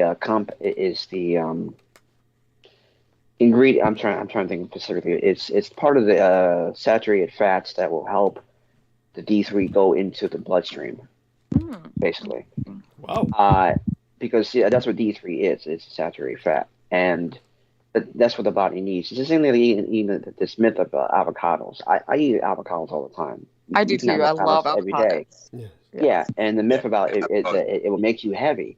What I'm saying with the D3 is, that's the best combination with MK7 and D3. And taking it in the daytime or in the morning, whatever it is, don't take it at night. I'm finished. Oh, by the way, you did well. You don't need to say I'm finished as if you're giving. No, people... you were very educating me very well. I've also heard, to either one of you, that I just recently this year started taking magnesium, because I've heard a lot of people are magnesium deficient because of our soil depletion, and I did notice a difference with that in really my digestion. Watercress. Yeah, get watercress. Watercress will help you with magnesium. Yeah, I don't like the taste of, like, the food doesn't go well with me. Like, I don't. So I have a very slow. Well, I have what you call slow digestion. When I was a teenager, I did throw up my food. So I don't know if that's what caused it, but for whatever reason, like lettuce and anything raw, if it sits in my, and that's why I don't know if the wine eventually that's what's caused that too. But it's been years since I did that, but years and years. But I literally cannot, like, I can literally eat lettuce, and I remember like 2 days later throwing up, and it was like a fucking pickle, lettuce, and tomato fucking sandwich, and it looked exactly like it went in 2 days fucking ago. Like, it had just sat in my stomach. So some things that are raw will just sit there. So I have to be like, that's why I like kale, spinach, those two, you're really not supposed to eat them raw, especially kale. It's like really dangerous. I can't even stand the taste of kale, but I'll do spinach in a smoothie and blend it up to like put a little bit in there. Yeah, or cook it. You just got to work on having proper pro and prebiotics. Probiotics, I've got covered. I've got so many probiotics in my fucking refrigerator right now. Let me tell you. Do you have inulin? I don't know what the fuck's in there, man. I mean, I can go take you a picture of it if you want. But... Yeah, sure. I mean, I'm at the health a lot, so. Like, I mean, I don't know. I bought like every fucking probiotic. I just bought all the probiotic drinks, and then some kind of probiotic like pill formula. Oh, that's cute. Yeah, I can talk about this for a long time. Yeah, that's cool. Well, yeah, that's what I knew I needed to get my gut in health, because they talk about your gut being in health. Yeah. And I knew my gut was not in health, and they say, I knew that I had drank a good bit of wine over the last year. So I thought, alcohol also does not do well with the gut. It does kill a lot in the gut. So apparently I learned. So I was like, I've got to get my gut back in check, because that affects your whole body, apparently. Yeah. Yes. Very much so. And your gut will also help with probiotics will help also with you getting less sick all the time, because it's about 90% of it is your gut. Yeah. I hate being fucking. And the next thing And the next thing you got to work on is the sugar. Working on having less sugar. Because I don't have a lot of sugar. I don't crave sugar. I mean, only sugar I ever that's good. is from either fruit. Like if I was to do smoothie, that would be fruit. I will put honey in it. And then the only other sugar I was getting was from any alcohol, like when I was drinking the wine. And tonight I've had one beer. I stopped and bought one beer just to fucking get me through this fucking night. maybe better off smoking some Mary Jane instead. Oh no, you don't want that. I will be so paranoid. I'll be like, "What are you talking about me?" Are you talking about me? I don't know what you're talking about. Like, I think you're talking about. What the fuck are we talking about? Has it been an hour? Has it been a minute? I think it's been 4 hours. It's been 2 minutes. I don't fucking know. Like, that is my mind on fucking pot. Oh, crazy. Yes. Man. I get paranoid as fuck on pot. I can do any. Well, I can't say any drug because I haven't tried every drug. But I'm saying you don't want me on pot. Although it is hilarious. I will say this. I've always been that way on pot. And then my neighbor who owns a fucking, he owns a solar panel company, and he moved in and he just had a baby, and he's always he'll go in his garage and smoke fucking pot. And my best friend happened to know him from high school, so he happened to be out there. I've talked to him several times, and I hit the joint with him 1 or 2 times when he was out there, and I came home paranoid. Okay, but then she was over this one fucking night, and he comes over, talks to her, and he's like, oh, and he had a joint, and he lit it up. I was like, so I fucking hit it. And then we're passing it around. I'm like, I'm only going to hit it once because I know I get fucking paranoid. I'm going to hit it fucking again because somebody passed me again. And then pass it around, and she's like, no. He passes me. I get stuck with the fucking joint. So then I'm just sitting there, and I'm just fucking hitting it. Because I just apparently don't know how to fucking stop myself. Even though, well, the fucking most hilarious thing that's ever happened to me in my life happened. I actually was high. I stood up and was like, I think I need to go check on my dogs because they heard them barking. We were all sitting in my yard, like, because he's across the street and we were in my yard. And we were just kind of like leaning against her car. And I was like, I sat down and I was like, I think I need to go check on my dogs. And I stood up and I literally like went in a circle. Like I could not fucking walk, like fucking drunk. Like I'm spinning like a fucking little girl spinning. You know what I'm saying? Like, purposely spinning, but I wasn't purposely spinning. I was just fucking spinning. I was, woof, gosh, and then she's like, I think I need to go with her. And he's like, yeah, I think you need to go with her. And so then she comes in the house with me, and I just go on the fucking couch, and I just am busting out laughing, having the best fucking time of my fucking life. And she's like, oh my God, you're fucking high. I'm like, I know, and I'm not fucking paranoid. This is like, I was just so happy. I don't know. I keep meaning to go back and be like, whatever the fuck kind of pot that was, that's the kind of pot I need. Because, like, I've smoked pot many times in my life, and it has always been. Because, everybody's fucking doing it, especially when you're a teenager, and I'm always the one outside, like, oh my God, I'm just in my head, and I'm just quiet. I think everyone's looking at me. This time it was very good. I was very happy, and she was like, you're so happy. And I'm like, she's like, I like you like this. And I'm like, I like me like this too. Oh my God. I know, it was very weird. Brooke, am I allowed to ask a question to you? It's something I'm just curious about, whether or not if you're consciously aware of this. Because, of course, earlier on mentioned about being a vegetarian and vegan. I remember I did a post on Facebook about plants being a life form, a sentient being that has consciousness. Yes, okay, don't go there. Okay, yeah, fucking ex-fucking girlfriend did that shit to me. To drive me fucking me. You know what? She's like, everything's fucking alive. And then I just like, well, it's not the same alive. And then later on, I started listening to people that are like, all the plants listen to music. And I actually watched the fucking plant. And it's, fuck my life, okay? I don't need it, okay? Again, George, don't fucking need it. You recognize it's real. I do recognize you have feelings. Yeah, you do recognize. Yeah. So here's my thing. So I do agree. So that's why I tell people that they don't have to be vegetarians. Like that, I'm not saying everybody should. I think it's about the respect for life in general, right? And you do know.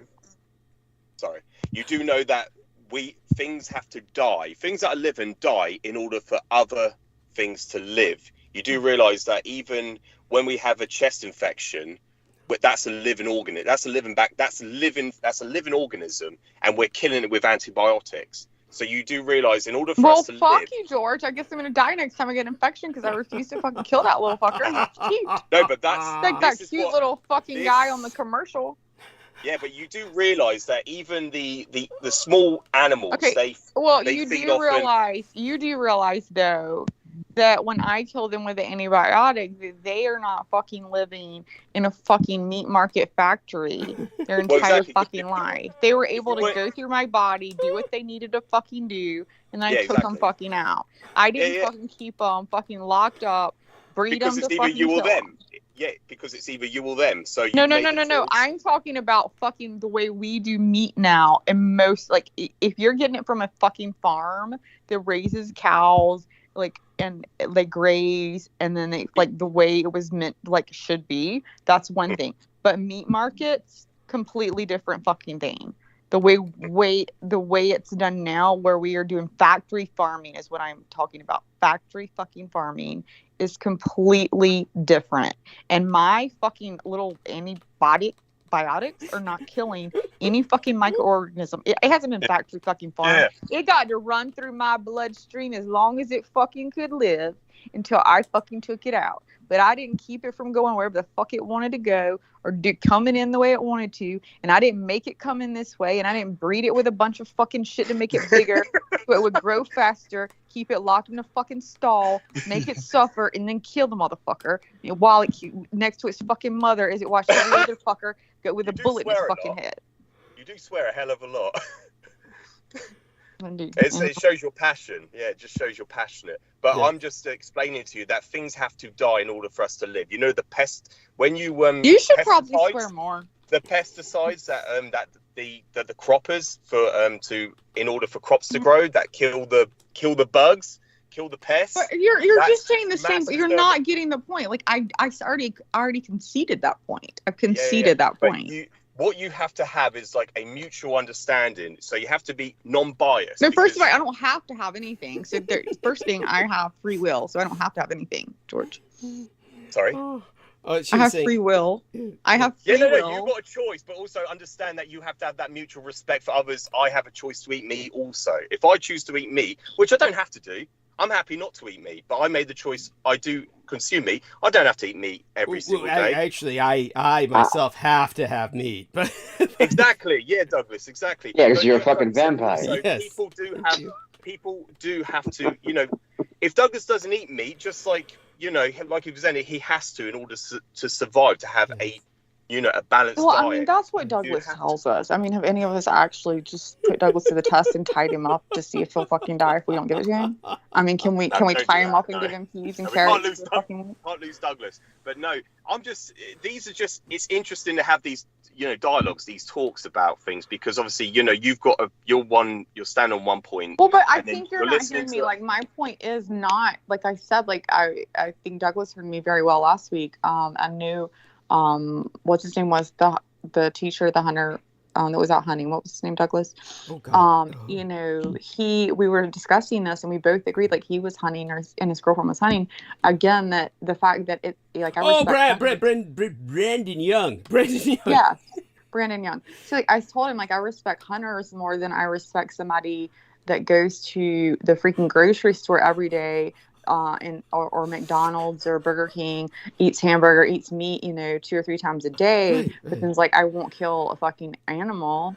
Okay, well, obviously, how do you think that's getting on your plate? Okay, it's death. And the same thing, it's so weird. Like, you said that about the fucking plants.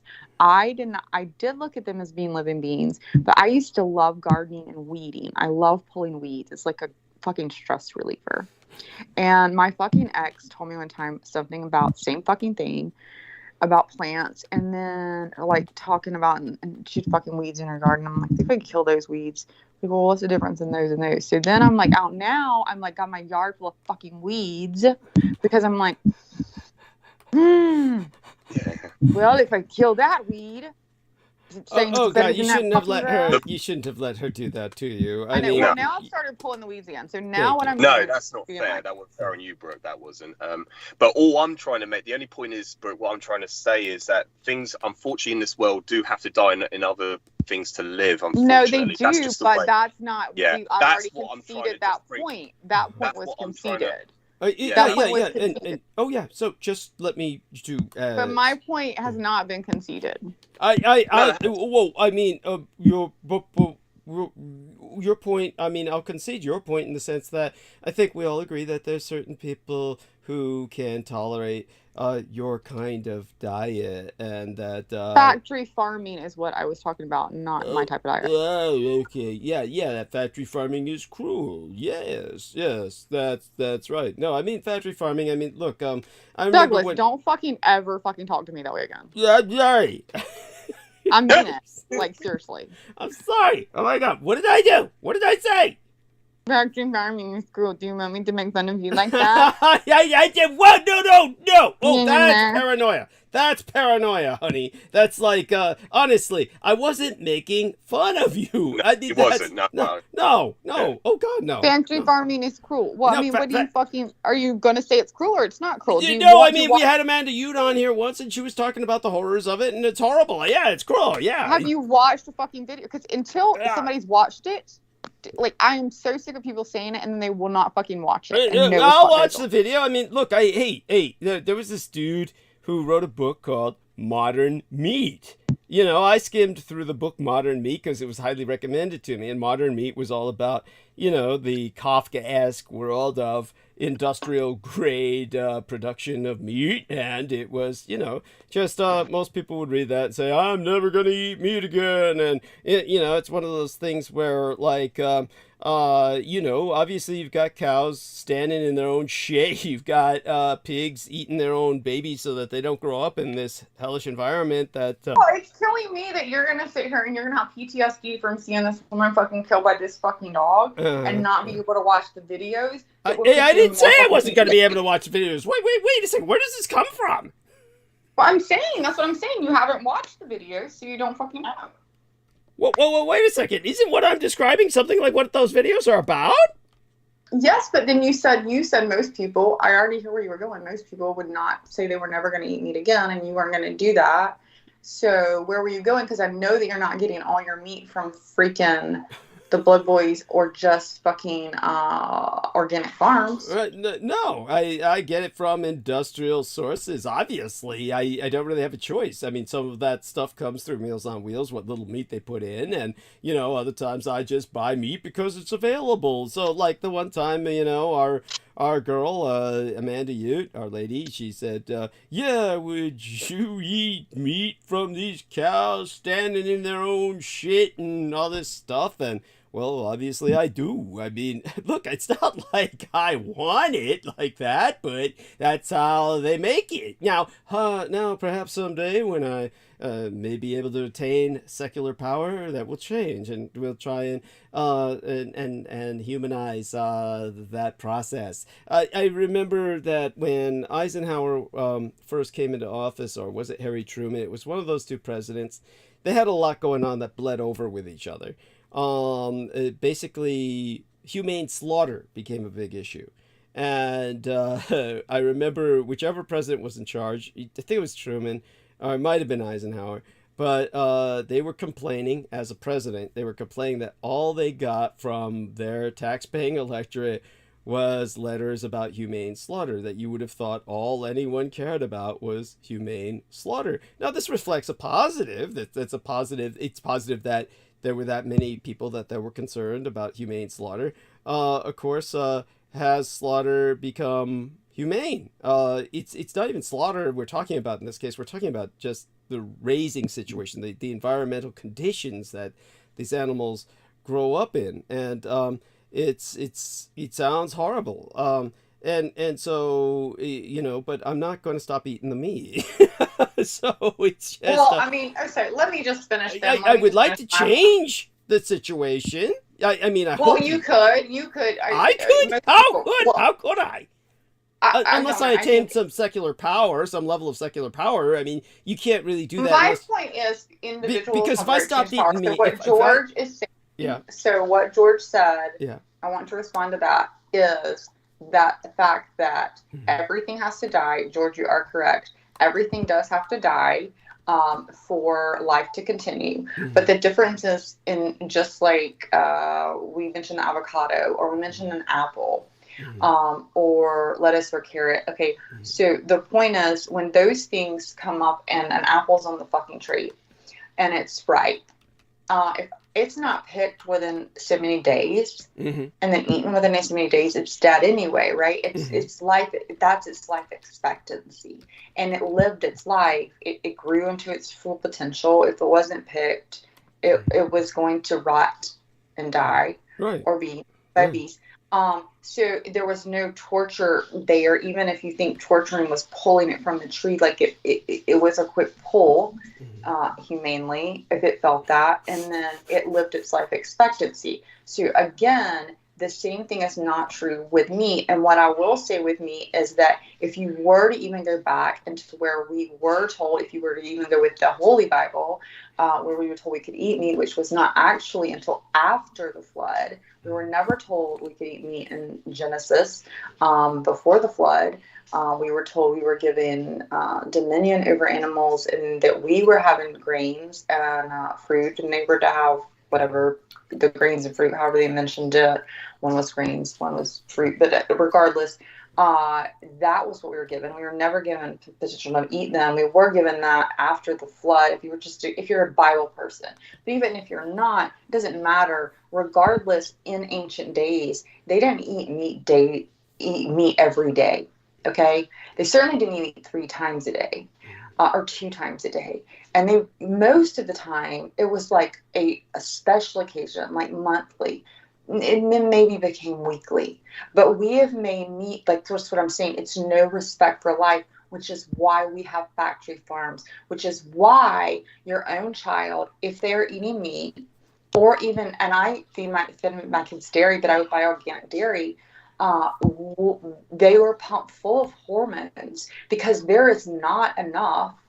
That is why you realize you can grow like 5 times the amount of vegetables, 10 times the amount of vegetables and fruits on the same amount of land, like for people, to feed people.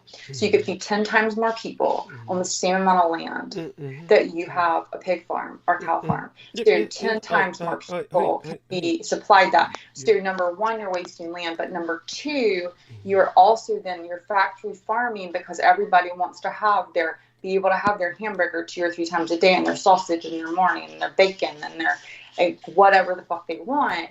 And that is what has caused number 1.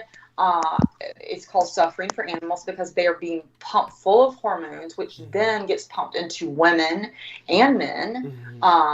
And those hormones could go through us unless you can afford to buy organic and buy from those farms, number 1. So it's hurting our own bodies, even if you don't think eating meat every day would hurt your body. So that is hurting us. Number 2, we are hurting our world because we are starving people that shouldn't be starving because we have enough land and enough available land and resources and water, good land to feed people because people don't need to eat meat as often as we think they do. And thirdly, it's never like it's fuck, I don't even know what third fucking was. Honey, you're doing great. Look, honey, you've made your points. Look, they're well taken to a degree. I mean, like I said before, when it comes to these sorts of things, I mean, we can go in all kinds of different directions with this. Obviously, I mean, I'm not telling people not to eat. That's not my point. But my point is, if you really want to go in that direction, then you have to look at, should I be eating meat this often? And should I not take responsibility for my environment? Are you not responsible for your environment? You're giving us all this history lessons. What is the point of our history lessons on fucking Nazi Germany if we can't now learn from them and take responsibility? So if we can't learn from anything, like it's responsibility for fucking everything, not just one goddamn thing. Honey. So when it comes to what you're saying, obviously, when it comes to the majority of Americans, they really do on average, eat too much meat. Most Americans. It's different with other cultures. They don't have the land to graze that many animals. And so the Americans have a lot of it, but also it's very different. The quality of the meat, for all the reasons you mentioned, is very poor.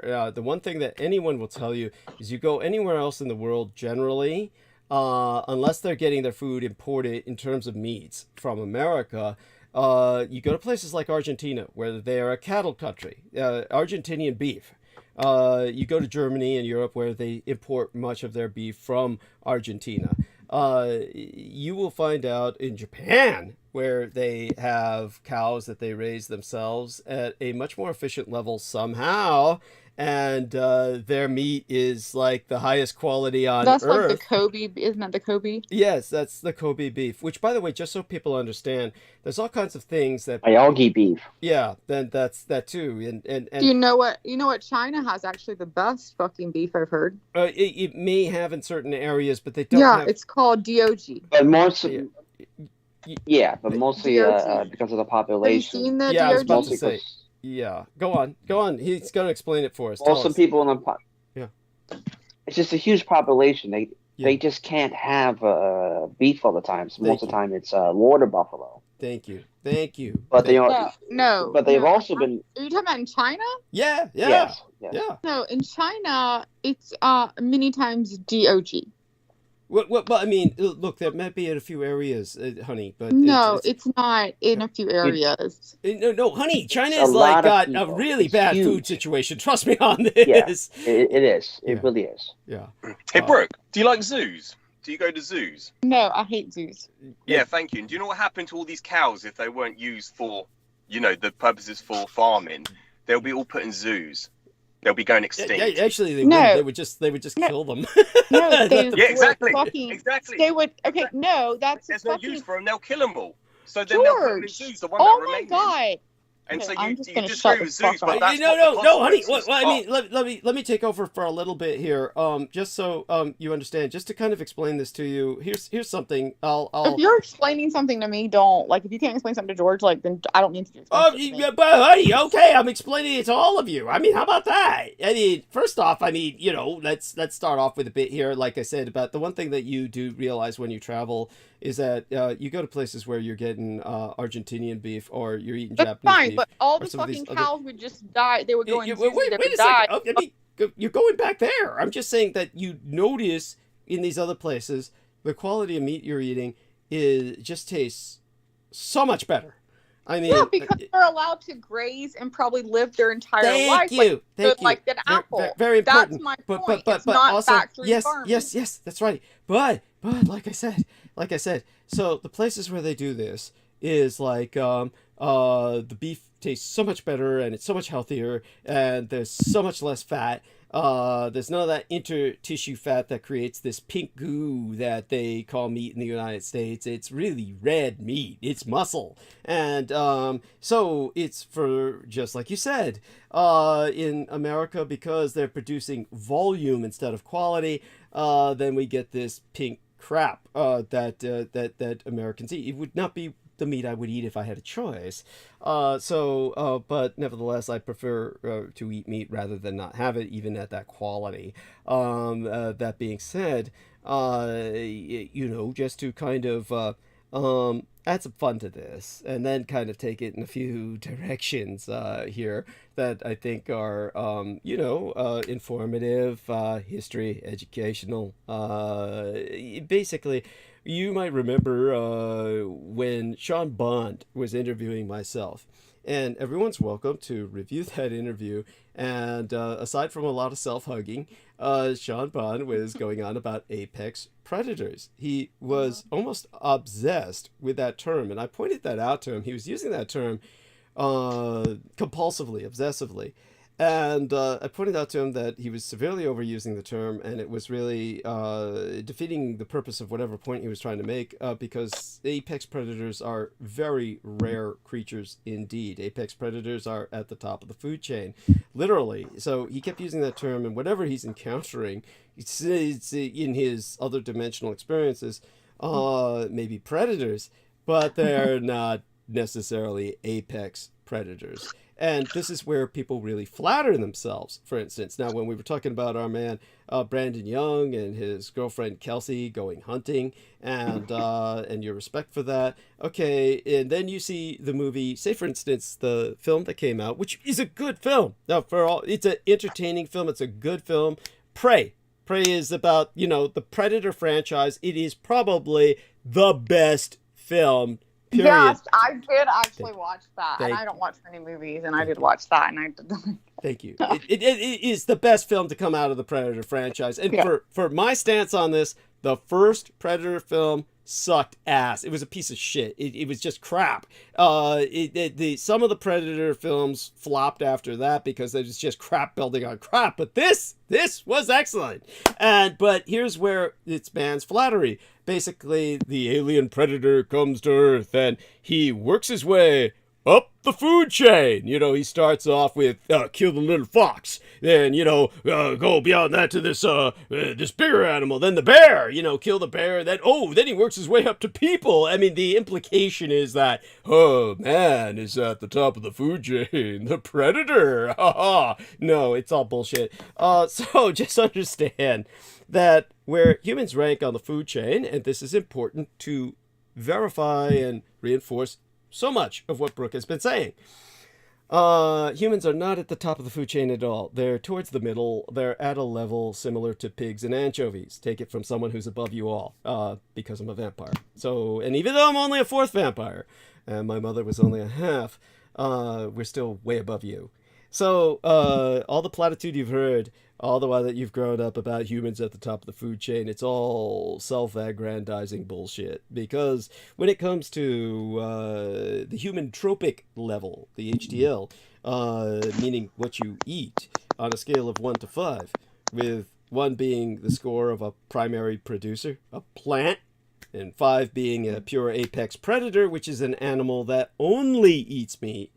Like a lion. Yeah, and has few or no other predators of its own, like a tiger, a crocodile, or a boa constrictor, or a shark.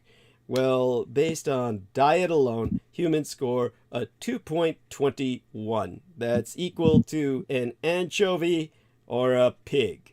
That's where humans are at. You're there with anchovies and pigs. So, you're omnivores. You eat a mix of plants and animals, rather than top-level predators that only consume meat. So my point to that is all I want to say, and I'm going to say it very calmly, is that for whatever reason in our DNA structure, whether we believe it was God-given, or we believe it was, aliens coming down and mixing with our DNA, other humans from the future, like what the fuck ever, there's a million fucking people believe different things about how our DNA just evolved from fucking gorillas, what the fuck ever. Whatever you want to believe that made our DNA different to make us where we create the weapons, and the fucking lions and the fucking tigers don't. We got the fucking thumb, do it, what the fuck ever. Those things make us different than the lion and the tiger and the crocodile, meaning this. We now can create these things, meaning we can create these societies. We can create human killing machines. We can create factory farms. The lion, the tiger on the fucking plane, it's not killing shit just to fucking kill it. It's killing to fucking live and feed its family. Well, that's why I said I respect a hunter. Yeah, understood. But you do also understand that when they make these killing machines for animals, theoretically, the intent is not to kill them for the sake of killing, obviously. It's so that you can eat them, so theoretically. Yeah. A lot of things go to waste. No, I don't agree with that at all, because the what they're doing, if so, do you think it's possible to feed just America in general? What just Americans? Let's take every other country fucking out of it. Take America, for instance. What we fucking eat is meat every fucking day.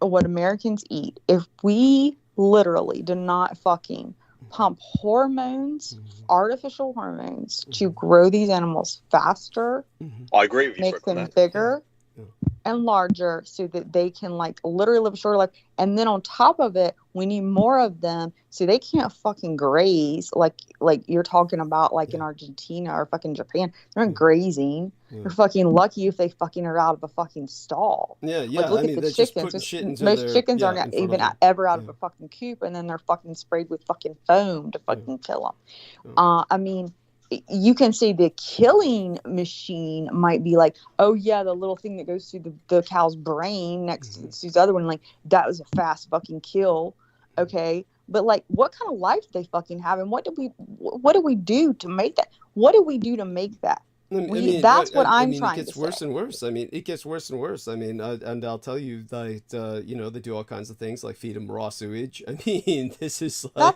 that's where I'm saying we have a responsibility. That's where I'm saying I'm not saying people shouldn't eat meat, but I'm saying we do all have a responsibility to look at what's going on and say, okay, where can I conscientiously either buy when I'm eating, buy organic, so here we are. So this at is least eat less of it. This is what I said. Yeah, this is what I meant to say, is that if I were ever in a position of secular power, I would see to it that the entire meat industry was reformed, and half of this would be towards the health of humanity, because right now the meat that they have, they're feeding pure raw sewage essentially, and that this of course is damaging humanity. And our man George just provided us an image of it. But what you're saying is, you know, we have this responsibility. Yes, and this is grotesque. If this is a real image and not photoshopped, it's a big muscle-bound cow. And this is what I was telling Shauna Bando. Roscoe. What's that, honey? Roscoe. What? Call him my dog, Roscoe. Oh, okay. So this is what I was telling Shauna Bando, who used to, for whatever reason, she thought I would enjoy this. She would send me these pictures of muscle-bound young Asian men, and I was like, whoa, why? She would say, you wouldn't want it, isn't that appetizing? And I said, no, it's not appetizing. It's like looking at a picture of a cow like this. It's like nothing I would want to eat the meat from. Why would I want blood from guys that look like that? Yeah. So then she finally stopped doing it, thank God. So she got that. This is the same lady who, by the way, Brooke noticed, went over to her timeline and said, wow, I saw her, you know, with all this pro-Putin shit. And it's like, yeah, she's here on my timeline for the pretty pictures. Yeah, that's her. Yeah, but you know, so my point with this is that, however, when it comes to just what can we do right now, like I said, it takes literally getting into a position of secular power where you can start forcing changes. Well, it's secular power, but it's education first. So to push the secular power is to push the education. And so that's why I'm like, again, that's why I enjoy the conversation with you. Like, even though I get frustrated, and like, obviously, like, George is like, you cuss a lot. I mean, obviously I do cuss a lot. Like, it's not something for me. But honey, yeah. I mean, but you get what I'm saying. It's like when you say, okay, hey, it's all our responsibility, which it is to a degree. And then you say you can do things to change this. Well, the reality is, individually, really, we can't.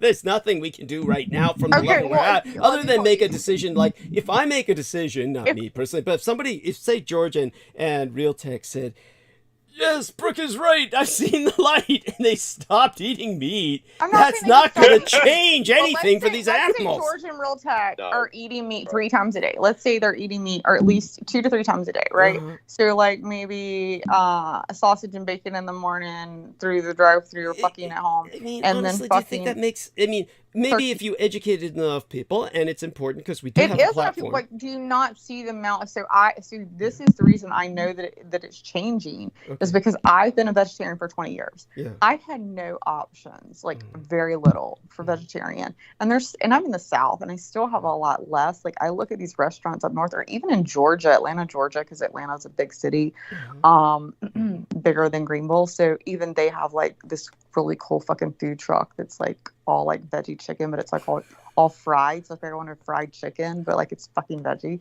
But, you know what I'm saying? Like, those veggie meats are just disgusting to me. But go on. No, they're not. Well, so you've had the wrong ones. That's my point. Like, there's so many gross ones. I remember my mom, the very first time, I wasn't even vegetarian. I was a kid, and she cooked me a veggie burger, and I like she tried not to tell me it was a veggie burger because I was not a vegetarian, just a kid, and I just thought she couldn't cook, so I was just like trying to spit it fucking out. So fucking gross.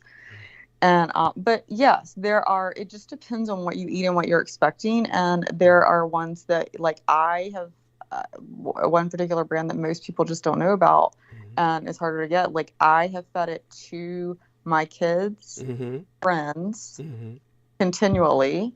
Wow. As both when they were kids, like, they have chicken nuggets, chicken sandwiches, fucking hamburger. Like, I can make hamburger helper. They never knew. I'll give them chicken nuggets. She sticks razor blades and apples at Halloween too.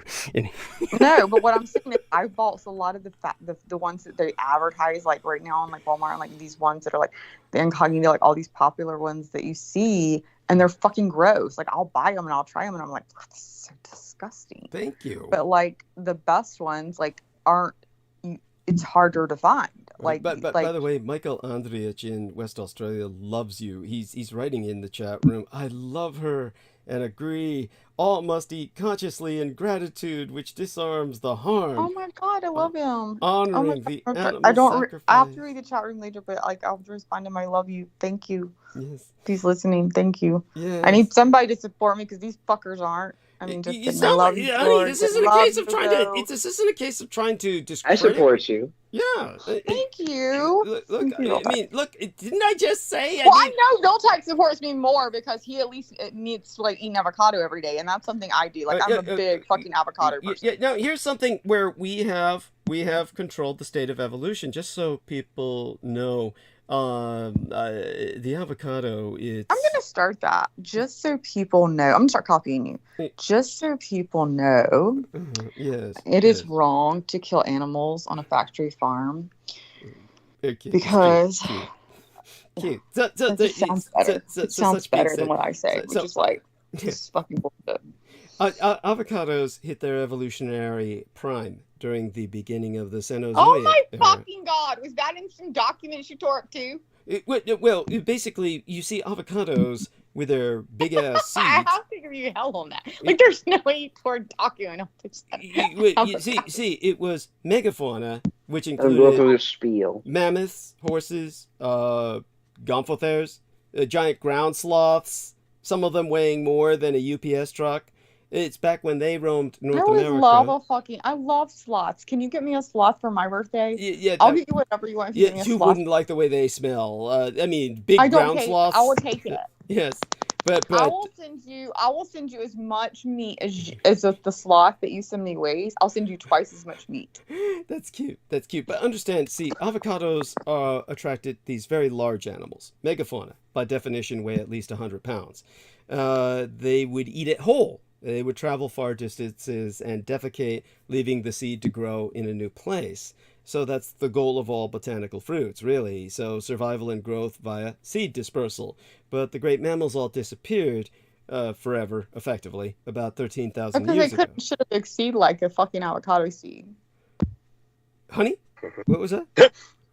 They couldn't shit a big seed like an avocado seed? Yeah, they would shit big seeds like avocado seeds because they'd swallow the avocados whole. I mean, you get it. Anyhow, but around... Like you shit? yeah, kind of like that. That's nice. I haven't even gotten that joke, but y'all keep making a reference to it. So I'll explain it someday. It's because I'm a vampire. I don't process solid foods very well. I meant to be a hematophagic like my mother, and so it's gotten to the point actually where it's beginning to impact my health. I've inherited from my mother the condition of vasodepressor syncope, which means that whenever her vagus nerve, which is the nerve that just controls every other nerve in the body. It's the vagus nerve runs all the way up and down the spine. It's not in an area. Yeah, I know the vagus nerve. Okay. I know about. I do work with the vagus nerve. Okay, great. There you go. And so what happens is when I have food that just basically depresses the vagus nerve and fainted on air a few times. So it's threw up and fainted. It was just awful. So this is vagal nerve depression, and just came because I had to take a shit really, and then by by the time I had the bowel movement, it was just huge, you know, because I'm not really digesting the food. The body really doesn't know what to do with it, so it sits in. How are you flushing the fucking toilet? Well, that's the problem. See, I wind up beating those brown babies down with a stick. I really thought about naming them and adopting them out, but nobody wants to adopt brown babies. Like I literally, when I was on pain pills, Yeah. it slowed down my digestion. Yeah. And I literally, same fucking thing, like I wouldn't go to the bathroom for fucking a week and a half. And I would be like, oh God, I think I gotta go. I'm going to fucking Walmart. Yeah. You should go to Walmart, because I'm telling you. Hey, yes. You don't have to fucking I'm not clogging my own fucking toilet. Yes, I get And it. that's the only good thing. Like, I still miss pain pills. Like, I do to this day. Like, they felt so good. I do miss them. But it was the only thing I don't miss was like, oh my God, they slow my digestion down. I hear you. So anyhow, so the great mammals, they disappeared about 13,000 years That was ago. such a beautiful topic. I'm sure everyone. I'm probably the only host who speaks freely about his bowel movements. I mean, yes, it's an anachronism, like the avocado. But basically, North America lost 68% of its diverse Pleistocene. Where did you get this fucking information? Can you just stop for a minute, though? Well, I've read. You asked me where You're I got talking to that Douglas Dietrich.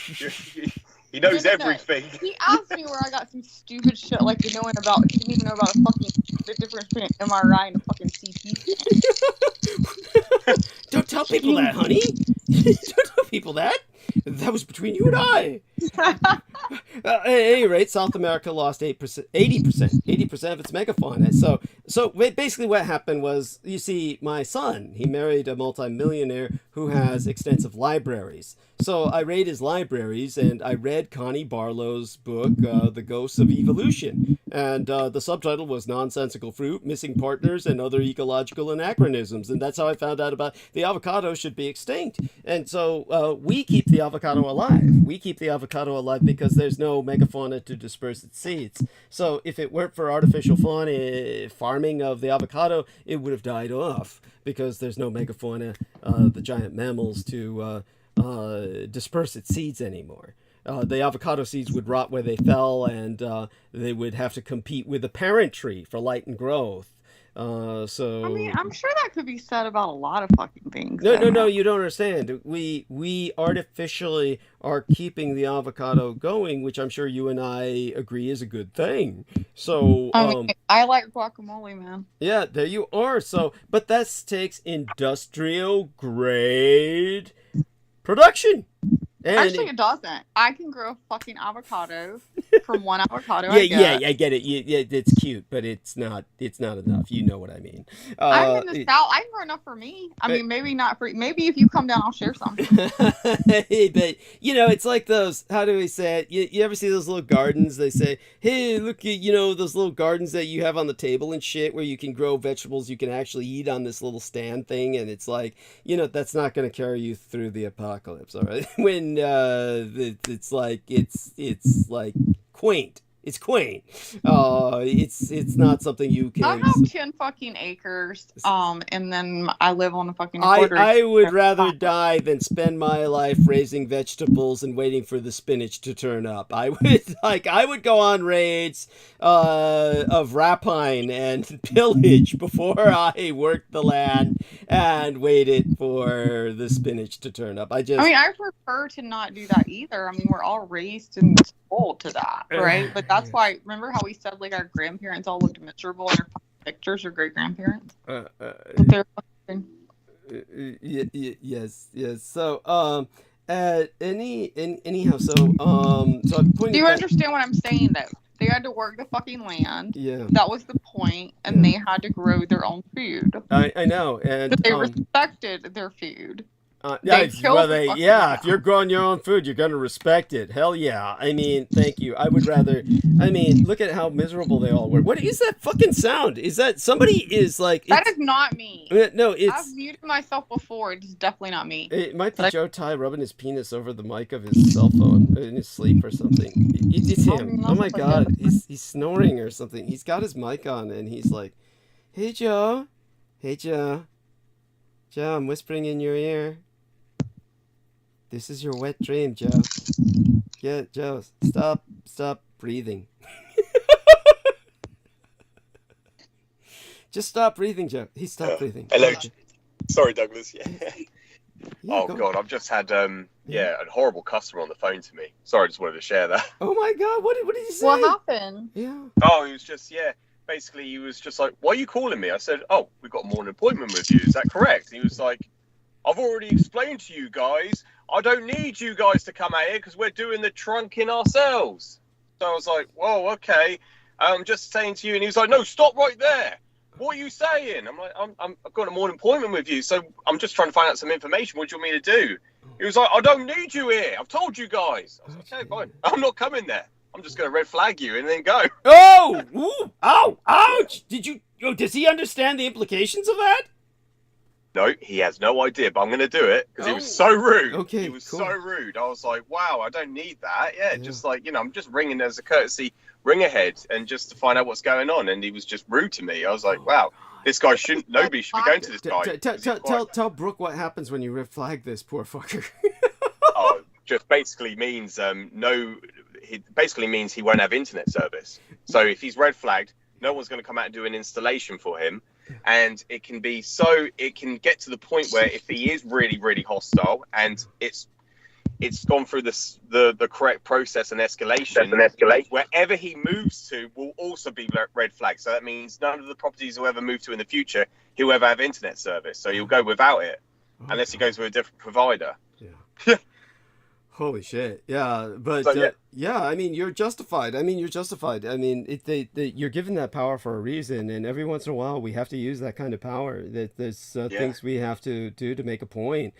Some people just have to learn, and they have to learn the hard way. I mean, it's like I had to deal with all my gang stalkers the same way. It's like none of these people needed to be wasting their time stalking me, so they had to be shut down. Do it, George. I mean, because this is like, I think that this is one of those things where you were just calling to let him know. Yeah, he was just calling. Just to find out what's going on. Right. If he needs me there. Right. By the way, Brooke, do you know what George does? You know what he does in a sense? Yeah, he installs basically he installs like internet and like not 5G but 5G. What he does, honey. What he does, honey, is that Britain is like it's like hundreds of years behind. It's like got copper. Yes. Yeah, copper everywhere. That's from the Victorian and Elizabethan era and shit. Oh, really? Yeah, and so he's replacing it with fiberglass. So he's basically bringing Britain into the 21st century. And so, and he's doing this in one home at a time, but he enters the estates of sometimes fairly wealthy people, and so he sees the different lifestyles of the different class categories of Britain, and he gets a perspective that almost no one else in England will ever get. And some of the people he's working with, it's pretty incredible. I mean, they look like thugs, like they've had criminal records, but nevertheless, they must not have them or somehow got around them because, when you commit a crime in America, it basically goes off your records after a period of time and you're employable again. But in England, you're fucked for life. It stays on your record forever. So tell a bit more about this. Yeah. Oh, yeah, thank you, Douglas. So, it's basically like working for the government. It is essentially working for the government. I cannot get fired. No matter what I do, I can't get fired unless I do something incredibly bad. Unless, I started going, I because my actions, my incompetence, somebody, unfortunately has, an accident and it becomes fatal. That, I think, will grant me, that's a justification for me to get fired, but you can't get fired. And it's just like, they tell you can do this, you can't do that. I have done everything they've told us not to do, and nobody said anything. So it's just like working for the government, essentially. They tell you you cannot drive your van after a certain hour of the night or if you're not on duty. I've driven it from one place to another, and nobody said a thing because it's tracked, and nobody's ever questioned it. So it's little things like that, which I can openly say on air, even if it's on record. It doesn't matter. There's no implications for it because the reason for me moving it was justified. I'm moving it from one house to another, and so that was what it was. But there's it's essentially working for the government, and we're government contracted to roll out fiber because we're so behind. Japan going back 7 years ago, 95% of Japan has fiber optic. They're connected through fiber. And Britain, 7 years ago, only had 3%. So behind compared to other nations. Even Poland has fiber. The majority of them have fiber. Oh my god. Britain is so behind. Yeah. I mean, yeah, we have fiber in fucking South Carolina. Yeah, thank you. But because we work for the giant BT, British Telecoms, they were just sticking to copper for so many years. They thought it was the best thing, and it really isn't. It's been proven that it's not. But anyway, yeah, that's just something I want to share. But going back to those cows, those images I showed you with those cows, I'm very open, Brooke, about, I did the gym for 8 years. I'm very open about I took steroids, my steroid use for, because I was doing the gym and I also got introduced into steroids. The drug that they pump into cows, the steroid they use, it's an androgen. It's an anabolic steroid called Trembolone. I've used the same drug, and it is incredibly potent, and I just wanted to share that. So I completely agree with you. When they're pumping those hormones into cows, and then the humans are consuming the cows, it's not good for the human genome. Yeah. No, it's not. And I mean, you wonder why. I agree with you. They talk about girls. They talk about back in the 50s, like girls didn't get their periods or breasts, like my mom, until like 15 or 16, and then like fucking 12 years old, 11 years old, like, getting breast and fucking, which sounds good, I guess, to guys maybe, but that's just on the female side. Like that's just one thing that's noticeable, that hormones have done, that is, been, scientifically talked about, whether it's been I'm sorry, I was distracted there for a second. What did you say it was doing to girls? So girls, I mean, like back in the 50s and 60s, like, used to get their periods and their breast development more at like 15 and 16 years old. Okay. So their first period going into, basically more of the age for 3 boys. years old now.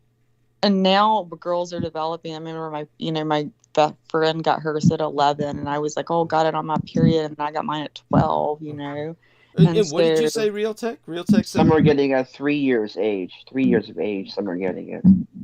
Huh. Well, that's alarming. I think that must be... And a lot of it is because of the milk. They're drinking milk, and the doctor tells them to take off the milk, and the period stops. Wow. Yeah, they get the hormones, and the hormones start...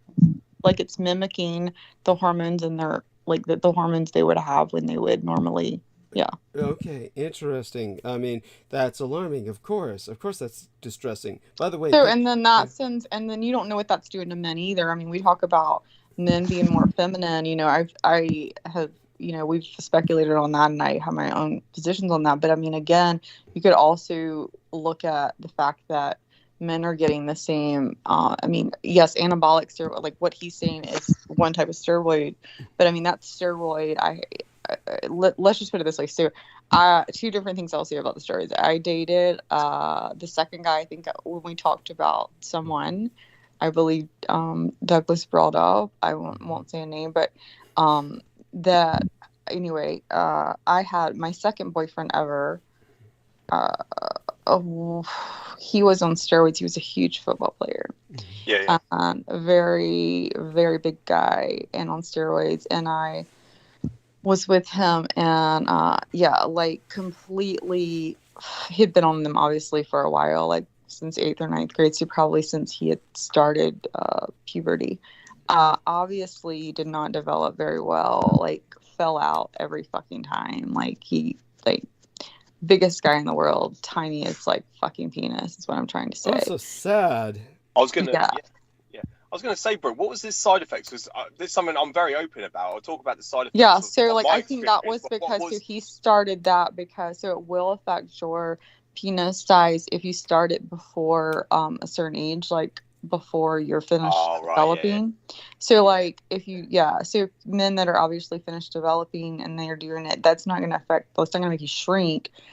They just don't develop the same size. But then the other side effect, obviously, like there's anger issues, things like that with those. Yeah. certain steroids, but this is separate than that. What you were talking about, that steroid, that particular steroid, I knew someone that he was on those, and he was had gotten so big and gotten so into those. He was a bodybuilder, actually had trained me, and then he had apparently just, wanted to go more and more, kind of like we were talking about. And he found out that apparently, and I don't know if you've heard of this, but they started pumping using diabetic insulin. Yep. And and he started using that, and his girlfriend, who I happened to work with at the time, he was at the house, and he just literally started coughing. He was only like 33, and he started coughing, and he was on the couch, and then he started spitting up blood. And she went to grab him, and she called 911. He was dead before the ambulance got there. Oh my God. Embolism of the heart or something with his heart explode, something in his heart. Yeah, absolutely. Yeah, because the muscles are the heart is a muscle as well, and it enlarges everything, because insulin is so deadly. It is something. It's a horror story, that is, Brooke. I'm so sorry to hear that, and I've heard it so many times with people that do that use steroids. And insulin is used as a form of, it's not a growth hormone.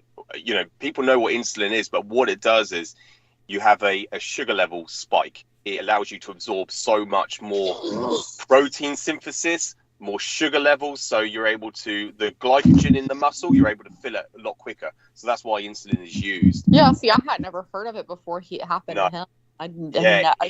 He was using what? And, and then I found out, Yeah, it's horrible. I would never touch it. Insulin, that's the most deadliest one you can use. You can literally, if you don't do it correctly, you have to eat immediately after injecting that. If you don't, you can die. It's fatal. It is so deadly. Oh, that's crazy. Yeah, that's horrible. But you can naturally defeat diabetes, but they and never have to come back again. But of course, the medical system doesn't want that. They want you to be forever sick. Right. I mean, thank you for sharing that. And just so anybody listening knows, the funny noise is our dear friend Joe Ty sleeping, and he left the mic on, so to speak. And by the way, I do want to say, because I've tried to literally mute, and I've put my phone down and everything. It's not you, honey. It's not you, honey. It's him. Don't worry about it. He's what he is, right? I mean, we love him dearly, but this is what he did last time. He fucking slept. Actually, it was okay last time. He didn't. Joe, fucking wake up. Joe, I'm up. I'm sorry. Stop fucking farting, man. Joe, I'm sorry, Joe. You fell asleep with the mic on, and you're breathing. So you're breathing. It sounds like we're fucking farting. We don't know you're farting, but we think it's you. I mean, it could be one of us, but we're gonna blame you for that. No, it's Joe. It's you're snoring. He muted, so he's awake, so he can hear us now. Yes. So he muted. There we are. So we love you, Joe. We love you. And so Pixie Princess Star Fox, we love you more.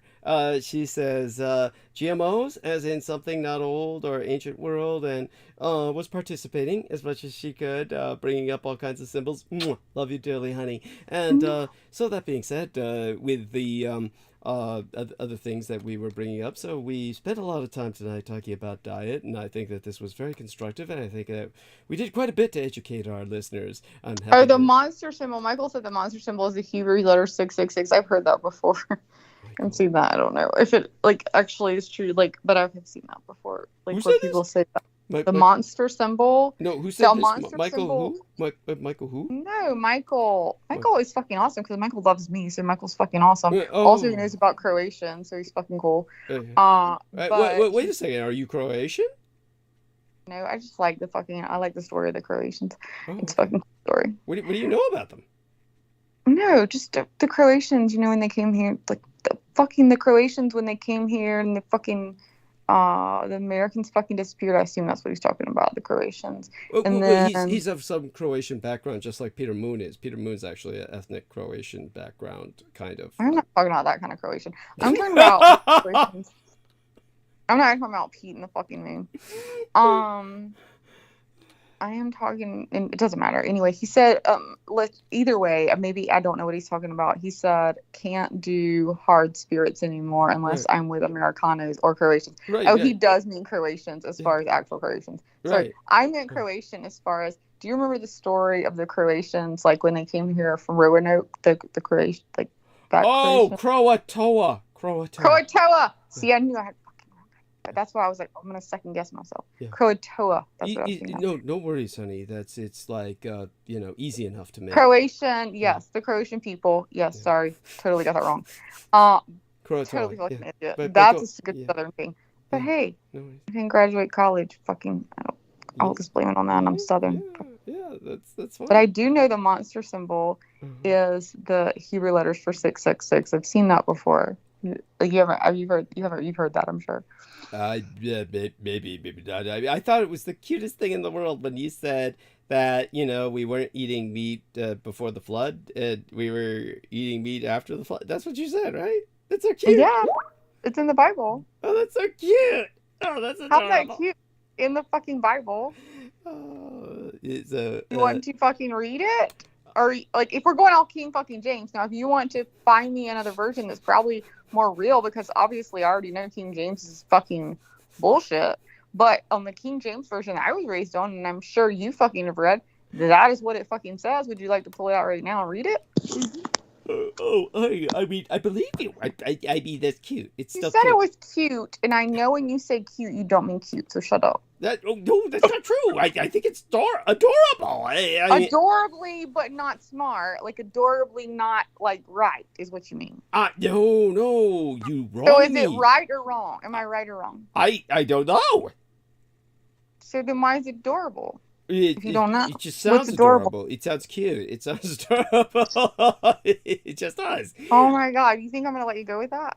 Yeah. It's your birthday. I'll shut up the fuck tonight. Okay. We'll come back to that one. Yeah, we'll come back to that one. I mean, when I was young, I always wanted a Noah's Ark playset. I mean, that's do you know my son's name, right? Oh, Noah. Yeah. You named it after Trevor Noah. Yeah. Actually, I could have named it after Trevor Noah. I named it after the fucking Bible story. But I love Trevor Noah. I know Trevor Noah. Yeah, so if I have a third son, it'll be Trevor. All right, there we are. African Trevor. Yeah, there we are. Yes. And so all of that being said, and all of you. No, we don't want to hear your fucking 3-hour fucking speech. We just want to hear me talk about animals. I love you. Happy birthday. Thank you. No, thank you. I mean, I take it as such, really. I mean, I'm happy to go on talking along this vein. I mean, all of you are just so wonderful about this and doing so well. And obviously, I want to. I did want to ask you about the Black Tom explosion. Who? Yeah. Black Tom explosion? Yeah. Black Tom explosion. I'm sorry, could you say that again? I couldn't hear it either. Yeah. Black Tom explosion, I said. Black Tom explosion. Oh, the Black Tom explosion. Okay. So you're talking about World War One. Douglas got a year older today, honey. You have to speak louder. Yeah. Or that, or clean your fucking ears out. Oh no, they're always very clean. That I've got that down. His blood boys take care of that. I couldn't hear either. Sorry. Yeah, no, I mean, honestly, it's one of those things. It's hard for people to catch that Black Tom explosion. Nobody would have understood what you were saying unless they knew what you were talking about. I happen to know what you were talking about, and no one else. Honestly had no idea what you're Douglas teacher. Of course, you know what I'm talking about. Yeah, thank you. I just decided to play not fucking Southern Blonde for a minute and be like, oh, honey, you've been proving your intelligence throughout the night, honey. Yeah, believe me. Yeah. So basically, I could tell. Honey, what? I can tell you've all become vegetarians and you're going to not eat anything but unprocessed meat, right? And swallow avocados whole. Yes. So Sure, we can. Bouchero. You could swallow an avocado fucking whole and you wouldn't know the fucking difference when you shit. Shut the fuck up. Yeah. Yes. Yeah, please don't. I love this chick, huh? Yes. Oh yes. man. Yes. But it's like, okay, so basically the Black Tom explosion was an act of sabotage by agents of the German Empire during the time of the Kaiserreich, World War One. And so it destroyed American-made munitions that were to be supplied to the Allies. And so it was on July 30th of 1916 in New York Harbor. They killed 4 people, destroyed some 20 million United States dollars worth of military goods, which today would be the equivalent of something like 20 billion United States dollars. So this was, a really big deal. Other than that, there's not much to it. It did what it did, and why do you bring it up? What's your interest? What was your specific question about it? Other than, like, was this just one of those macho tests of like, hey, do you know about this? Or what? No. I just was wondering, is that the real sole reason why America joined the First World War? Oh, well, you'll notice America didn't join the First World War after that. They didn't join the war till 1918. So the Americans, they just took it. Yeah. They just took it. Yeah, that's true. So it's what Colonel House always kept saying. I wonder what it will take for America to join the First World War. Okay, who said that? Who? Colonel House. Colonel House. Who was Colonel House again? I don't remember him. Specific, consciously. Don't remember him consciously. Colonel House was like who? Was he like some historical figure or something? They just named him that. Mm-hmm. He was just a politician. Okay. Edward M. House. Okay. All right. The diplomat and advisor to Woodrow Wilson. Okay. Yeah. Yeah. What I've noticed with a lot of historians, they present history from a outside perspective, never from a, it's an objective perspective, so it's outsiders looking in. So I've spoken to people when they try to talk about the Third Reich, they'll say, oh, they're very well dressed, and Hitler loved animals, he loved dogs. It's like they're only going by what they see in pictures. They can't present history at all. They do not know. They see in pictures, what they see in propaganda, in TV shows, and movies. Yeah. The same documentary that's regurgitated 100 different times, or what they're taught in the school. Yeah. It's sort of like from a journalistic point of view, it's always from the outside looking in, like looking at an image, looking from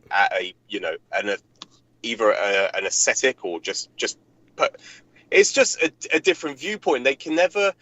It's like one of my friends who said, "Oh God, actually no, I was actually watching. What was I watching? Something on YouTube where they were saying that Adolf Hitler was on LSD, so that's why he was all sporadic. That's why he was all jittery, and when he was doing the speech, they'll say the most offensive things like that.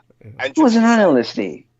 Sorry. Yeah, he was not on LSD. God, ridiculous. No, it's just pathetic. This is just what they always look at it. They always tell history from an image point of view, or like they want to talk about universal basic income, but that's exactly what helped Germany get out of the hyperinflation that they were in, which Hitler was the one who came up with it. Yeah. Okay. It was fascism that came up with the idea of giving the public universal income. Basic income. Thank you. Yeah. Very, very important. And I'm so glad you brought that up. Of course, by the way, just so people understand, when Realtek brought up the Black Tom explosion, of course, there's more to it than what I said. The reality was America just took it because, they just took it. I mean, they claim, what the Americans claimed, and I did work with some documents concerning this, was that it took them years to determine that it was operatives working for the Germans who had unleashed those explosions. But just so people know the enormity of this, it shattered glass for miles around. Even though they downplayed the incident, basically it packed the force of an earthquake. And of course, there was more than one explosion. I mean, basically, the entire sky over New Jersey, or I mean to say Jersey City, it turned yellow as bombs burst 1,000 feet into the air. So it's this was after all the longshoremen had essentially gone home. But he was definitely, yeah, probably around 5 people dead as opposed to 4. But, you know, because everyone had gone home and that's how they were able to pull off what they did. But, yeah, about 100 people were injured, at least well over 100, actually, now that I remember. So, yeah, it was a really big deal. And you would have thought that that would have been considered an act of war. But I think that everybody was just kind of really they couldn't get the Americans to go to war at that time because the Americans just didn't see the point. The American public, it took Woodrow Wilson an enormous amount of frenzy propaganda, agitprop they called it, agitation propaganda, to get the Americans to that point. And by the way, I love the way that Scorpio Baby's Aunt B, our dear Brooke, the Gibson girl, went into the chat and put her piece in there. So wonderful young lady. So that being Did you see I changed my name? Yeah, Scorpio Baby's Aunt B. She's happy B-Day Dietrich. Oh, how cute! Oh, thank you. How come you didn't say happy B-Day Douglas instead of Dietrich? I mean, I don't know. I like calling you Dietrich better because Douglas, I don't know. I'm going to say dog, and then there was this dog that was like a great uncle. So Dietrich sounds cool. Okay. All right. That's. I'll call you Douglas, but I wasn't sure. I was going to put Douglas, but then I was like, well, if I have to put Doug, I can't do Doug. I'll just do Douglas. Well, nothing wrong with Doug. You don't like Doug? The name? No, I like Douglas better than Doug. Okay. I had an uncle, Doug. He was like like those uncles that are like your family married an uncle. That's funny. Okay, yes. He was like obviously someone who doesn't really resonate well with you, apparently. He's weird. He was a weird guy. Yeah. And he's divorced from the family, so yeah. Doug. But I don't consider him Douglas, so I could have totally said Douglas. But Dietrich just sounds so cool to me. Okay, cool. Very unique. You don't like Dietrich? Oh, it's not that I don't like it. I'm obviously very proud of that name, but at the same time, how would I say it? It's just that it tends to remind me of when I was in various military or paramilitary situations. Would be why. So, okay. Well, that's good to know. That way I know, yeah. So I almost put Doug. I was about to type Douglas, and then I thought of Doug, and then I was like, what is you go by Doug or I think it's Douglas, so I just went Dietrich. Oh, either way, Douglas is fine. Either way, I'm fine with it. But if Dietrich's okay, I understand it sounds better to you. It's just with me, it kind of almost brings up the resonance of post-traumatic stress disorder because this is like something you hear while you're in a police force. Oh, yeah, like Dietrich, get your ass over right fucking now. Yeah, that's what it brings to mind. You got it, yes. Well, I mean, but I'm going to be in leather when I do that, so it's fine. Oh my god. Honestly, you're an angel. With that being said, in terms of now that we've talked a bit about the animals and the fruits and vegetables and all this, fuck off, all this good shit. What else was I going to say about that? I had spoken of apex predators and avocados. We were talking about the. Yeah, we were talking about the fucking perfect birthday fucking conversation. Yes. Talking about roid rage and alcohol and the stupid goober who used to be involved with this program who was basically destroying himself on air, and that's how he gave himself rhabdomyolysis, which is, your muscles are melting while you're alive. It's excruciatingly painful. So he was going to the hospital every few weeks for rhabdomyolysis and shit. The point we were originally making about what's his name? I almost said Barack Obama, but I meant Osama bin Laden. By the way, when Barack Obama was running for president, and those posters were all over the United States saying Obama Biden. All I could see when I saw those posters, Obama Biden, was Osama bin Laden. That's all I could see. It was so much alike. It was eerie. Just fucking eerie. I don't know if anybody ever caught that. How similar the Obama Biden seemed to be to Osama bin Laden. But yeah, definitely. Osama bin Laden was he had most certainly died long before they suddenly came up with this raid on bin Laden bullshit. But this is definitely what happened. Was it was around the time when, like our man said, George Knight was saying, was when they presented this, finally acquiesced to all these demands people were making for his birth certificate. When they finally came up here he is, born in Hawaii. And everybody looked at that and said, that ain't real. Then it was right after that the military saved the ass of their puppet president, by doing this raid on bin Laden bullshit. But to really slam that home with the damning evidence, honey, all of the U.S. Navy SEALs who participated... I don't think George likes it when you call him honey. Cute, darling. Speaking to you. All of the U.S. Navy SEALs who participated in that operation got into a single helicopter together, and it blew up. And they said, oh yeah, it was one of the Taliban hit that sweet spot, that sweet spot in the helicopter where it just blows up. And, wow, I didn't know they manufactured them like that. We got to have this Achilles heel just to give the enemy a chance. So then again, I saw some stupid interview later where they said, oh yeah, one of the SEALs who killed bin Laden. So maybe they produced some more out of the woodwork. But I remember distinctively, and people can look this up and tell me if I'm wrong, I remember distinctively they said all the SEALs who participated in the bin Laden operation suddenly died in a helicopter together. And so none of them could say that they were, basically participating in their version of a fake moon landing. Not that the moon SEAL landing... Team 6. Yeah, thank you. SEAL Team 6. Yes.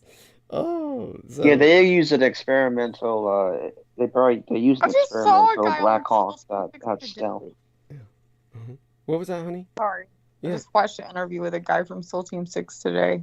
He just popped up on my fucking shit. Right. Which, by the way, I mean, they reformed SEAL Team 6, so that's not impossible at all. I mean, there might be new members of SEAL Team 6. I mean, no, he was talking about killing Osama bin Laden in front of his 2-year-old kid. That's what I thought I saw before. I thought I saw that, and I said, how can this guy be around when, again, Real Tech, help me out here. Do you not also remember that? I watched it. I can send you to it because I watched it today, so it's still in my history feed. No, I get it.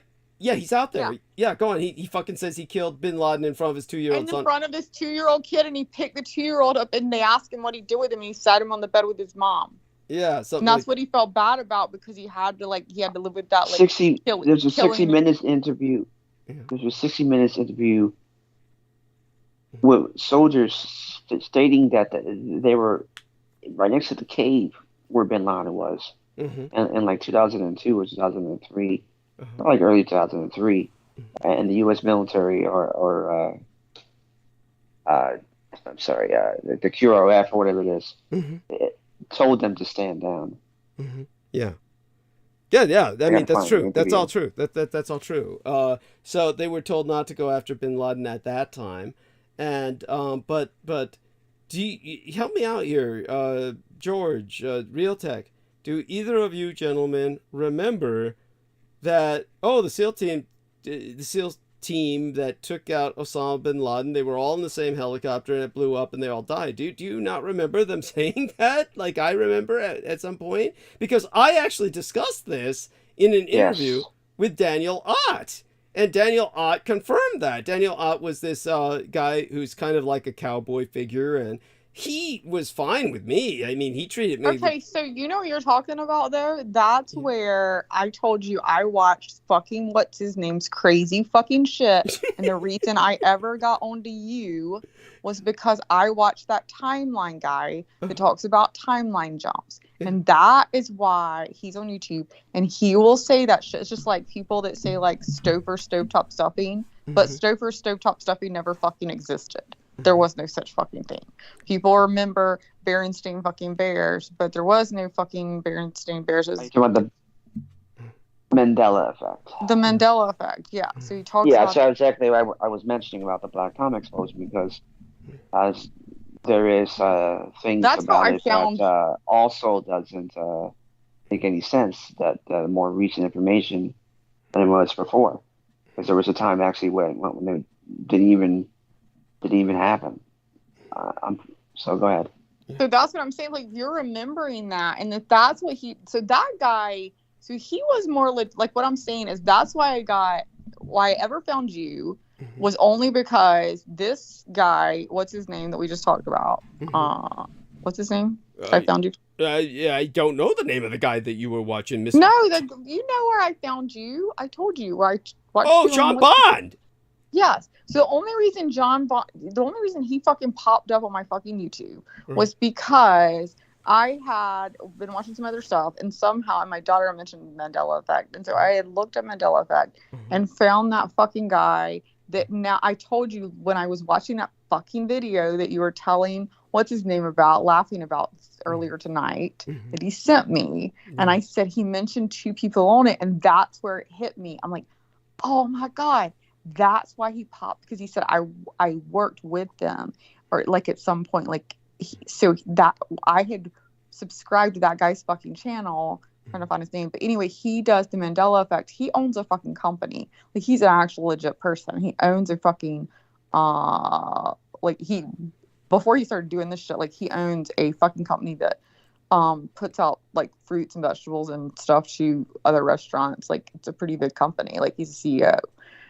But he started having the like Mandela effect. So he started really going into it and diving deep into it because like he remembers the Haas avocado was like how it fucking started because Haas avocado was HAAS and he had been doing this for years and then suddenly it was HASS and he's like you're saying right now, like do you remember this? Like this it's HAS and then like it's just not, it's fucking different. And so then he dove deeper and then he, like I said, so he will actually go into the science of it, whereas he doesn't lead you the way. So what Sean Bond does is he mentions Mandela effect, but then he mentions 5 billion goddamn other things of different, like everything, like worlds and everything. So Mandela effect is just where there can be timeline jumps where you can go back and something changes the timeline. So like basically if you believe like we all can be living the same fucking timeline and something can fucking change it. But by the way, is that real tech? No, that was my fucking dog that's 19 coffee. Oh okay. So go on, honey. He's 19, he deserves to be up for coffee. He's a poor little guy. See, I'm a little chihuahua. He's in my lap. Hey, sorry, coughing baby boy. But I wish I could remember that guy's name. But anyway, that's how I found him. I think that's fascinating in its own right. But I have a simpler solution to what we are witnessing in this case. This is what I feel happened. I feel that all these Navy SEALs that took part in this charade where they killed somebody, some poor schmo that they set up that was in no way, shape, or form Bin Laden. Basically, were all taken out when they got into the helicopter and it blew up. And because years later, people realized there's something quite suspect about that, and that it was all bullshit. That they dug up some stupid military guy and told him, gave him instructions. Okay, you're going in for an interview, and you just tell them you were a member of SEAL Team 6 that took out Bin Laden, and how you felt so bad But then about. how would they delete all the fucking news about them fucking blowing up? Like, that doesn't make sense. They didn't delete the news about it blowing up. They just brought this guy out so people would think like, oh, okay, I guess they didn't all die in the explosion. So they would present this guy as the guy who wasn't on the helicopter. Make sense?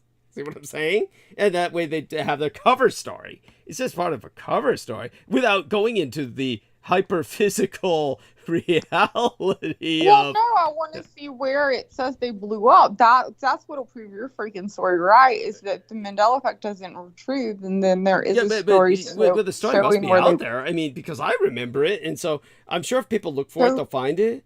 You know, I mean... Well, you find it right now. I'm not interested enough to do that. It's like, hey, it's my birthday. You can cut me slack. Oh my god, Yeah. fuck you. Yes, that's so I'm so nice on your birthday, I know. yes. That's SEAL Team yeah. 6. Yeah, if it was SEAL Team 6, I would say all the SEALs who killed Bin Laden died in a helicopter. It'd be something like that. You know, it'd be something like that. Don't put in SEAL Team 6 because it might not have been SEAL Team 6. Okay. See, here we are. Here we are. See, there we are. Our man found it. Or was that you that put it there? That's Real Tech. You gave us this, right? No, Real Tech gave it that. 20 plus members of SEAL Team 6 killed in Afghanistan. Yeah. A military helicopter was shot down in Easter, killing 31 U.S. Special Operation troops, most of them from the elite Navy SEALs. None of those killed in the crash are believed to have been part of the SEALs mission that killed Bin Laden. There was another one. There's another one where they said they were, though, and so they were. Keep looking. We'll find. Yeah, we'll find it. I remember that distinctly. I know, because you have never done drugs and never forgotten anything in your life. Yes, you're so vicious. Oh my God! Imagine being married to this woman. Imagine being married and living with this. And I know. You wonder why my husband was like fucking crazy. Oh, that's cool. I mean, somebody will Actually, find we didn't talk enough for that. Like, he was always upstairs, always down, so we didn't speak. We didn't have enough to talk about. That's He would not go into. He would not be like. Let me tell you something. He couldn't have a conversation like this. But he'd be like, "Bin Laden's dead." Mm-hmm. And Yeah, he'd be like, something like that. He, right? Yes. he had no political sense. Like, the only thing he knew about was football. And at his job, they made fucking corrugated boxes. He knew about football and corrugated boxes. That is so That sad. was it. He's a sad man. Now, look here. We've got Fox News, of all. Helicopter crash in Afghanistan, honey. Insurgents shot down a U.S. military helicopter during fighting. And says, kills members of SEAL Team 6. So what is so bizarre about that photograph, take a look at the inset photograph. These guys, it's like, okay, you know, I would hope these aren't SEAL Team members. Oh, well, I would fucking not say they're fucking not, or I should be a member of SEAL Team 6 today. Thank you. I am joining SEAL Team 6 tomorrow. Thank you. Thank you. Oh, Yes. my God. Yeah. You should share that picture with so anybody watching knows what the fuck we're talking about. These guys are fat. I mean, really fat. This is like when we saw the response to the Michigan Tech shooting. Do you remember the Korean guy went batshit, started killing people at Michigan Tech, and they had all of these cops respond, and these guys were so fat. They had these bulletproof vests that only, because they put, the bulletproof vest has a flap that goes over your shoulders, and the bulletproof vest was like food bibs for babies on them. It was like all their stomach was exposed because Yeah. the bibs only went as far as their man tits. It would like cover before their nipples, everything nipples and below was exposed. That's how fat God, these. I wish I could put that picture on there. Like, there's no way to put just a picture. Yeah, I know. The picture itself is worth 1,000 words. I mean, this is like, if those guys had gotten on that helicopter, it would have fallen from the sky. So but these are your average Americans, right? Oh, thank you, Michael. Michael said, I changed it to Happy B-Day, Douglas, by the way. And Michael said, highly entertaining combos. Thank you. Love from, God, I'm fucking getting old. MCA? Does it MC? MCA. MCA, what would that be? Is that your, like, some kind of Australian district or something? I don't Or know. maybe Like, that's I his keep thinking initials. why Oh, it's MCA. Michael Christian Andrich. That's his initials. Yeah. Okay. Yeah, that's it. I was thinking YMCA, so I was doing the song in my little head. Like the YMCA. And then he says, wow, P. Moon is Crow. Laugh out loud. He never knew Peter Moon was Croatian like him. He didn't know that. Oh, so there you go. Cool. Well, you have a better name, though, Michael, I would tell you. I like your name much better than Peter's. Yes. Sorry, Peter. Yeah. The moon. I mean, the moon just, I'm a sun person. Oh, here we are. Interesting. More article exploring different theories. We've got it. Now, this is better. SpecialOps.org. This is the real thing. Betrayal of Navy SEAL Team 6. There we are. So, there. This is the article, honey. Our man found it. Yeah. Oh, God. Here we go. Let me go look. Yes. And, by the way, just so, Can you stop finding shit? You and George are fucking killing me tonight. And, I'll tell you a little bit about Croatia. So, during World War II. I know, it's the fucking Indians that were fucking here, right? That's what I want to believe. No, Croatoa. That's Croat. No, I'm just going to go with my southern thing. It's Croatia. That's cute. It's adorable. You're adorable. See? I fucking got you. I did it purposely because when you say cute, you mean stupid. And so earlier I don't. I really don't. No. Well, what were we talking about? And you said, oh, that's so cute. When you said about the Bible and the fucking animals, you said, that's cute. Yes, I know the Croatian. I got that. I was wrong on that. And that was fucking cute and stupid. No. Really, honey. You wrong me. I love it when you call. It's your birthday. I'm gonna let you fucking go. This is coming back up next week. I swear to fucking God. It's you wrong me, honey. Honestly, madame, you're profoundly intelligent. Everybody knows that. I might be profoundly intelligent, but cute in the way you fucking say it. You know that you are not saying. I don't mean stupid. I really don't. I just say it's more dumb. No, I don't mean that. No, really, I don't. So such being said, and our dear Joe Time having so we're gonna talk about Genesis then in the Bible, or do you want to let it go? Genesis. Because I can look it up. Because you know what? You just looked up all this. I can look up Genesis right now and read it fucking to you. Like you can read it yourself, so that you can prove that. So I can prove that I'm fucking right. Like you want to do that? Oh, but we don't need to go there. Yeah, and Real Tech Geek has done a bang up job. He's proven he's earned his name, and thank you, my man, and thank you, my man, George Knight. How's your work going, George? Everybody be. Yeah, I've just got back, Douglas. That was perfect timing. Yeah, I've just been driving, so I've just stopped now. So you just saved them. Yeah, yes, and tell Bible us. verses. Yeah, yes, thank you. Yeah. So tell us all. Yes. Yeah. Oh, sorry. I was listening, and because you were talking about SEAL Team 6, and they all died in they all got killed in Afghanistan. They all got killed, and that's from what I can remember. Thank you. But also they claimed that they dumped Osama bin Laden's body in the ocean. At sea. Like, why would you do that? Why would you do that? Go on. Yeah, it's just like the same story of World War II. The same story of World War II. Where's Adolphus Jacob Hitler's body? Where is it? Thank you. Where is it? Where's the body?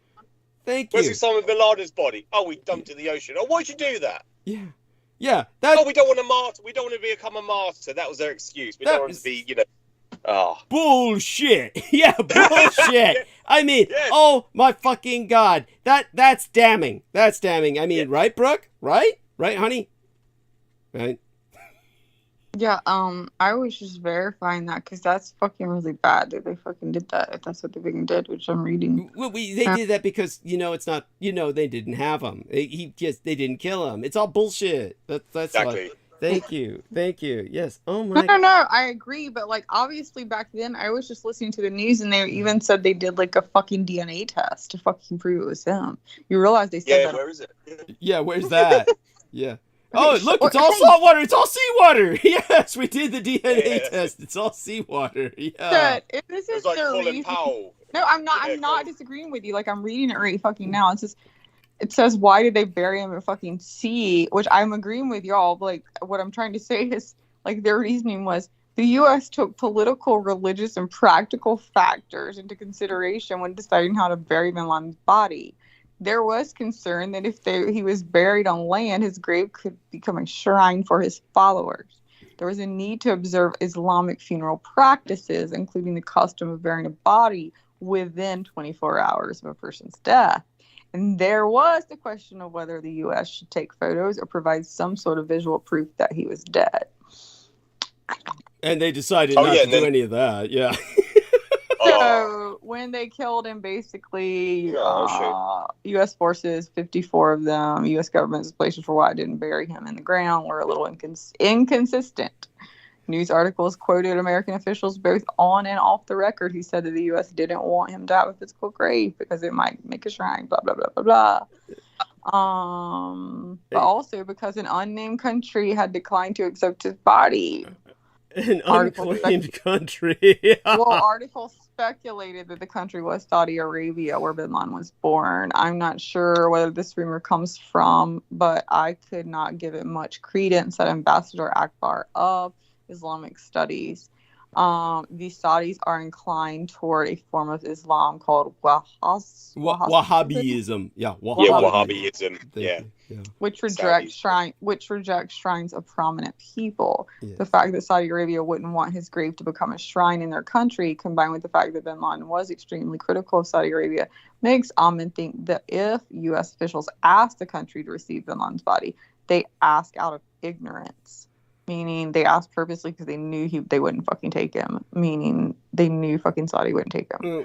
Well, his father was actually Palestinian, so burying Bin Laden in northwest Pakistan, where special forces killed him, wouldn't be ideal from a U.S. perspective either, since shrines are considered powerful symbols in that region. Amin said to avoid Bin Laden's grave becoming blah blah blah. Wait a second. The reason all of this is so much bullshit is because they could have just brought him back to the United States, and the point is that they could have brought him to the United States, which is like the easiest thing to do, and they could easily have buried him here, and his body would never have become a shrine here. That's for certain. They could just say we buried him in an unmarked grave. I mean, that's... No, I'm not disagreeing with you at all. I was just interested in like what they put out because how they got around this. So then at the White House press brief, because obviously like a lot of Americans like me, I wasn't too interested in it. Like I had kids to raise, a job to do.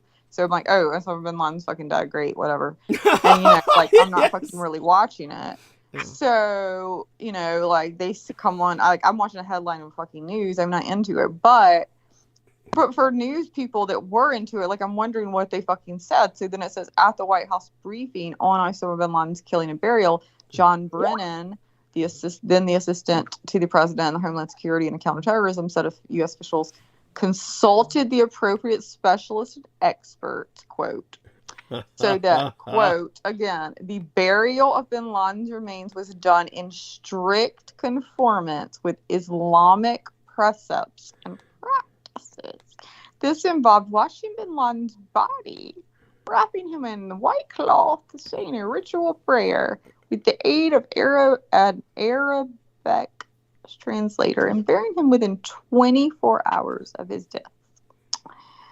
Muslim leaders and scholars have varying opinions on burying the sea. Some are at sea burial should only have when a person dies at sea. Blah blah blah blah blah. Oh I mean, God. like, I agree with everything y'all are saying. I'm Yeah, just like thank trying you. to figure out what fucking story they put You know, out. what kind of story they came up with? Well, I mean, in a sense, whatever story they came up with is a moot point because it's all bullshit, right? Whatever they said is just pure bullshit.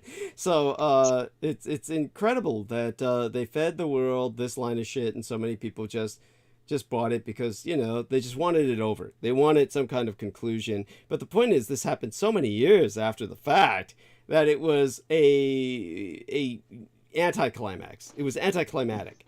And because it was so anticlimactic, nobody noticed when all the SEALs that supposedly killed him were killed, which made it, you know, that's the real climax is, you know, all these poor bastards, they just killed them.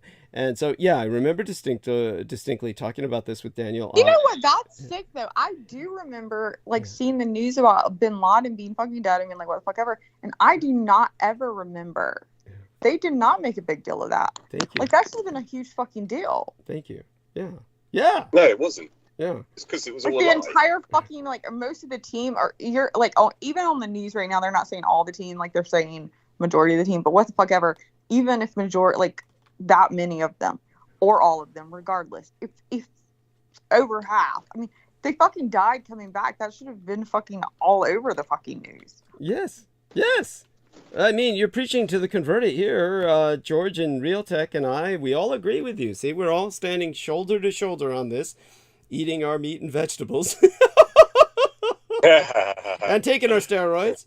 Yeah. Who should row? Yes. Yes. What did Realtek say? I'm gonna have to go back to fucking drinking. Who should row? Oh my God. Will not eat meat. Oh, okay. Okay. Well, You forgot how to say that in Chinese? oh, that's what you're saying. Okay, yes. What did he say? He was saying, you know, about not eating meat in Chinese. So it's talking about like a Chinese word for vegetarian almost. And so, Yeah, let's basically. just put it this way. Who should row? Yeah, he's not the best at enunciating. But he All does, right, yes, fine. he I'm did. not the best enunciation. All right. Nor am I. It's a difficult language. Yes, it's yeah, but you do well. You do well. I mean, you know, thank you. Once I knew do my what you were best. trying to say. Once I knew you were trying to say, then I get it. Yeah, okay. Oh my God. Hey, it's 6 ways of fucking up, you know. Yeah, but to tell you the truth, half of what you say in English, I don't get either. So I have to like ask him to repeat, like when he says, "Black Tom explosion."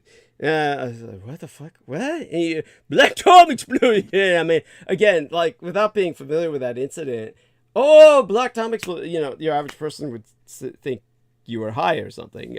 But you know, once I got it, I got it. You know, in every case. So, at any rate, when I do have a speech impediment, so I try. Oh, okay, that's right. I keep forgetting that. What specifically? Tell us a little bit about what specifically. I didn't know you had a speech impediment. I never like could tell.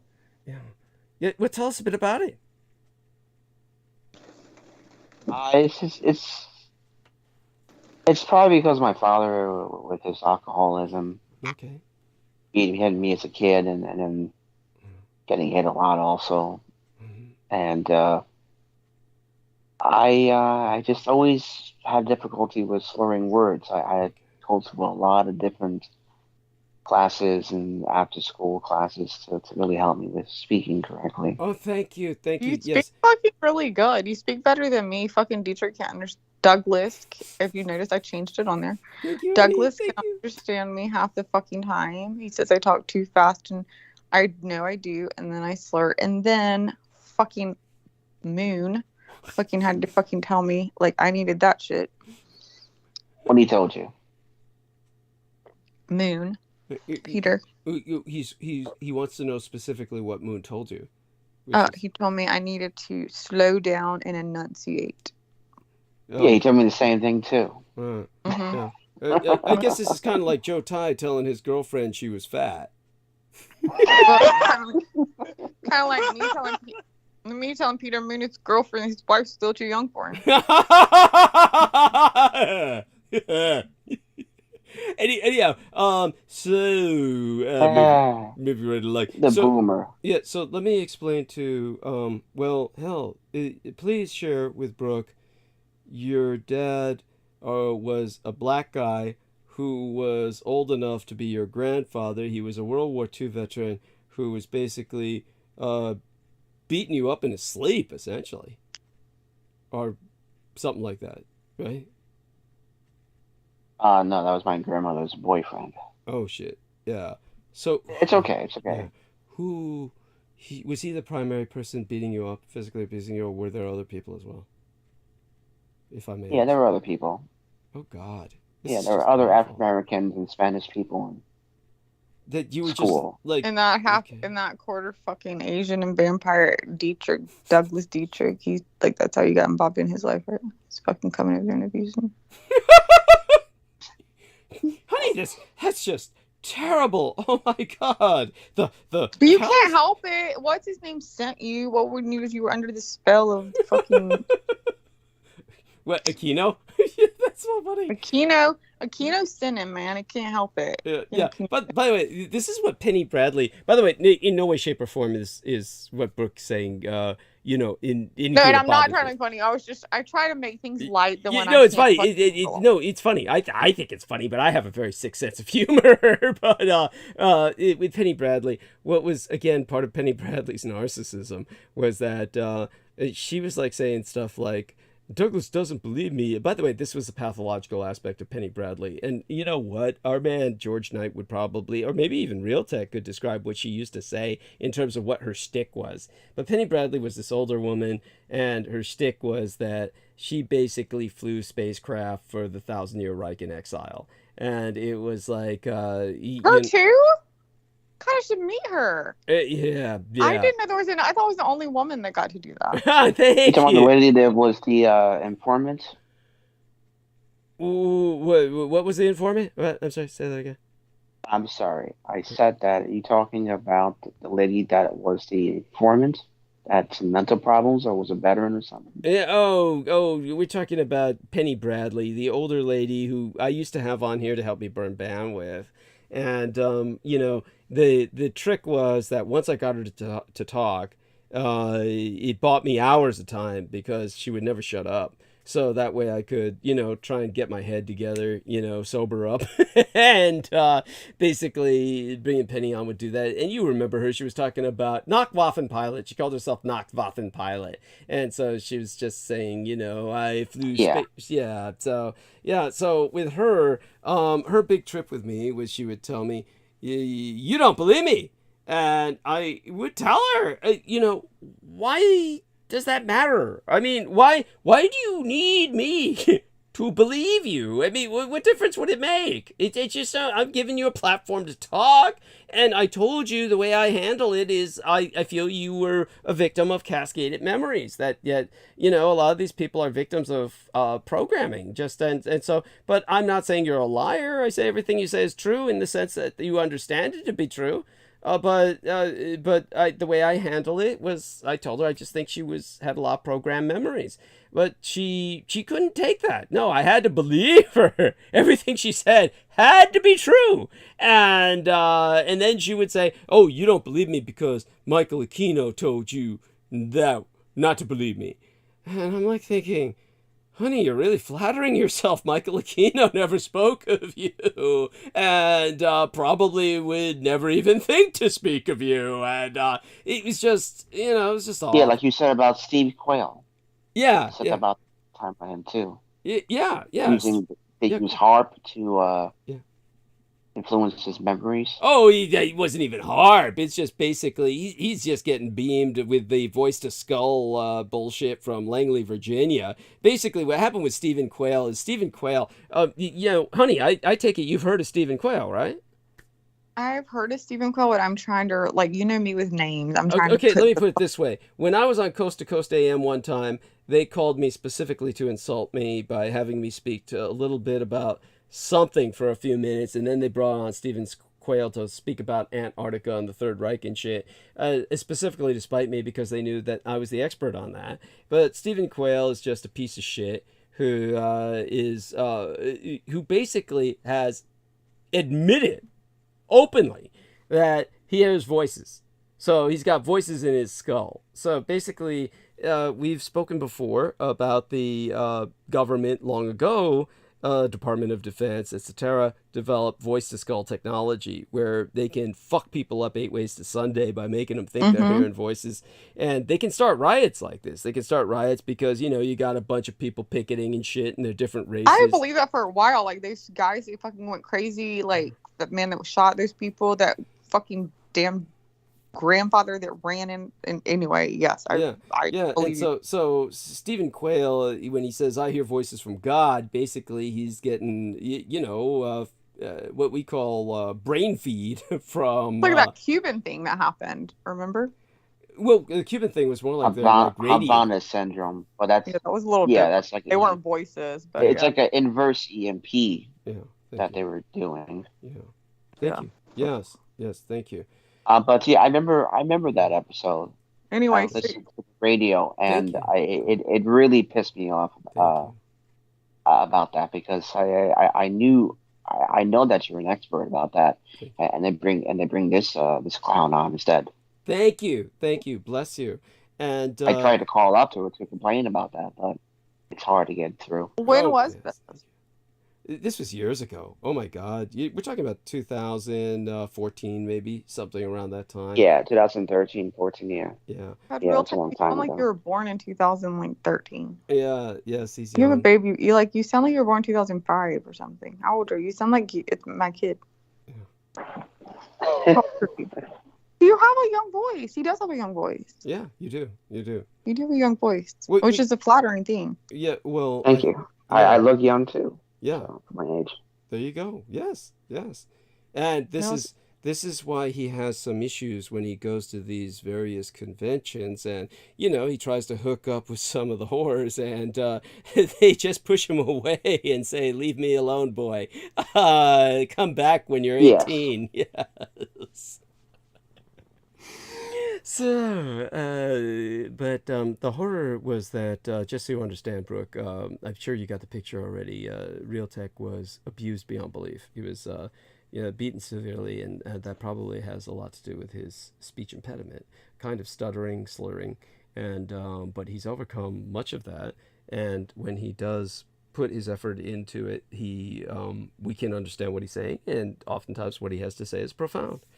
So yeah, it is, and I truly appreciate it. And I love what you told me about vitamins and things like that. Obviously, must help keep you young and looking young. Also, I was not beaten as a child or abused, and I put no effort in, obviously, and so therefore I just am not understandable. Yeah, she just slurs because it's fun. So I just slur because I slur because I'm Southern and lazy, or drunk. One of the two. Usually it's late night, but it was probably usually drunk before. Yeah, yes, and half drunk. I won't say really drunk. I don't think I've ever seen me like completely head over heels drunk. That would be fun. But drunk and high. Yes, or drunk and high. Yeah. And I think because Realtek has been public about this, I do want to bring this up because I think it's important. He was also sexually abused repeatedly. So he's overcome quite a bit. And I say this so that he's given his due credit for having overcome that. I believe the man who was responsible... That's awesome to come and be open about it for other people too, Yeah. I think the man mostly responsible for a lot of the sexual abuse was that black grandfather that I brought up, right? Oh, no, not him. Okay. Oh, that's right. It was like a care provider that your parents turned you over to, right? Yeah. Him and grandma. Oh my God. Him and his grandma, or him and your grandma? I'm sorry. My mother, put me over to my grandmother and him, which was her boyfriend. Okay. So it was your mother gave you over to your grandmother and her boyfriend. This is why he was the old black guy who was a veteran of World War II, who had PTSD and was taking it out on basically raping you and beating you. Oh my God. Right? No. It was just physical and verbal abuse with him. Okay. So No, I go ahead. No, well then who was perpetrating the sexual abuse? Your grandmother? Maybe he doesn't want to talk about it. Maybe My mother's neighbor. I said. Oh, your mother's neighbor. Thank you. No, I And understand. then in school, Oh. there were students, and then some things. There was one time with one guy when I was 16 or 17 years old. Mm-hmm. Yeah. Oh, so sorry. Yeah, interesting memories. Oh I'm God. sorry. Yeah. So I sorry. get a lot of therapy. So this. Let's not relive it, Douglas. Come on, man. Let's not make him relive it's it. okay. It's all right. It's I all was, I right. was I was going to ask about the therapy. The therapy that you get, is this something you pay for, or are you getting this through the state, or you? No, I pay for it. You do? Holy Yeah, shit! who the fuck gets fucking free therapy? You can't even fucking get paid therapy. Like I I swear to God. I used to get free therapy from my school, but Yeah, I mean, maybe if you're in. Yes, my daughter, when she was in college, got offered some free therapy when her friend died. But other than that, like, Well, I sought out free therapy, but then again, I'm in San Francisco, and California is a totally different animal. So I was able to get free therapy through. Look, I have a friend that I told y'all, like that one that was coming back. Her, like, they're about to like fucking divorce. He's so fucking losing his mind, crazy, and she went to his doctor. His doctor referred him to mental health fucking provider, like to there, like you need mental health provider, like. He's been waiting now. He's called, like, they both called daily or every other day or two. It's been 3 weeks, and they keep saying they're processing the paperwork because they're just so booked. That is where we are with mental health in South Carolina. It is so, that's paid. That is with insurance. That is not free. Oh my God. And it's the same thing here. The same thing in New York also. I try to call plenty of different psychiatrists, and they're booked. They're just booked. I mean, constantly. Yeah, like, we can see you in 2 months, 3 months. Yeah, like yeah, it took a long time to find one. If you finally get in, then you're in maybe, and then you can start booking appointments. But until you fucking are in, once you're in, you better stay with that fucking provider, whether you like them or not. Find another one. I mean, that's how it is here. Like, he's still not fucking in, and I think it's been a month now. As I haven't talked to him. Definitely one thing that's helped me a lot it's the proper diet, and mostly just eat once a day, and a lot of vegetables and a lot of salads.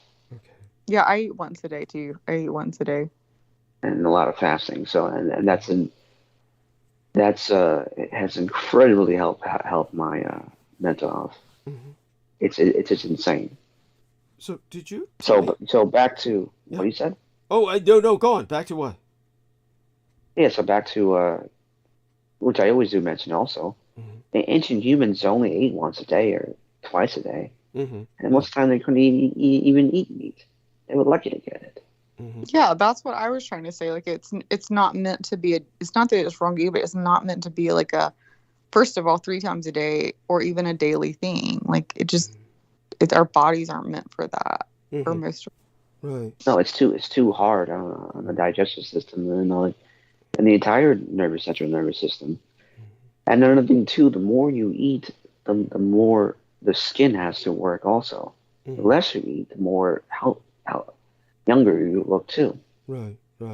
Yes, I mean, yes, in general, this is true, but we don't want to encourage anorexia, so people take this on. No, but my daughter... No, of course not. Does that. My daughter came downstairs, she's sitting here today, and she said, I was on the phone with my mom. This was actually when you were with Peter Moon, and I was having to deal with that cousin shit, and I called my mom, and my daughter comes in, and we were joking about shit, and she's like, hell no, she's not fucking moving here. Anyway, we were kidding, and she goes, she's talking about her boyfriend or something, her ex-boyfriend, Robbins or something, still another.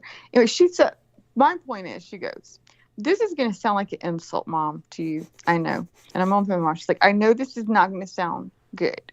She's like, but. She's like, it's a compliment. She's like, as bad as you've taken care of yourself, as little as you've taken care of yourself. Oh, shit. She's like, you look fucking great. And she goes, So imagine what I'm going to look like after taking care of myself at your age. Oh my god. I mean, like, what bitched up her act? Like, what the fuck? Well, she's like me. No, like we do that. We kind of hide our insecurities behind like Insults? a fake. Yeah, we do that. So she was like, so basically she was complimenting me saying that, but then she was like, her building herself up was not, she's not really conceited. Like, cause I can literally be like, like if I say something like, oh yeah, and you've got like a beer belly like your dad, and she'd be like, oh my god, am I really, like she'd totally freak the fuck out. So she's not conceited, like she not conceited, but she was making a joke about it. Like, and you can imagine if I take care of myself, because like if I've got your genes and and you can do that, then fucking imagine if I take care of myself. Which she's right. I mean, like I fucking smoke cigarettes half the fucking time. Now I'm vaping. I was fucking drinking. Like I fucking. I mean, I was kind of I'm vegetarian, but at the same time, like I wasn't a vegetarian where I was like making smoothies forever, and then like I go through years of fucking like drinking white mochas from Starbucks. I lived on white chocolate mochas. Oh, were you doing crack? What the fuck? Talk about sugar. I lived on 4 a fucking day. That was all. Oh, honey. Oh my god. How are you alive? Holy shit. That was all I did. I got 2 in the fucking morning on the way to work, 2 on the way home for fucking dinner. Every fucking day. Oh, Jesus. White chocolate mocha? Yeah. White mocha. And here's the bad part. I didn't even just do it like that. I did an extra shot of espresso. So it was 3 shots of espresso. And then instead of 5 pumps of white mocha, I did 7 pumps of white mocha in each. Oh. No whipped cream. I did no whipped cream, by the way. Then I'm like whipped cream. Oh. But sugar, fucking out the ass and caffeine. Oh. I was still smoking cigarettes then. Oh my god. Mm-hmm. Oh man, I'm glad that you've gone veggie. The vaping... No, I was veggie then, man. But I'm just saying. Praise the Lord, you're alive. Yeah. How are you fucking alive? I know, but that's when he was talking about caffeine. Like it is true. Like I could fall asleep. Like I could always drink the first one. Like I'd come home and I'd shower. My mom had picked up the kids or whatever. My dad always even my son, and then I'd come home and shower because I took my showers at night when I got off work, and then I would come down. I would drink my white mocha after I got everybody fed and done, and fucking sit here and watch TV. And I have my second. I fall fucking asleep with the fucking second fucking coffee. It's fucking 6 shots fucking espresso, and I fall fucking asleep. I didn't get decaf. This is kind of like what George Knight was describing about. That's what I was trying to say. Like I didn't get into it then, but I knew what he was saying because it is a complete. Like I had to have caffeine in the morning, but it was because if I didn't, it wasn't like it was a headache. You see what I'm saying? I needed it, but it wasn't going to keep me awake because I had that. Like it was. I was already. My body was used to it. Like I could have done, 12 shots and been fine because your body gets used to it. That's where I was saying, like, the guy that fucking died, like, unless you have a heart arrhythmia or, like, a heart problem, usually caffeine's not going to kill you anyway. It's the fucking sugar that will fucking kill you. What I'm lucky is that the sugar didn't fucking kill me. I did end up, though, having to have 2 fucking crowns to fucking pay for. And the guy... I bet! He was like... do you drink a lot of sweet tea? Because that's what he said, a soda or sweet tea. Because I guess that's what he saw a lot. Yeah. I'm like, no, I don't drink either one. And then I'm sitting there thinking, I'm like, but I fall asleep every night drinking fucking white chocolate. Yeah, so, yeah. Oh yeah. Oh. Yeah, white sugar is more addicting than cocaine. Yeah, it was bad. But I mean, it's so funny now, like the caffeine, like even if I drink a half a cup of coffee in the morning, I can, because I've been off of it for so long, that I can totally get like that stomach rut, like that feeling in my stomach, that little like rush and all, which I never got before. And I don't crave sugar anymore. But it is one of those things, just like exercising, it's the opposite. If people say they can't exercise, you go fucking exercise and you get on a routine, it's so addictive. But it's like once you quit exercising, then you're like, oh, I don't want to. Anything can be addictive, good or bad. It's just that routine that you get on. And I have an addictive personality anyway. So anything I get on, I'm like I can eat the same fucking food for like a week straight. I'll be like, okay, fucking this tastes good. Let me have Mexican for a fucking week.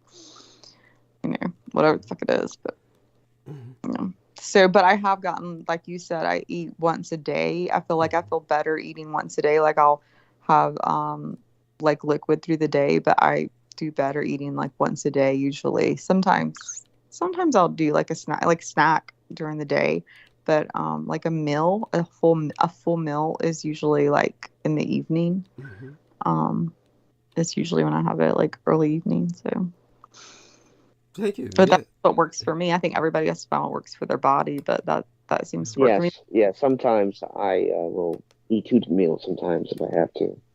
If I have to, I like that. Social obligations. It depends on what you're doing. Like if you're going a lot, you'll get hungrier or whatever. But yeah, I mean, I completely agree. Like if I eat more early in the day, if I feel a little hungry at night, I'll nibble on something. The thing is, if I don't do it, sometimes I'll have a migraine the next morning. So when it's not about social obligation.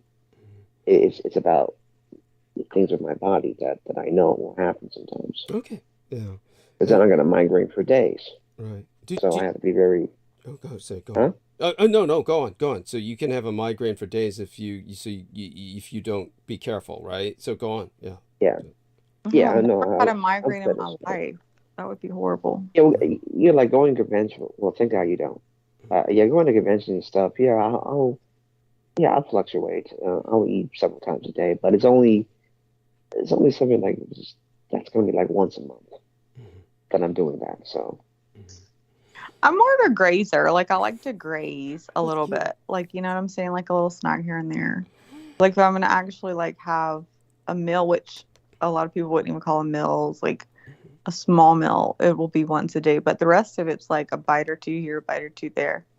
Like I can go to fucking the restaurant, like the Mexican restaurant, and get food, and it'll be one meal, and I'll take 2 bites of it, and then like 2 hours later, I'll take 2 more bites of it. You know, because I don't know. That's fine. That's fine. And but like I said, everybody has to do what works for them. That's what works for you, though. If I get too full, I get slow, like sluggish. I don't understand how people function when they're so full.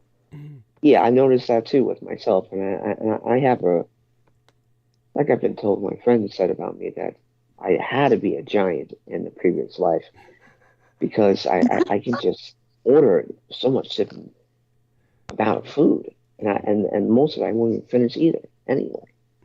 So I've noticed over time. Oh, you order a bunch, but you don't finish eating it? Is that what you said? I order like the restaurants going out. Oh my God, that's me. I'll order like the whole fucking like plate. I'll like order fucking 4 times what I'll fucking ever eat. But that's my eyes are bigger than my stomach. You're both so cute. Same problem. Okay. So did you not? Do you have that problem when you're drinking blood, my dear boy? No, not really. I nowhere near like my mother. She could drain a man dry. I don't have that capacity. But I've drained many a man dry. It was very boring. Yeah, that's adorable. It depends what draining we're talking about. Yes. Did you not tell me that at one point? I'm just curious if I remembered this right. Did you not say at one point you were really overweight? I'm not speaking to Honey here. I'm talking to Real Tech. Yes, I was last year. Okay.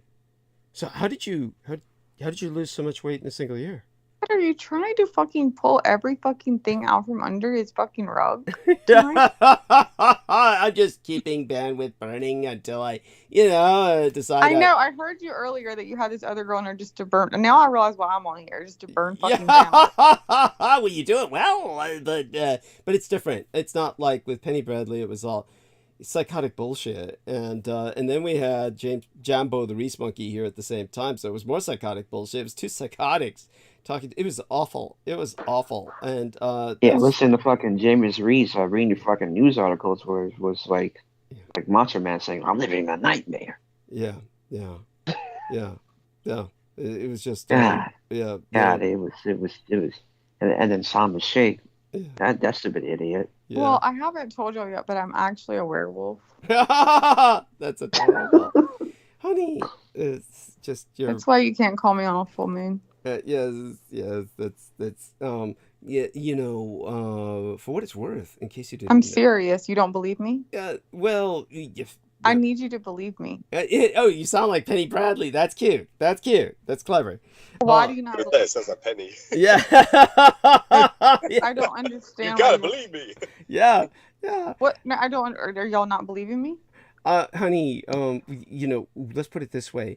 If you think a woman can't be a werewolf, or no, it's not that. It's not that, honey. In case you didn't know it, I was the anonymous, one of the anonymous contributors, basically a consultant that was uncredited by my own request for the old Animal Planet documentaries that they produced for a while on cryptids, meaning werewolves and the mermaids. Those are the two I consciously remember contributing to when it came to the Animal Planet documentaries, which, you know, many people might remember that. And it's almost impossible to find them. Now, they might still be up there on YouTube.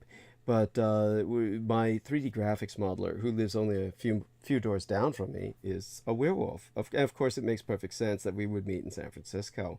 And so he's definitely a wonderful human being, and he tends to get involved with girls that are dying. It's just instinctive. He knows when they're dying. It's because mostly he became a bartender for a while, and it was easy to meet dying God, girls. I was fucking kidding. I was a mermaid in a past life. Cool. I mean, you know, it's a... What the fuck am I saying? Like, you're fucking killing me now. So you're a fucking vampire. Your fucking neighbor's a fucking werewolf. Where's the word mermaid? Well, it's you. Yeah. But anyhow, yeah, when he became a bartender, he was able to hook up with girls that were dying because, you know, you'd meet girls that have cirrhosis of the liver and shit, and then they began just moving in with them and shit. And so, I don't get that. Like werewolves like livers or something? It's just basically it's they cull the herd. That's the instinct. What? They cull the herd. That's the instinct. Cull the herd, you know. I should be a fucking damn werewolf. I would like to cull the herd of all the people. I could cull a fucking herd. I swear to God. You think I can fucking kill people? I could kill them. The first people obviously would be all fucking animal abusers. Then we go to children. And the neighbor. A couple of neighbors. Yes, and credit to Peter Moon, wonderful human being. He just said, "Happy birthday! Just sent you 100 via PayPal for your birthday. God bless you, good sir." And Peter, would you like to come on? Let me know if you wish to come on, and we'll bring you on with us. Yes, I can't wait to see what Peter's going to send me for my birthday since we have the same one. Because I feel like since we have the same birthday, he should probably like double up for me. Right? Oh my God. Let me send him that picture of Joe Tai. Oh my God. That way we'll, you know, I guess, see how he feels about that. You know, honestly, I find this for some reason intrinsically funny. And I guess I'll send one to George Knight if he hasn't seen Joe Tai yet. So I don't know why you find it funny. Poor Joe. I hope he's fucking asleep and not listening to this shit. You're fucking.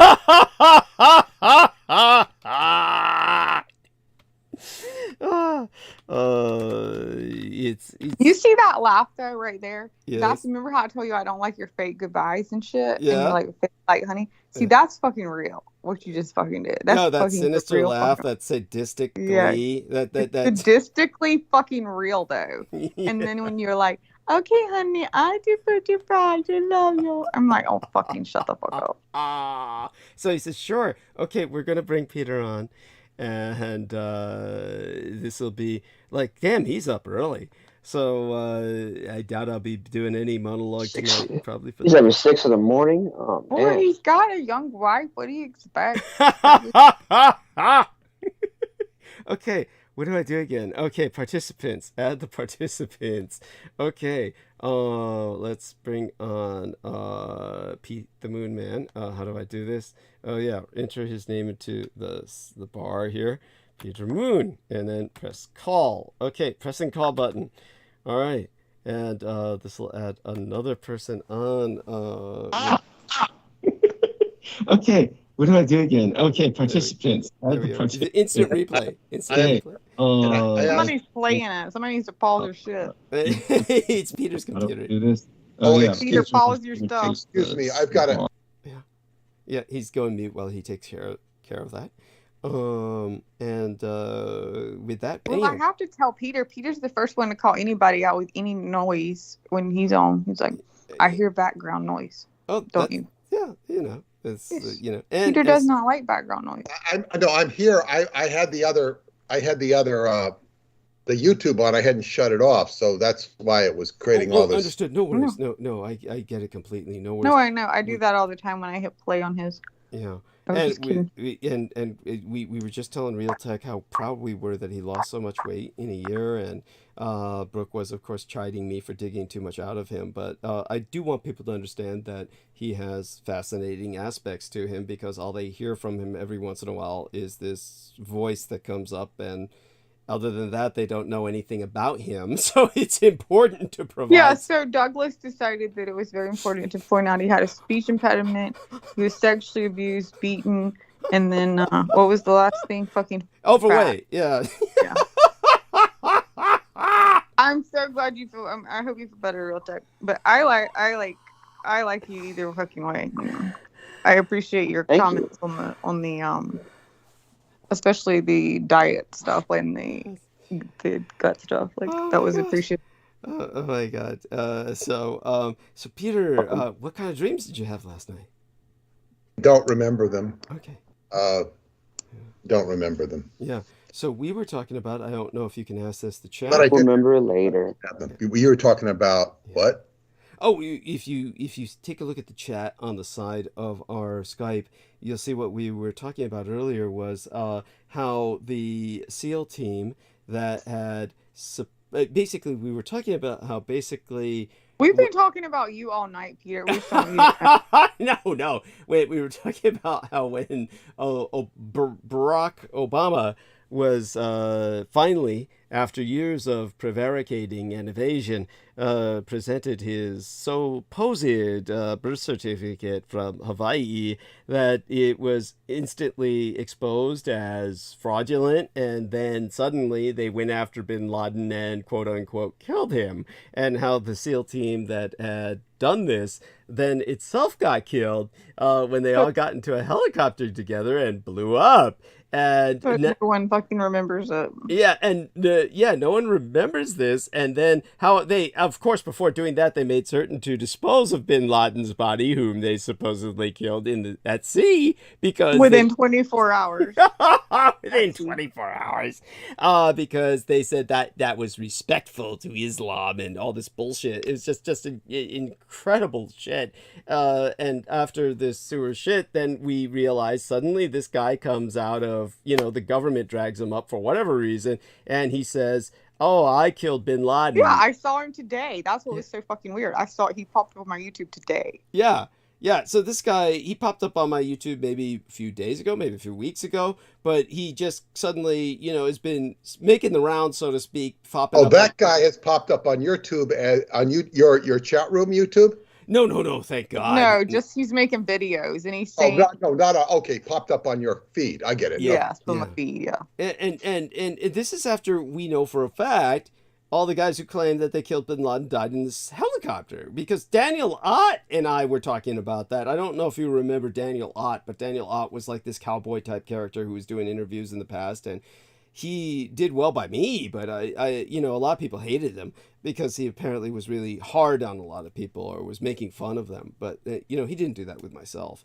But in terms of he and I, we were talking about how SEAL Team 6 had killed bin Laden, and then they all died after throwing away his body, and how suspect that was, and all of this obviously distracted from the birther controversy of Obama, but it did little more than that, because no one really remembers it, and it was never really made as big a deal as you want. And anyway, now the guy on YouTube is going around saying the one today is he's on multiple things talking about how he is having to live with it. They're asking how it was to live with killing bin Laden, having to kill, he talks about having to kill him in front of his 2-year-old kid and how bad that was. And then the guy asked him, like, well, what did you do with the 2-year-old kid? And he's like, well, I picked him up and I sat him. So, well, what did you do with him? And then he's like, I sat him on the bed with his mom. So obviously, What a kind man. right? That sounds so made up. Yeah, it does. It's such bullshit. It's just total fucking bullshit. And so, but we can't understand why they drag this goon up. Why? I mean, you know why they drag him up? Because they're wanting to remember a fucking. I just realized it. I didn't even think of it till you. You know what? It's so funny they're doing it now because think about it.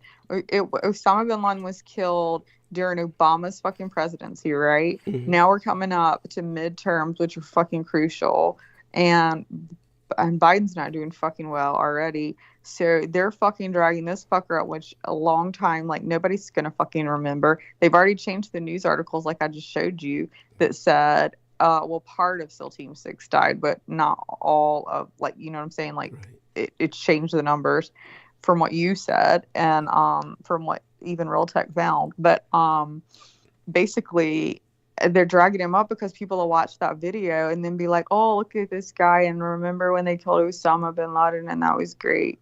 I think it's part of it's pretty a convoluted thought pattern. Yeah. It doesn't make any sense. It's not going to get any votes. It's so stupid. It doesn't, I mean, maybe it's... I agree with you. I don't think it'll get any votes really at all, but I can't think of any other reason they would do it. What other fucking I'll tell you this, where Biden looks good, when I watch what little news I do, whenever Putin comes up or the whole war in Ukraine comes up, it makes Biden, like Trump had a very good image as far as being effective on keeping things under calm or keeping the world from fighting. Biden looks good because there's all this superiority, like he can kick Ukraine's ass or kick Russia's ass anytime he wants because he has the full power of the United States government. I agree with you on that. I do. It doesn't mean it has anything to do with him, but it's good. It's good optics, and it's probably the one strength that he has.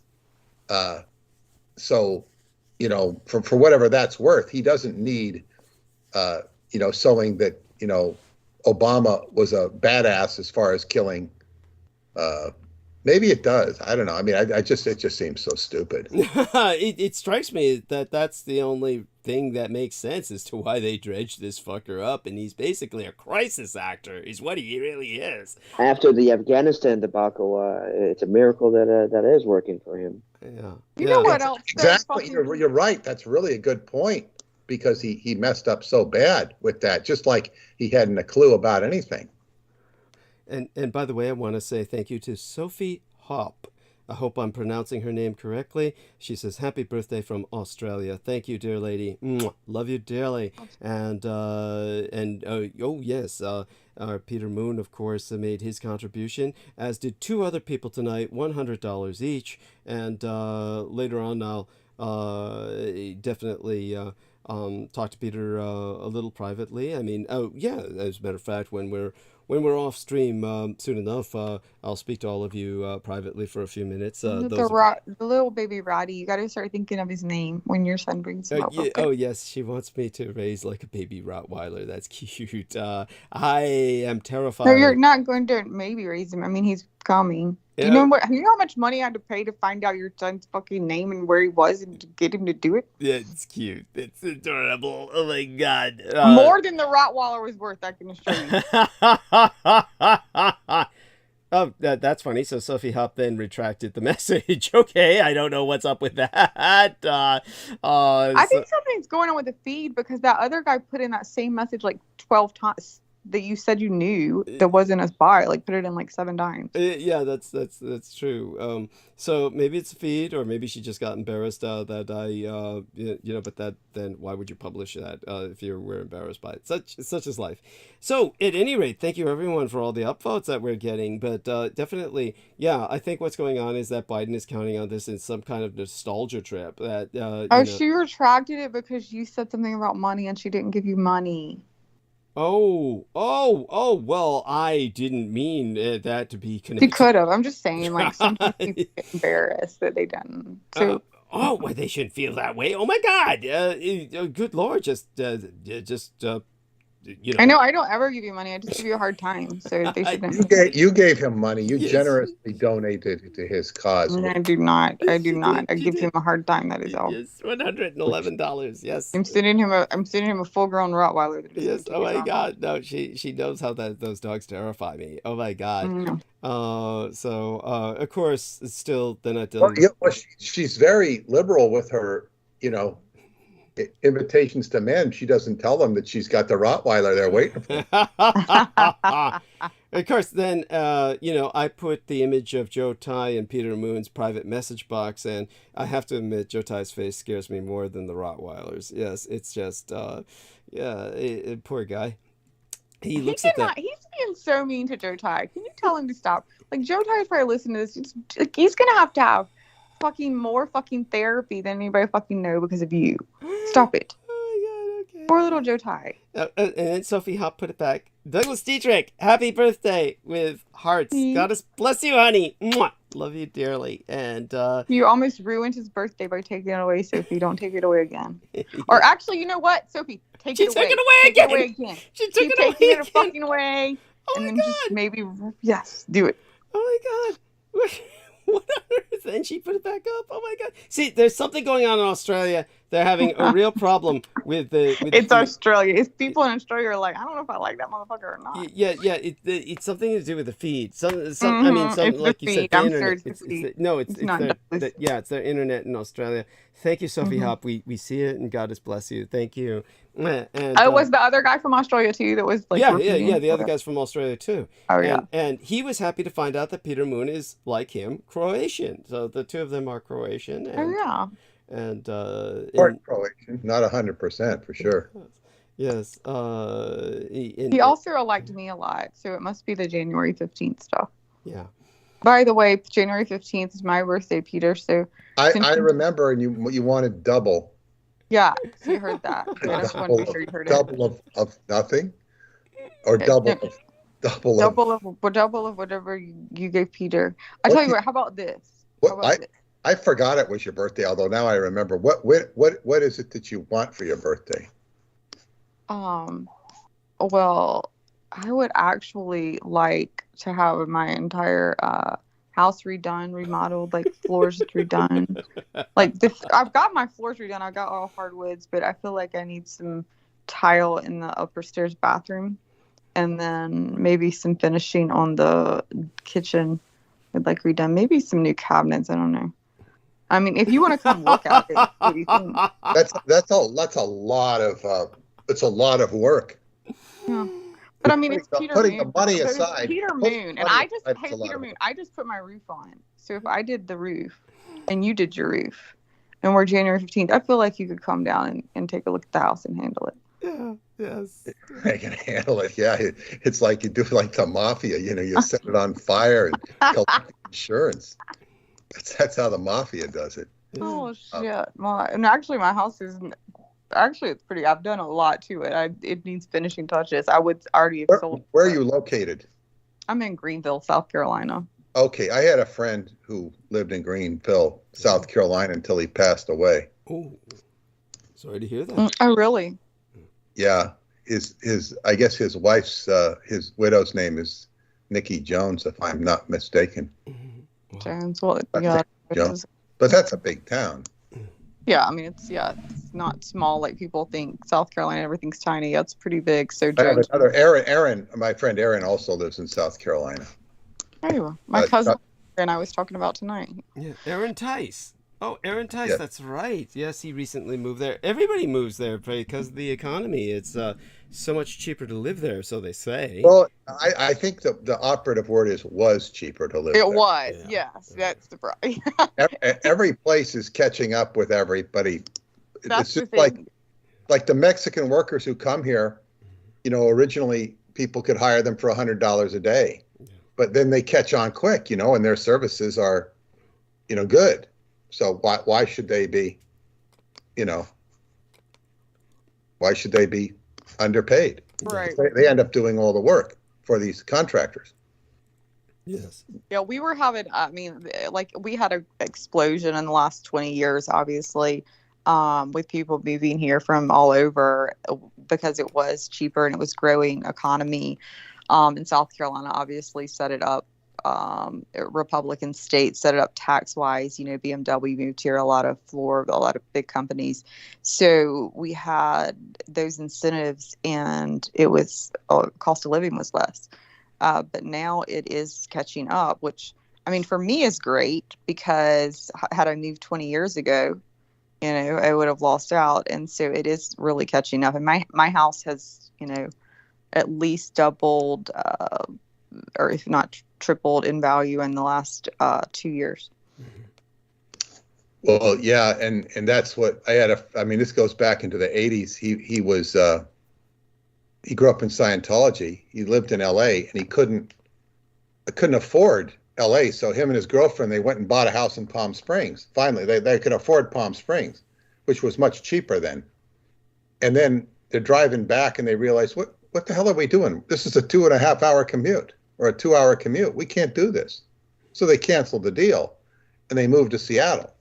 But by that time, Seattle was had already boomed. So it was the same problem in Seattle, and they hated all the Californians who had come up because they couldn't afford California, so they moved to Seattle. Then Seattle got crowded. So he eventually moved to North Carolina. And just as my other friend had moved to North Carolina because he moved from Vallejo. Because where in North Carolina? Asheville? Greenville. This one moved to Greenville. No, the one that moved to North Carolina, I forget where he lives. But it's North Carolina or South Carolina, and you know, pretty soon it'll be Mississippi, because our Mexican friends had lived in Mississippi, where they. Yeah, but you got the only thing cheaper, really, I think, right now is Mississippi, Tennessee, and Kentucky, maybe. Yeah, and those will be eventually pursued as, you know, beds of desirability just because of their affordability.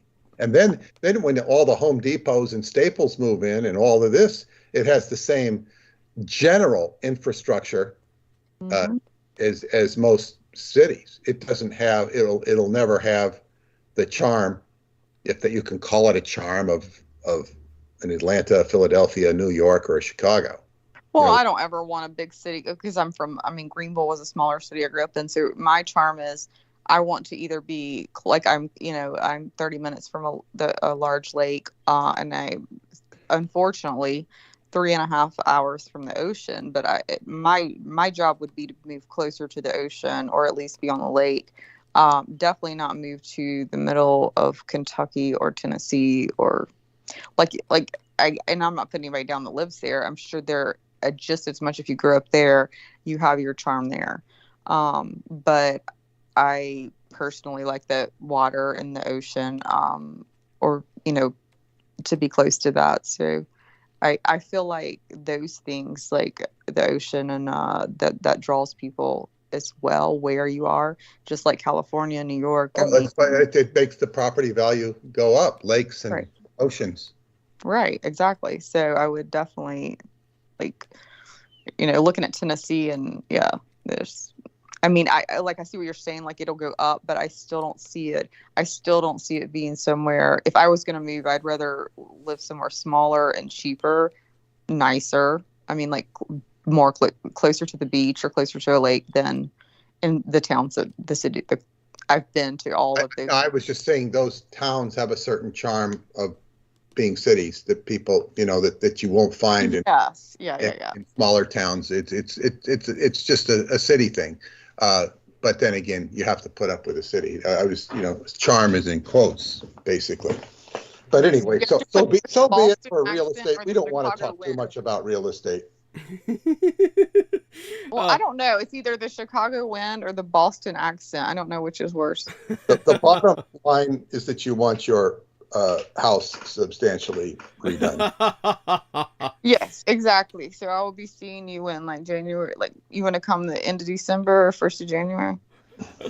Well, I'm not really in the renovation business. Only for my own house. I'm sorry. And he had a hard enough time with that. Yeah. I'm not done with it. You don't want to employ me. I'm not. I'm just using your money. Yeah. You can just send it back. It's fine. You can just send it back. Whatever. I love you, Peter. It's fine. I just had my roof redone as well, so we have the same thing going on. Well, I did have a friend who was a contractor, and he had this girlfriend, and she got every penny out of him she could. Oh, wow. She was good at it. Oh. Really screwed him over. Well, mine was the opposite. That's why mine would be completely done. My contractor screwed me over. But they were boyfriend and girlfriend. Hmm? Yeah. They were boyfriend and girlfriend. So she not only got him to do her house or whatever, she screwed him out of every penny she could, period. Oh my God. You know, it was horrible to hear him tell the story. Oh my God. You know, she was just using him at the most manipulative level. That's not something you would do. But in any case, your contractor, messed with you, is what you're saying. Yes, he was. I hired him, and he was, a good price, but he was.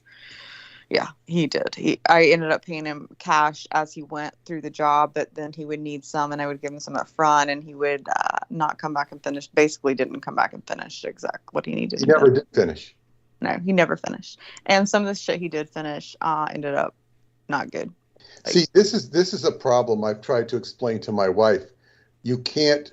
It's very touchy to hire people, especially for smaller jobs.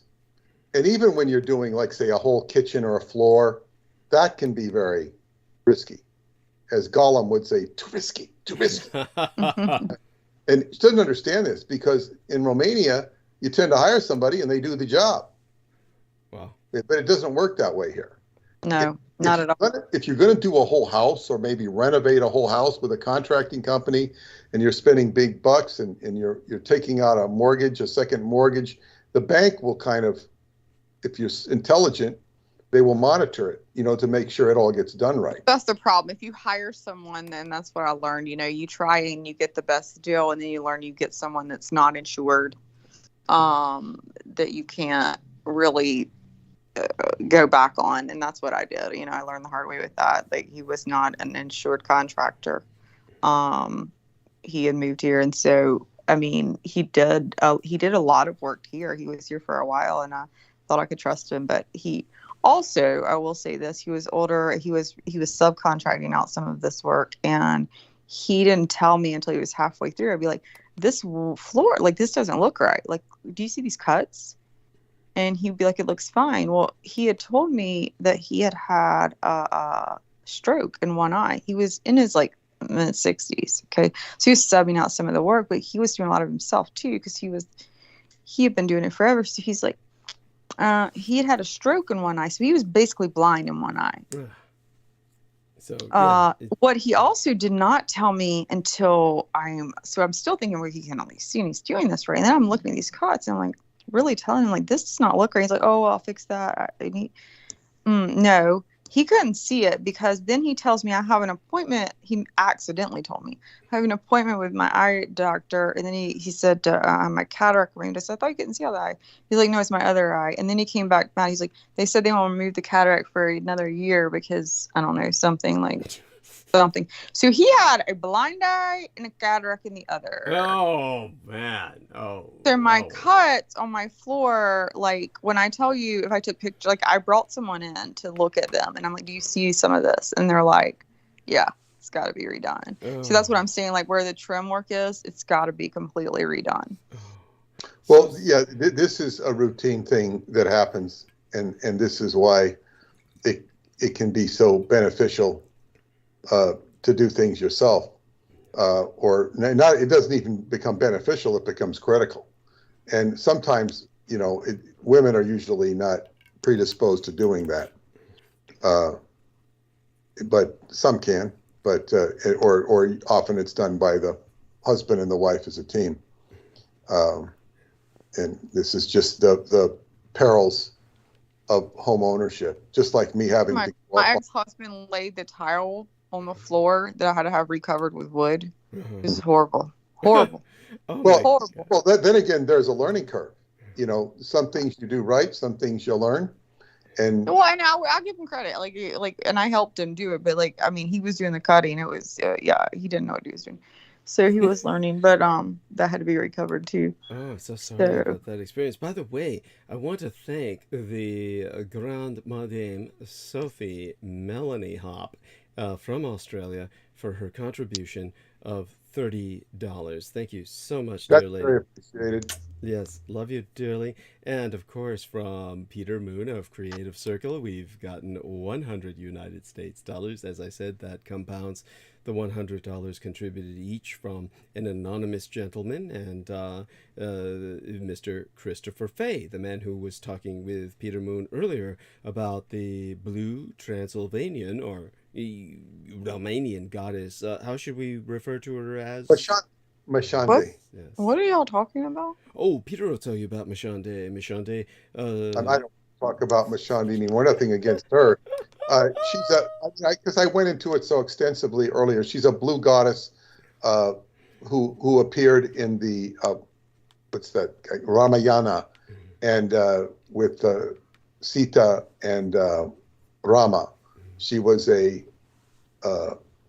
Oh, I've seen her pictures, and yes, I've seen her. And, I mean, like, I studied Vedic astrology for a while, so I think I know what you're talking about.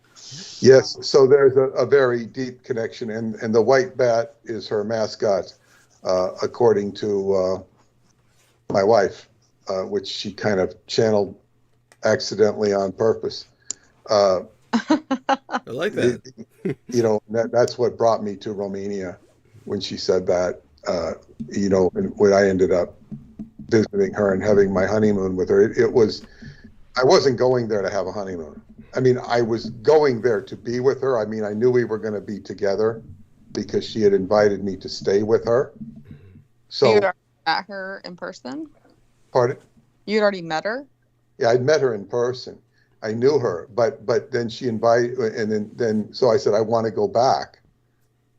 But it was really strange getting back because I was not counting on her, to pick me up. Another woman had volunteered on that beautiful day in Sarmasejatuza to bring me back and stay with her.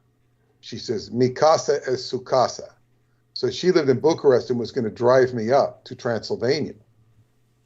And then, I said, well, I'm prepared to pay you. She said, no, mi casa su casa. I was going to pay her for, for taking me there. And then I told Paula, I said, no, you don't have to worry about getting me there. She's going to take me. And when push comes to shove, this woman, at the last minute starts asking me for money. And I said, I wouldn't have minded her asking me for money in the first place. But don't say you don't want any money and now say you want money. It felt, very usury or odd, to say the least. Right. I just didn't understand. The mindset was very wrong.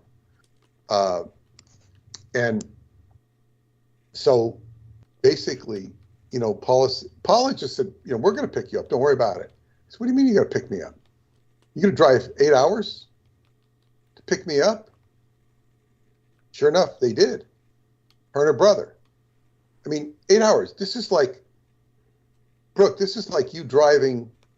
I know, that'd be like me driving City to pick somebody up. That's like me driving to Myrtle Beach and back home. Not Myrtle Beach. It's like New York City. Well, Myrtle but I'm Beach saying is it's 8 4 hours. hours to Myrtle Beach, so it'd be like me driving all the way there and all the way back for no fucking reason. I mean, but for you, is what I'm saying. It was for you, but I'm saying, like, I'm not driving to the beach and stopping to see it for 4 hours. I'm driving all the way back. Well, that's 8 hours. Yeah. So I said, this is. I later explained to her. I said, this is not the way things work in America. I said, if you're flying into Washington D.C., she says, you wouldn't pick me up. I said, no, you'd fly from Washington D.C. to New York, and then I'd pick you up. You don't drive down to Washington, D.C., which is 5 hours away, with good traffic. And so anyway, I'm expecting them, because she said she's going to pick me up with her brother, who I knew. But then when they get there, it's not only her brother, but it's her best friend, Juana, and who I know, and Tamarinda, her mother, her stepmother. God, I had a big part. So what are you doing here? She says, I came to protect you. She says, so there was the heaviest storm, ostensibly, if not recent times, in the history of Bucharest. And we made it out of there in like 2 hours. It was like traffic was really slow. And as soon as we got out of it, the traffic became untenable. It was horrible. So we just escaped the traffic. And then when we got up to Deva, where they lived at the time in Transylvania, in their, very big spread of what they had at the time, 2 separate buildings. I'm watching TV, and it's got Joe Biden is on TV, and she says, and George Tenet, the CIA director, and she says, they are following you. They are following you. And they were actually there to open this huge accelerator. I think it was they don't like to call it a particle accelerator. It's a linear accelerator. Yeah, there's multiple particle accelerators, but they only pretend like there's one. And anyway, it was this big deal. And the only mention of it I could ever find on the internet was an article that Joseph Farrell did, which I actually compliment him for, because he was acknowledging that it was there. Nobody else would acknowledge it. And it was just kind of, and then Biden and George Tenet over there, they're on the news in Bucharest, Romania, but they're not on the news, and it's not being talked about in America. Yeah. So that was my re-entry to, and of course, when Tamarinda was little, she was a small little girl, probably her mother, right? She was her mother was small. She was, I think she lived in Timisoara at the time. Timisoara is on the extreme west end of Transylvania. It is a gateway into Hungary. And so these Tibetan lamas saw her, and they pointed at her and go, Mashande, Mashande. They saw Mashande in her. Not to say that she is Mashande, but they saw that energy. So Mashande is a blue goddess, a very beautiful one. You would be attracted to her feminine form. And she gives Radu a terma, which is a document, a parchment that is, there were many termas buried in the Buddhist tradition by the assistant of Padmanabhansava, the second Buddha who founded Tibetan Buddhism.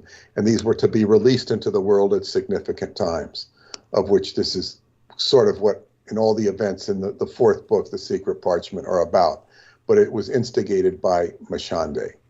And his introduction to Mashande was via a Tibetan Lama who was the one who orchestrated the whole founding of Department Zero in Romania, which brought about the discovery of the chamber beneath the Romanian Sphinx. You have these incredible invisible characters who are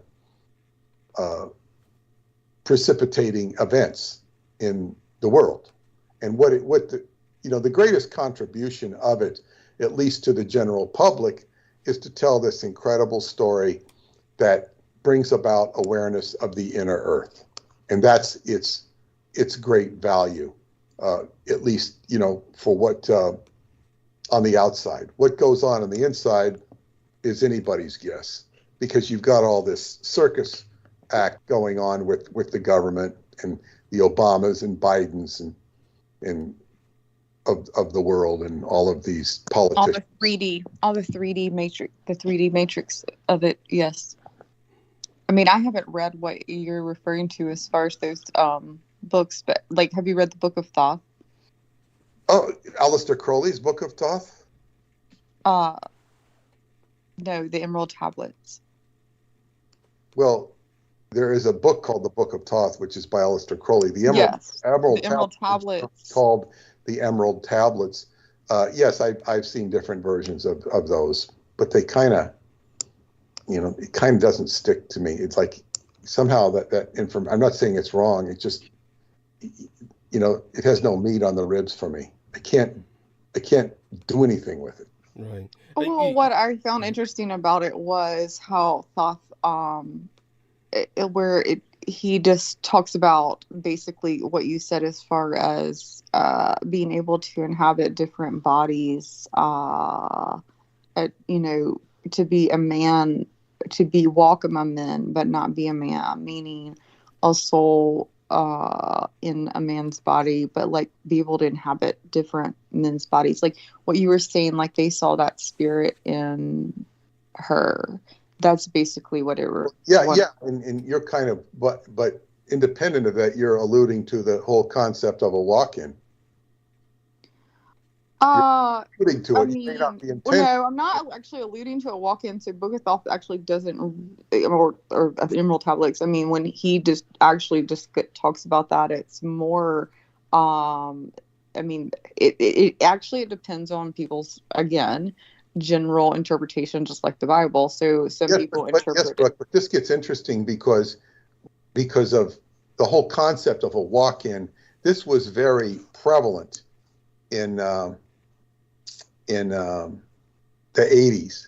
Walk in here, where spirits were coming into people, right? And which is similar but different than what happens with these speaking in tongues.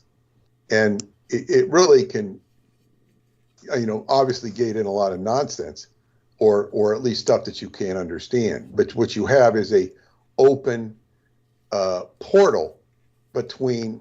Let me put it this way: and then I'm going to use the Aldous Huxley theory from his book Doors of Perception, where he talks about a hypothesized reducing valve, that your brain cannot process all that it sees because it's seeing everything simultaneously. It's taking in perception at a rate of infinity. And there is a reducing valve mechanism to the pineal or whatever that reduces it so that you can have a continuous, what is the word? Coherent reality. Everything is reduced to a irreducible minimum of reality with a context where you can see things and you can move through and touch the computer and move the mouse and do things in a coherent way, in a consistency. When you take, and that he's talking about a drug there like mescaline. He would later use LSD after he wrote that book extensively, to the point where he would theorize that this reducing valve was removed. So now you can see everything, or certainly much more. And then, of course, there is a heuristic or intuitive process that is guided by you and whatever else is you're responding to, that takes you on a good trip or a bad trip. And so this is, when you have the concept of channeling would be the entities or the energies which would be trying to get through the reducing valve. And somehow how they get through, what is the passageway, what is the key to get into that, open up that pineal gland to get in. And there was, people are at different times open or more vulnerable to such things, which could appear as voices, they could appear as anything. What comes through? What is the message? And this, in a way, becomes the whole crux of reality in general, because it's what you see. Sometimes you'll get prescient dreams of what your reality is going to be. And sometimes we have destiny situations where these things are put inside of us. And we say, oh, God, yeah, I always knew I was going to meet that person. These things happen because they're such big moments in our life. So, when we think of walk-ins, they can often be very, but the idea of Thoth or Tahute, he is the dweller or the architect of the Great Pyramid. He builds the pyramid. He builds the Great Pyramid. So when he's building that pyramid, he's building a portal to all of that infinite potentialities. Therefore, you have exactly, he could walk into anybody's life and channel this, that, or the other thing. Right. It's like where we attach to is the great jigsaw puzzle. Where do we fit in? We'll attach to other pieces. And that's what we're doing, whether we like it or not. We're attaching to different pieces, with quantum resonance or whatever, and the fields that we can attract ourselves to for whatever reason. Well, yeah, I think obviously I agree with everything you're saying. I think that if you were to go back to my original belief is that we're all one. So everything is one. So it's like what was the saying? It's not that you're a wave in the ocean. You are the ocean. With waves, like we are all one, but we're each experiencing everything different. No one person has seen the same movie. No one person has seen this. That's why you get different experiences of people saying a crime, and they 7 different witnesses have 7 different statements. People, number one, don't experience things the same anyway. So it's on their own perception, and that's on a 3D reality. So then when you have an open portal and you're opening it up, like you said, whether it's with drugs like mescaline, LSD, other, what is it, that a lot are using now? Ecstasy. No, that they use them like a lot in Brazil and... peyote? No. Ayahuasca. Ayahuasca, yes, ayahuasca. Yeah. Ayahuasca's, very prevalent right now for that, but and it's really a lot of PTSD and war survivors are using that and doing that as well. But they say you need a shaman with that as well to guide you, because again, it is all based on what your energy field is bringing in. So at the same time, we're all one. We're all one with we were giving a complete, open, free, we were given free will, basically. So free will to choose our path. And that's what we all want to experience as the one, to experience every different possible scenario, which is what one wants to experience. So we all are doing that. And you are then experiencing what you call in. And so if you call in negativity, then yes, you're opening that portal. It's like I said, I described once where I had a negative entity only once. But I knew that I was just getting a little too close to darkness, just really like doing ghost hunting and things like that, just kind of getting into things like that. And glad you realized that. Yeah, it was, I did, I was watching ghost shows all the time. And then I started going to houses, trying to do urban exploring. And, I was laying here one day and it was the middle of the day too, which was what was so weird. And my kids were at school and I started to just take a nap, and then I got completely paralyzed and could see this dark shadow. I could feel it I could feel the darkness, and I could see this shadow, like it was moving across the room. It was just dark. It was black. It was just blackness.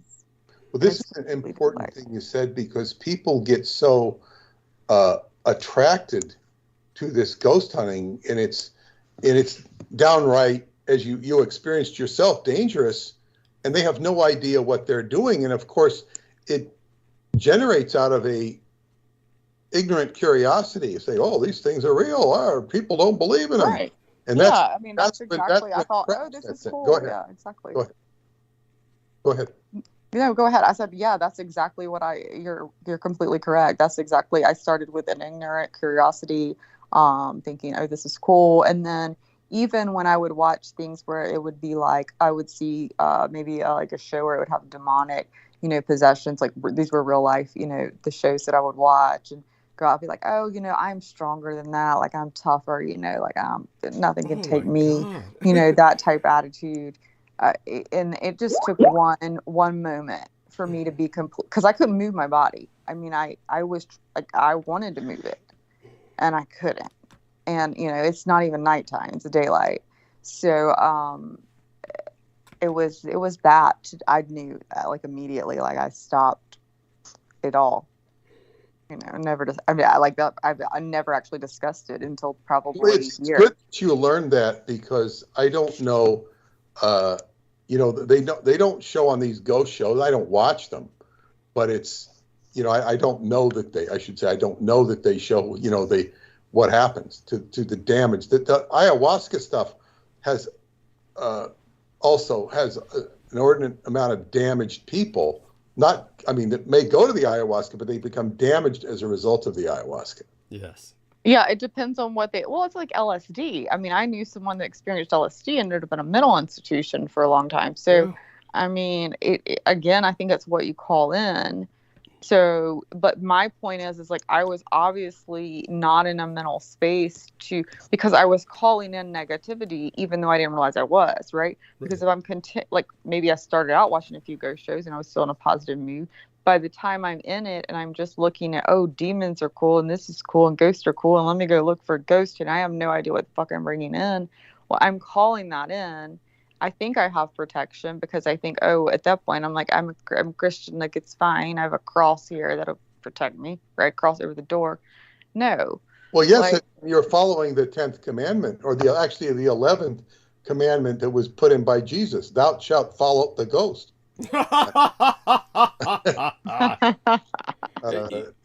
Thou shalt, you know, and actually he talked about the Holy Ghost.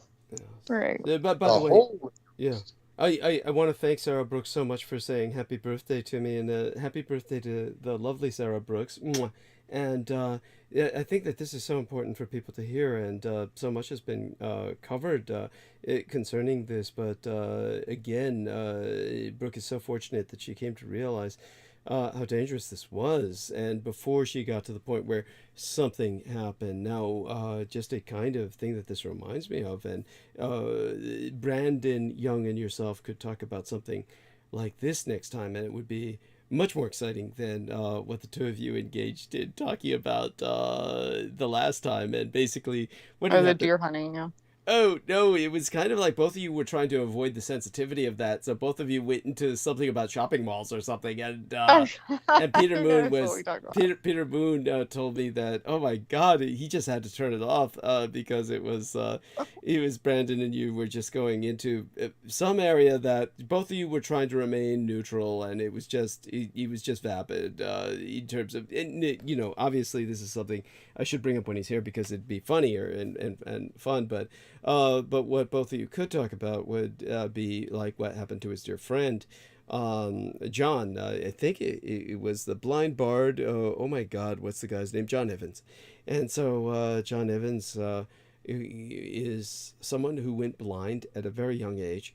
And then he, you know, I guess not having enough challenges with being blind, decided that hey, he and his friend had heard about a cairn, C-A-I-R-N. This is a edifice constructed of bones, both human and animal, that was somewhere in their, you know, territory of northeast of the United States. And it was this place of ill repute. And so they just had to go over there and knock it down, of course. I mean, you know, kind of like you see the no smoking sign near a explosive storage facility, so you just light up.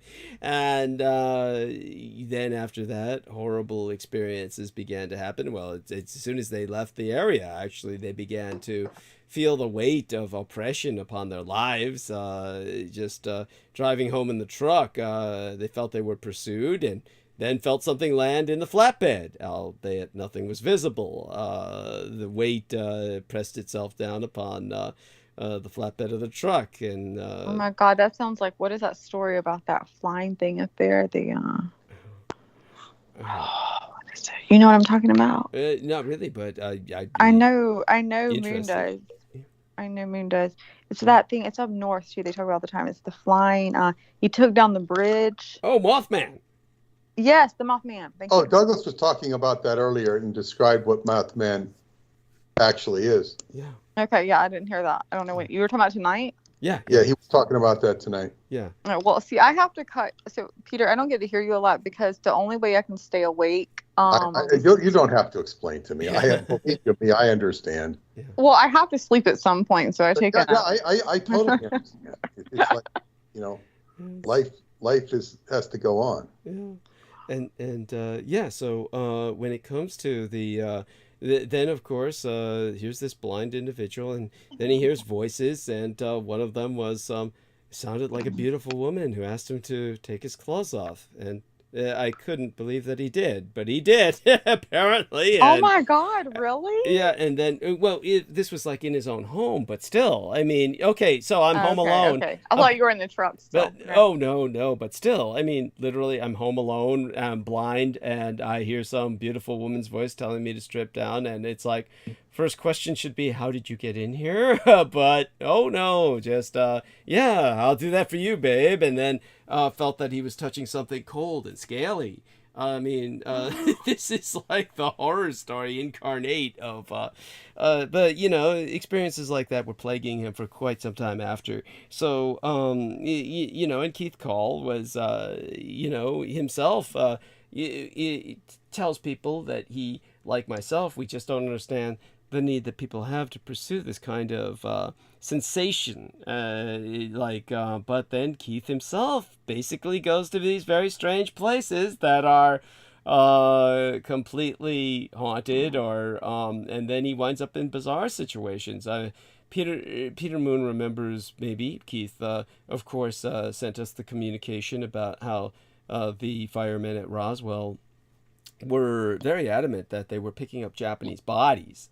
But when, our man Keith Call was going down to Roswell and kind of hanging out, everybody immediately knew that, he was seeking to find out information and whatnot. And then somehow word got around to some military veteran type or active duty military who happened to be off duty at the moment. And the guy said, hey, jump into my Jeep. And then he jumps into the Jeep with this guy.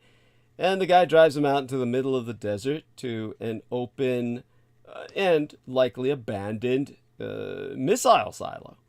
And the guy says, down there connecting these missile silos are miles of tunnels underground. And that's when, bear in mind you're alone with a strange man out in the middle of the desert near a wide open fucking silo, and then that's when I hope I fucking packed a gun. Yeah, and Keith asks him, what are those tunnels used to transport?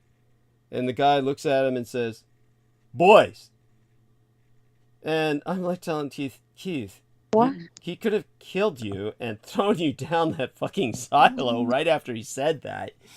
But the guy just drives him back to the town later on, and it's like, so this is like the horror of our world. It's like there's these horrible little hints that come in every once in a while. The ones that come from the human beings are worse than the ones that come from the dead, are the demonic. Great. So by the way, dear lady, okay, we got another sex bot attack. Get him. Get him, honey. Oh, I can do that. I love that. Yes. All the messages are being held for review, but you should be able to see that. So let me know if you can see that. They say the message being held for review. Just good. She got him. Oh, excellent.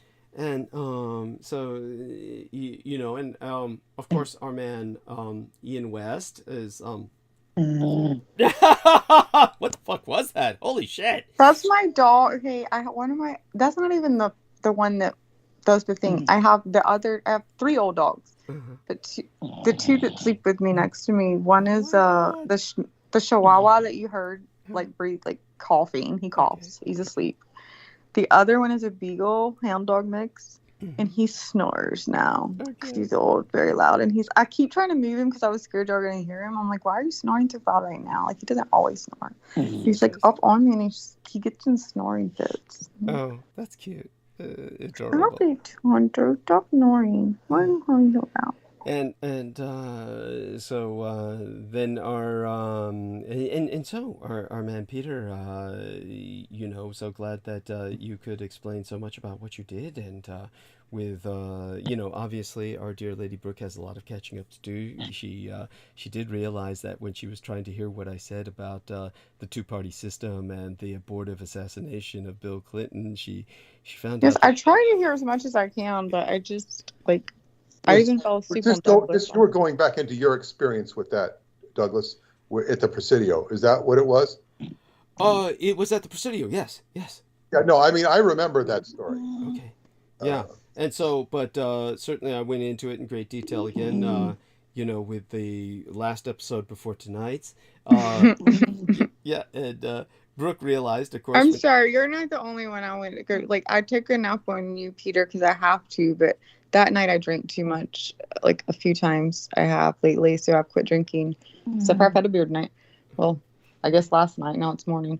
But I, that night I had a bottle of wine, so I literally fell asleep on Dietrich while he was telling that story. Yeah, and then after I had finished telling the story, I said, "There, look, I gave names, connected everything in historical context. Do you believe me now?" And no answer. Luckily, I had at least muted myself at some point because I went back. He told me to listen before this show, and that's actually why I quit drinking. To be honest, because I listened to myself and I clicked the wrong link, and I had to hear myself talking. Right before I passed out, apparently. And it was like, fucking A, I need to quit drinking. I sound bad enough as it is, Southern and redneck. And so I had to listen to that. And and it was so funny. I did get right up to the point. That's why I couldn't get it, because I got right up to the point where I answered a question to you. And I don't even remember answering it. It was right before I muted myself. You asked me something, and I was like, yeah. And I must have muted because I must have been going out right then. And that must be when you started the story. And then I totally do not remember any of it. Oh my God. So I'm sorry. That's fine. But I'm going to go back and listen to the whole thing unless you want to tell it again right now. No. You can listen to that, and I recommend everybody do. And it is time-stamped, and aside from that... Yeah, it's the one above it. See, I went to the timestamp below. Where for some reason, below, you know how you have the notes. I went to the timestamp below the notes, and you have the timestamp before the notes, I think. Yes. I used to have maybe after the notes. I changed it to before the notes, and so it's interesting because you haven't been listening to me for that long, so it's not like you remember the way it was before. But at the same time, no, I just always think notes and then a timestamp. So I just saw the notes and then just went to the timestamp. Okay. I don't know. That's my brain. Yeah, and I'm sorry. Oh no. Anyway, but you told me enough. Yeah, I got to hear a good bit of it from you and George tonight, so I'm very interested to listen to it. Yes. If I can. I'll probably have to sleep some this morning, but... Of course. Yeah. But later on, don't forget, you have to replay the part where I'm talking to Peter Moon, because then we go, into the Mothman. Yeah, so you can... Yeah, I'm interested to hear that. So the Mothman was tonight. Yeah, that was tonight.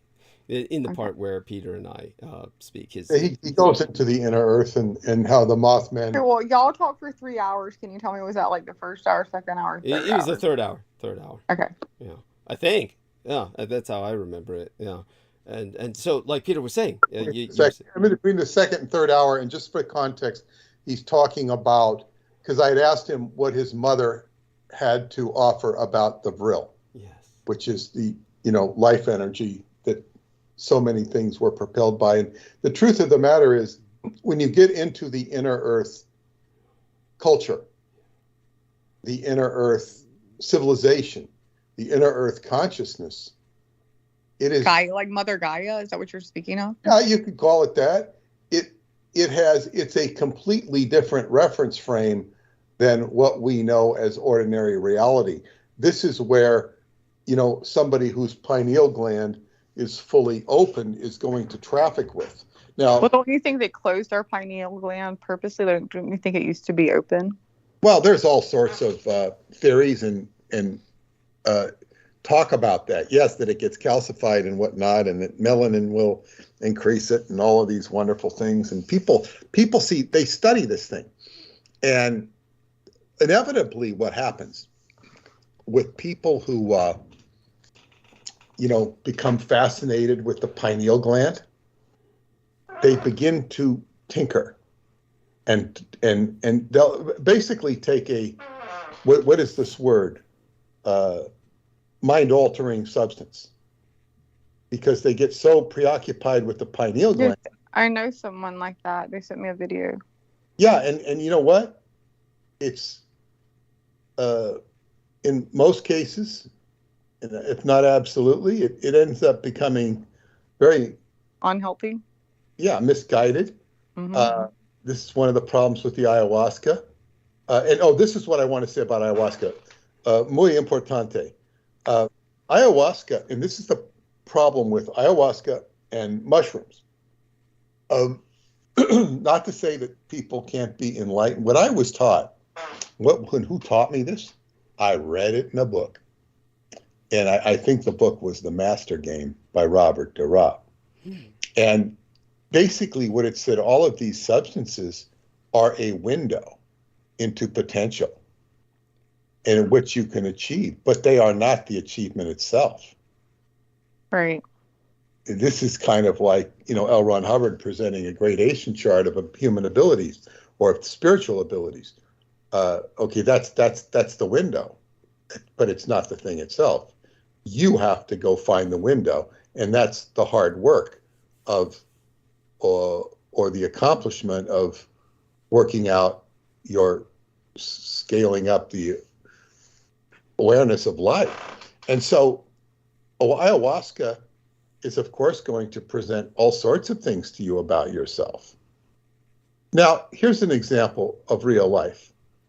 I had a close friend who I will not identify further, not that it would matter, but I won't. And she had invited me to an ayahuasca session, which I politely declined. Not interested. Good move. Oh, I mean, there was no question of it. And of course, she was having problems with her husband, and he was a hell of a guy, just great. And she didn't seem to appreciate him. And she just destroyed her own economic. She's parted with him, got her settlement. She just went down the hill. Oh, so sad. She went down the hill because she had issues, which I never quite understood, but people are going to be the way they are. Anyway, she resurfaced on Long Island and said hello to me once, and she doesn't live far away from me, but we said hello, and, I'm open to talking to her, but it's never happened. But anyway, she did the ayahuasca, and her husband and her did an ayahuasca session, probably a personal session between the two of them. And they reconciled all their differences. The hearts opened up. And it was great for about 2 weeks. Jesus. And then they went back. Yeah, because they weren't. Yeah. Degenerated back to whatever the situation was. And as I said, I would, if this was a blame game, I would blame her. And I mean, this guy is just a super guy. Unusually so. And of course, she was my friend. I knew her better. But this guy, I know him too, but you can't compare the two. And she was more into stuff, she was more into weird stuff, which is how she met me. Well, it's how she kind of, I had met her in a store, and she started talking and so on and so forth. But the thing is that as I say, it's a temporary fix. Now, another friend of mine, who is very dear to me, I call her Madam X in my books, very open third eye, very advanced. I think she kind of knew my stance. She was having, and I didn't find this out till years later, I mean, she had moved. I was no longer as close with her that I was. And then I found out from another friend who I was actually kind of saving. She screwed up her ankle really bad. And I drove her all the way home from Vermont. And she told me that she was either there or she told me all about this ayahuasca session they had in a pool and she was leading it. My friend was leading it where they were drinking wine and ayahuasca. This is not something you do. No. And I was shocked that this friend of mine who had taught me so much, who was so literally quite advanced. Well, I mean, Douglas does drugs, but there's no pretense there, and it's a totally different context. Thank you. Totally different context. I said, what the hell is she doing? I mean, she's very advanced, yet she's not advanced. So, I can't say this is why she attracted cancer, but she had horrible cancer, and but that I would say was in her breast. I think her mother had breast cancer, and she had she was completely aurically devastated by what her husband had done to her.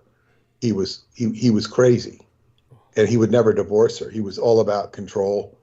And when she left him, before she left him, he wanted to have her exorcised. Oh God! Take her to an exorcist because of her paranormal ability.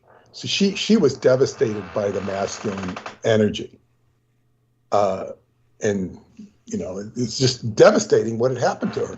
But she was very advanced.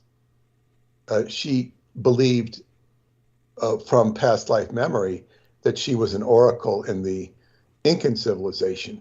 And of course, they were manipulating her to get at her gifts, sort of like Aquino wanted to do with Douglas.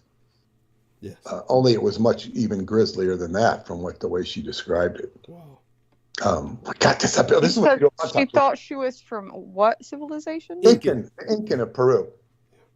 Honey, do you think? No, I know the Incans. What I'm saying is, was she being manipulated through like the ayahuasca, or just through? No, it had nothing to do with ayahuasca. She had paranormal abilities, and whether it was the conquistadors,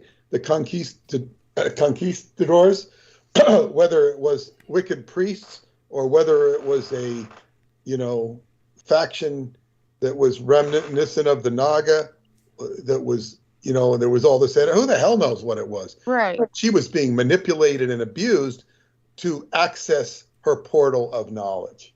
And, it's just like a professor in a movie who's misused by the scientist who's misused by the evil manipulators. The scientist is the slave, only this isn't science, this is prescient viewing. She had. How do you know what to trust as far as what is your spirit guide and what isn't? Well, that's the great challenge. But all I'm saying is that you find this, but I still haven't got to my point with the ayahuasca or the mushrooms. What you find, and you see this in the literature of people who write about it, whether it be Terence McKenna or Peter Lamborn Wilson, they become a advertisement for the drug itself, for the plant itself, rather. So it's just like if you, people generally like you to be like them. Like, say, we like other people to be like us. Like, you would like me more if I was as passionate or half as passionate as you are about animal issues. It's not that I don't care about them, but I'm not like, on the campaign for it. I'm aware of it. And I appreciate what you're doing. But in other words, we like other people to be more like us. Right. By the same token, the plant wants more plants. It's there to make the plant survive. So ayahuasca plant, or the plants that make up ayahuasca, they want they want to fill the world with it, just because it's got a survival instinct as a plant. The fact that the plant has consciousness is sort of makes it extra special. And certainly the one saving grace, and this is my own opinion of ayahuasca, is that some of the people that I know that are doing ayahuasca, and I wouldn't put them in the same category as most of them. I mean, that's a long story.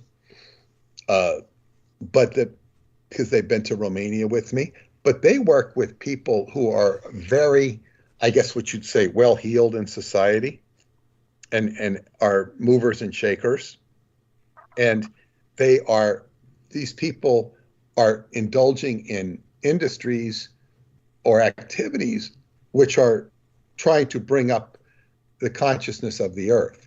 And what I would say, and I can't, argue, I'm not going to argue the pro and cons of it. But the thing is, the plant wants the earth to survive so the plant can survive. Therefore, the plant will induce survival of the whole planet. In other words, these plants need the... Well, then I'm for the fucking plant either fucking way.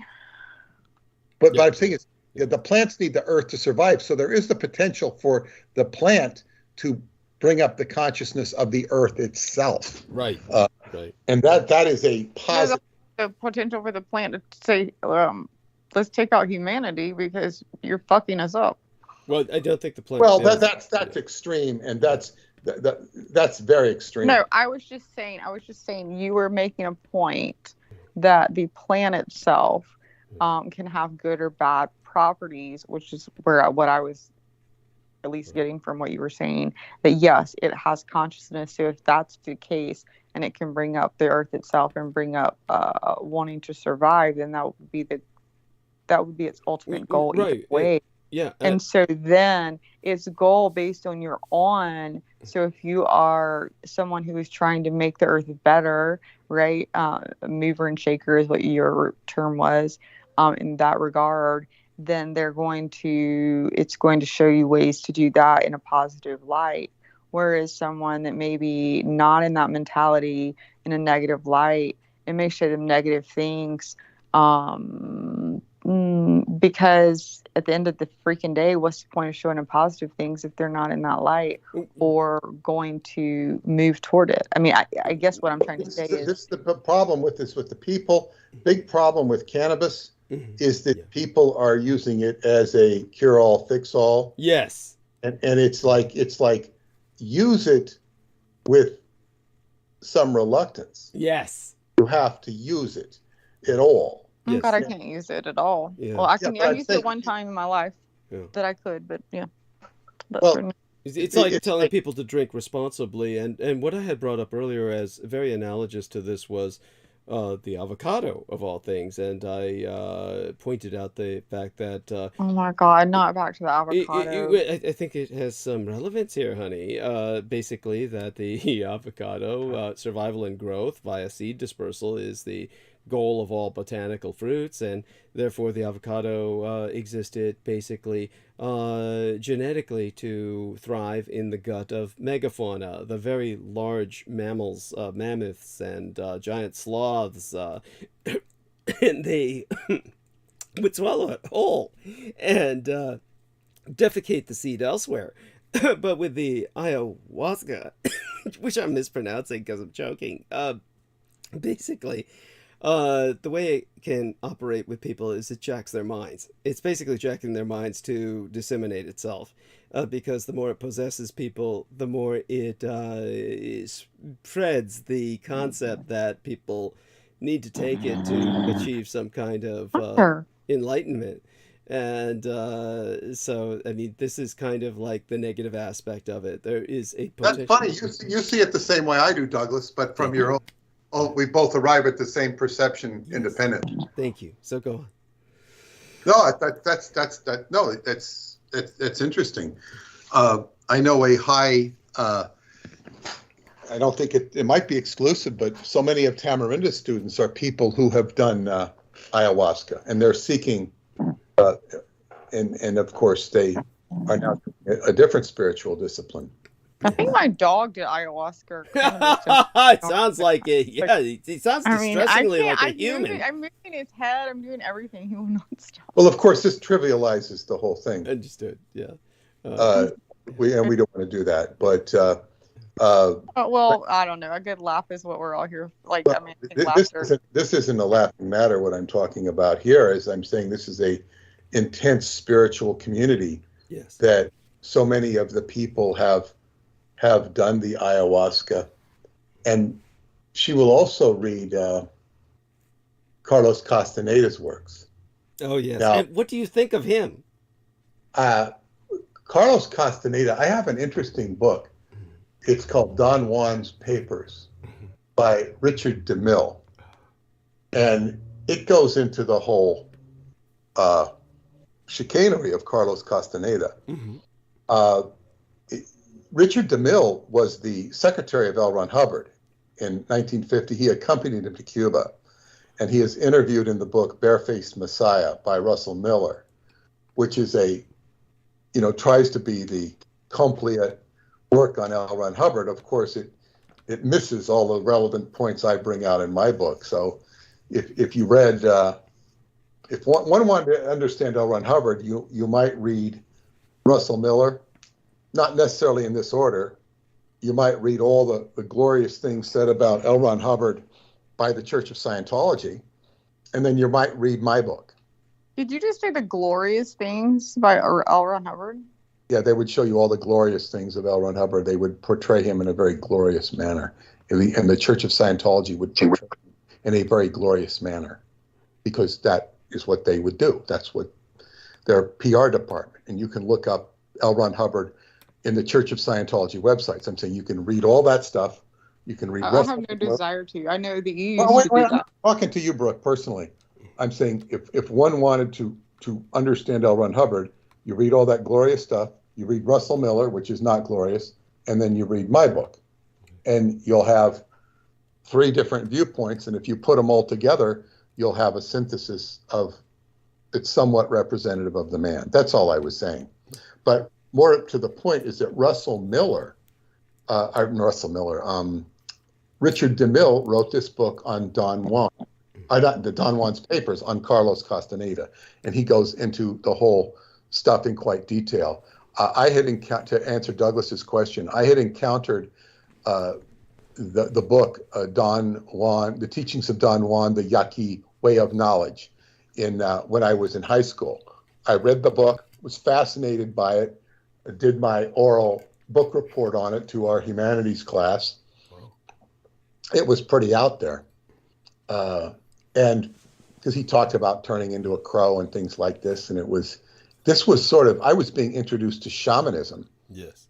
It introduced me to shamanism. I really didn't think of it as shamanism at the time, but it was sort of the exploration. What I did not know at that time is that people were reading that book and flocking out to the desert in Arizona to have this peyote experience. Yes.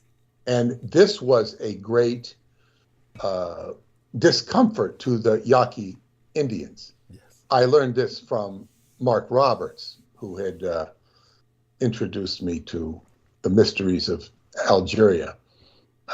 And Mark Roberts, he was the one who was the cameraman for Dan Rather when Oswald was shot. He was right there at the scene. Wow.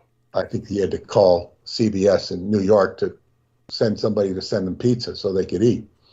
Because he matriculated to New York City and followed Dan Rather to New York and working for CBS. But anyway, he was I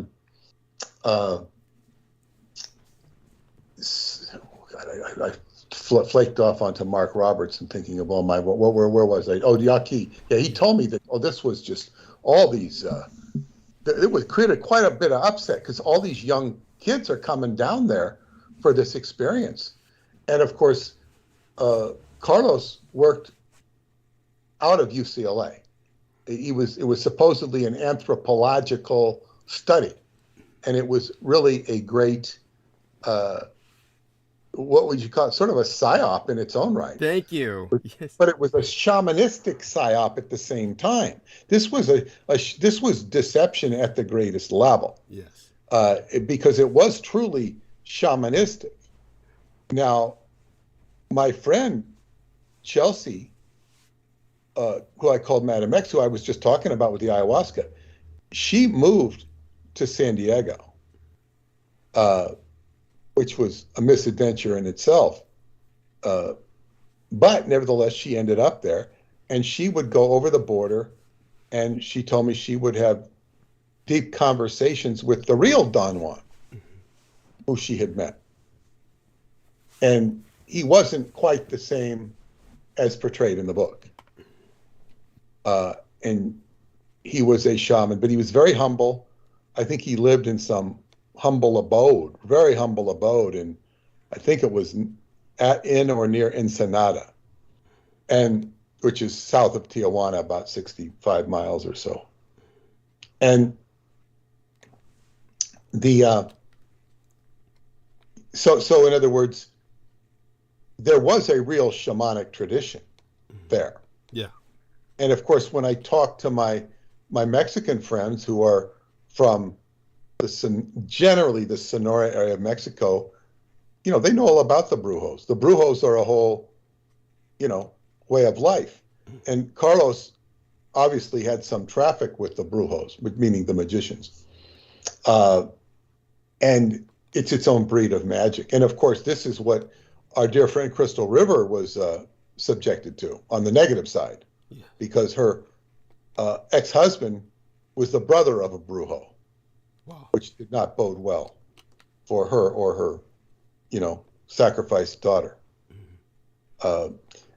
So Carlos was a great manipulator, and he was even a manipulator. He seemed to have his paws into the CIA. It's hard to say whether the CIA had his paws into him or he had his paws into the CIA. And I remember who I just mentioned, this author, Robert DeRopp, who was greatly inspired me on my path when I read his book in high school.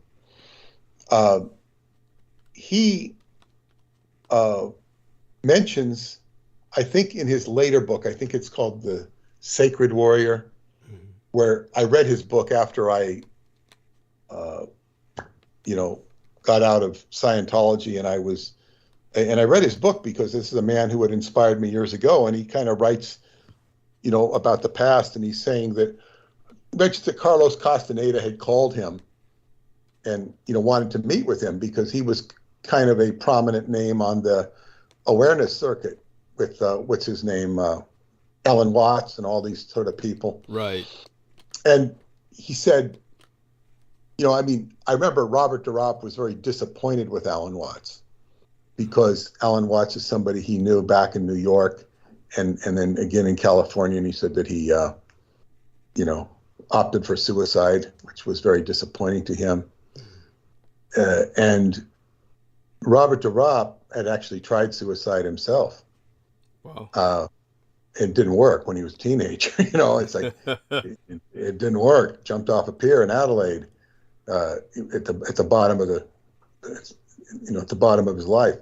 But so he mentions that Carlos, you know, kind of called him and then didn't show up. You know, he was like it sounded like he was very gamey. I think there was a relationship between him and Timothy Leary, which was, I forget, it was like, I think Leary described him as, if I'm not mistaken, as a very, you know, agent's agent sort of thing. Right. There was a great manipulation going on there. And the bottom line is, towards the end of his life, he was teaching something called tensegrity, like tension, egrity. And it was like, my Qigong teacher said it was just bastardized Qigong. I never really got into it. But yeah, was there some truth in it? Of course there is. But it was misguided Qigong, according to my teacher. But what ended up, this is what I read in an article, is that Carlos ended up, you know, getting himself fixed vasectomy so he could have, what was it called? I want to say ubiquitous sex. Brilliant. He was a sexaholic. He was a sexaholic. And I'm not, I talked about that too, about, keeping the flame going, but that's not keeping the flame going. Keeping the inner flame of that's really what you want as an individual. And that's the idea of having a partner, is that you will continually ignite the flame in the pyramid inside of you, in your claw, energetically. You've got a fire in there, and the fire is the pyramid, means fire in the middle. Pyre is fire, mid is middle. In the middle of the claw, which is the upside down triangle around around your crotch. And this is the fire you want to have ignited. That's like lit, and that's energy. And ideally, this can be done between a man and a woman that are partners, and cultivating this energy continuously. This is not what happens in a marriage generally. It's, it gets convoluted. This is the essence of what should happen. For Carlos to be, fixing himself so he could have indiscriminate sex and ejaculating into different women without consequences is not the best way to go. So that's what I have to say about Carlos. Thank you. No, I mean, it's profoundly deep. And by the way, what I've just put inside your private messages on Facebook, along with the picture of Joe Tai, so you can see what he looks like. I know what Joe Tai looks like, and you don't have to keep bringing this up. Oh, okay. So sorry about it's that. Not that it bothers me, but it's not necessary. I know. It's as our dear Lady Brick says. Too much fun in Joe. Yes, Yeah, I know. too much fun. I mean, wait till he Joe's off, and you can go after him. Yes. Oh, anyhow. Oh, that's a different one I haven't seen. Yes. See, he's very Buddha-like. Yes. He's got this face of the Buddha, Yes. or somebody who came out of some badass martial arts dojo in a movie or something. Seriously, like he's like this really big guy. Yes. He's got a little friendlier face than that. Yes. Yes. Or like a Buddha. I mean, he could be well used in Hollywood for the right part. Yes, Hotai Buddha, and I think Douglas finds this disturbing on some. I do. Existential Asian. I agree. I just he needs to leave Joe alone. I don't know what the problem is here. It's I think we're gonna pull a picture of you up, Douglas, and start doing it to you. People do that. So also I put in a link to what we're doing right now, because when it uploads, it's going to be for most people as if it's live. So do share that on your timeline, because that will people will just go through that to go to the link, and what we've just finished transmitting will be just starting for them. So it'll so it's just as good as if we put this up in the middle of the show or something. So that helps immensely. And we'll bring more people. I mean, we've had an enormous response today, and I'm very happy for that. A shout out to Vicky Johnson, who says, "Happy birthday, Douglas. Mwah. Love you dearly, Vicky." Mikhail Andrich had said something else, but he retracted the message. T-Tank Berry said the active side of infinity was his last book. Thank you, T-Tank Berry. So T-Tank I'm impressed that he knows. Whose last book? Carlos's? I believe that's what he's referencing. Is Carlos Castaneda's last book was The Active Side of Infinity. So I'm impressed that T-Tank Berry is acquainted with something so obscure. Holy shit. Because he's a young man. T-Tank Berry's a young man, and a lot of young people would never be aware of Carlos Castaneda, because Carlos Castaneda was very dated. He was like part of his time, and it wasn't like he's very much beyond his time. It's like he was like, when he was big, he was big, and then it's like like Charles Manson was big during his time, and it kind of ends there, even though during their time everybody thought this shit was going to be eternal. Like Charles Manson was making it into science fiction novels where they would mention Manson as kind of like a prophet. But younger people today would like say, "Who the hell is that?" Well, you know what's interesting, Douglas, is, and I think of Scientology versus all these things. It's like all of these things that were happening they had different. Everything has a different life, a shelf life, and it's like, what is the relative value of any of them? It's what you ultimately get out of it. But yeah, and then there was the '80s self-help craze and all of that stuff. Right. I don't think it was as culty as the '60s, as far as. But then again, it was, because you had the reinvention of them. Yeah, you had plenty of cults. So these things, and of course Hermann Hesse writes about about after World War I, all these sort of interests in metaphysics come out of the woodwork in Germany, because people are lost, they're disillusioned, yes, and they're looking for answers. So this was the same problem. You're talking about spiritualism in the 1920s that Houdini was trying to debunk. Yeah. Well, Hermann Hesse was describing it, the situation in Germany, which was different. But in other words, there's all these, people trying to find themselves. Now that's the 1920s. By the 1960s, it's as if everybody thinks they're doing it for the first time. Yes, and it's very. The 80s was really a regeneration of the 60s people being older and more mature, and at the same time less mature. But I was about to say older at least. yeah. Well, yeah, yes, and it's just like people are continually trying to find themselves. Yes. And that is the. I'm going to start the car. Okay, well, everybody just heard that. What did she say? I said she's going to start the car. She didn't know I was actually on the air.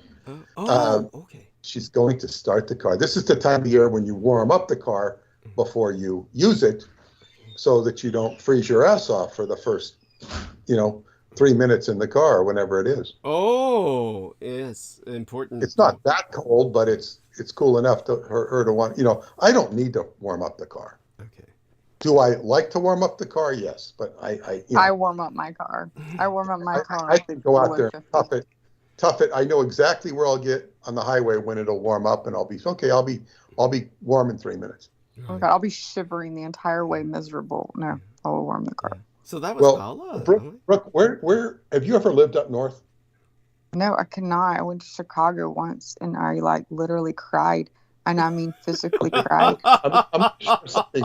I mean, I was standing at the lake, and I had my heaviest winter jacket on, because they took us to the museums that were near the lake, and we were waiting for the little trolley, because the museums, parking lot, and it was November, and I had my, like I said, heaviest winter coat on, heaviest winter stuff, and I was waiting on the trolley. I just started crying, and I wasn't crying where I wanted people to see me crying, just tears started rolling down my eyes from pain. Yes. Of the wind. Yeah.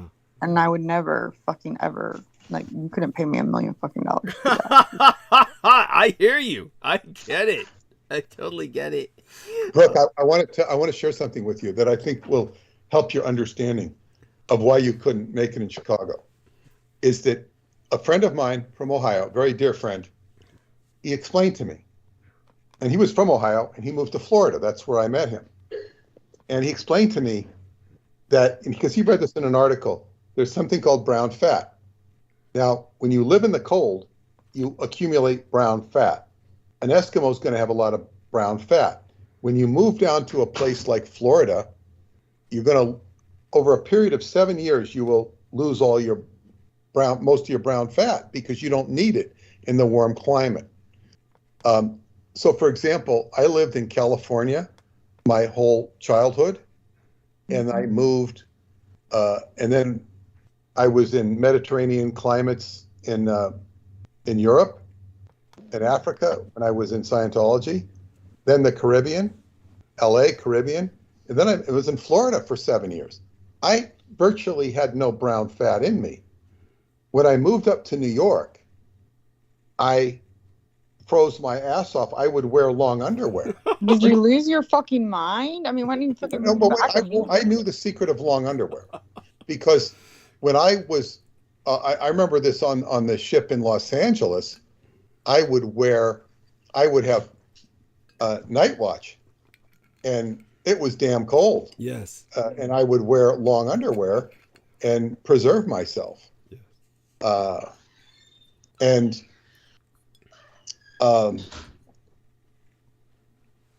the to stay warm, because you'd have to spend a certain amount of time outside, and it was not pleasant. So the long underwear would preserve me. But, and it's a great secret. If you wear long underwear, you'll stay warm because of the layers and whatnot. So when I moved to Long Island, I would wear long underwear frequently in the winter. But after a few years, I no longer need it. I wouldn't even think of wearing long underwear now. I wouldn't even consider it. I don't even know if I have a pair. Oh my But- God, I have like these things called cuddlers, which are long underwear, but they're fleece that you Well, can that's buy. fleece. We didn't have fleece back then. But these are fleece long underwear. So what I'm saying is they are actual fleece, but they're long underwear, so they're tight leggings, and then a tight sweatshirt, and then I wear it under, and it'll be like freaking 40, 35 degrees. I do that to walk the dog. Well, I sympathize with that because I was like that. But after years,